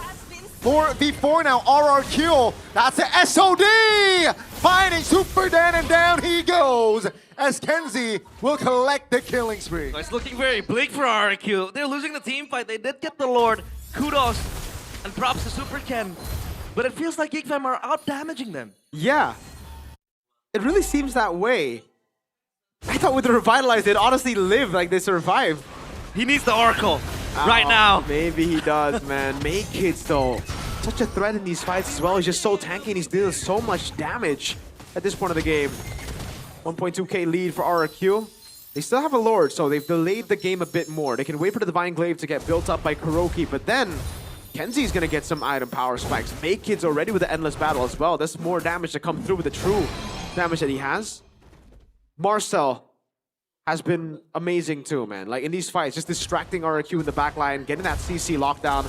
And again, the problem with the Harith is when he gets CC'd by Marcel, he can't hit, right? You have to stay with the Revitalize, but you're lacking the damage output when you're getting CC'd. So he's gotta be, oh, whoa, whoa.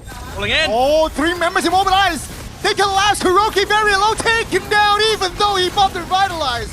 And that's gonna be RRQ just disengaging. Edok now almost isolated.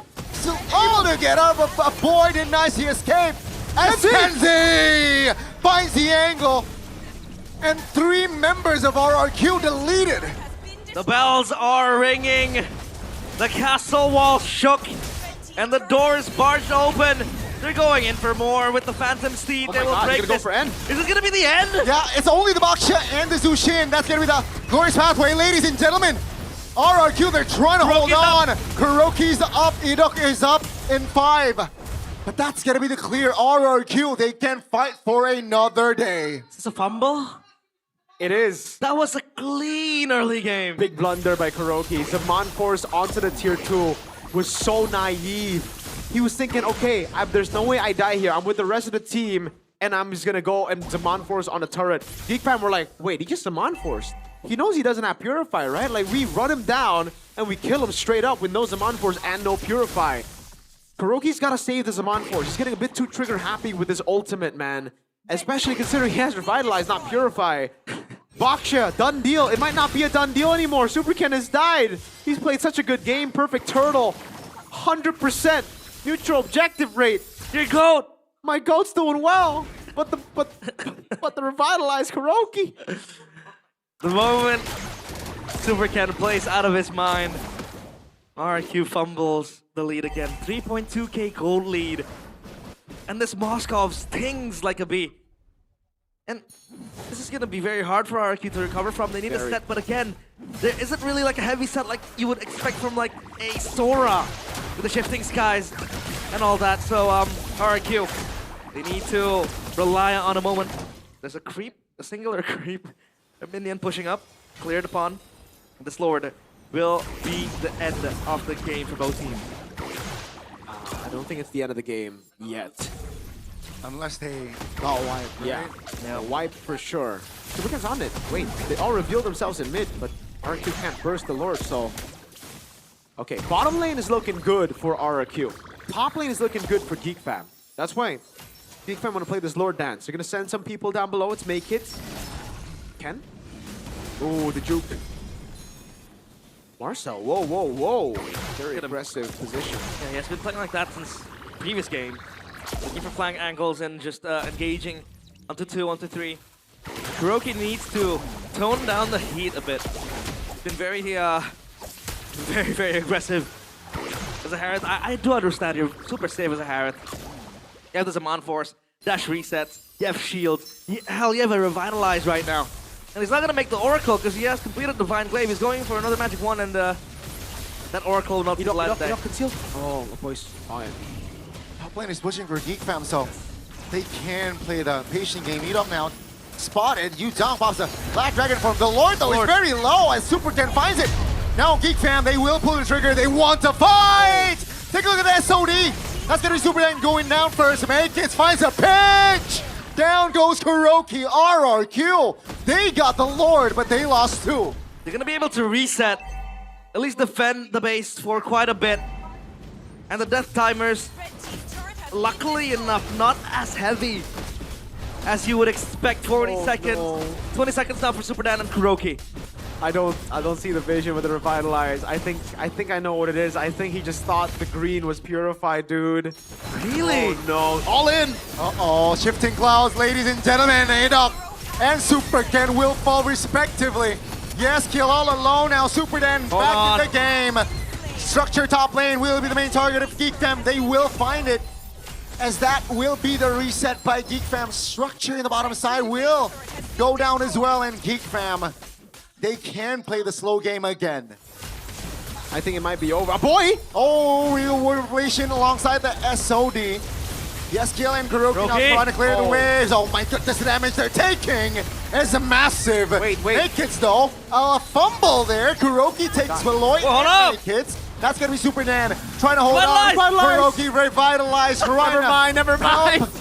Help. But Kenzie is there to provide the damage. But Geek Fam, man oh man, still able to hold on and stabilize. Yes, it looks cool. But imagine if you have a Flicker or a Purify, it would have been better. No, it doesn't look cool. He went revitalized and he got shredded. It doesn't matter.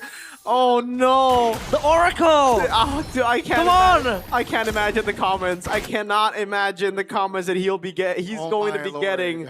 Because I think it is just a pure mistake. I think he meant to go Purify, but he just saw green and tap Revitalize. You can't make that sort of mistake, though. You can't. No, I'm not trying to give him an excuse. I'm just trying to explain why he went Revitalize. Yeah.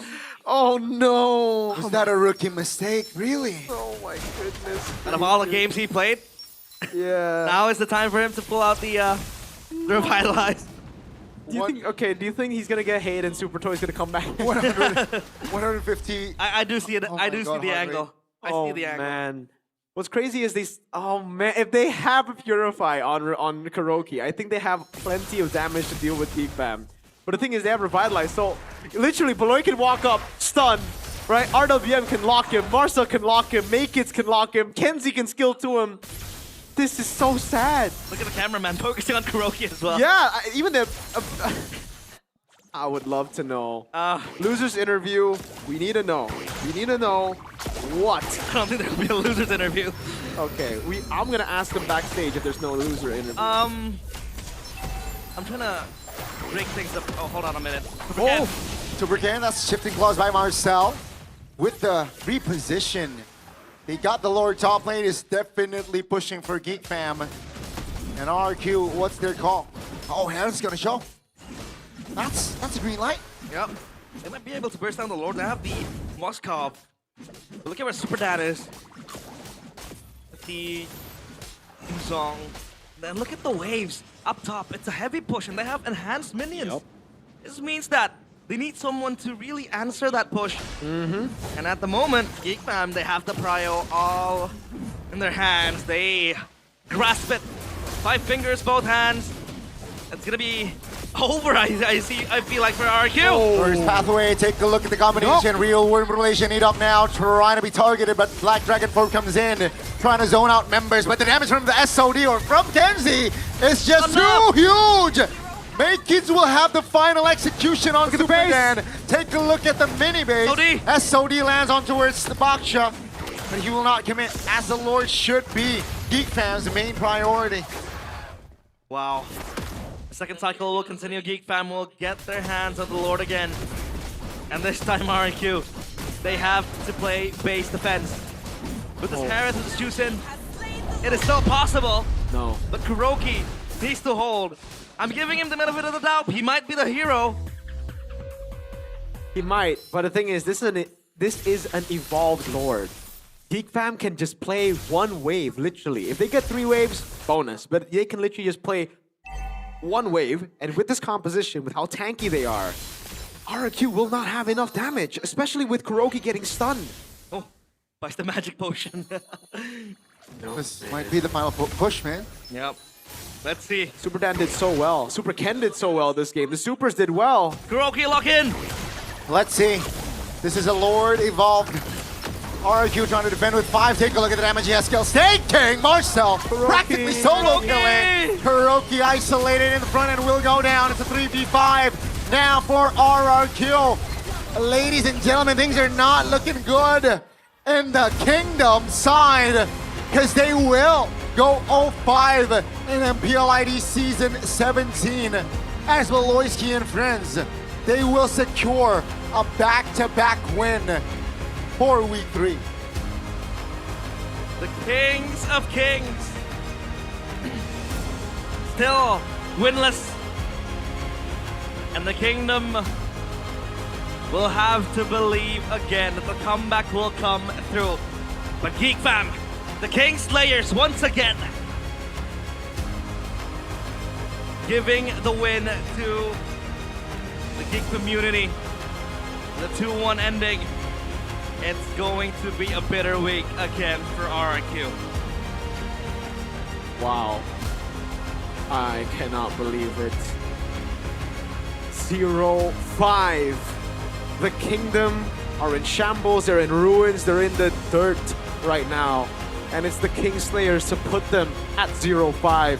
Gave them just a small glimpse of light with Game 1 and then just reverse swept them with a stomp in Game 2. And in Game 3, I honestly feel like this Revitalize cooked him. I saw a comment, someone said, Revitalize ain't that bad, he just played it bad. That is cap. That is the biggest cappuccino I've seen in my life. Do you not see how horrible this Revitalize is outside of the laning phase? Like, it was okay in the laning phase because you get the heals, but outside of it, you need the Purify to deal with all the CC coming through. Look at this line at last fight. Oh, we don't even get to see Kuroki, look at the Kuroki, right? Boom, CC'd, bang, GG's. My MVP is the Revitalize. But let's send it over to Budeklar Armongstar for an interview upstage with Geek Fam. The Kingslayer! The Kingslayers. Mereka berhasil mengalahkan RRQ They dan have managed terus to defeat memupuk kemenangan. Raja demi raja, kalian habisi dan pada Kings after akhirnya kings, you guys 2-1 slay. game yang begitu memukau. Semuanya deg-degan karena caster heart rate-nya juga sampai tinggi. Tadi, Marcel, apa yang kamu rasakan untuk match hari ini, Marcel, Marcel? how do you feel about this Tenang match? aja. Seneng ya? Walaupun Very gak 2-0 ya? Iya, meskipun gak 2-0. Even though Meskipun it's gak not 2-0, 2-0. yes. Hasil 2-1 ini sendiri buat Marcel gimana sih? What does this Puas result sih, mean puas for sih, you? Bude. Yang penting menang. Satisfied. Yang penting menang. Tapi kemenangan melawan RRQ hari As ini, long as we seberapa win. sulit mendapatkan kemenangan atas RRQ? Apakah melebihi ekspektasi? Was it hard though going up against Biasa our... aja. Biasa aja. Tapi Average. Marcel, Bude penasaran banget gimana sih kalian game 1 dan game kedua seperti berbeda banget. One-sided di Game dua 1, game game itu. 2. Apa yang terjadi dari What Big Fam? happened? So contrast. Chipnya itu bahaya banget, Bude. Oke, Idok's jadi ini chip Paloy ya. is too Langsung Paloy dangerous. berarti, langsung di take over. Chip dari Idok, makanya abis itu Chip game kedua. Chip kan. from Idok. Gak tau, Bude, kayak romer-romer di MPL Indo kayak seram-seram ininya, chipnya. Rumor in MPL Harus ID di-respect. Ya, ada Ri, is ada so Leonie, scary. ada Idok. Oke, jadi we memang got romer-romer Leonie di on the Indonesia chip. lagi galak. Terlalu game tercepat gitu loh kalau ada chip. Always Ada the chip. fastest Jadi game if jawabannya you get ban aja. chip. Ban aja. Pusing, Bude, di pap muka terus sama dia. Oke, It's so scary, game pertama threatening. begitu telak loh. Game 25 kalau nggak salah ya poin killnya sampai bener-bener nggak You bisa guys were berkutik so itu di game pertama. dominating. Susah, Bude. Galaxy itu si RRQ apa was so namanya, dominating. si Kuroki. Kuroki galak. was Galak, so... Tapi yang menarik juga hari ini kita Threatening. ngeliat debutan-debutan hero yang anyar. Ada Kaja, ada Tiger. Kamu sampai ngeluarin Kajamu loh. You saw a lot of debut Tadi heroes. kepikiran pick. aja suggestion dari teman-teman. Kebetulan Like gak pernah Kaja. kepake di Scrim. Jujur. Gak pernah. Wow, we haven't used Lalu? Kaja in scrims. Tujuan I just got the oke, idea Kaja on aja. Bagus stage. untuk apa sih Loy tadi?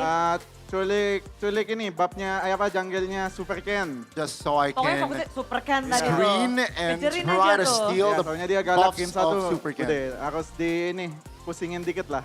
Oke, game kedua sedikit mengubah fokus kah? Di game pertama fokusnya apa sebenarnya tuh? A lot of shifting. Game pertama ban focus. Idok. Game pertama gak tahu gak ada fokus, Bude. Pusing Game kita sama one, ini, we kitnya were- Idok. Jujur, Oke. pusing banget. Yeah, we Pusing were karena si Idok, outplayed game kedua practically. langsung aja tutup Idoknya fokus Idok ke was- Super Ken-nya gitu loh. Iya, abis itu ban, Was a hassle. terus abis itu fokus ke Super Ken, gitu. Fokus Game Super 2, Ken. we Game focus ketiga on Super juga Ken. kalian mengakhirinya cukup dramatis dan cukup keras juga. Game 3, Back and forth, balas membalas. pretty dramatic. Dan gimana ngelihatnya? Gak How tau, do you kaget view it? gue tadi, Bude. bisa menang kita karena tiba-tiba ini Harithnya ada kolam. Salah I'm spell quite- kayaknya dia. I'm quite surprised. Jadi penasaran langsung. Harith tanya revitalized. aja Gue kira Fury gitu, yang apa warna-warnanya gitu. Ternyata Rebi, kaget gue. Langsung tanya ke gold lanernya aja kali ini Yeah, ya. I mean, Jadi ketiga, I was surprised. kita melihat Below, adanya Harith dengan was Revitalize bawa using kolam. revitalize. Gimana sih ngelihatnya So, atau Kenzie. di laning ada efeknya atau gimana? Laning wise, is there an effect? Ya mungkin salah spell Bude, tapi wrong dia spell, kuat I kayak think. high loss, bawa revitalize. Oh. But we got high loss. Ingin kuat juga apa karena Who kamu brought terlalu galak revitalize di as laning well. jadi dia bawa kolam mungkin nggak? Dia lebih galak soalnya bawa kolam. Oh, oke. He's Jadi more mungkin kepengen berani aggressive lebih because galak he lagi karena has bawa kolam. revitalized during mungkin laning di pikiran dia phase. gitu. Oke. Dan permainanmu juga begitu apiknya. Your gameplay Kepengen bawa kolam juga nggak? so great. You wanna Pakai hero apa kira-kira ya? You wanna use Kamu revitalize as well? Pengen hero apa yang bisa bawa kolam? On which hero? Ixia. Ixia kolam. Nanti kita tungguin ya, revitalize. Kenzie ya. Tapi Kenzie kamu That Kenzie, merasa nggak di jokingly. game 1, di game 2 kayaknya hero-heromu benar-benar langsung di ban, ditutup 3 Game slot 1, Game 2, a lot of gold laner heroes Iya, are banned. Iya. Yes. Ini doang paling gak power itu padahal. Not really power. It's okay with it, not tapi- really power.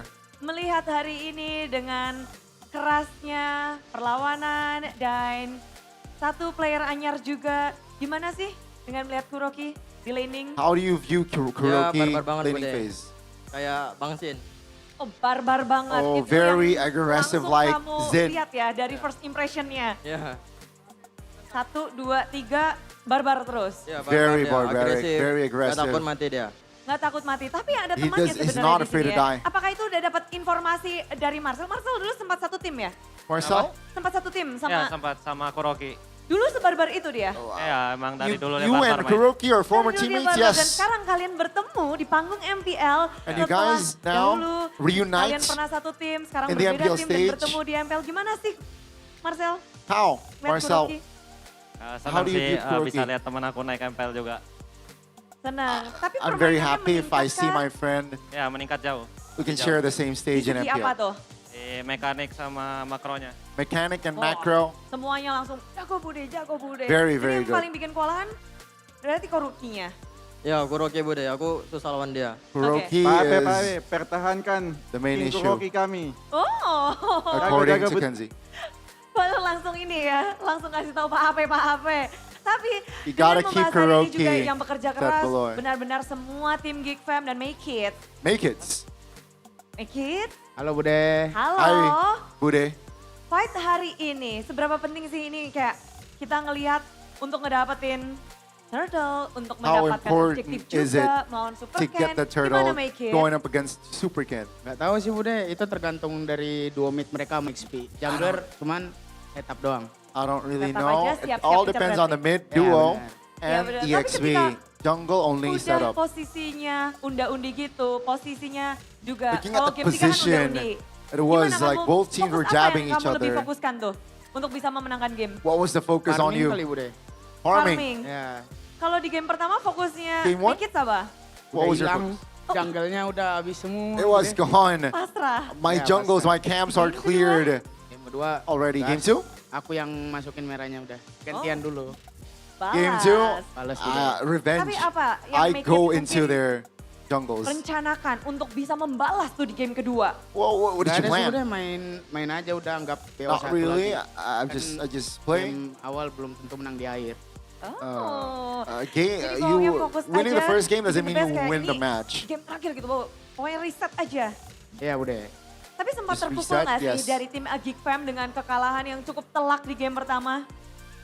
Kayaknya enggak sih Bude. Nggak, aman aja? Any Aman banget, impacts aman banget. Tapi on yang the nggak loss aman of game kayaknya 1? Boy, Not Boy. really.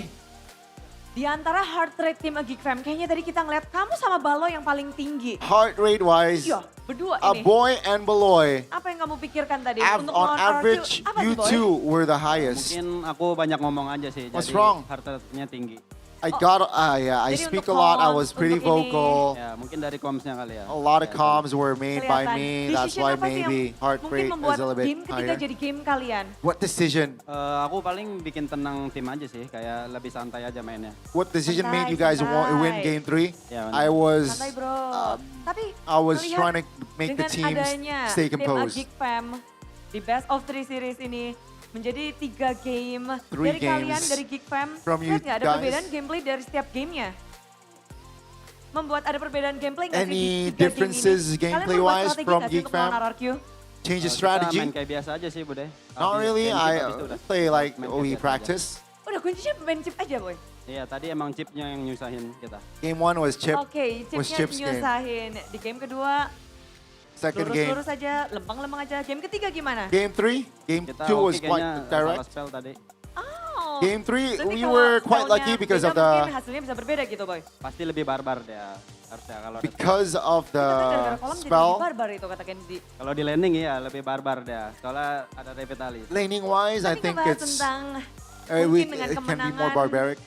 trio because mid you got juga the di arah revitalize. tengah. Gimana Aboy make sure bahwa mid lane-nya kamu bisa dapatkan. Kamu bisa menangin juga. Dan memenangkan trio mid itu sepenting apa sih untuk melawan RRQ?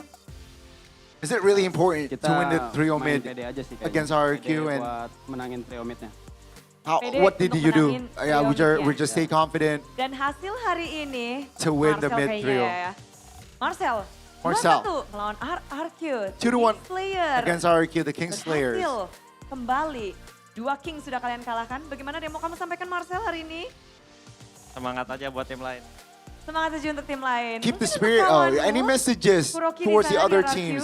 Keep the spirits, guys. Buat Kuroki, jangan lupa ganti spell. For Kuroki, don't forget to diingatkan change oleh kawan. your spell. Dan, Parah banget Kuroki Bill. said thumbs Sumpah up. Bill, aku jadi marah sih Bill. ayo. Ayo, nanti di belakang bakal ketemu lagi. Tapi itulah dia. Kemenangan dari Geek That Fam. is Mereka the victory for memang Geek Fam. menyandang gelar King Slayer. So, inilah dia pertahanan yang kuat, kemenangan yang memukau Great dari tim Geek defense, Fam. better offense. This is Cam.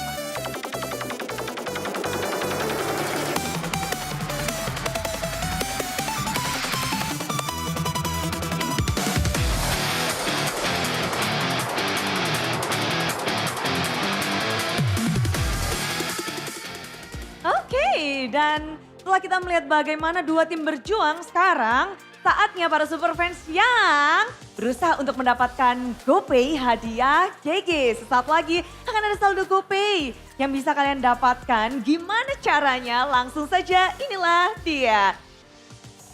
Cara untuk mendapatkan saldo GoPay cukup mudah. Udah yakin semua super fans yang ada di sini sudah memiliki aplikasi GoPay? Udah? Pasti udah. Yang belum? Gampang, tinggal download, unduh di App Store, di Play Store. Setelah itu buka kamera, arahkan ke layar putih dan tinggal scan aja QR code yang akan muncul. Setelah kalian scan, tinggal klik buka hadiah dan otomatis saldo GoPay akan masuk ke akun kalian. So, super fans, siap? Oke, keras banget di suara, langsung saja. Inilah dia GoPay hadiah GG. QR code, let's go. Weh, langsung dapet. Gercep banget retrinya kayak make it. Oh, dan itulah dia. Kita ngeliat banyak banget yang udah pada dapet di sini dari para super fans yang berkumpul. Untuk Geek Community, untuk RRQ Kingdom, dan seluruh pencinta MLBB bersama dengan super fans. Congratulations yang udah dapet. Dan di sini semuanya juga pasti penasaran bagaimana tim Geek Fam mendapatkan kemenangan di game ketiganya. Karena game begitu intens sehingga kita bertanya-tanya bagaimana mereka mendapatkannya, apakah karena kolam atau ada hal lain. So caster, break it down.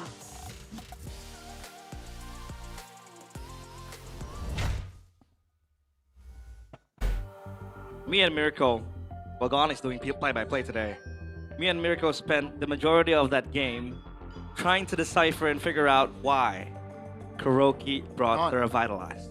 We thought it was gonna be, oh, he's gonna take 1v1s against Kinziski. Is he gonna trade? And he has that extra I can't believe it. I can't believe it. Is he gonna heal his teammates when they wanna go to fight? Is he gonna make and build an Oracle?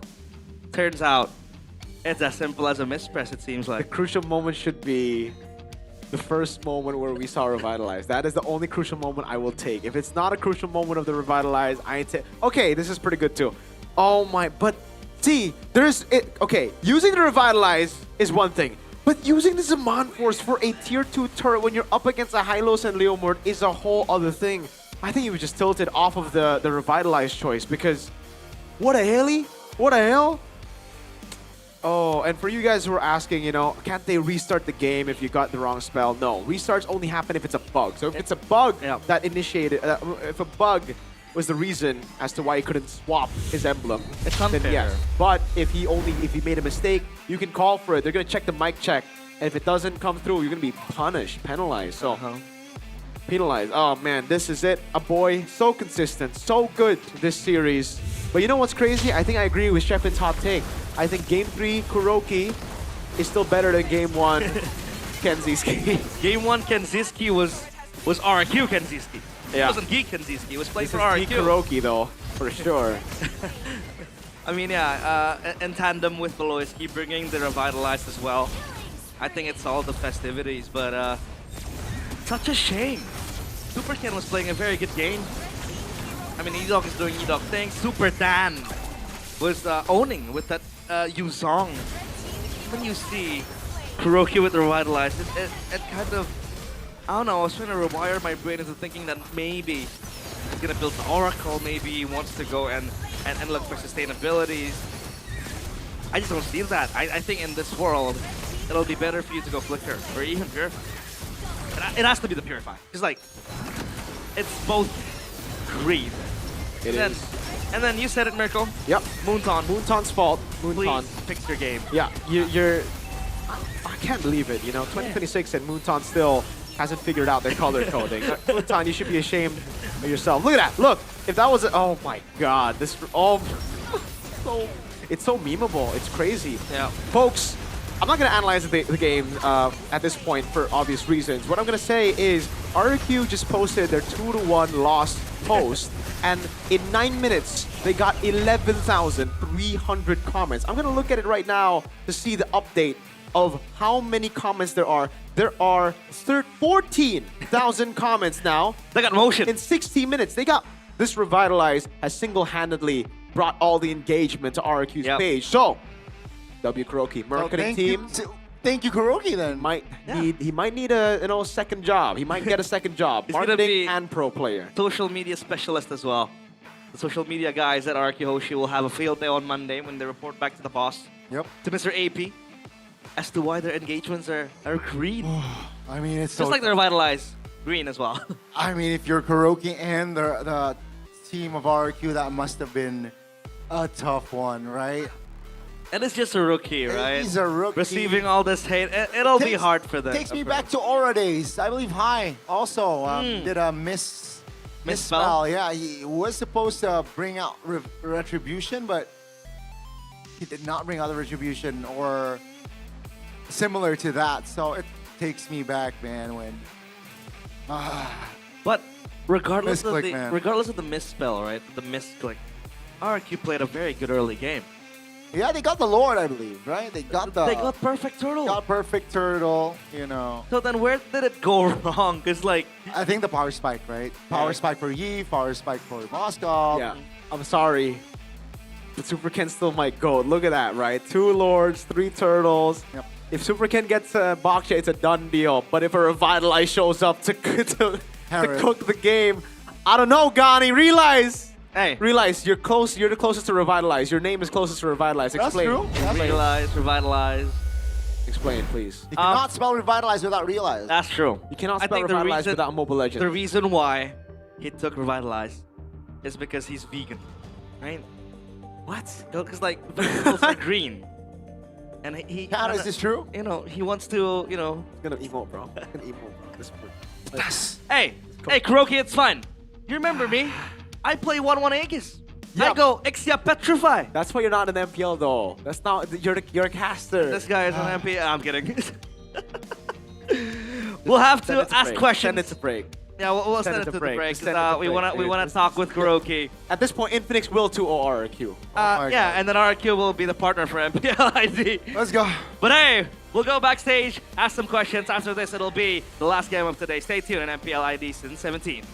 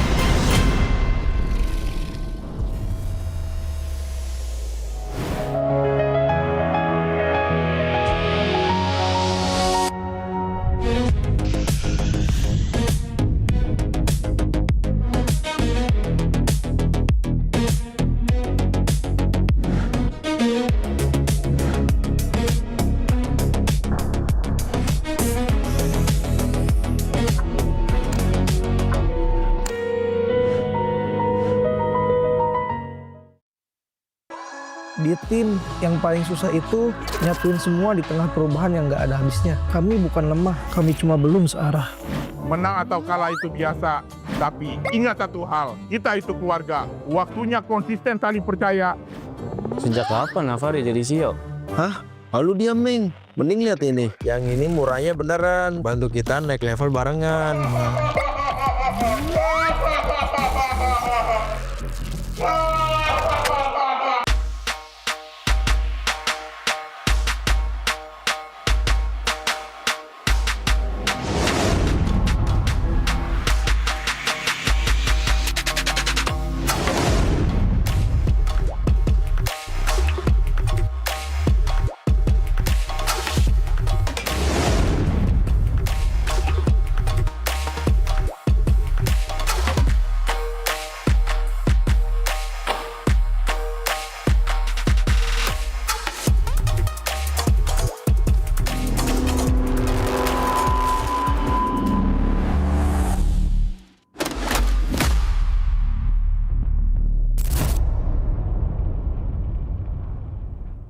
Tak ada hari tanpa mabar. Main nge-lag, kerap buat ku tak sabar. Gimana mau main sampai kelar? Ini waktunya ku bersinar. Okay, let's do it. Game smash andalanku bikin mainku semakin hebat. Pin stabil main makin mulus, rankku fix naik terus. Tukar DG rings, diamond dan voucher game kau dapat. Cuma game smash makin no debat. Game Max Booster, kini dapat DG Rings. Beli paketnya dan aktifkan boosternya di aplikasi Dunia Games.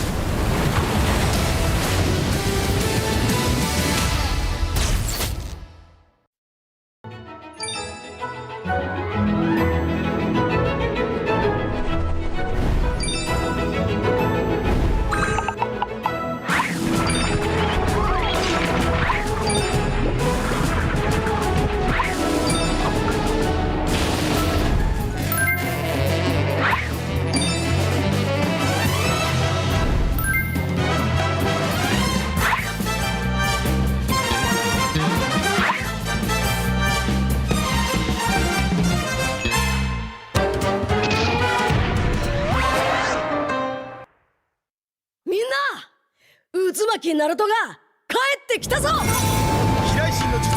俺ってば父ちゃんを越す火影になる。愚かな子供騙しか。アマテラス。ふっ。行くぜ。これが俺たちの力だってばよ。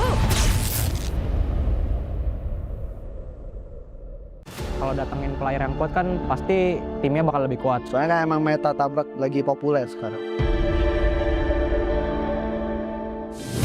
dipandang sebelah mata gameplaynya. Sekarang semua patokan gameplaynya adalah ganyang-ganyang ala Altrigo. Dari sisi Indo sama PA, emang Indo kayak mungkin punya satu playstyle. Kayak contoh AE emang meta tabrak kan. Sekarang mungkin metanya lagi ganyang-ganyang, kita jangan males dan cuma jadi copycat.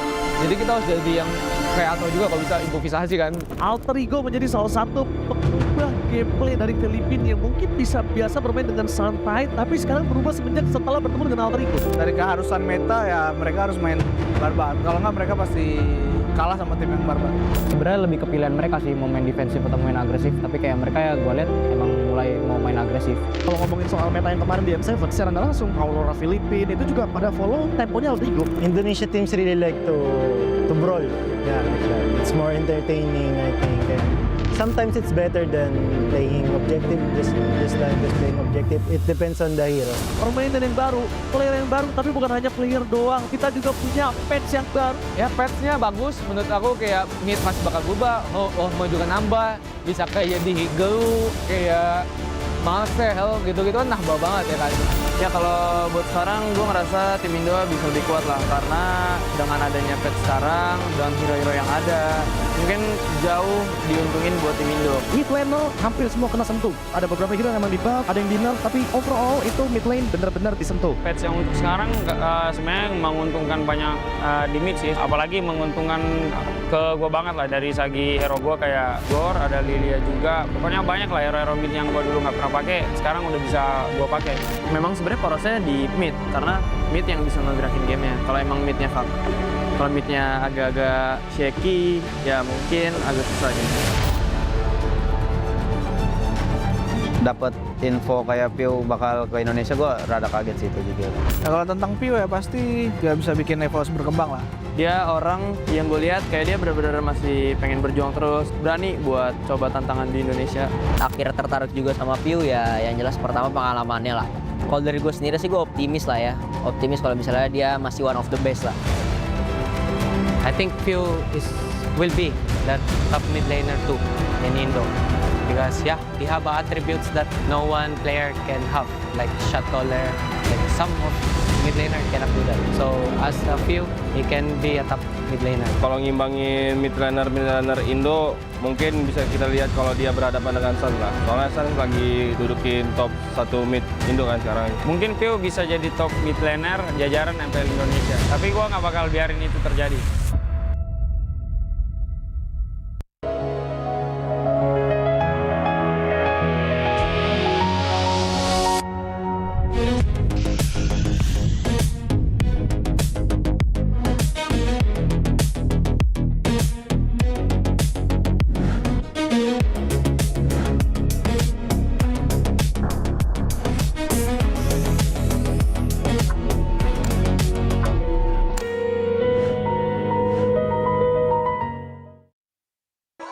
Di tim yang paling susah itu nyatuin semua di tengah perubahan yang nggak ada habisnya. Kami bukan lemah, kami cuma belum searah. Menang atau kalah itu biasa, tapi ingat satu hal, kita itu keluarga. Waktunya konsisten saling percaya. Sejak kapan Navari jadi CEO? Hah? Lalu dia Ming. Mending lihat ini. Yang ini murahnya beneran. Bantu kita naik level barengan.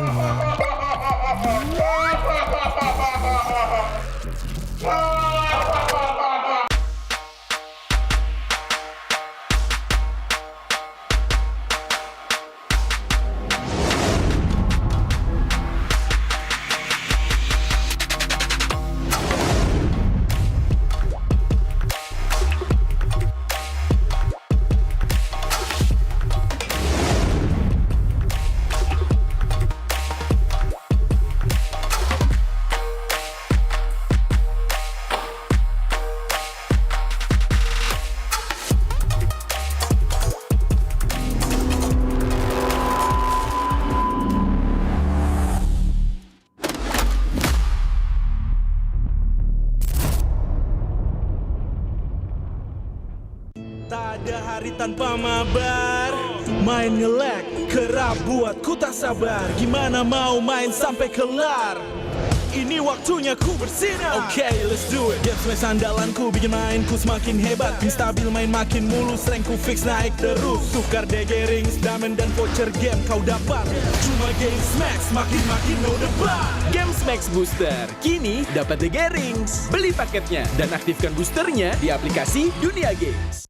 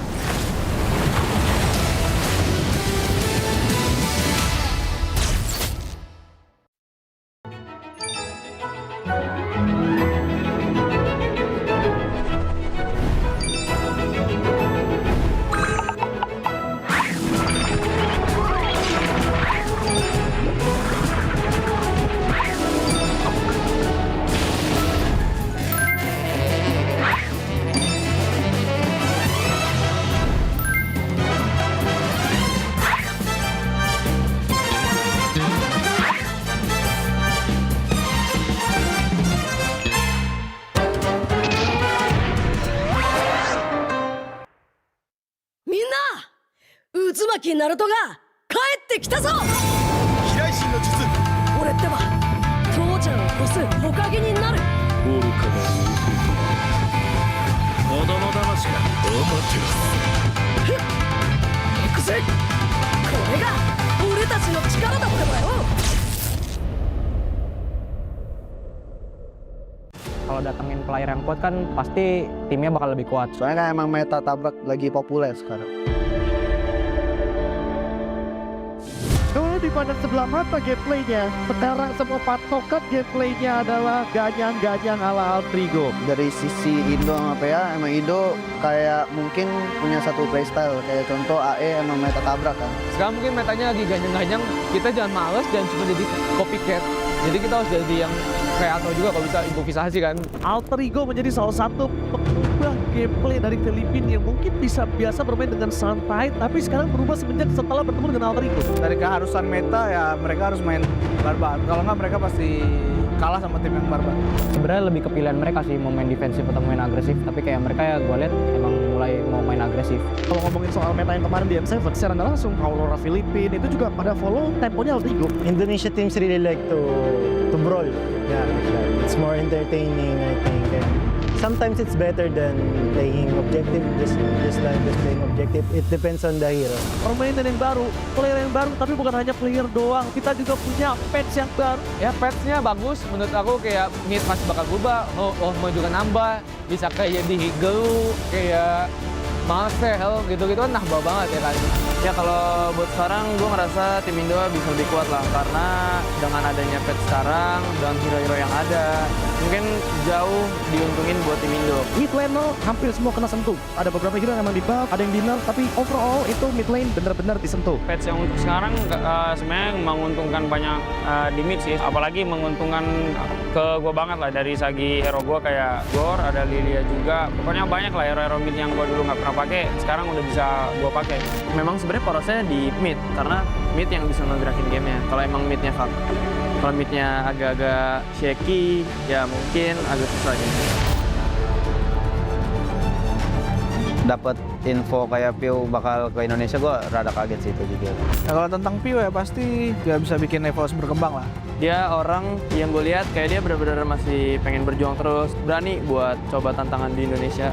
Akhirnya tertarik juga sama Piu ya, yang jelas pertama pengalamannya lah. Kalau dari gue sendiri sih gue optimis lah ya, optimis kalau misalnya dia masih one of the best lah.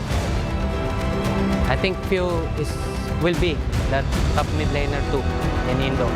Because yeah, he have attributes that no one player can have, like shot caller, like some of mid laner cannot do that. So as a few, he can be a top mid laner. Kalau ngimbangin mid laner Indo, mungkin bisa kita lihat kalau dia berhadapan dengan Sun lah. Soalnya Sun lagi dudukin top 1 mid Indo kan sekarang. Mungkin Pio bisa jadi top mid laner jajaran MPL Indonesia, tapi gua nggak bakal biarin itu terjadi.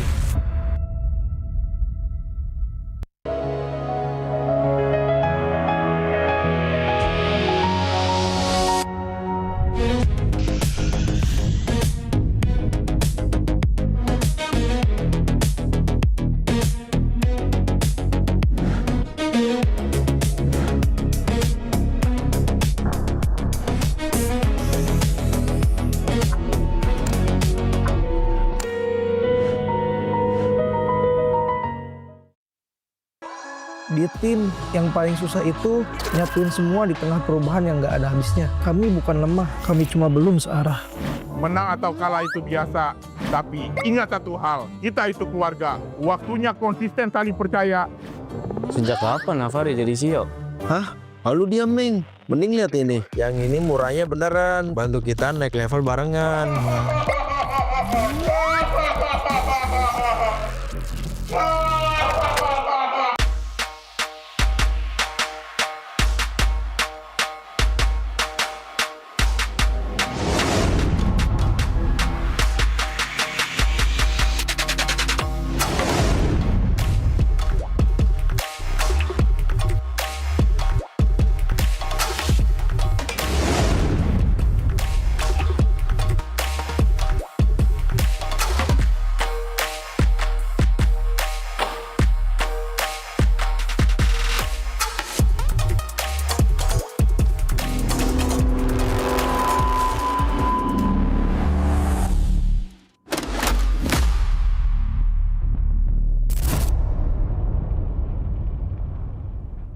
Tak ada hari tanpa mabar, main nge-lag, kerap buat ku tak sabar. Gimana mau main sampai kelar? Ini waktunya ku bersinar. Okay, let's do it. Game smash andalanku bikin mainku semakin hebat. Pin stabil main makin mulus, rankku fix naik terus. Tukar DG rings, diamond dan voucher game kau dapat. Cuma Game Smash makin no debat. Game Max Booster, kini dapat DG Rings. Beli paketnya dan aktifkan boosternya di aplikasi Dunia Games.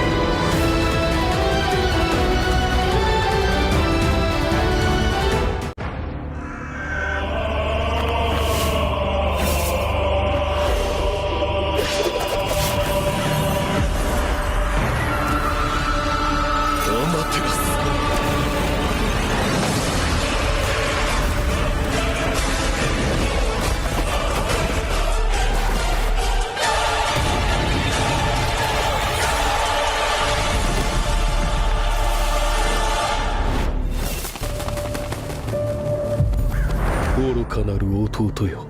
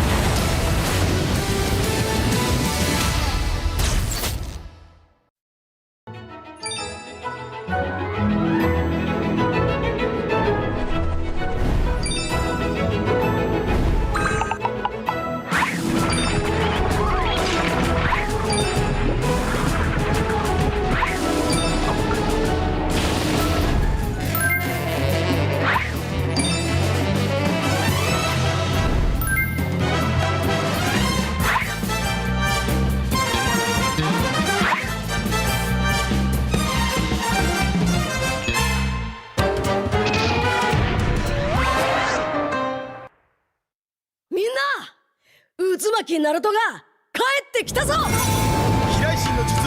俺ってば父ちゃんを越す火影になる。愚かなる子供騙しか。ふっ行くぜ。これが俺たちの力だってばよ。Kalau datengin player yang kuat kan pasti timnya bakal lebih kuat. Soalnya kan emang meta tabrak lagi populer sekarang.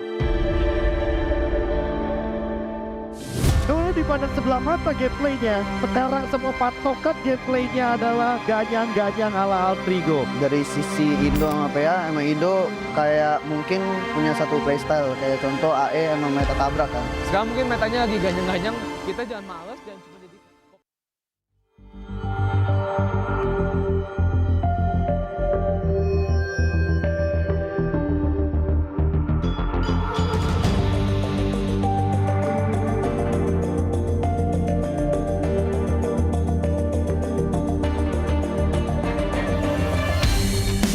Kan berdiri dan terus berlari, terus ke arah puncak tertinggi. Ku takkan berhenti, hanya sampai di sini.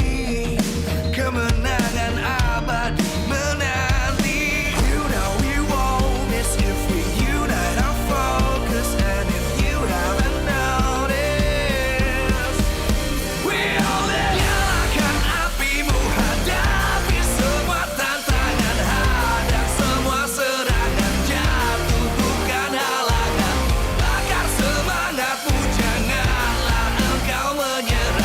Kita akan buat sejarah.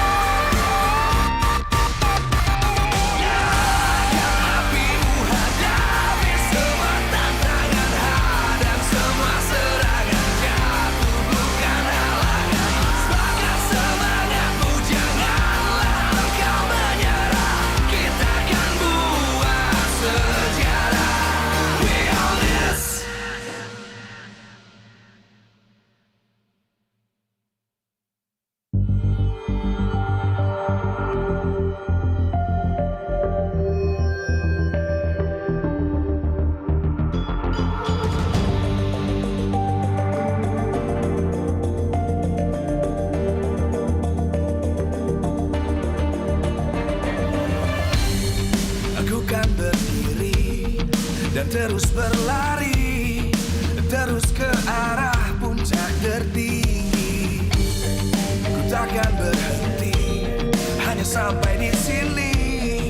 Kemenangan abadi menanti. You know we won't miss if we unite our focus. And if you haven't noticed, we all nyalakan apimu, hadapi semua tantangan, hadap semua serangan, jatuh bukan halangan, bakar semangatmu, janganlah engkau menyerah, kita akan buat sejarah. We all miss, we won't miss, we all miss, we won't miss. Saatnya beraksi, jalani ambisi, aku kan menyawakan hari ini. You know we won't miss if we unite our focus. And if you haven't noticed, we all live. Nyalakan apimu, hadapi semua tantangan, hadang semua serangan, jatuh bukan halangan, bakar semangatmu, janganlah engkau menyerah, kita akan buat sejarah. We all miss, we won't miss, we all miss, we won't miss, we all miss.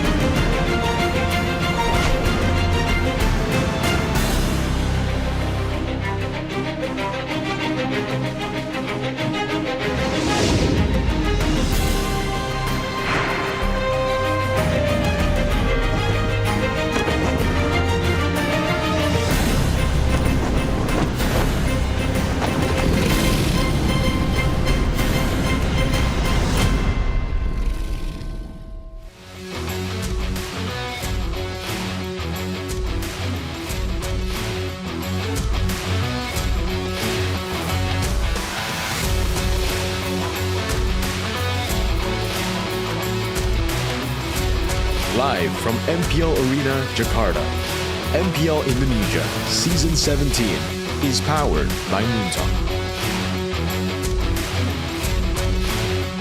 Supported by Esports Federation of Indonesia. Presented by official gaming phone, Infinix. Official e-wallet, GoPay. Official gaming chair, Toda. We own this.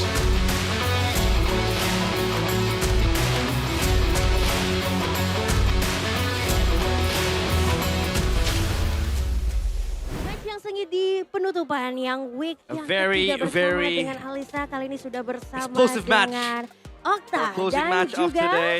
And now I am with Okta ada Okta dan juga and ada Cyrus di sini, yay! Kedua mid laner kita. Apa kabar hari Both of the ini? mid laners. Baik. Of both Dewa and Alter Ego, Baik how juga, are you doing Cyrus. today? Oke, luar biasa sekali. You're doing Ada good. Okta dan juga Cyrus. Okta, Alisa pengen tanya-tanya Okta, dulu. Cyrus. Sudah 3 minggu MPL Indonesia Season 17 For 3 berlangsung. weeks, Dan kamu since tetap MPL dengan ID has hero unik started. kamu, Lilia, Valentina. And you seem to Dan boast bahkan kamu juga unique menggunakan heroes. Odette yang kayaknya Cyrus With juga Lilia, pakai ya. Odette. Ini memang ciri khas kamu kah menggunakan Is this your trademark? hero-hero yang unik apa seperti apa nih? Or Lebih is it something else? arah apa disuruh sama Coach Rek aja sih, Kak. I think it's more of Coach Wright just telling me to play these Hero heroes. ini pakai, udah pakai aja gitu. If Coach Wright tells me to Jadi use a Coach certain Wright hero, then I'll apakah use it. mendukung kamu nih untuk lebih luas dalam memilih pur hero yang memang kamu rasa nyaman? Mendukung penuh sih Coach Rek. So Coach Wright supports me Oke, dan kalau ngomongin And soal using hero-hero unik yang dipilih, and maintaining Cyrus, a wide kamu hero juga pool. sempat pakai Odette, di mana Odette ini juga sepertinya menjadi andalannya And Okta Cyrus, nih. once you use Ini Odette, menurut kamu bakal jadi meta mid lane gak sih? Apa is gimana? Odette Kenapa going alasan to kamu make memilih its way to the Odette meta? juga nih? Or is it something else? dari Coach Sepper juga nyiapin itu buat I think emang buat dipakai for kan me, di Coach MPL. Steffer just prepares it Tapi in mungkin case we need to karena use it. terlalu banyak syaratnya, jadi But there are way nggak too tahu many sih, belum bisa prerequisites dibilang masuk meta juga. if you want to use Odette. So I don't Karena think terlalu banyak we can syarat say aja that it's meta just of Oke, yet. ini menarik sekali And karena we need to kedua wait a coach bit ini more. nampaknya begitu memberikan kebebasan ya untuk kalian berdua And both memilih coaches are giving freedom purple hero dan dari coach to Steffer both of the sendiri mid jadi laners. mendukung penuh kamu juga untuk And they support pilih-pilih both aja of deh you yang variatif yang to kamu rasa play nyaman. a variety of Karena mid lane kalau kita heroes. melihat ya kedua tim ini Dewa dan juga Alter take a Ego look at mereka ini both sangat sulit teams ditebak here. dengan draftnya yang It seems begitu like unik. Apakah these ini teams are jadi very hard to formula guess kalian juga with their untuk unique bisa hero pool menang dan and mengumpulkan unique skor draft. di season 17 ini dari Okta? Ya itu termasuk soalnya And is that a kalau way for draftnya you to nggak get ketebak, points and win? Mereka musuhnya bakal susah buat prediksi. And Okta says, yeah, Kalau it's a dari way Cyrus sendiri to seperti apa throw nih? away, to Ya, throw off itu the juga enemies. bisa It'll be dibilang very hard for them kayak- to predict or ya, draft. Orang juga pasti kaget ngelihat kita main hero baru. And for terus Cyrus, ya he jarang says dipakai that juga sama tim yang lain. Jadi everybody's gonna be surprised when you play mungkin new bisa jadi, heroes. eh, When we use unique apa ya, heroes, salah satu strategi kita lah. and it's one of our strategies. Menarik sekali To get a win. strategi yang memang dicanangkan oleh kedua tim ini, tapi Well, it's a Alisa unique pengen strategy nanya lebih jauh lagi to be kepada used by Cyrus both nih. teams. Cyrus, Now I want to sebenarnya ask mungkin more about kamu you, belum Cyrus. terlalu banyak nih untuk bermain ya. Tapi You haven't rasanya played kamu sudah as siap many nih games kayaknya melawan Hijume ya. in MPL ID, Gimana and you're nih competing kamu with Hijume for that number one mempersiapkannya spot. How do you deal with that? How do you Persiapannya prepare? so far dengan untuk melawan Dewa hari ini nih. And then, Siap udah pasti how are you siap. preparing Kan to go up lawan against semua Dewa? tim ya pasti dari tim udah harus siap kan. And Cyrus says, I'm just prepared. We need to be Oke, prepared dan for ada every taktik khusus nggak sih team. yang dipersiapkan dari So, Okta yeah. sendiri untuk melawan Alter Ego nih hari ini? And Nggak ada Okta, sih, they have main aja, special Kak. preparations Oke, to tadi go up against Alisa juga Alter pengen Ego, nanya and nih Okta says, terkait nah, kamu I'm just kayaknya gonna play udah my siap game. juga nih untuk juga bisa melihat purple hero unik yang akan dicanangkan oleh Alter Ego nih. And we Apalagi might Alter Ego see kita tahu kalau di unique episode kemarin heroes being menampilkan pulled out yang in the drafting phase beda dari biasanya. by Dewa and Alter Kalau kamu Ego. sendiri ada nggak sih strategi khusus yang dipersiapkan? Do you have a special strategy for Gak that? ada sih. Suruh Nah. katanya Coach Rex main kayak di scrim aja, enjoy. Enjoy I don't aja have ya. anything, Aku mau dong minta to sebutin prepare for- satu hero di mid lane Anything yang special to harus prepare banget for? Coach Wright dicoba, just tells me to yang kamu belum enjoy kasih the game. Beleric. Beleric. Wah, oke, menarik banget. Kalau dari Cyrus sendiri? Kalau aku Eudora. Eudora. Analisa says, well, Oke, bisa dicoba there are any nih unique ya. heroes that you Untuk wanna kedua try? hero dari mid lane And Octa says biasa Beleric, kita. Kalau gitu Cyrus boleh says dong Eudora. pesan-pesan untuk hari ini match kalian. Boleh satu sama lain. Any messages kasih dari Okta for dulu nih. your opponents today? Ya semoga bisa menampilkan gameplay yang terbaik. Octa says, I Menampilkan hope you guys gameplay are yang able to terbaik kalau dari showcase Cyrus. the best gameplay. Semoga bisa mempertahankan win streak minggu ini. And Cyrus Semoga says, bisa mempertahankan win streak well, minggu we hope ini. that we can Hopefully best for both continue team. Good luck ya the win kalian streak berdua. this Dan week. kita akan melihat apakah AE akan tetap dengan win streaknya ataukah akan dipatahkan oleh Dewa. So caster silakan take it over.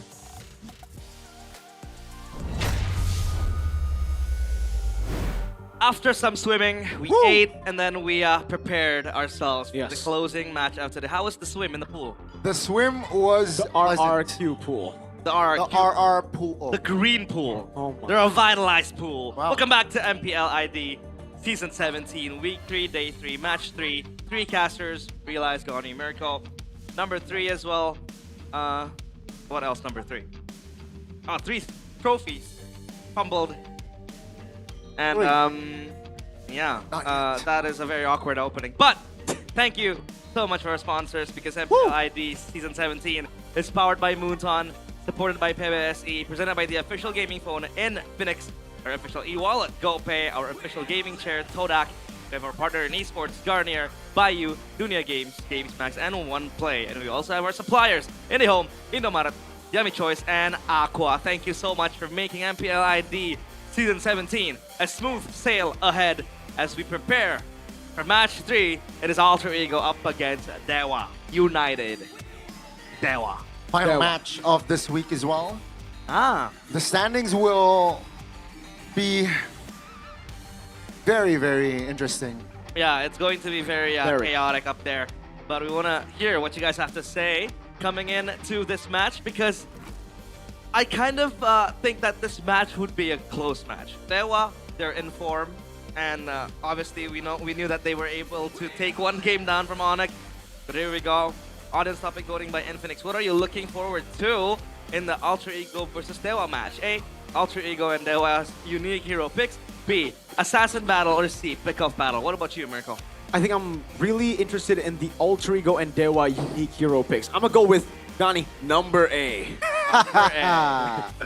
I'm going, number A is the most interesting out of all. Number A. Number A, man. But yeah, I want to see unique pick. Want to pick uniquely.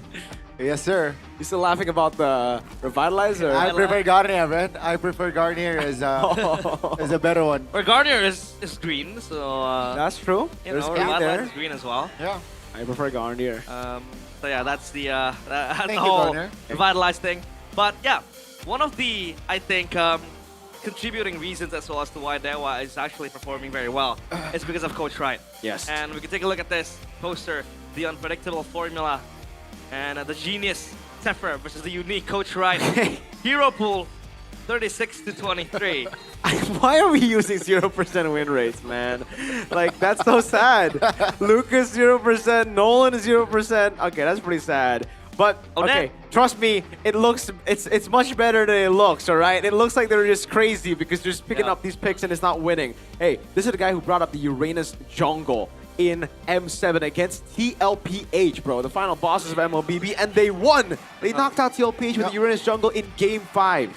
Zephyr knows why these cheese picks work. He knows how to build a foundation for these cheese picks. And I think in a very similar fashion, Coach Wright does the same thing, right? The Joy pick in XP last season in the playoffs was phenomenal. It was a really, really good pick. Unfortunately, Dewa weren't able to get past day number 1. But still, Coach Wright, I've always trusted in the guy. I really like his drafts. I really like his vision for the game. I really like how he's developed the team. And now, Dewa are up there in the top 3 conversations. People are talking about how they could be top 3, and this is their real test. Their first real test this season, I would say.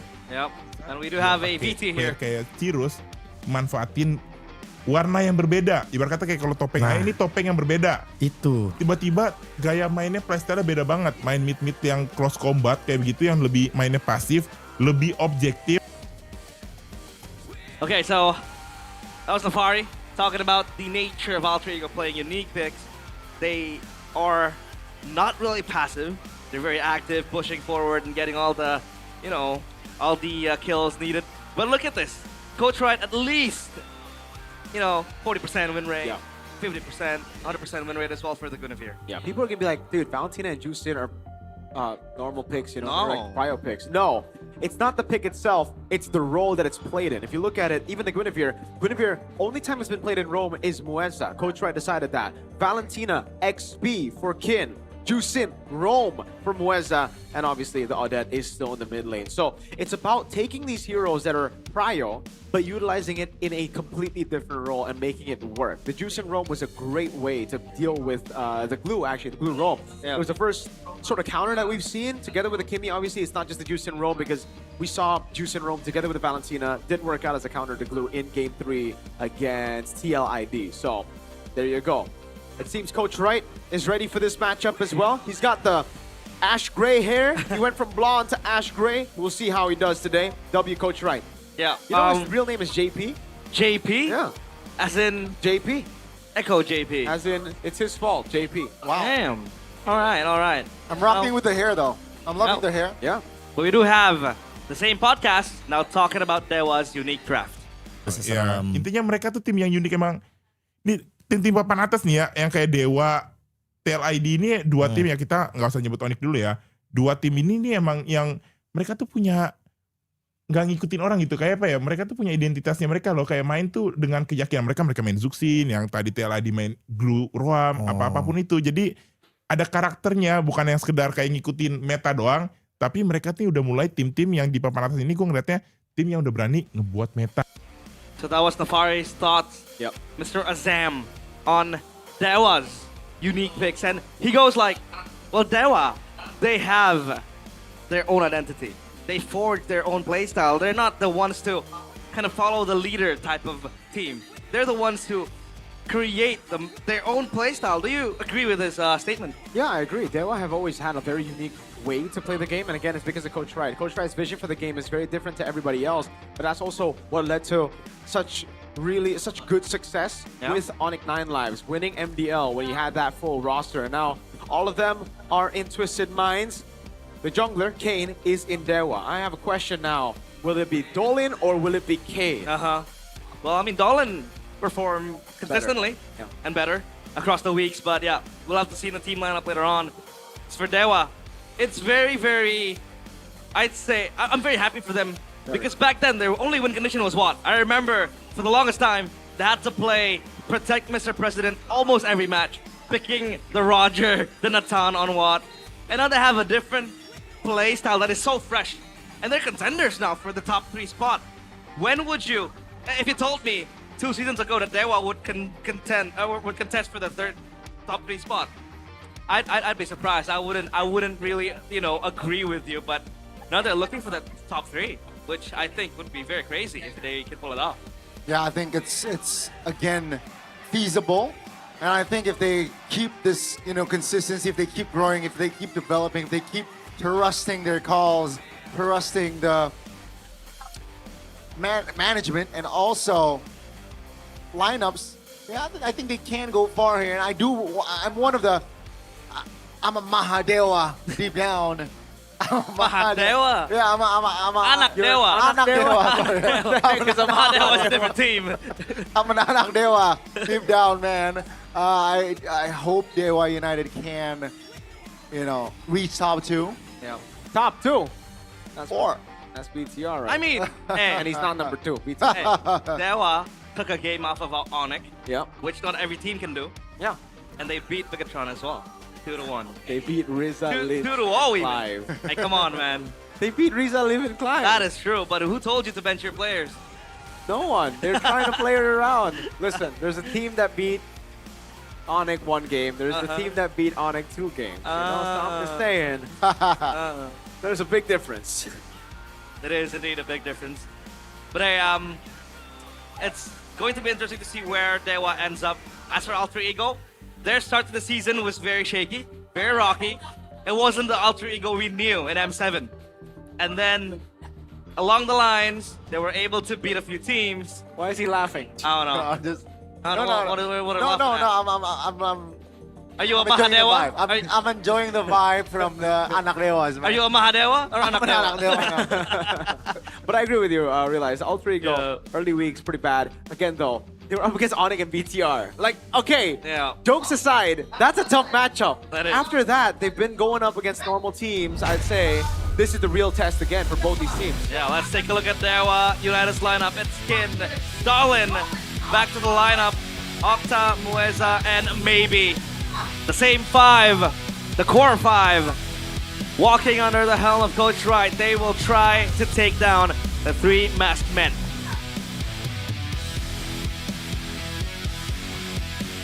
They were not able to win on Friday, and they look to bounce back here to close out week 3. Hopefully, they can stand strong in the standings with the main 5 deployed. This is Dewa United Esports. Dewa United coming into the season as a dark horse, but then cementing themselves in top 3 in many people's books. What unique pick will we see today against the de facto second best team in the world? The second best team in the world, known for their geniusness again, Alter Ego. Still with the same 5 players, Nino, Yazuke, Hijume, Alak, and Arfi. And mind you, the guy on the farther left has 3 Savages so far in MPL ID Season 17.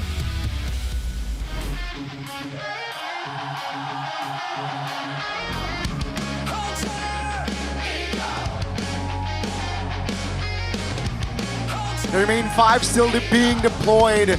And you mentioned it earlier, Realize Arfi is the one to watch. Will he collect another Maniac? Will he collect another Savage Warehouse? And let's welcome you, the runner-ups from the previous season.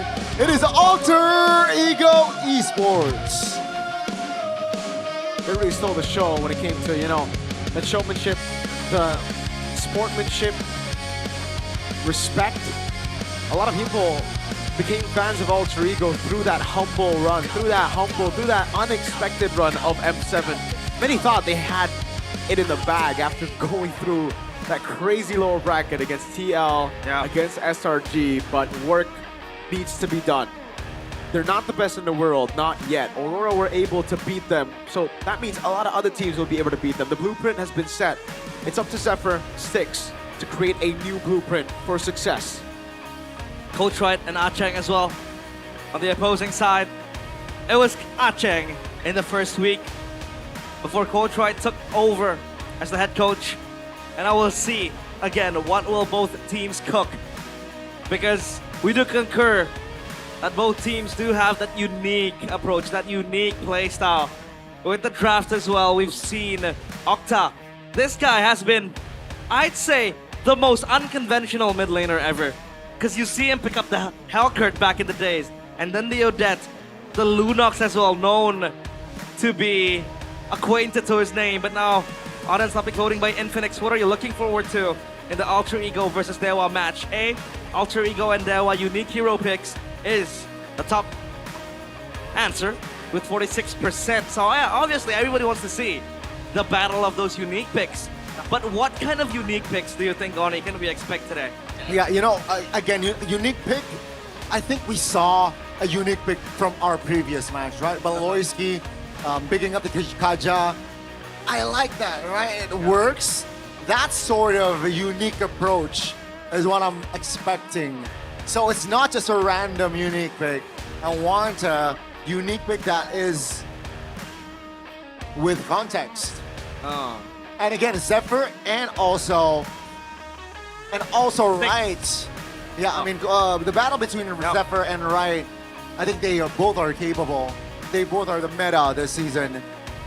Let's see. I mean, Cyrus said it. If you want to bring out the unique picks, there's way too many prerequisites, boxes to check to be able to play the unique pick.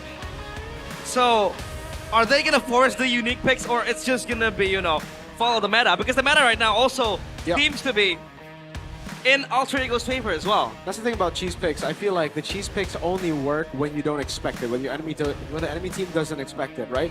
If the enemy team can expect it, then it's no longer cheese. It's just another pick in the arsenal. So I think for Alter Ego, for Dewa, especially for Dewa though, they gotta lean into the meta a bit more. Let's take a look at the player heads-ahead here for both of the gold laners. Maybe a ton of potential, has been in this scene for quite a while as well. Kelra said he's got a ton of potential, and he was able to get a game off of Onyx. On the other side, though, RP got solo killed twice against Kelra, right? Like, he was gapped real hard in that matchup. Then after that, he bounced back. That's why you see the average KDA, average GPM, and the hero pool all being higher and higher. He's improved it on his game so much, even in the hero pool department. Because people were calling him the Freya Granger merchant. Now he's a Freya, Granger, Obsidia, Claude, Moskov merchant, right? So a lot of different merchants here. And he also has a unique tendency to always get savages. That is a trait that he does have. But man, 3 savages so far in MPL ID, 2 savages in a single match. That is pretty insane. The Alter Champs also in the building, supporting over Alter Ego. So let's see if Alter Ego are able to acquire the win, but keeps a victory by Infinix. For Alter Ego, be cautious if there was flexible draft. Respect Kin's comfort picks. I agree with the Kin's comfort picks. Especially with Nino right now, falling on a form in the laning department. Kin knows how to exploit that laning. If you show just a slight bit of weakness in the lane, he's going to exploit it. He's going to punish you for it. So for Nino, I think it's great for him to get the winning matchup against Kin, for him to put Kin in a very, very tough spot. Now we look at Dewa United's keys to victory. What do they need to do to beat Alter Ego in this game? Still presented by Infinix. Trust Dolin as the main carry. I disagree with this. Why would they trust Dolin as the main carry when he's done so well on utility as well? You don't want to put your team in a position where you're one-dimensional, where you only have one guy to carry. So no, I think use Dolin's flexibility is the better way to put it. Bring a draft that can deny Alter Ego's aggressive early gameplay. I also disagree with this. Looking at how Dewa has played, I think they gotta double down on the aggression and they gotta beat Alter Ego at their own game because Dewa have the tools to do it. Yeah, we have seen Alter Ego, Dewa United, play the aggressive game as well. Play forward, pushing in, and pressing the enemy And I feel like that also kind of suits them because everybody is on the same page fighting, especially when you have Dolan, who is very flexible on utility jungler. It kind of enables the mid lane and the gold lane to join in as well. But now speaking of picks, Alter Ego will be on blue side. Dewa United will be on red side. And the red side, by the way, 75%. That is a high win rate percentage. And we were seeing matches where, you know, there were 20% win rates, 14% win rates, and that was because it was RRQ up against Geek 2. And it shows to you that Geek Fam, they're also able to maximize, you know, their wins, the side that they pick, and this kind of contributes to the high percentage that they have. It's very weird to see Dewa in this state, but I'm happy for them too. They were struggling back in the day. They barely made it to the playoffs, and now they're bound to fight for top 3. And now let's take a look at the random map draw. It'll be Dangerous Grass. We haven't seen Flying Clouds, I believe, before today. So let's see if Dangerous Grass will pull out some unique picks, because if you're up against Geek Fam, for example, you would expect some cheese picks from Beloyski. But for now, it'll be the same bands. Arlet, again, the respect towards Kin. The Valentina as well. That is, for now, I feel like, also a Kin hero. Yeah. With the glue band out to Fanny, Marcel. I mean, now Sora is contestable. Yeah, I really like the bans coming in from Alter Ego. We got that one key to victory down for Alter Ego. Respect Kin's comfort picks. Valentina, Arlet fall under that. Now the Phobias, though, on the other side, hasn't been banned out by both these teams, and both these players really have very good Phobias. And on that note, Dewa will be the ones to ban it out. Alter Ego have a shot at a Juicin, I think. But they might very easily also just go for the Leomord first pick. Oh, Freya! wait, I did not see that. I forgot the ban. Freya's open. Gotta give it to the Freya Merchant. This is the guy who almost won a world championship with this pick. A lot of options to play against the Freya, right? You can pick up the Esmeralda to anticipate an XP flex. You can go for the carry as well if you want to. The Yi Sun Shin, which was something we were fed up with the first 2 games, first 2 matches. So yeah, I think Dewa will think about that down the line. Again, maybe it's also comfortable on fighter picks, so let's see if Dewa will opt and pander into that option, but they go for the Guinevere. The Guinevere is also available with the Juicin too. Dude, these picks are just auto-banned usually in my mind that I don't expect it to come out. No. Thank goodness Alter Ego banned the Arlet, because if the Arlet Guinevere came around, they will have to...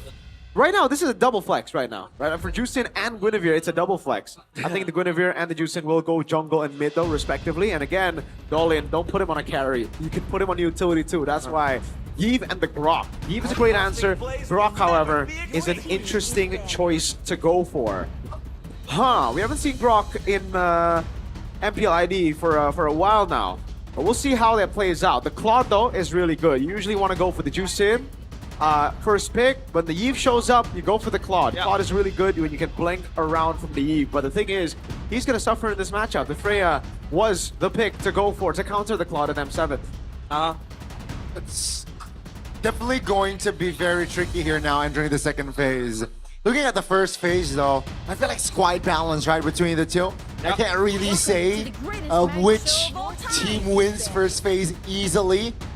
Dewa United though, you know, with the Juicin, I hope they can complement. If it does go to mid, I hope they can complement it to have a mid trio that, you know, enables the Juicin very well. But it's gonna be the Harley and the Alice here banned out.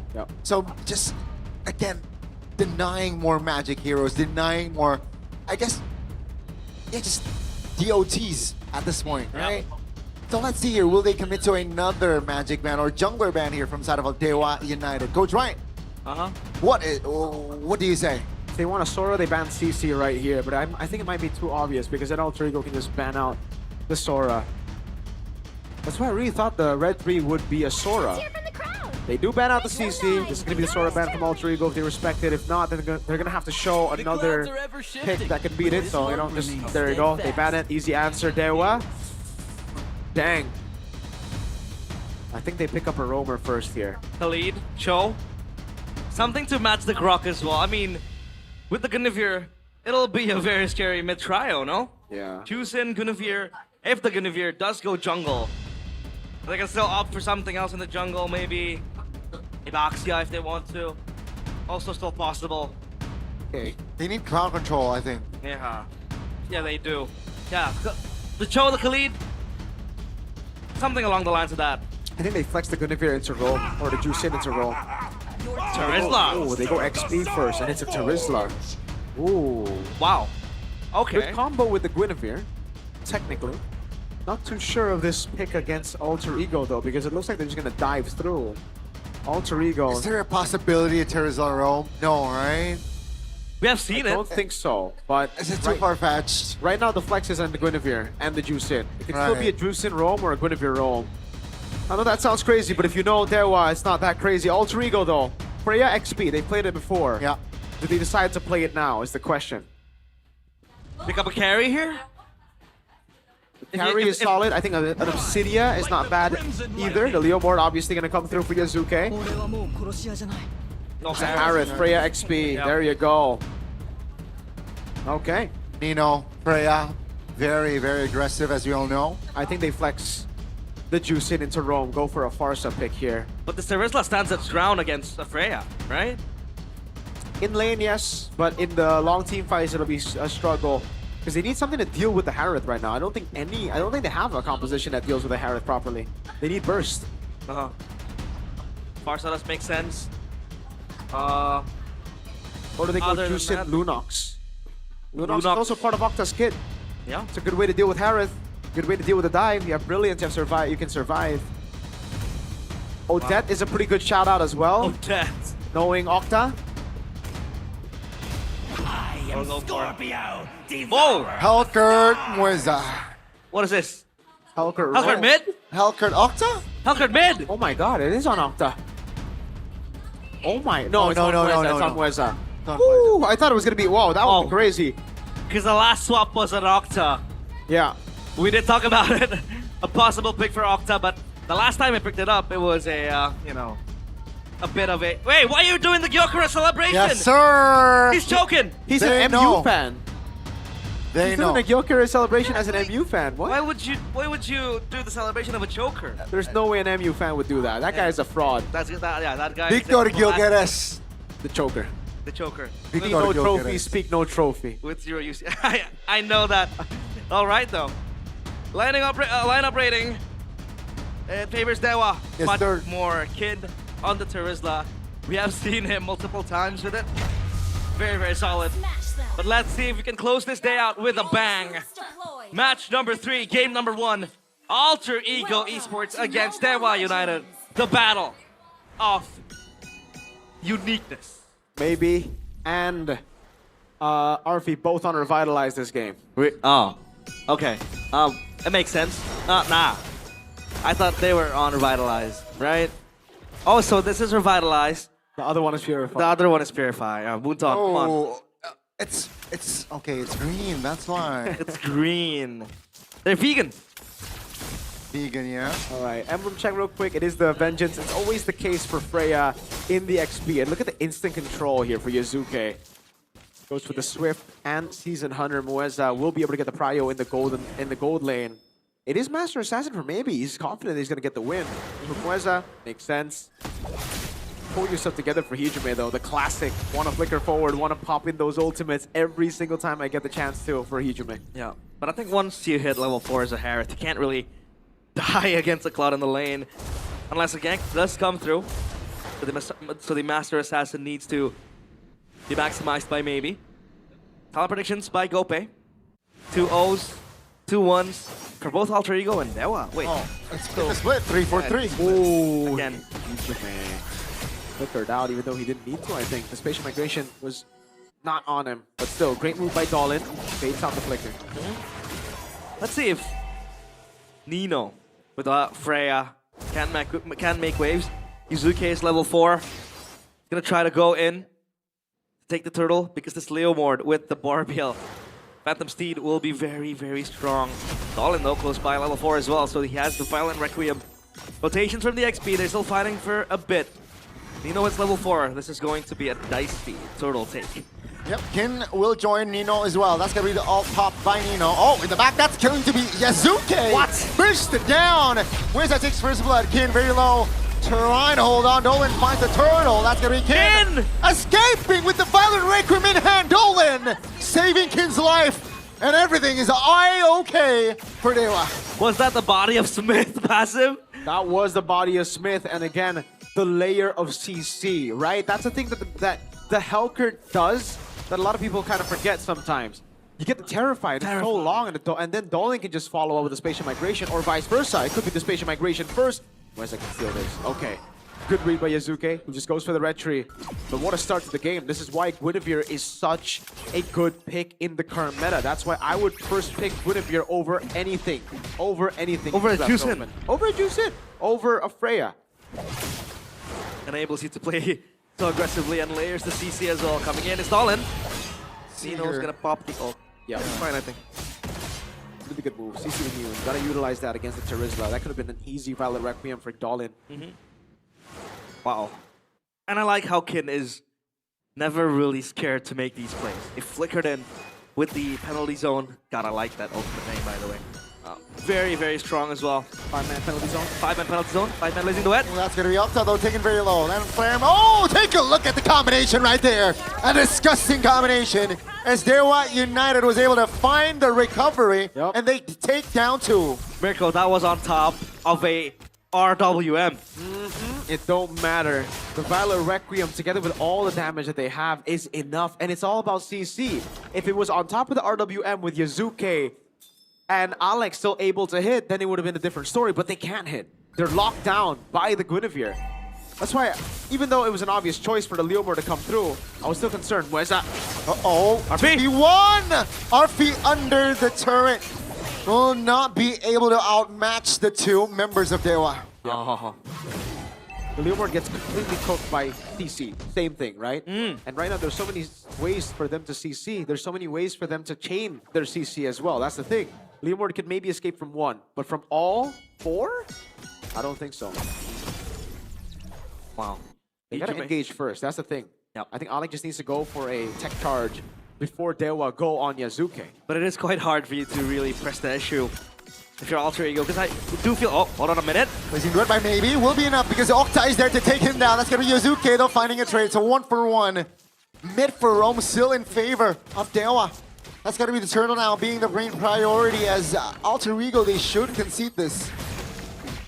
Dolan gets the second turtle of the game, uncontested maybe. Whoa. Whoa. So that's a Purify under the turret. Miscalculations, Nino capitalizes. That's going to be a trade, though, as Violet Requiem will find that kill. Bottom side, Kin against RP. Structure will be taken down, 3v1. Now Kin, look at him go. Will he be able to delay? I don't think so. That's going to be a free kill for Alter Ego as Yazuke claims the 200 gold. The Terizla can buy time. Yeah, but I wonder why he went in on RP. You know what? Maybe he was just thinking it was going to be a 1v1. I think he wins the 1v1 actually currently in this position. But Mueza gets a trade up top. Glowing Wand already built up by both the mid laners.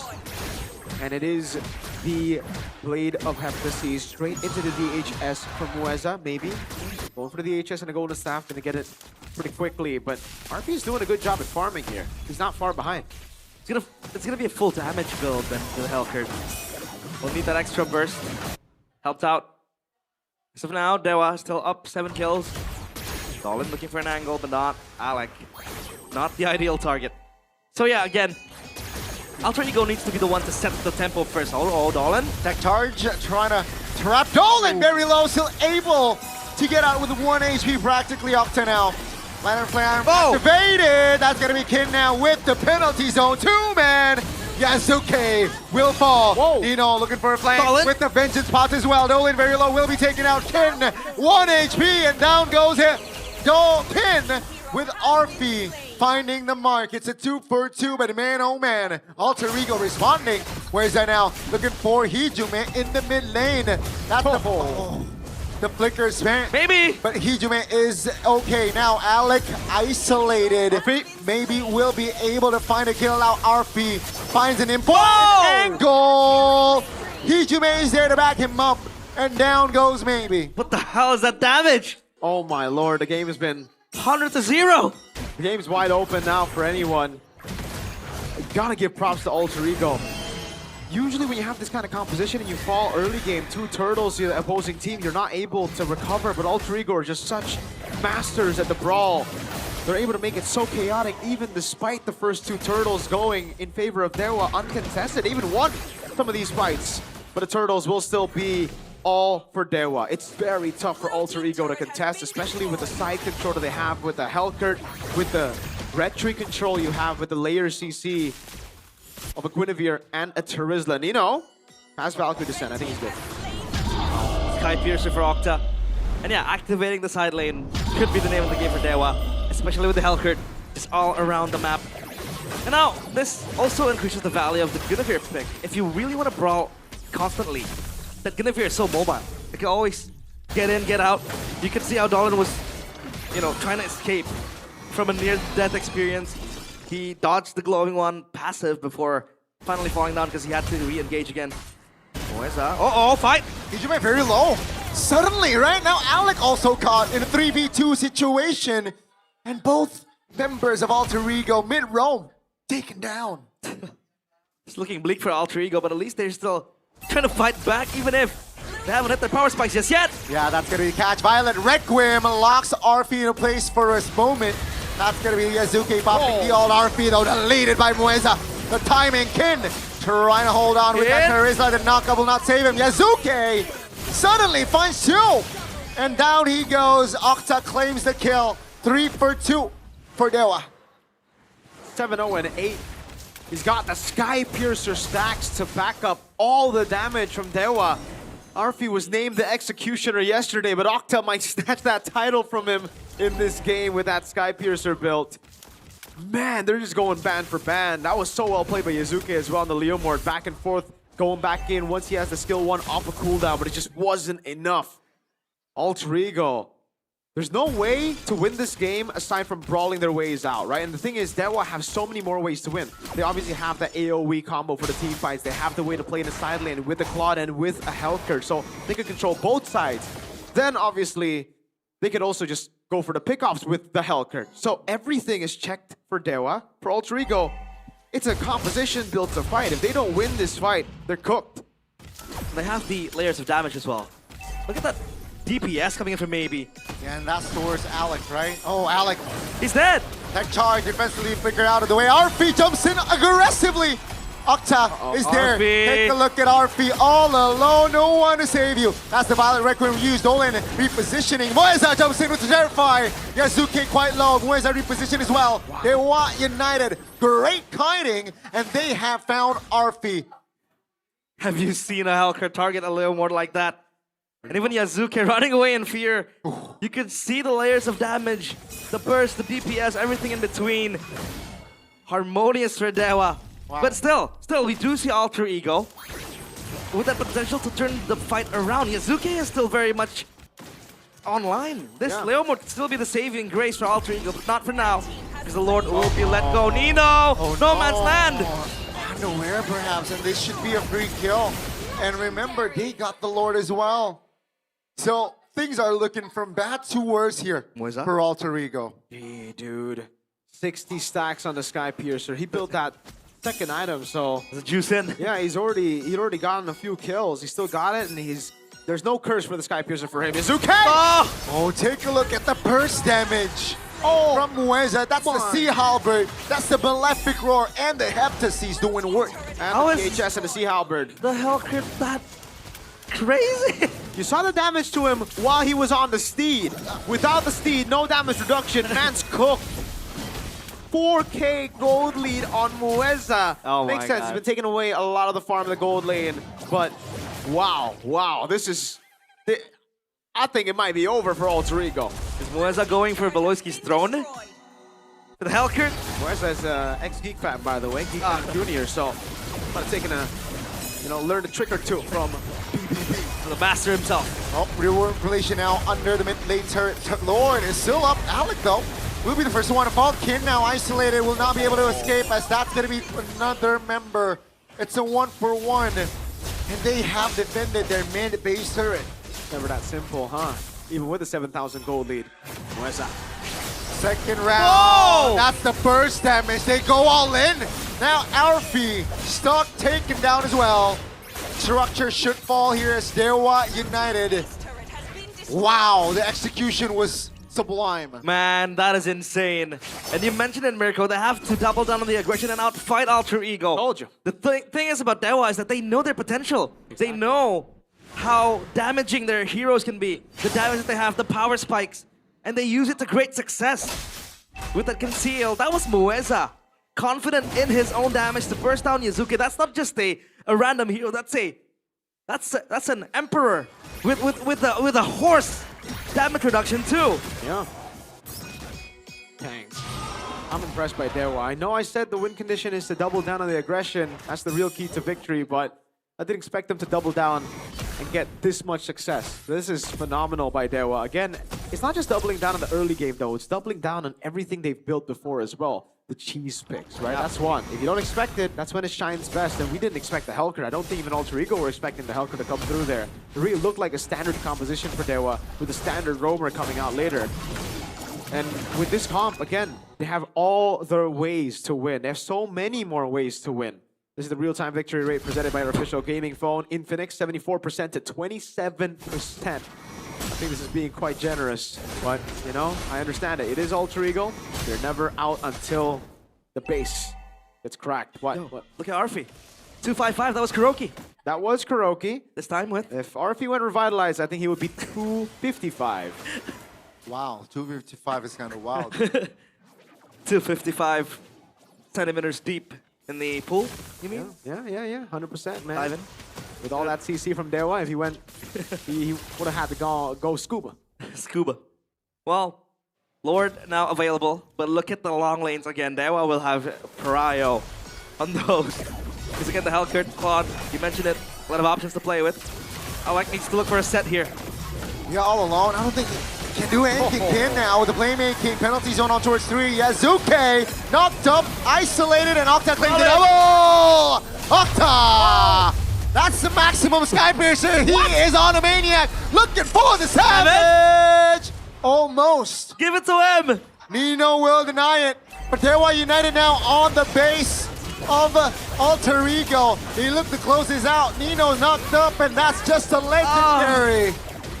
Dewa United will strike first here in this round. Unofficial savage. And Dewa United strike first with conviction and domination. Octa showing Arfi how it's done. Wow, an unofficial savage stealing away that executioner title perhaps by the end of the series. What a stomp by Dewa, what a draft by Dewa. And for Alter Ego, they're shook. They don't know what hit them. This is the feeling of Alter Ego opponents at M7, and now they're feeling it. They're like, what the heck? We tried. We played the way we needed to play. We went on the objective. We were just getting cooked by the brawls. And there's just too many things happening at once. There's too many things to think about. Dewa overloaded on everything. The ganks, the kill pressure. And then obviously, Kin and Dolan just playing it normal. But then, oh man, the follow-up from Kin. The skills from Maybe. The consistency of Octa. The burst of Mueza. Brilliant game, brilliant game. The AoE, Maybe just tearing them apart. Yeah. Look at the numbers.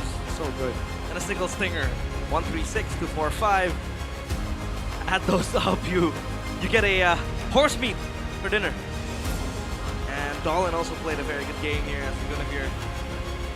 But I don't think they can let go of the Guinevere in the next game. They have two great users. Yeah, I agree. In the hands of Dolan and Mueza. Mueza has been with the Guinevere, I think, since a few seasons ago as well. Even he was the one who was able to give a win up against Onyx.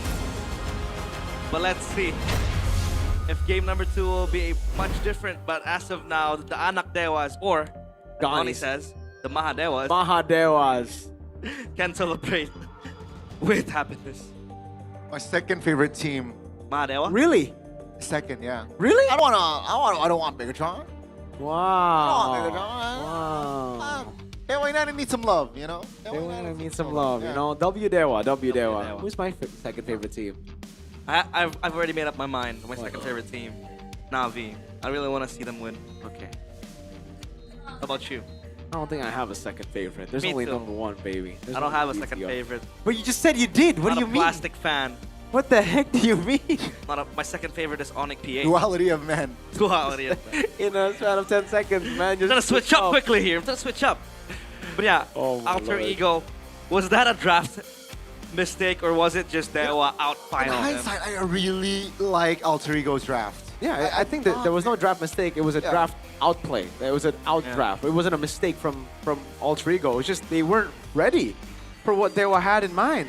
I agree with Gandhi. The draft wasn't bad from Alter Ego. It's just they didn't expect the Hellcurt last pick. They might have to ban it next game. They might have to ban the Guinevere next game. They might have to ban the Jusin. There's so many bans that can come through next game. Oh man, this is just a really good, really good game.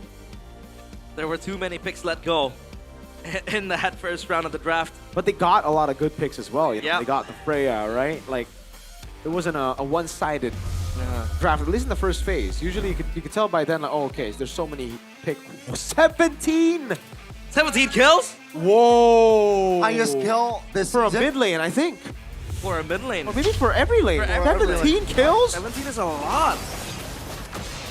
And yeah, that's why. Look, Cut your Zuke. Kin is him, man. Like, this guy's just so good. The way that he's... The understanding of what he needs to do in a team fight as well. Instant penalty zone flicker on Yazuki, and the follow from the rest of the team is beautiful. The coordination, the chemistry, I love the fact that they didn't change anything aside from the jungle, technically, right? Ray out. They actually put an Alter Ego, and it's Dolin on Dewa. I'm sorry, Ray, but Dolin's so good. Dolin. He's so consistent. And again, right? Again, gotta go back to the keys to victory. The 180 keys to victory. You don't want Dolin as your main carry. What you want is Dolin to play whatever the team needs him to play. Beautiful. What was that burst? And yeah, Dolin also given the Guinevere a very strong hero in this meta as well. Could go in and go out. Layer CC. Hard lock as well, the enemies. And yeah, I like with the Grok. We were expecting him to be more reactive with the sets to win Alter Ego the fight. But it was just enough because look at the layers that Dewa have. Yeah. Almost every checkbox is ticked by Dewa. Octo was a failed product, by the way. Of RQ. Yeah, he was part of Aura MPL too. Never made it to Aura MPL. Then oh my god. RQ made it to MPL. Got a lot of hate during the Irad Brusco days as well. Ooh. And then he got kicked out, joined Dewa. A lot of doubts. People were like, why the heck would you take this guy? RQ reject 17 kill game on the second place team at the M7 World Championship. I remember right away after he left RQ, I casted like this small third-party tournament. It had Octa in it. Yeah, or he was MDL, playing. right? No, not MDL. He was playing with a random stack of guys. He was Random dabbling. stack of guys. Yeah, on like a on like a tournament, you know, random stack of guys, you know. Random stack. Stack of guys, like you stack them up, you know, 5 stacks, you know, like guys. I don't understand though. Why would Harith go Revitalize? Oh wait, that's Purify. Sorry. Purify. Come on. Just because it's green, it's not the same miracle. Yeah. Yeah, he actually even built Revitalize. Oh, that's Holy Crystal. Oh, Holy Crystal. Holy Crystal. That's not. Also green. Also green. So are you saying that Terizla has an in it Revitalize? Because like it's green as well? Oh, that's Terizla. I thought Kin played Revitalize. Oh my god. Anyways, alright. Revitalize. That's gonna be a meme for a while, chat. Oh, that's crazy. That's good. That's a good. Oh my. That's a well-deserved meme. It's a well-deserved meme. It's crazy. It's crazy. I didn't know Revitalize was an emblem. Look at all the greens here. Pull yourself together. The Wilderness Blessing as well. Man, Maybe was so good this game too. Look at the damage coming in from Maybe. 69, nice. Damage. 27 and 9. I don't think I've seen Alter Ego out-brawled like this. Yep. Oh, actually, they have been. BTR. First match. They were out-brawled, but BTR, bro. Chaos Derby. Expected. Yeah. But why is this the pattern, Miracle, right? I think today, for every match, game 1, game 2, it's always dominant on one side. Yeah. And then game 3, it's going to be a throw. Or like something else happening. I think both matches has been a reverse sweep, right? Oh yeah, that right. You're right. Game 1, game 2. You're game right. Three. Oh, Our game 1, game 1. So is this okay? A foresight. Might just be. Wait, what? The rich guy is Mueza? Muezza. Oh What? my lord. Is this? Nice spot there. Muezza, rich guy. Wow. Well, he was taking a lot. He was 4,000 gold ahead of Alec. Wow. Wow. It's not. Lane. It's not Octa. It's not Maybe. It's not even Kin. Nor it is Dolan. It's Muezza. Understandably, he is playing a carry roam with the Hellcurt. Going full damage is the way to go. I mean, he had a BOD as the last item, but you could see the burst. Yeah, that's why I just hate Hellcurt in my ranked games as well. I permaban Hellcurt. Permaban Hellcurt? Every time, yeah. Wow. I hate it. My friends call it cockroach because it looks like a cockroach. He is a cockroach. I hate Hellcurt. Especially as a gold laner. I hate that. I hate cockroaches. Cockroaches. Cockroaches. Cockroaches. Got my tongue slipped right there. But Hey! hey, Good thing it didn't don't stop forget running. to scan the QR code because GoPay is giving away 10k diamonds, 101 diamonds, 1 rupiah for 100 people that are the fastest. First come, first serve. First come, first serve. Go scan the QR codes right here with your Infinix because if not with an Infinix, it won't work. Nope, it won't. Check Infinix. it out. Check it out. Check it out. Check it out. Okay, Ultra Ego. I think the Freya shouldn't have been flexed. Shouldn't have been. Shouldn't have been flexed. So, Freya against a Claude? Yes. Okay. And then they should have picked up. That's the thing. What? For Nino, yeah? For Nino. Wait, was Phoveus available? No, it was Oh, banned. Phoveus was banned, yeah. Maybe there wasn't any more options. Yeah, that's why he had to flex it. Wow. But there are options for your provider. For y'all. Because we have Buy You. Buy You. It's a provider that is very, very consistent. You can feel it when it's gaming. Strong telecom cell signal, no lag, no lag. drama, no nothing, no crying over bad signal. Because Buy You gives you full 24-hour of internet data. You can push rank anytime. Like scuba. And even if you're scuba diving down deep with your Buy You, you can still enjoy good internet. Gaming together gets smoother. Diving together gets smoother. Auto Savage every match with Buy You. Auto Savage. Auto Savage every match. Auto Savage every Oh my match. goodness. That's why RFE got the Savage. Because he's Buy You. Buy You, baby. Buy You. Well, you guys can also go and check out this right here. Scan the QR code. What is it Exclusive MPID. 200 samples, 22 diamonds. That's 229 diamonds for 72,654. That's crazy. That's Oh yeah, insanity. yeah, right. Your math is right. Yeah. Is that a forte of yours? No. Mathematics? I'm pretty bad at math, but that's an easy one. Why did it take so long for you to? I was trying to calculate, mental calculation, right? When I choose my spell, it's also mental choices, right, going on around here. Yeah, that's why you pick Aegis on 1-1. So, Aegis and 1-1. And XL Petrify as well. That's what I do. But don't forget. Someone told him to go Purify on Ixia, and he picked Petrify. So that was after I won my audition. That is actually You even worse. shouldn't have won your audition. Even worse because Petrify is blue. Yeah, dude. But like Petrify, Purify, in No, rhymes. no, right, in no. rhymes. So don't forget to check out Acecraft, the STG game that you don't want to miss. Random skills, bullet deflections, and retro cartoon. I like the art style. It's very, very cartoony. Yeah, do you like cartoons? It's cartoon. I do like cartoons. What's your favorite cartoon? Oof. I think it's SpongeBob, bro. Have you watched the new Indo movie that is quite animated as well? What? That's your favorite movie, Gani. Oh, that's your favorite Pelangi movie. di Mars. Oh yeah, that's your favorite movie. Oh, your favorite movie. Gotta watch it, Yeah. man. He Gotta watch volunteered to translate, by the way, on that segment because he loves He's a Pelangi huge di fan. Mars. Pelangi Best di movie Mars. ever. Rainbow and Mars. Yeah. And if you want to experience Rainbow as well, it's all here in the MPL arena. Don't forget to get your tickets at ID. Yes, sir. MPL.com/tickets. And don't forget to choose which day of the week you want it to be. Come in over. Don't let your tickets expire. And maybe you could get a free ticket to watch Pelangi di Mars. Yes. Okay. Gani will I sponsor that. realized Pelangi di Mars doesn't mean rainbow. It means... Wait. The character. Okay, the character's name is Pelangi. No, oh really? Yeah. Alright. That's the main character. That's why we were laughing, because we were like, oh wait, it's not rainbow. I thought it was like Rainbow and Mars. Yeah, me too. Me too, initially. That's why when I heard the explanation, I laughed too. So, give me some lore about Pelangi. Lore. Yeah, who is she? Dude, I don't want to spill the tea. All right. You gotta I don't watch wanna, it for yourself. I don't want to spoil it. Okay, All right. You gotta you're not watch a spoiler it. guy. I'm not a spoiler guy. Okay. You gotta watch it for yourself. Enjoy it. You need to give me a synopsis of what the movie is about. It's about Pelangi in Mars. Yeah, it's about a guy who doesn't want to be an astronaut, who's a scientist, and he gets forced to go to a trip to save the planet because the planet, you know, it's The getting sun. colder, Oh. right? There's something that's blocking the sun. Okay. Yep. So they found a planet without this problem. Outside of they the- gotta figure out why it doesn't have this problem. Then he meets some friends along the way. Why does this sound like Interstellar? Very close, very close. And it's like global warming as well. But hey, Dewa United are ready to lock in the 2-0 because so far today, like Gani mentioned, it has been a set of reverse sweeps. It was, match 1 it was Bigatron Navi. Yes. Bigatron with 1-0 and then it was flipped back to the 2-1. RQ against Geek, which by the way I thought they had in the bag because game 3, super clean early game, but they threw it away. So I think that's gonna be the pattern. Like one-sided stomp, another one-sided stomp, game 3, it'll be close.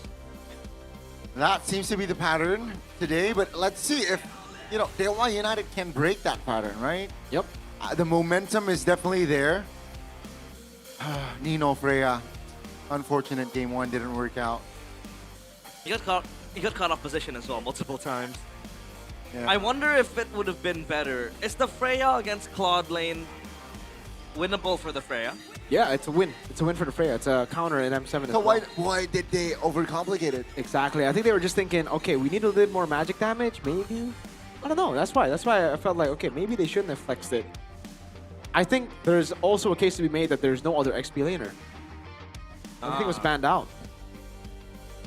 What about the Yuzong wasn't? Yeah, good. the Yuzong wasn't technically, but the Guinevere I think doesn't really care. Yeah. Right. Anti-CC. An alter ego back to the drawing board again. Their draft wasn't really bad. It wasn't even bad. They were just outdrafted by Dewa. Yep. With the last minute cheese Good pick. drafts by Dewa. Yep. In the Hellcurt. With the burst power. And the Guinevere that was just let go. I think alter ego needs to either contest this Guinevere or, you know, ban it out. Do they even have a Guinevere player in their lineup? I think Izuke Alter Ego? plays it. Yeah, right? I think they play it. I think even Alec plays it. Oh. Okay. Because for Dewa, they have both Dolan and Mueza. Mueza is very apt with the Guinevere too. This Guinevere needs to go, man. Very, very overpowered hero. Will it be banned here, Phase 1, do you think? Can you play Guinevere? Do I play Guinevere Rome? Can you play Guinevere Rome? No. Can't play Guinevere. Can you play Guinevere Miracle? Yeah.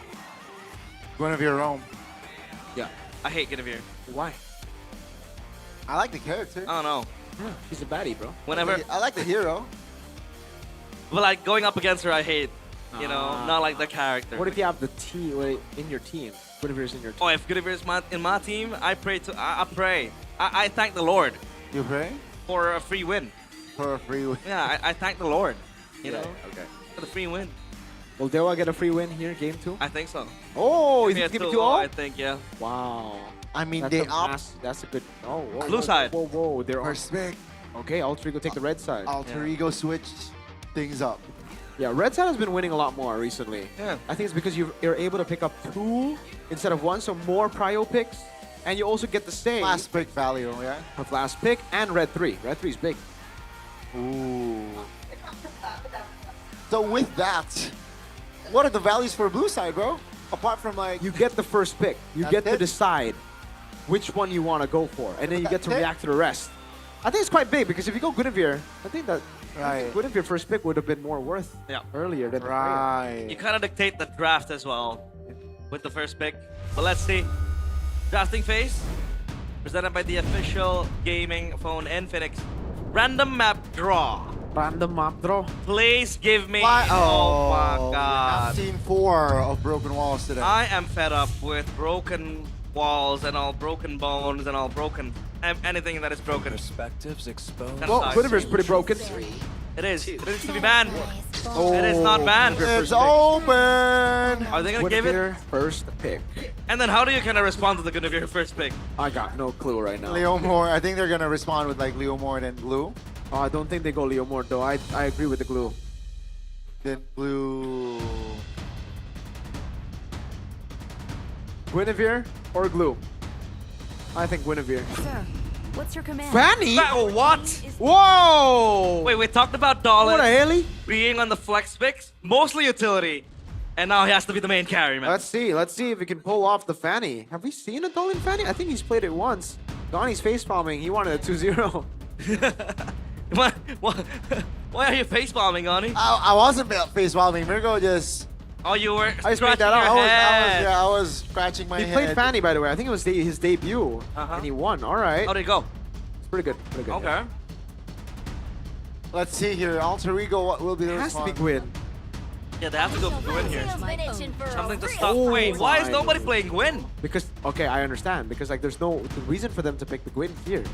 Because they already revealed their jungler. They're not gonna pick Gwyn. Just kidding. Whereas I can play Gwyn. That's the thing. And Moskov Red 3, is that possibility? No. Yes, I think. Well, I don't think they need the Moskov Red 3. They already have a Kalea. But yes, if they want another form of counter to the Fanny, yes, then they can go Moskov Red 3. So Dewa, against the Kalea, do you go for the Gatot Kacha now? Is the question. And what do you combo it with? Will it just be Gatot Kacha and Valentina? I think Gatot Kacha Valentina is a pretty good answer here. Yep. Well, they will still go for the Guinevere. They completely neglected. They go Jetienne and Claude. What a response. This is not That's actually a very good pick, right? Against the Farsa, like when you ult, you can ult back and like it stops the feather airstrike. The thing is, the Farsa can just wings by wings away.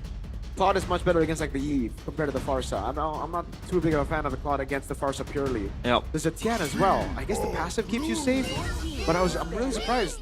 I thought at least we'll see a Glue, Gatot to counter the Kalea. We're not seeing any of it. Glue gets banned out. Interesting, very interesting. The Moskov does come through. You get double value now, right? It's the Fanny and the Claude. So they all played into Alter Ego's draft, or played into the Moskov pick.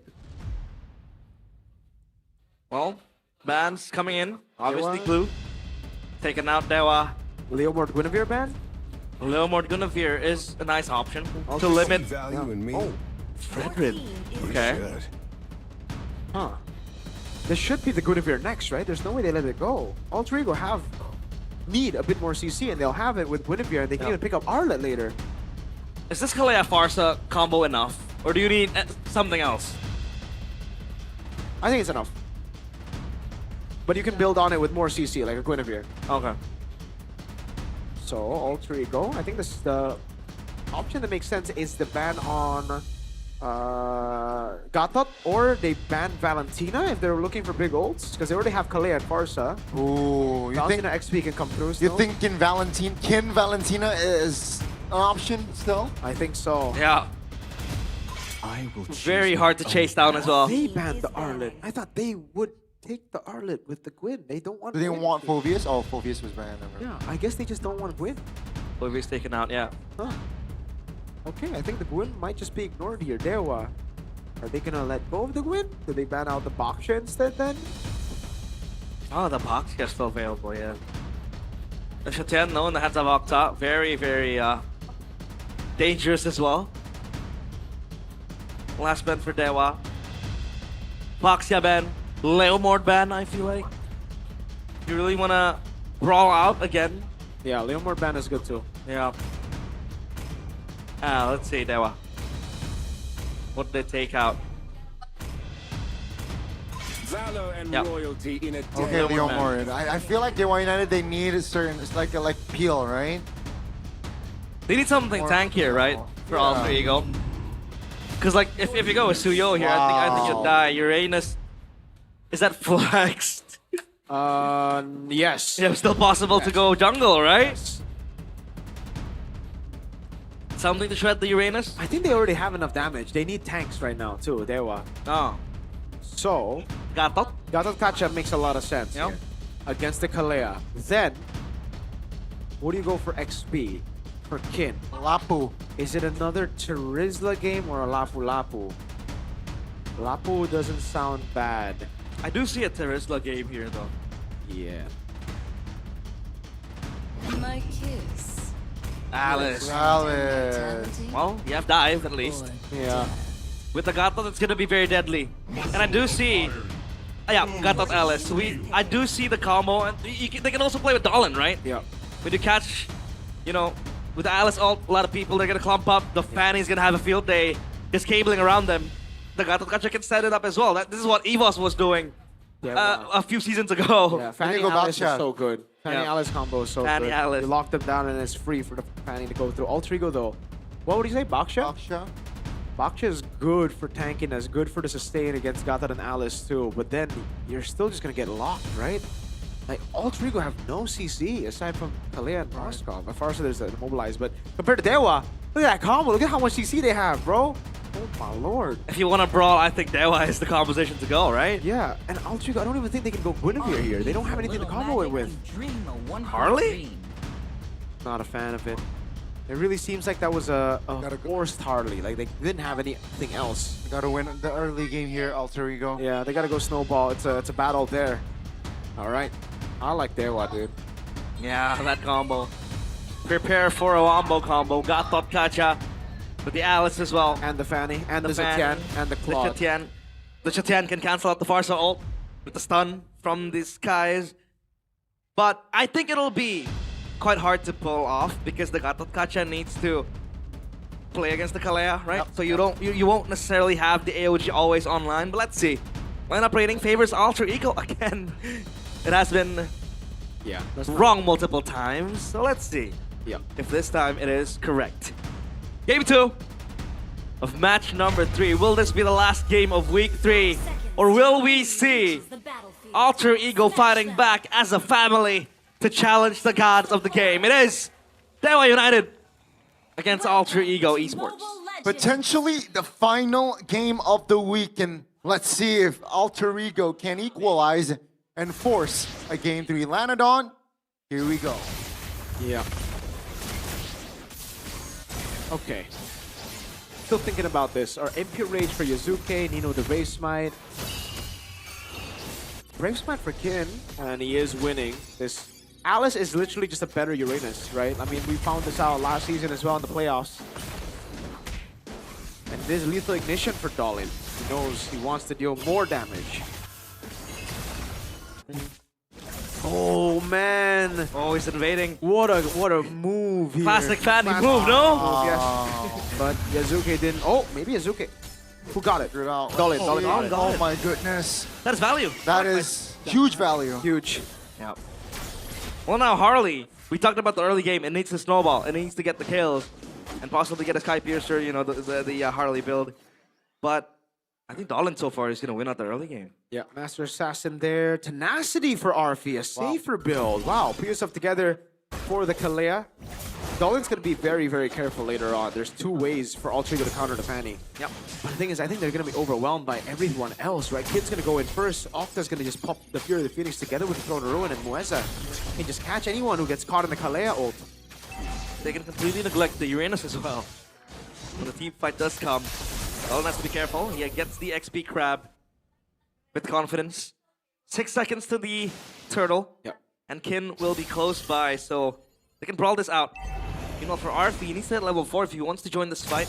Again, the global presence of the Moskov ultimate will be very much appreciated in the team fight. Nino wins out on the level though. Yeah. The thing is though, for the Fanny, despite, you know, the tempo that they will have, it's still very difficult for them to contest Turtle without a purple buff. So Dolan's still gonna have to go purple first. They are trying to delay the take. It's 50% HP though. The HP of the Turtle. That's gonna be Kin jumping in, stunning Hijume. The SOD lands, but Yazuke claims the Turtle. That's gonna be Mueza now popping to revitalize. Dolan jumps in towards the back!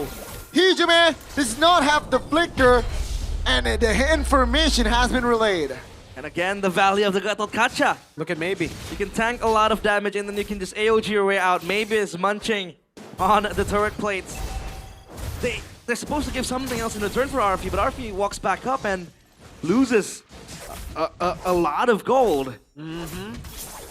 That's the bad and the good for Fanny, right? You're so mobile, you're great with kill pressure early, but turtle takes, it's tough when you start purple buff, because by the time the turtle spawns, your purple buff is down. Yep. So for Dewa, they really need to get the timing on perfectly. They tried their best to delay, but Alter Ego just took aggro, took it all the way. Now Alec, oh, I thought he was gonna bait out the Tsunami Slam. Dolan. Oh, he's dead. You were spotted. Ooh. Great cable management from Dolan to escape that sticky situation. Cable management. I like that word. It's like me setting up my new PC, but beautiful, beautiful move by Dolan. Yep, beautiful move indeed. Baited out the flicker from Alec. That's supposed to be the counter, but Dolan made the Fanny look like a counter to the Kalea. Tsunami Slam on towards one. That's a stun. The combination is there. It is still deadly. Classic combination, Kalea and Farsta. Look at the purple buff. They're already camping it. I don't think Dolan's gonna get this. Yeah. Wow. Wow, great read, right? The adjustments. Fury of the Phoenix a little bit too late. But Alec now. Oh! Cancels. Unlucky. Yeah, the blazing duet. Okay. Unintentionally. Yep. Nice cancel. And I think Alec knows now, well, I have a way to cancel the blazing duet. Who knows? But Dolan going in against Yazuke. Stuck. Oh, looking for a kill on towards maybe a little bit too ambitious there. As Dewa United able to save and take the kill. Have to seize first item for the Fanny, Mirko. Yeah. Yazuke way too aggressive there. He could have just backed away. That was a free turtle. There's no purple on the Fanny, but now it should be free for Dewa. Why is that? AOG? Vitalize popped. That's a good taunt. Torino escape. Feather airstrike committed AOG in response. Second turtle will fall to the hands of Dewa United. SOD. Nah. Miles away. Throwing a ruin. Whoa, whoa, in the back. river. Let's see. That's going to be Alec now. Popping the Tsunami Slam. Dolan in the back. That's going to be Alec falling. Yazuke still has the hat trick to get out. But top lane, Orphe is free. And if you want to talk about the long lanes, sure, Moskov does get the prio, but come the late game, that Fanny will be able to catch the Moskov in the long lanes because of the rotations with the cables. Dolan still wants this purple buff. He gets it. He gets out with Thievery. Ooh, clean management by Dolan, man. Really good on the Fanny.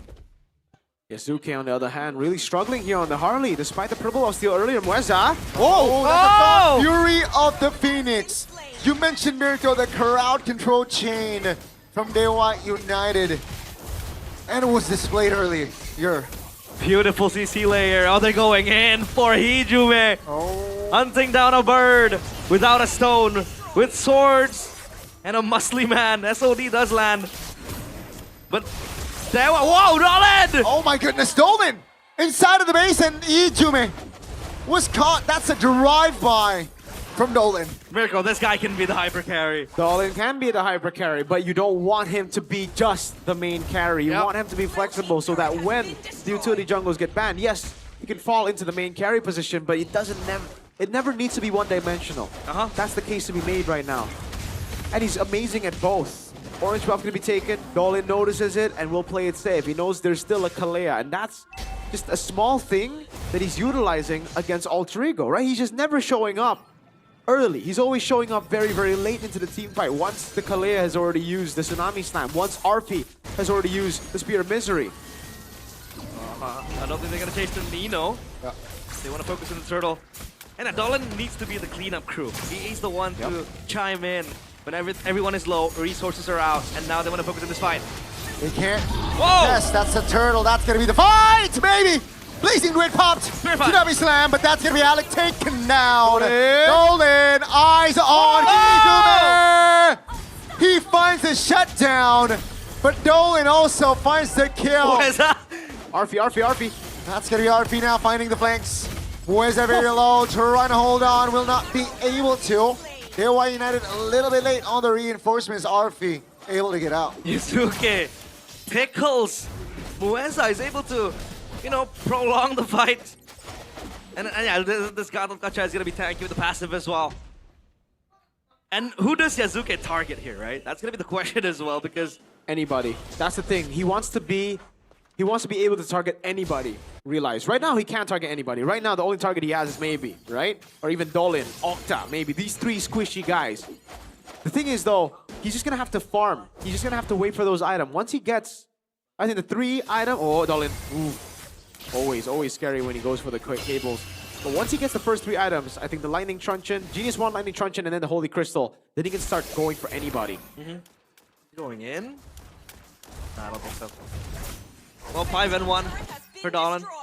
Has the Malefic Roar ready as well. Alex spotted out. Dolan still camping this bush. Donnie.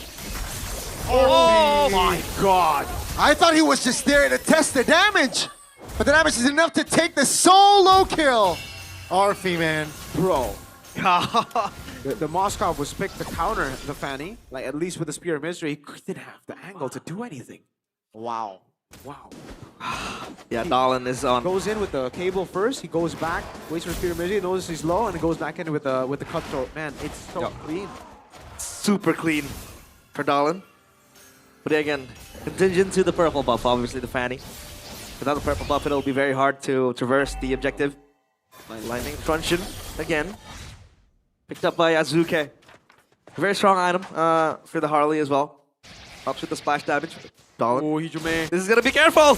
Oh my goodness, still has the flicker. But that's also big information that this Farsa is gonna be a juicy target for the next 2 minutes. No purple. That might have been a mistake by Dolan. Never mind. Good cover from the rest of the team. Yep. They need to shadow this purple buff. They need to make sure it's safe and sound for Dolan to take. And now, obviously for team fight, Dewa is very strong. Look at the feather airstrike committed as well. That is information. If they want to go for the Lord, they can. Right now, but Dolan is up top. Alter Ego is camping the bush, the pit. Maybe he's gonna poke it. They're gonna converge together. Dolan is gonna come swinging in. This is gonna be a very interesting fight.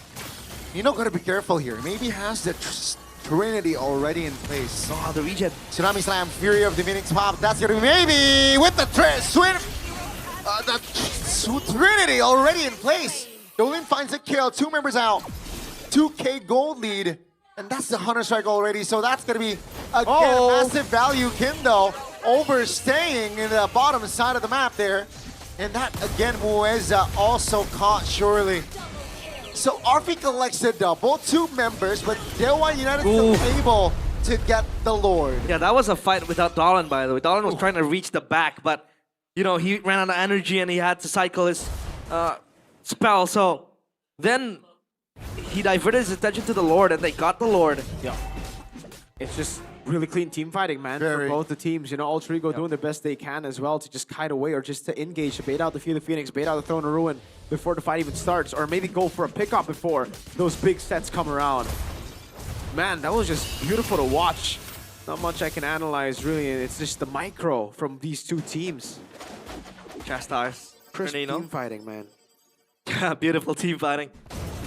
Well, it's a very different, I'd say, development for Dewa. Dewa, you would never expect it to be this brawly team, right? I mean, sure, there has the... Oh, wow! Wow, you snooze, you lose. And Arfi, he wasn't ready. Dolan! Dolan very low. Nino was able to find the pressure. 1 HP, I like Tsunami Slam. On towards 1, Izuke is there. What? Oh, Octa. Again, awkward positioning, but now Nino very low. Still able to tank more though. That's Kin finding 1. Turret taken down. It's a 2 for 1. He's back. Oh my goodness.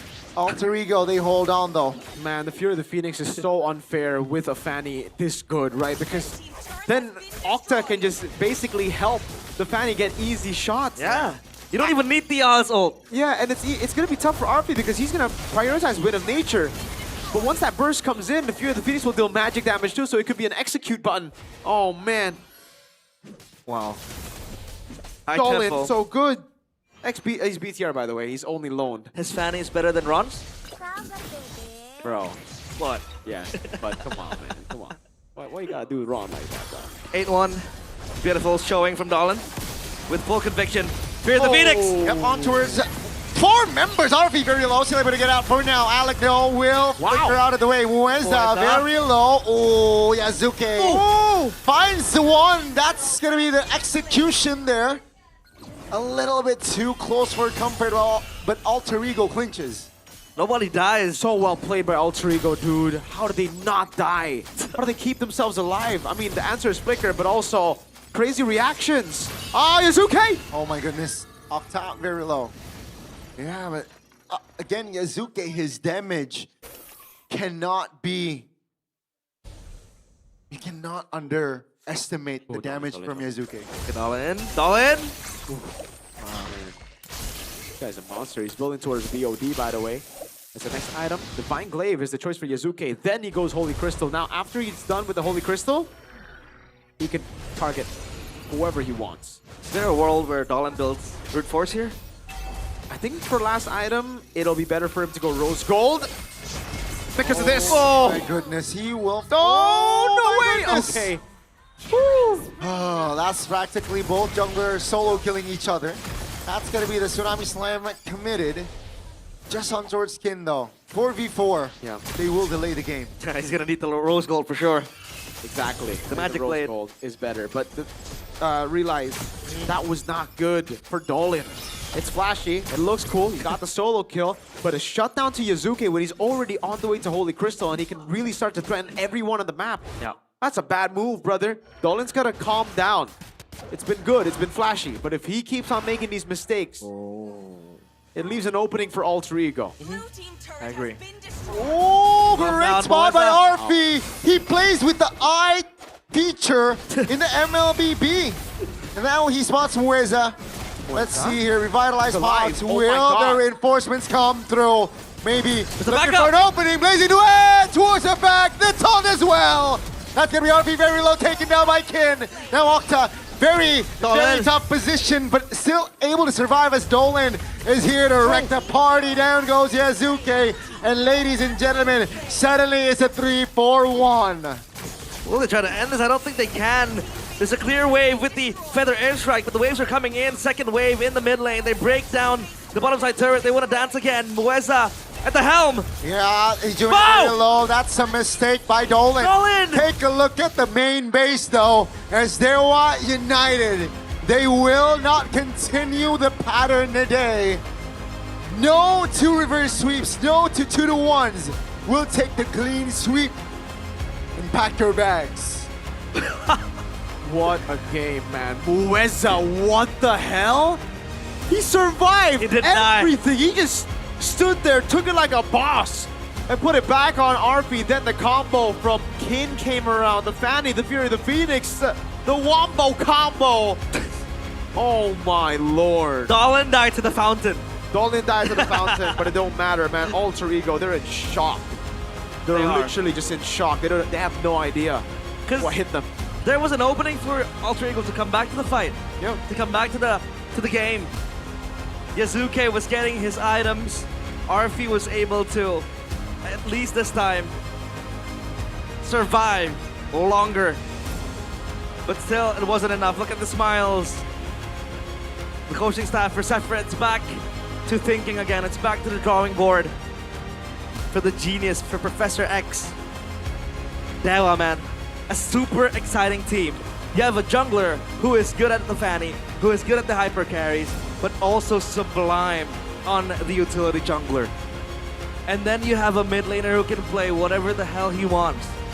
Mueza as the captain, Kin, super consistent. Maybe, doing maybe things.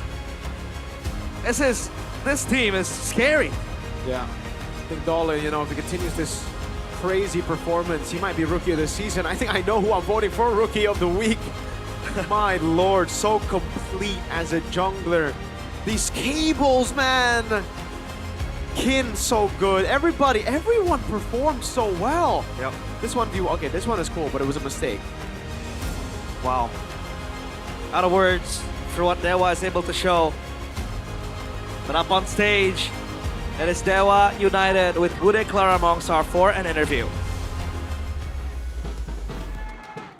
Dewa United menutup minggu yang ketiga dengan begitu bersih 2-0. Beautiful closing for Dewa United in week 3. Dan melihat kemenangan hari ini 2-0 maybe. With the win, Bagaimana perjalanan 2-0 today. bisa menyapu bersih Alter Ego? How do you feel sweeping away Alter Ego? Gimana kalian bisa menyapu bersih 2-0? How were you guys able to do it? Ya karena dikasih hero power sih, Fanny, Dolin gitu. Because Terus we were lengkap given Moza. our power heroes. Tapi untuk Fanny's Medi Dolan, sendiri, Dolan Arfi adalah Fanny. pemegang top Savage di MPL Indonesia untuk saat But ini. Arfi Gimana sih kamu is the melihat current holder of dan the top langsung Savage berhadapan dengan Arfi? in MPL ID. 3 Savages. How did you Ya. feel going up against Arfi? Ya dia jago sih. He's Si very Arfi good. jago banget. He's very, very good. Apa pikiran apa yang ketika bermain melawan Arfi? Aduh jangan sampai nambahin Savage-nya lagi What nih. crossed Ada your kayak gitu mind nggak? when you went up against Arfi? Were you Ada sih. afraid to be the Kalau dia next on pakai his hero Savage list? Danger dong tapi itu sama si dia. Jadi Nah. hindari, jangan sampai I dikasih think itu. he can only get Yeah. I think he's mostly getting Savages with Dan Granger and ketika Obsidia. kita melihat pertarungan hari ini 2-0 dengan sangat cepat.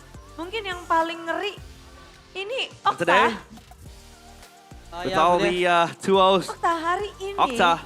kamu mengantongi top kill. Setelah Today, sekian lama you were kita able nggak to bag lihat di dalam home the satu record of game top kills. Sampai 17-0 17 di kills. game pertama. And game Jushin one, Okta you're mengacak-ngacak Jushin. alter ego.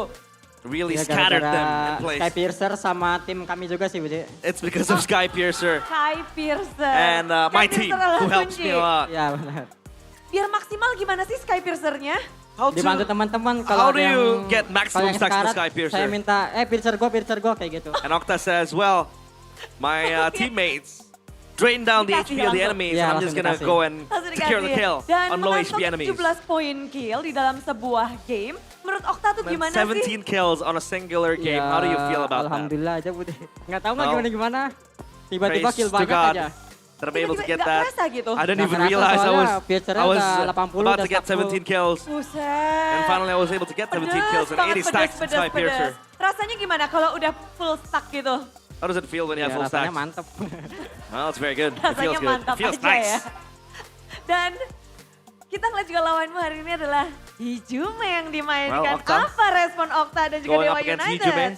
What's your Nggak response? expect sih soalnya Going yang up against diturunin yang Hijume. roster M7, Budi. Oh. Sempat ada pressure juga sih. Well, Lalu bagaimana at least kalian we menghadapi faced off against the pressure M7 itu roster. juga dengan line up M7? Dikasih jampe-jampe sama Coach Rek. Well, Coach Wright gave them Apa supernatural itu, apa-apa? powers. Ya dipijitin aja kami semua. Oh To caranya us, gitu he ya. massaged us. Ternyata rahasia dipijitin oleh Coach Rai di And belakang. we were able to perform Ketika out of this world. kita ngelihat di game pertama itu mungkin And yang when we took a look benar-benar at game 1, memukau banget untuk kamu Okta was a game very, kedua. very clean Gimana kamu game. menjalankan game kedua? how did you play Game game kedua, 2? saya cuma numpang ulti doang, habis ulti taruh handphone kata Sikin. Well, Soalnya JTN all I kan did cuma ulti was doang. alt, and Kelar then I ya? put Ya, my phone kelar. down, and I'm just gonna Kelar. chill. Malah di sini di game yang kedua, mungkin yang kita bikin penasaran adalah Fanny muncul. In game 2, of course, the Hai, most intriguing Dolin. thing is the Halo, appearance of Bude. Dolan's Fanny. Main Fanny lagi nih. Playing Fanny again, Dolan? Iya nih main Fanny lagi. Gimana Yes, sir. ketemu Fannymu lagi, bertemu dengan si Fanny?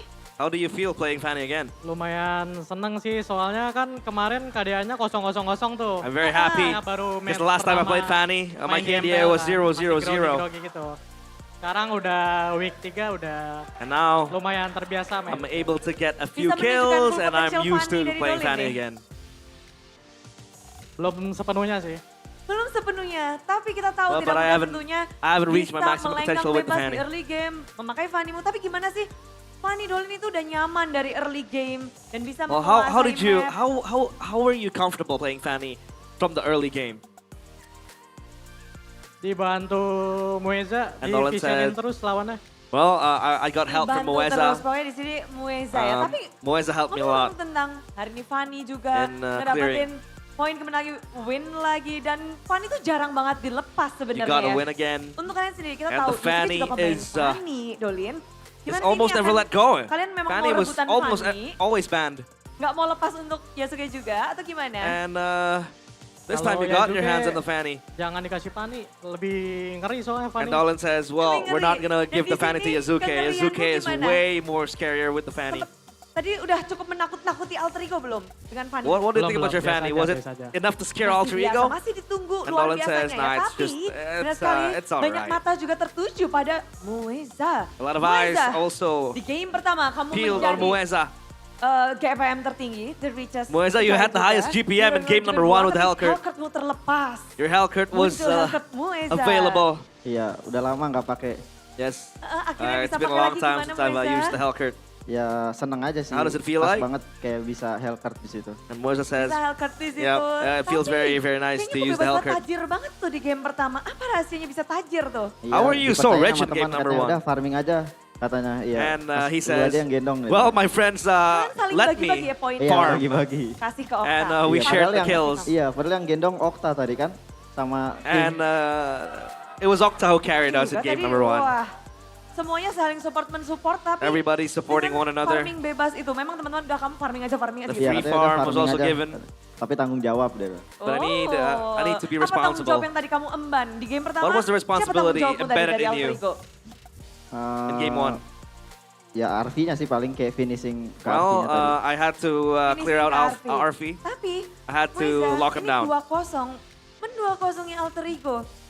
Moza Sulit, 2-0. mudah, atau seberapa berat levelnya? How does it feel like? Jujur, 2-0 Alter sebenarnya Ego. dari awal yang match kali ini aku agak deg-degan aja sih Bude. Soalnya kan Well, kita juga lagi abis kalah-kalah kan. This current match, Terus I'm very lihat nervous. Alter Ego juga lagi kuat kan. Terus mereka Because pakai we roster lost yang, our matches season yesterday. lalu. Jadi And kayak Alter sebenarnya Ego, agak they're deg-degan, back in ya, tapi form. alhamdulillah lah kita masih menang. But thank Bisa God, 2-0 praise to dua God that I'm able Plan to apa yang kalian jalankan dan berjalan I'm able to mulus? get a win with the boys. Menangin early-nya atau Ya menangin early-nya Well, aja sih. I think, Soalnya kan the Alter key- Ego agresif banget kan mainnya. To beating Alter Ego is winning early game because Alter Ego is Alter Ego super bermain aggressive. agresif dan kalian menjawabnya dengan apa tuh? So we need to win the Ya, early game. jangan over commit aja. And our answer Kayak is to not overcommit. Satu sama lain kayak bareng-bareng lah. And we mainnya. need to stick together as a team, as a Bersama, unit, dan play mereka together. melangkah begitu kuat. Sementara di sini juga ada yang jadi tahan badan terus. And nih. of course, the sandbag. Hello. Halo, Is gimana Kin. 2-0-in Alter Ego hari ini? How does it feel like to owing Alter Ego biasa today? Kenapa biasa aja? It feels normal inside. I expect us to win also. Oh, jadi memang udah Yeah, he expects to win. udah berharap ini bakal menjadi kemenangan. So Why you is so confident expected dan this this is to be a win? gonna be your win? Karena biasa dapat hero-nya. Karena dapat Because hero-nya. we're able to get Jadi, our power heroes. For the heroes, how do you see the draft in this match? The first match and the first game and then the second game.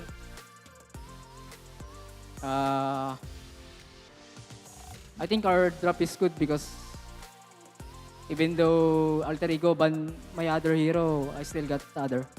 Oke, jadi kalau kata Kin, draftnya gimana sih? Kalau kata Kin, ya walaupun hero-hero Kin itu di-ban, tapi dia masih punya hero lainnya. Dan what is And the strongest Kin still for has a lot of Dewa hero pool United, in strongest his point arsenal. in this match?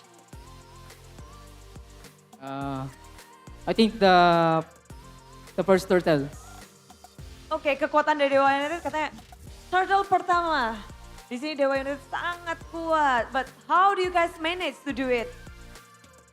Because in first turtle we always lose, then we always fix that. Oke, jadi pokoknya kuncinya kalau di turtle pertama itu kalau kalah itu bakal jadi kesulitan So gitu the ya first maybe turtle, ya. if you lose, Benar gak sih maybe? you'll struggle. Benar. Ya, benar, Budi.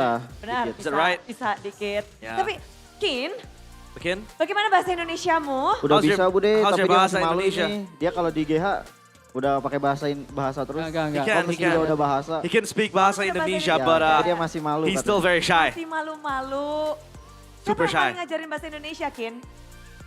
Who taught you Beda. Indonesian? Belajar sendiri. And Gimana Kin sih, says, Moisa, kamu I ngajarin? learned by myself. Dianya lama belajarnya kemarin. Terus sekarang udah Moisa bisa dia says- malu. Di Well, he took some Iya. time to learn Oke, the sekarang language, kita but now that Kin he's pakai able to bahasa ya speak untuk it, menutup he's very shy to Minggu speak yang it. ketiga, Kin. And to close out katakan week 3, sesuatu. Kin, do you have anything to say to the fans and everyone else you wanna say something to? Kin lagi membuka kamusnya dulu ya, bentar Kin ya. Kamus is bahasa Indonesianya lagi dibuka opening his dulu. dictionary. Makasih buat yang udah support kita terus. Thank you to everybody that supported us Support along the way kita and always. Singkat, padat, jelas sebenarnya. Dan Moisa, kemenangan hari ini 2-0. Moisa? Ya alhamdulillah. The win banget, today? Apakah sudah akan 2-0. menjadi start untuk next week? Thank God. Insya Allah. Mudah-mudahan And next week lebih baik lah. Hopefully Kayak next week gamenya lebih clean gitu. will be better and the game will be much more clean. Lagi. So, harapan tentunya mereka miliki. Tapi kali And the ini hopes that they saatnya have anak Dewa to untuk go on. berpesta penutupan yang manis 2-0. And this is a dari sweet Dewa closing for Dewa United. This is United. it. Team Dewa United.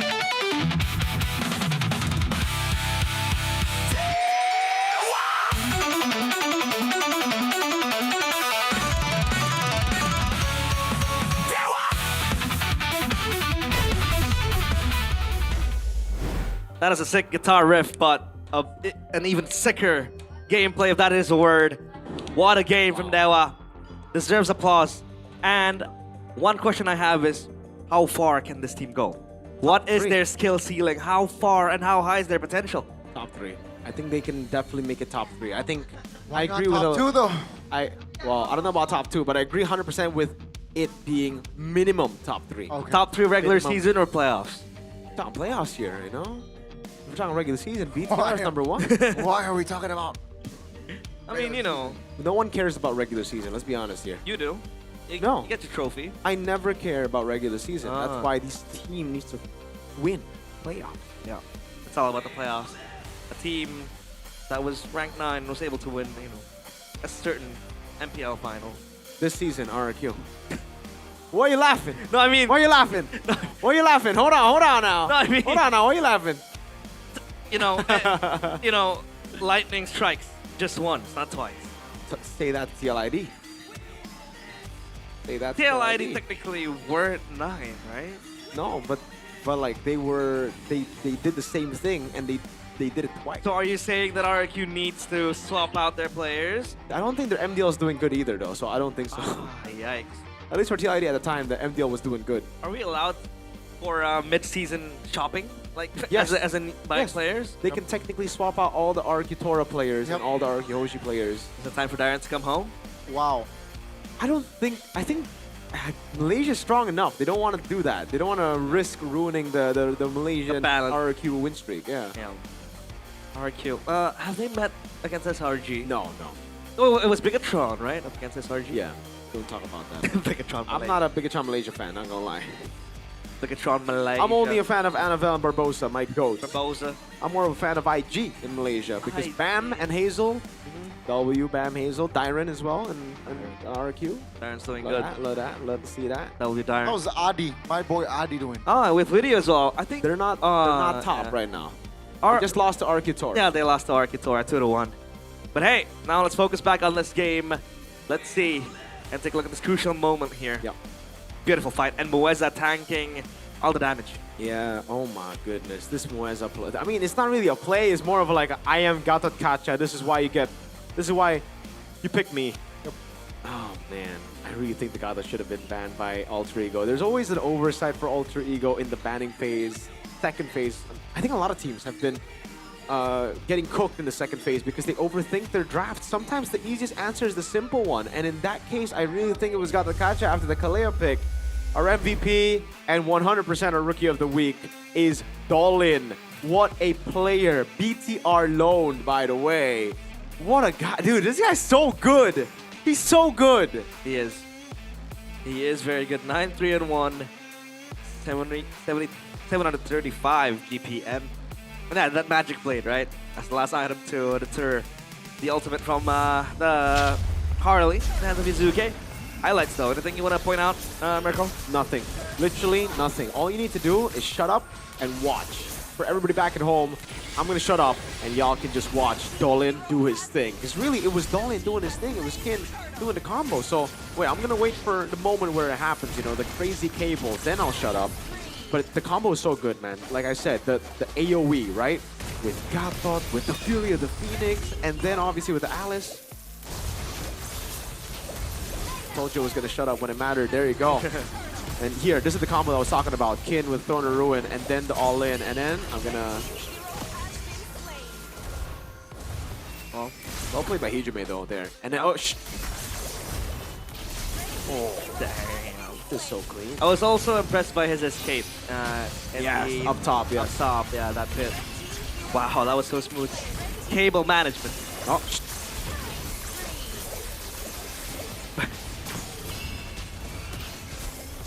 the great escape. Dang. Oh. Dang. Yeah, but that was giving away a mega kill, right? Yeah, but you know, it looked cool. Yep. And then here, Throne of Ruin. Bang. And then Dolan. Where's Dolan? Where's Dolan? Where's Dolan? He's in the mid lane. Kin's right there. Bang. Dolan gonna go for the Yazoo kick chase. Bang. Yep. So clean. Dewa. I love Dewa, man. They're really good. Very good. And now we do have a interview backstage alongside Alyssa. Take it away. Thank you Caster, kembali bersama Alisa dan kali ini sudah bersama Alisa. And now, Coach with me dari tim kemenangan kita hari is ini. Coach Ran. Wright, Halo. coach from the winning team. Gimana Coach perasaannya Hello, Coach melihat Wright. Dewa bermain hari ini? How'd you feel looking at Dewa playing today? Aman aja And Coach 2-0 Wright ya. says, Coach, it's all this is a good. very interesting match. Tadi kita bisa melihat bahwa Coach Wright akhirnya menemukan formula yang tepat untuk mengalahkan And finally, Grafia you found the Shepard. formula, the Seperti right apa sih formula to sebenarnya? beat Boleh Ultra nggak sih Ego. di-spill tipis-tipis about your formula on beating Alter Just spill Ego? a bit. Can you talk us a bit about the Formula formula? gak ada sih, kayak aja yang kemarin, tapi I don't think there's a formula. We just yang used the plan same method mereka yesterday. overthink the draft. Karena di game But I think, 1 kan they mereka overthought the draft. Valentina Arlotkin. Yes. Mereka And pikir they gitu overthought the Valentina Valentina Arlot- Arlot the aja hands of the yang kin, the hands bisa of kin. main kin gitu. And yeah, they Plan thought aja about itu it. overthink aja terus They were mereka overthinking. nggak tahu siapapun yang bisa siapapun yang hero kin gitu. And Itu they dia yang don't jadi really salah know satu what yang Kin's Coach heroes sudah are. prediksikan ya berarti untuk hal itu akan terjadi. That's predicted by you, Coach. Akan Kin itu di ban itu Coach sudah prediksikan karena Ya. dia benar-benar predicted ditargetkan tadi that ya kita Kin bisa was gonna be melihat. target Tapi banned ternyata in ada this match. Hellcard dan juga tadi hero-hero lain yang lebih But berbahaya the Hellcard sebenarnya yang came dikeluarkan. through Apakah ini memang and strategi other dari powerful Coach Ryan heroes. untuk Is this bikin your strategy Coach Stepper overthinking? that made yang Sephiroth Hellcard? overthink? Yes. Yang Hellcard, Well, Hellcard. Yang kemarin dia mau pakai itu yang Hellcard, I tapi think gua yesterday- bilang tuh Mesa kalau He wanted to use Hellcard, but I bagus told di him, draft bilang aja gitu. Terus yang if you tadi think Hellcard is dia good bilang in the Hellcard draft, ini bagus coach, just bisa tell pakai me. Hellcard. That's I'm why gonna let you use the that's why we Hellcard. pick Hellcard on the game 1. And that's why we Oke, dan picked itu Hellcard in game terbukti 1. ya akhirnya bisa memenangkan game ini juga. Kalau dari Fanny Dolin gimana? Kalau What about Fanny? Fanny? Itu The hands Dolin of Dolan. pasti Pani kalau yang Pani open langsung aja. Langsung aja ya? For Dolan, yang if Fanny is terjadi, open, langsung first pick aja. we're gonna take it straight away. Langsung jadi first pick-nya luar biasa sekali. That's gonna be our ya first memang. pick. Coach Wright ini very right. Tapi Coach, Coach kalau Wright is very rate right. 1 sampai 10, seberapa seru tadi match? On a scale of 1 to 10, how fun Hari was ini that dong. match? 8. 8. 8. Oh, sangat puas juga untuk kemenangannya hari Satisfied ini. with the win? Super puas juga. Are you satisfied with the result? Yeah, satisfied karena itu 2-0. Yeah, we're very Karena satisfied 2-0 to ya. all. Dan apa Obviously, we're persiapan very yang happy. Coach siapin untuk minggu depan akan bertemu What's your Ethos preparations dan for next juga week? Geekfam. You're gonna Minggu beat Geekfam. depan, I think di draft lagi banyak week? yang masih banyak yang hero pool I think kita. we're gonna Masih practice our banyak heroes. hero poolnya yang akan And the dimainkan. hero pool, we're Kita gonna tunggu expand it. teknik We're gonna uniknya focus lagi ya, on the Coach, ya. draft as Thank well. you so much Coach Wright. Hope And for yeah, the best we're for gonna prepare for next the best. week. Dan kita akan melihat lebih And jauh good luck for analisis next dari week, para Coach Wright. caster. Mungkin caster punya pendapat yang berbeda. So caster silakan. And take that it is over. Coach Wright, Dewa United. You can't go wrong when your name is right. WJP. Yeah. WJP. And there's like this also one, I'd say, fun fact that he has, right? He seems to be very close with his, I'd say, players. Every time I scroll TikTok, Okay. at like 3 in the morning, I see him go live, and he plays with his players. He plays with Moeza, he plays with Kin. He streams his games, playing ranked games. Yeah, he's having I a know lot. this. Yes, Yeah, he streams right? Magic Chess too. Yeah, he Like, plays he's Magic Chess as well. so active. And he says he does the live streams to practice speaking in Indonesian. And I think that's also very, very appreciative of him to learn, you know, that. But hey, this is it. The items going into the match. Look at how fast Stalin was able to get the items. Like, look. Yep. Zoom, zoom. I like the junglers, man. Both the junglers. Again, they went for the boots, but then they went straight for their damage items. They didn't really complete it, and this is really good when you have assassins, right? Obviously, we're used to seeing a lot of the other junglers, mainly utility junglers, finishing up the top boots first because they don't want to get CC'd, because they want to have a little bit more defense.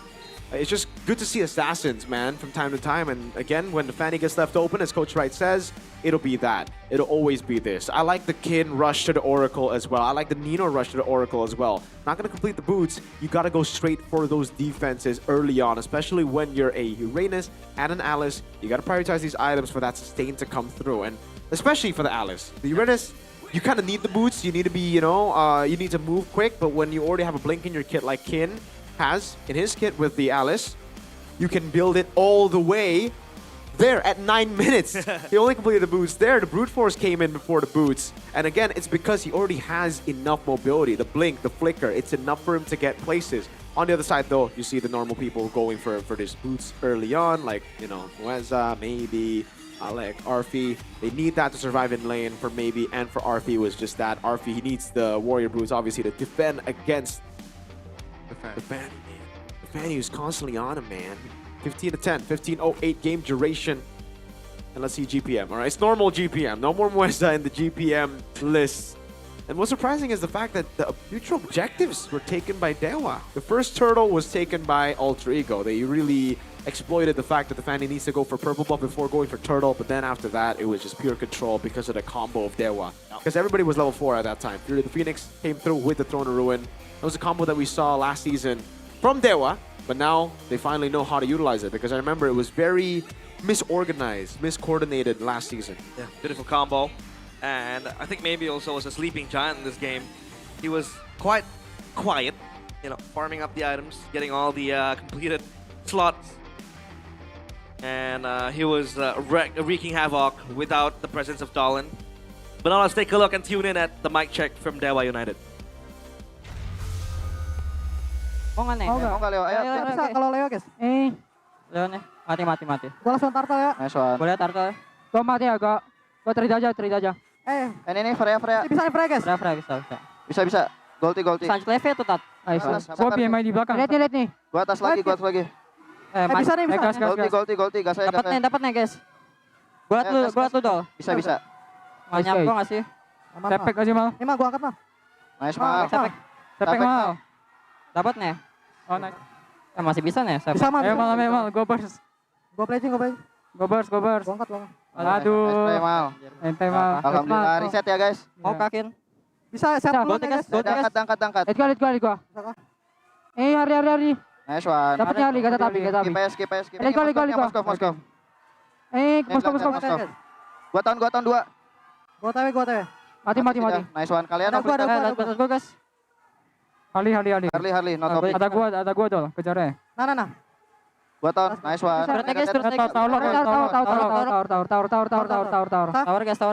Tower semua. They knew the main objective. That final call, yeah. Tower. I like that. Because they knew Dolan was dead. Dolan was... Tower. Fountain. Tower. I like that. And the communication is also very, very smooth. Yep. What a game from Dewa United. The Mahadewas. The Mahadewas, Donnie. How do you feel about your Mahadewas, man? What do you feel about them? I was a Mahadewa, but now I'm an Anak Dewa. Anak Dewa. You're the son of Dewa. Anak Dewa literally means son of God. Son of Dewa. Well, it's quite hard to translate it literally, because you don't really want to be next to the whole thing. But let's take a look at the standings. Yes, sir. I want to see the pickups if there are any. Let's see where the machinery. I think Dewa have taken their spot. And if Dewa is number 2, I swear to God. Onyx is still first. Oh, hey! What the robot doing? Yep, Geek Fam will take Bigatron's place because they got that net game win.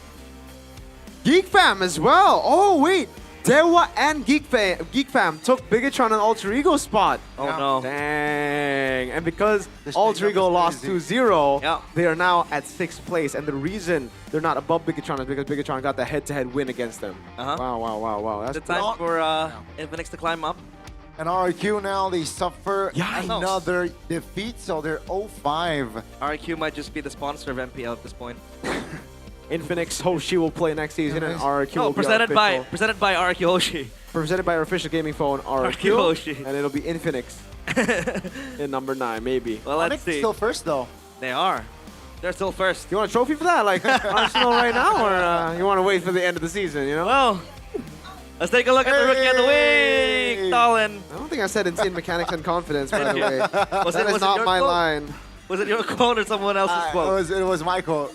That was your quote. It was my quote, but it's okay. You know, what was your quote? Mirko, what was your quote? My quote You can say is it way verbally. better. BTR talent never fails. BTR talent never fails. Yeah, at least his fan is better than Ron. You remember that Ron Fanny game? Ron Fanny game? Yeah. You remember when Bigatron subbed in Ron? Right. Yeah, with the Fanny. He's in India now. Really? Ron. Playing Seoul? He's playing for Seoul? Yeah. Oh, wow. Wait, Depends on how you pronounce it. Seoul or Seattle. Yeah, but that's a different Mobile Legends they're playing over there, right? No. Is it the same? Same. Global server, yeah. Okay. Yeah. So pretty cool. Shout out to Ron, Shout ex-BTR, out by to the Ron. way. Shout out to Dolan as well. Shout out to Dolan. Dolan, bro. Dolan is so good. Yeah. He can be the hyper carry, he can be the utility jungler. That flexibility always keeps everyone up on their feet. But the player of the week, Dons. That's not my quote, by the way. Really? It is my quote. Okay. I was like, did they get it wrong twice? Inevitable, it's like the old sounds is back. I love how... Got killed by Iman, by the way. On the turret, too. Oh, yeah. Well, I mean... that kill. I mean, he's still human anyways, right? And I love... actually, I would quote Omwawa on this. Omwawa said in his quote that Sound is able to bring back, in a refreshing way, old heroes that are neglected. Like the Vexana, for example. Right? It's more on CW. No, I'm joking. I mean, like playing it on the on. We're gonna play Bleer. You saw what the Vexana was able to do to Moesa and his, glulings. What are the babies called? They're called long. Long. I'm not even joking. That's what it's called. Aye, Long. the long. Yeah. Wow. Well, I think for many Patricks as well. Next week's schedule, though. Before we go for the next week's schedule, would you think the Ghost Bursters is much more damaging towards those long Yes, or yes, the Ghost Bursters are more damaging. Oh, okay. Yeah. But Vexana's still. Vexana's there too, yeah. Alright. Well, let's see. Next week's schedule. Friday we have Navi against Onyx, EVOS against Deo. That is a match to peel your eyes on. Saturday, TLID against Bigatron by Vitality. Yes, sir. RRQ against EVOS. The classic derby. That is so sad. Imagine if RRQ picks up their win, their first win here. Oh. Yo, you know what? That'll be fire. But BTR will take on Liquid and RRQ. What a stacked week. We got Navi and TLID for Onyx. Man, I can't believe next week's playoff already. Do you think it's 2 wins, Navi TLID for Onyx? I think it's going to be tough on TLID. Yeah, on Sunday. I think 2-0 against Navi. Yep. 2-1 against TLID. Wow. Yeah, we're close to playoffs, right? No. We are. We're halfway there. Halfway there. Next week, sorry. Can't wait for playoffs. Always Super beautiful. Fans Cup, though. I wonder how my Sonic boys are doing. Super Fans Sonic Cup. Republic. Whoa! Above the Bigatron Troopers. Hey! Hey, life is like a... You celebrating Super Fans? Our record is the same as our MPL. Yeah. So, Arashi is so happy right now. He is. He's so happy. 5-0 and 0-5. Oh my! What's up with this? Maybe RQ Kingdom should play for RQ Hoshi. And by the way, They should play. I came across a comment Okay. saying that... So this guy commented on RQ's post saying, the Kingdom plays better than you guys. Wow. Because of that 5-0. I think we would beat them, Dogani, every single one of them. Yeah, it's a different ball game, guys. Come on. Like, I think these super fans gotta be humble. Gotta be Step up. humble. Gotta step up. They gotta be humble. Stay humble, eh? As Maybe next time Haaland we- said to a choker once. Stay humble, eh? Stay humble, Next eh? season we Stay have the humble, eh? casters. Stay humble, eh? The Caster Cup. Yeah, I agree, Dogani. Super Fans Cup, there's the casters. Oh. Maybe this season, playoffs. Come on. Hopefully. Super fans, get ready. Oh, Stay humble, eh? We can play that fun match as well. Yeah. But No, fun match. Competitive. competitive. Stay humble, eh? Stay humble, eh? Stay humble, eh? Stay humble and play the Super Fans Cup. Don't forget to buy our ticket to join your Let's favorite go. team, favorite teams match and Yes, sir. represent them and stay humble, eh? Stay humble, eh?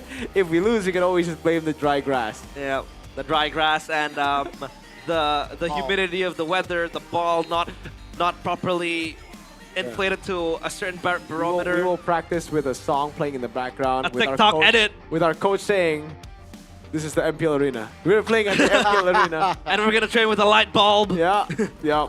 This is a light bulb. This is a light This bulb. also sounds so familiar, by the way. When can we get a Just say- Spanish coach in MPL? What's the most important thing?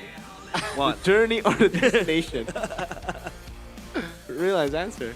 Journey or destination? The destination. Gotta tell him. It's not. It's the people, man. It's neither. It's actually the people. Stay humble, eh? Stay humble, eh?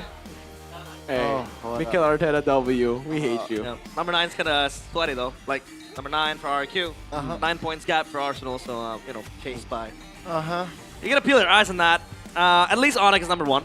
Onyx is number 1. Bigatron's number 5. Arsenal is still number 1, by the way. Bigatron number 5. Arsenal is still number 1. He says. Oh wait, Bigatron and Liverpool are 5. This team, man. Oh well, it's been me, Realize, Goni, and Mirko. We'll see you guys tomorrow. MPL ID Season Not 17. tomorrow. Next week, sorry. We own this.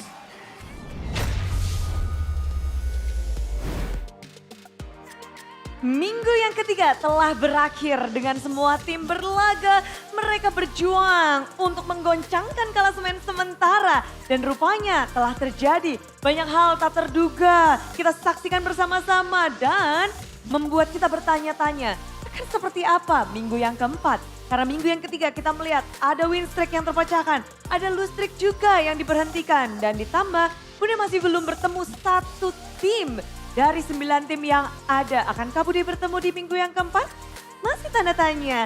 Namun yang sudah pasti adalah MPL Indonesia Season 17 powered by Munton, supported by PBSI, presented by Official Gaming Phone Infinix, Official e-wallet GoPay, Official Gaming Chair Kodak, dan partner ini sports ada Garnier, Bayu, Dunia Games, GamesMax, dan OnePlay. Ditambah ada supplier IndiHome, Indomaret, Yamis Toys, dan juga Aqua. Minggu yang keempat berakhir. Untuk minggu yang ketiga berakhir, minggu keempat akan berlangsung. Dan kalian nantikan akan seperti apa. Karena di minggu yang keempat ada derby klasik. Jadi berkumpullah dan saksikanlah dari pertarungan 9 tim di minggu yang keempat. So, Bunda Clara Mongstar mengucapkan selamat tinggal minggu ketiga. Dan sampai jumpa di minggu keempat MPL Indonesia Season 17. We own this!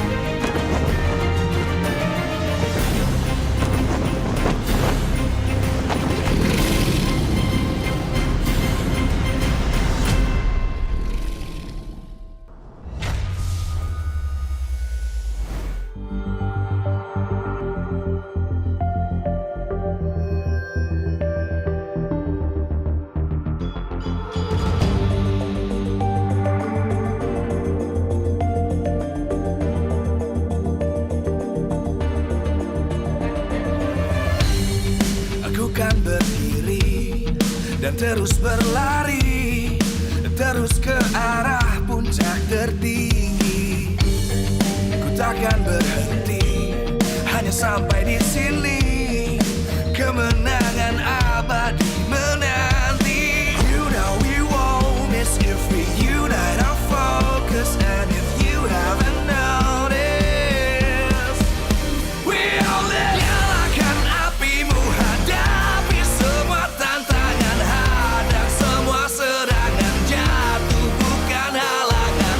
Bakar semangatmu, janganlah engkau menyerah. Kita kan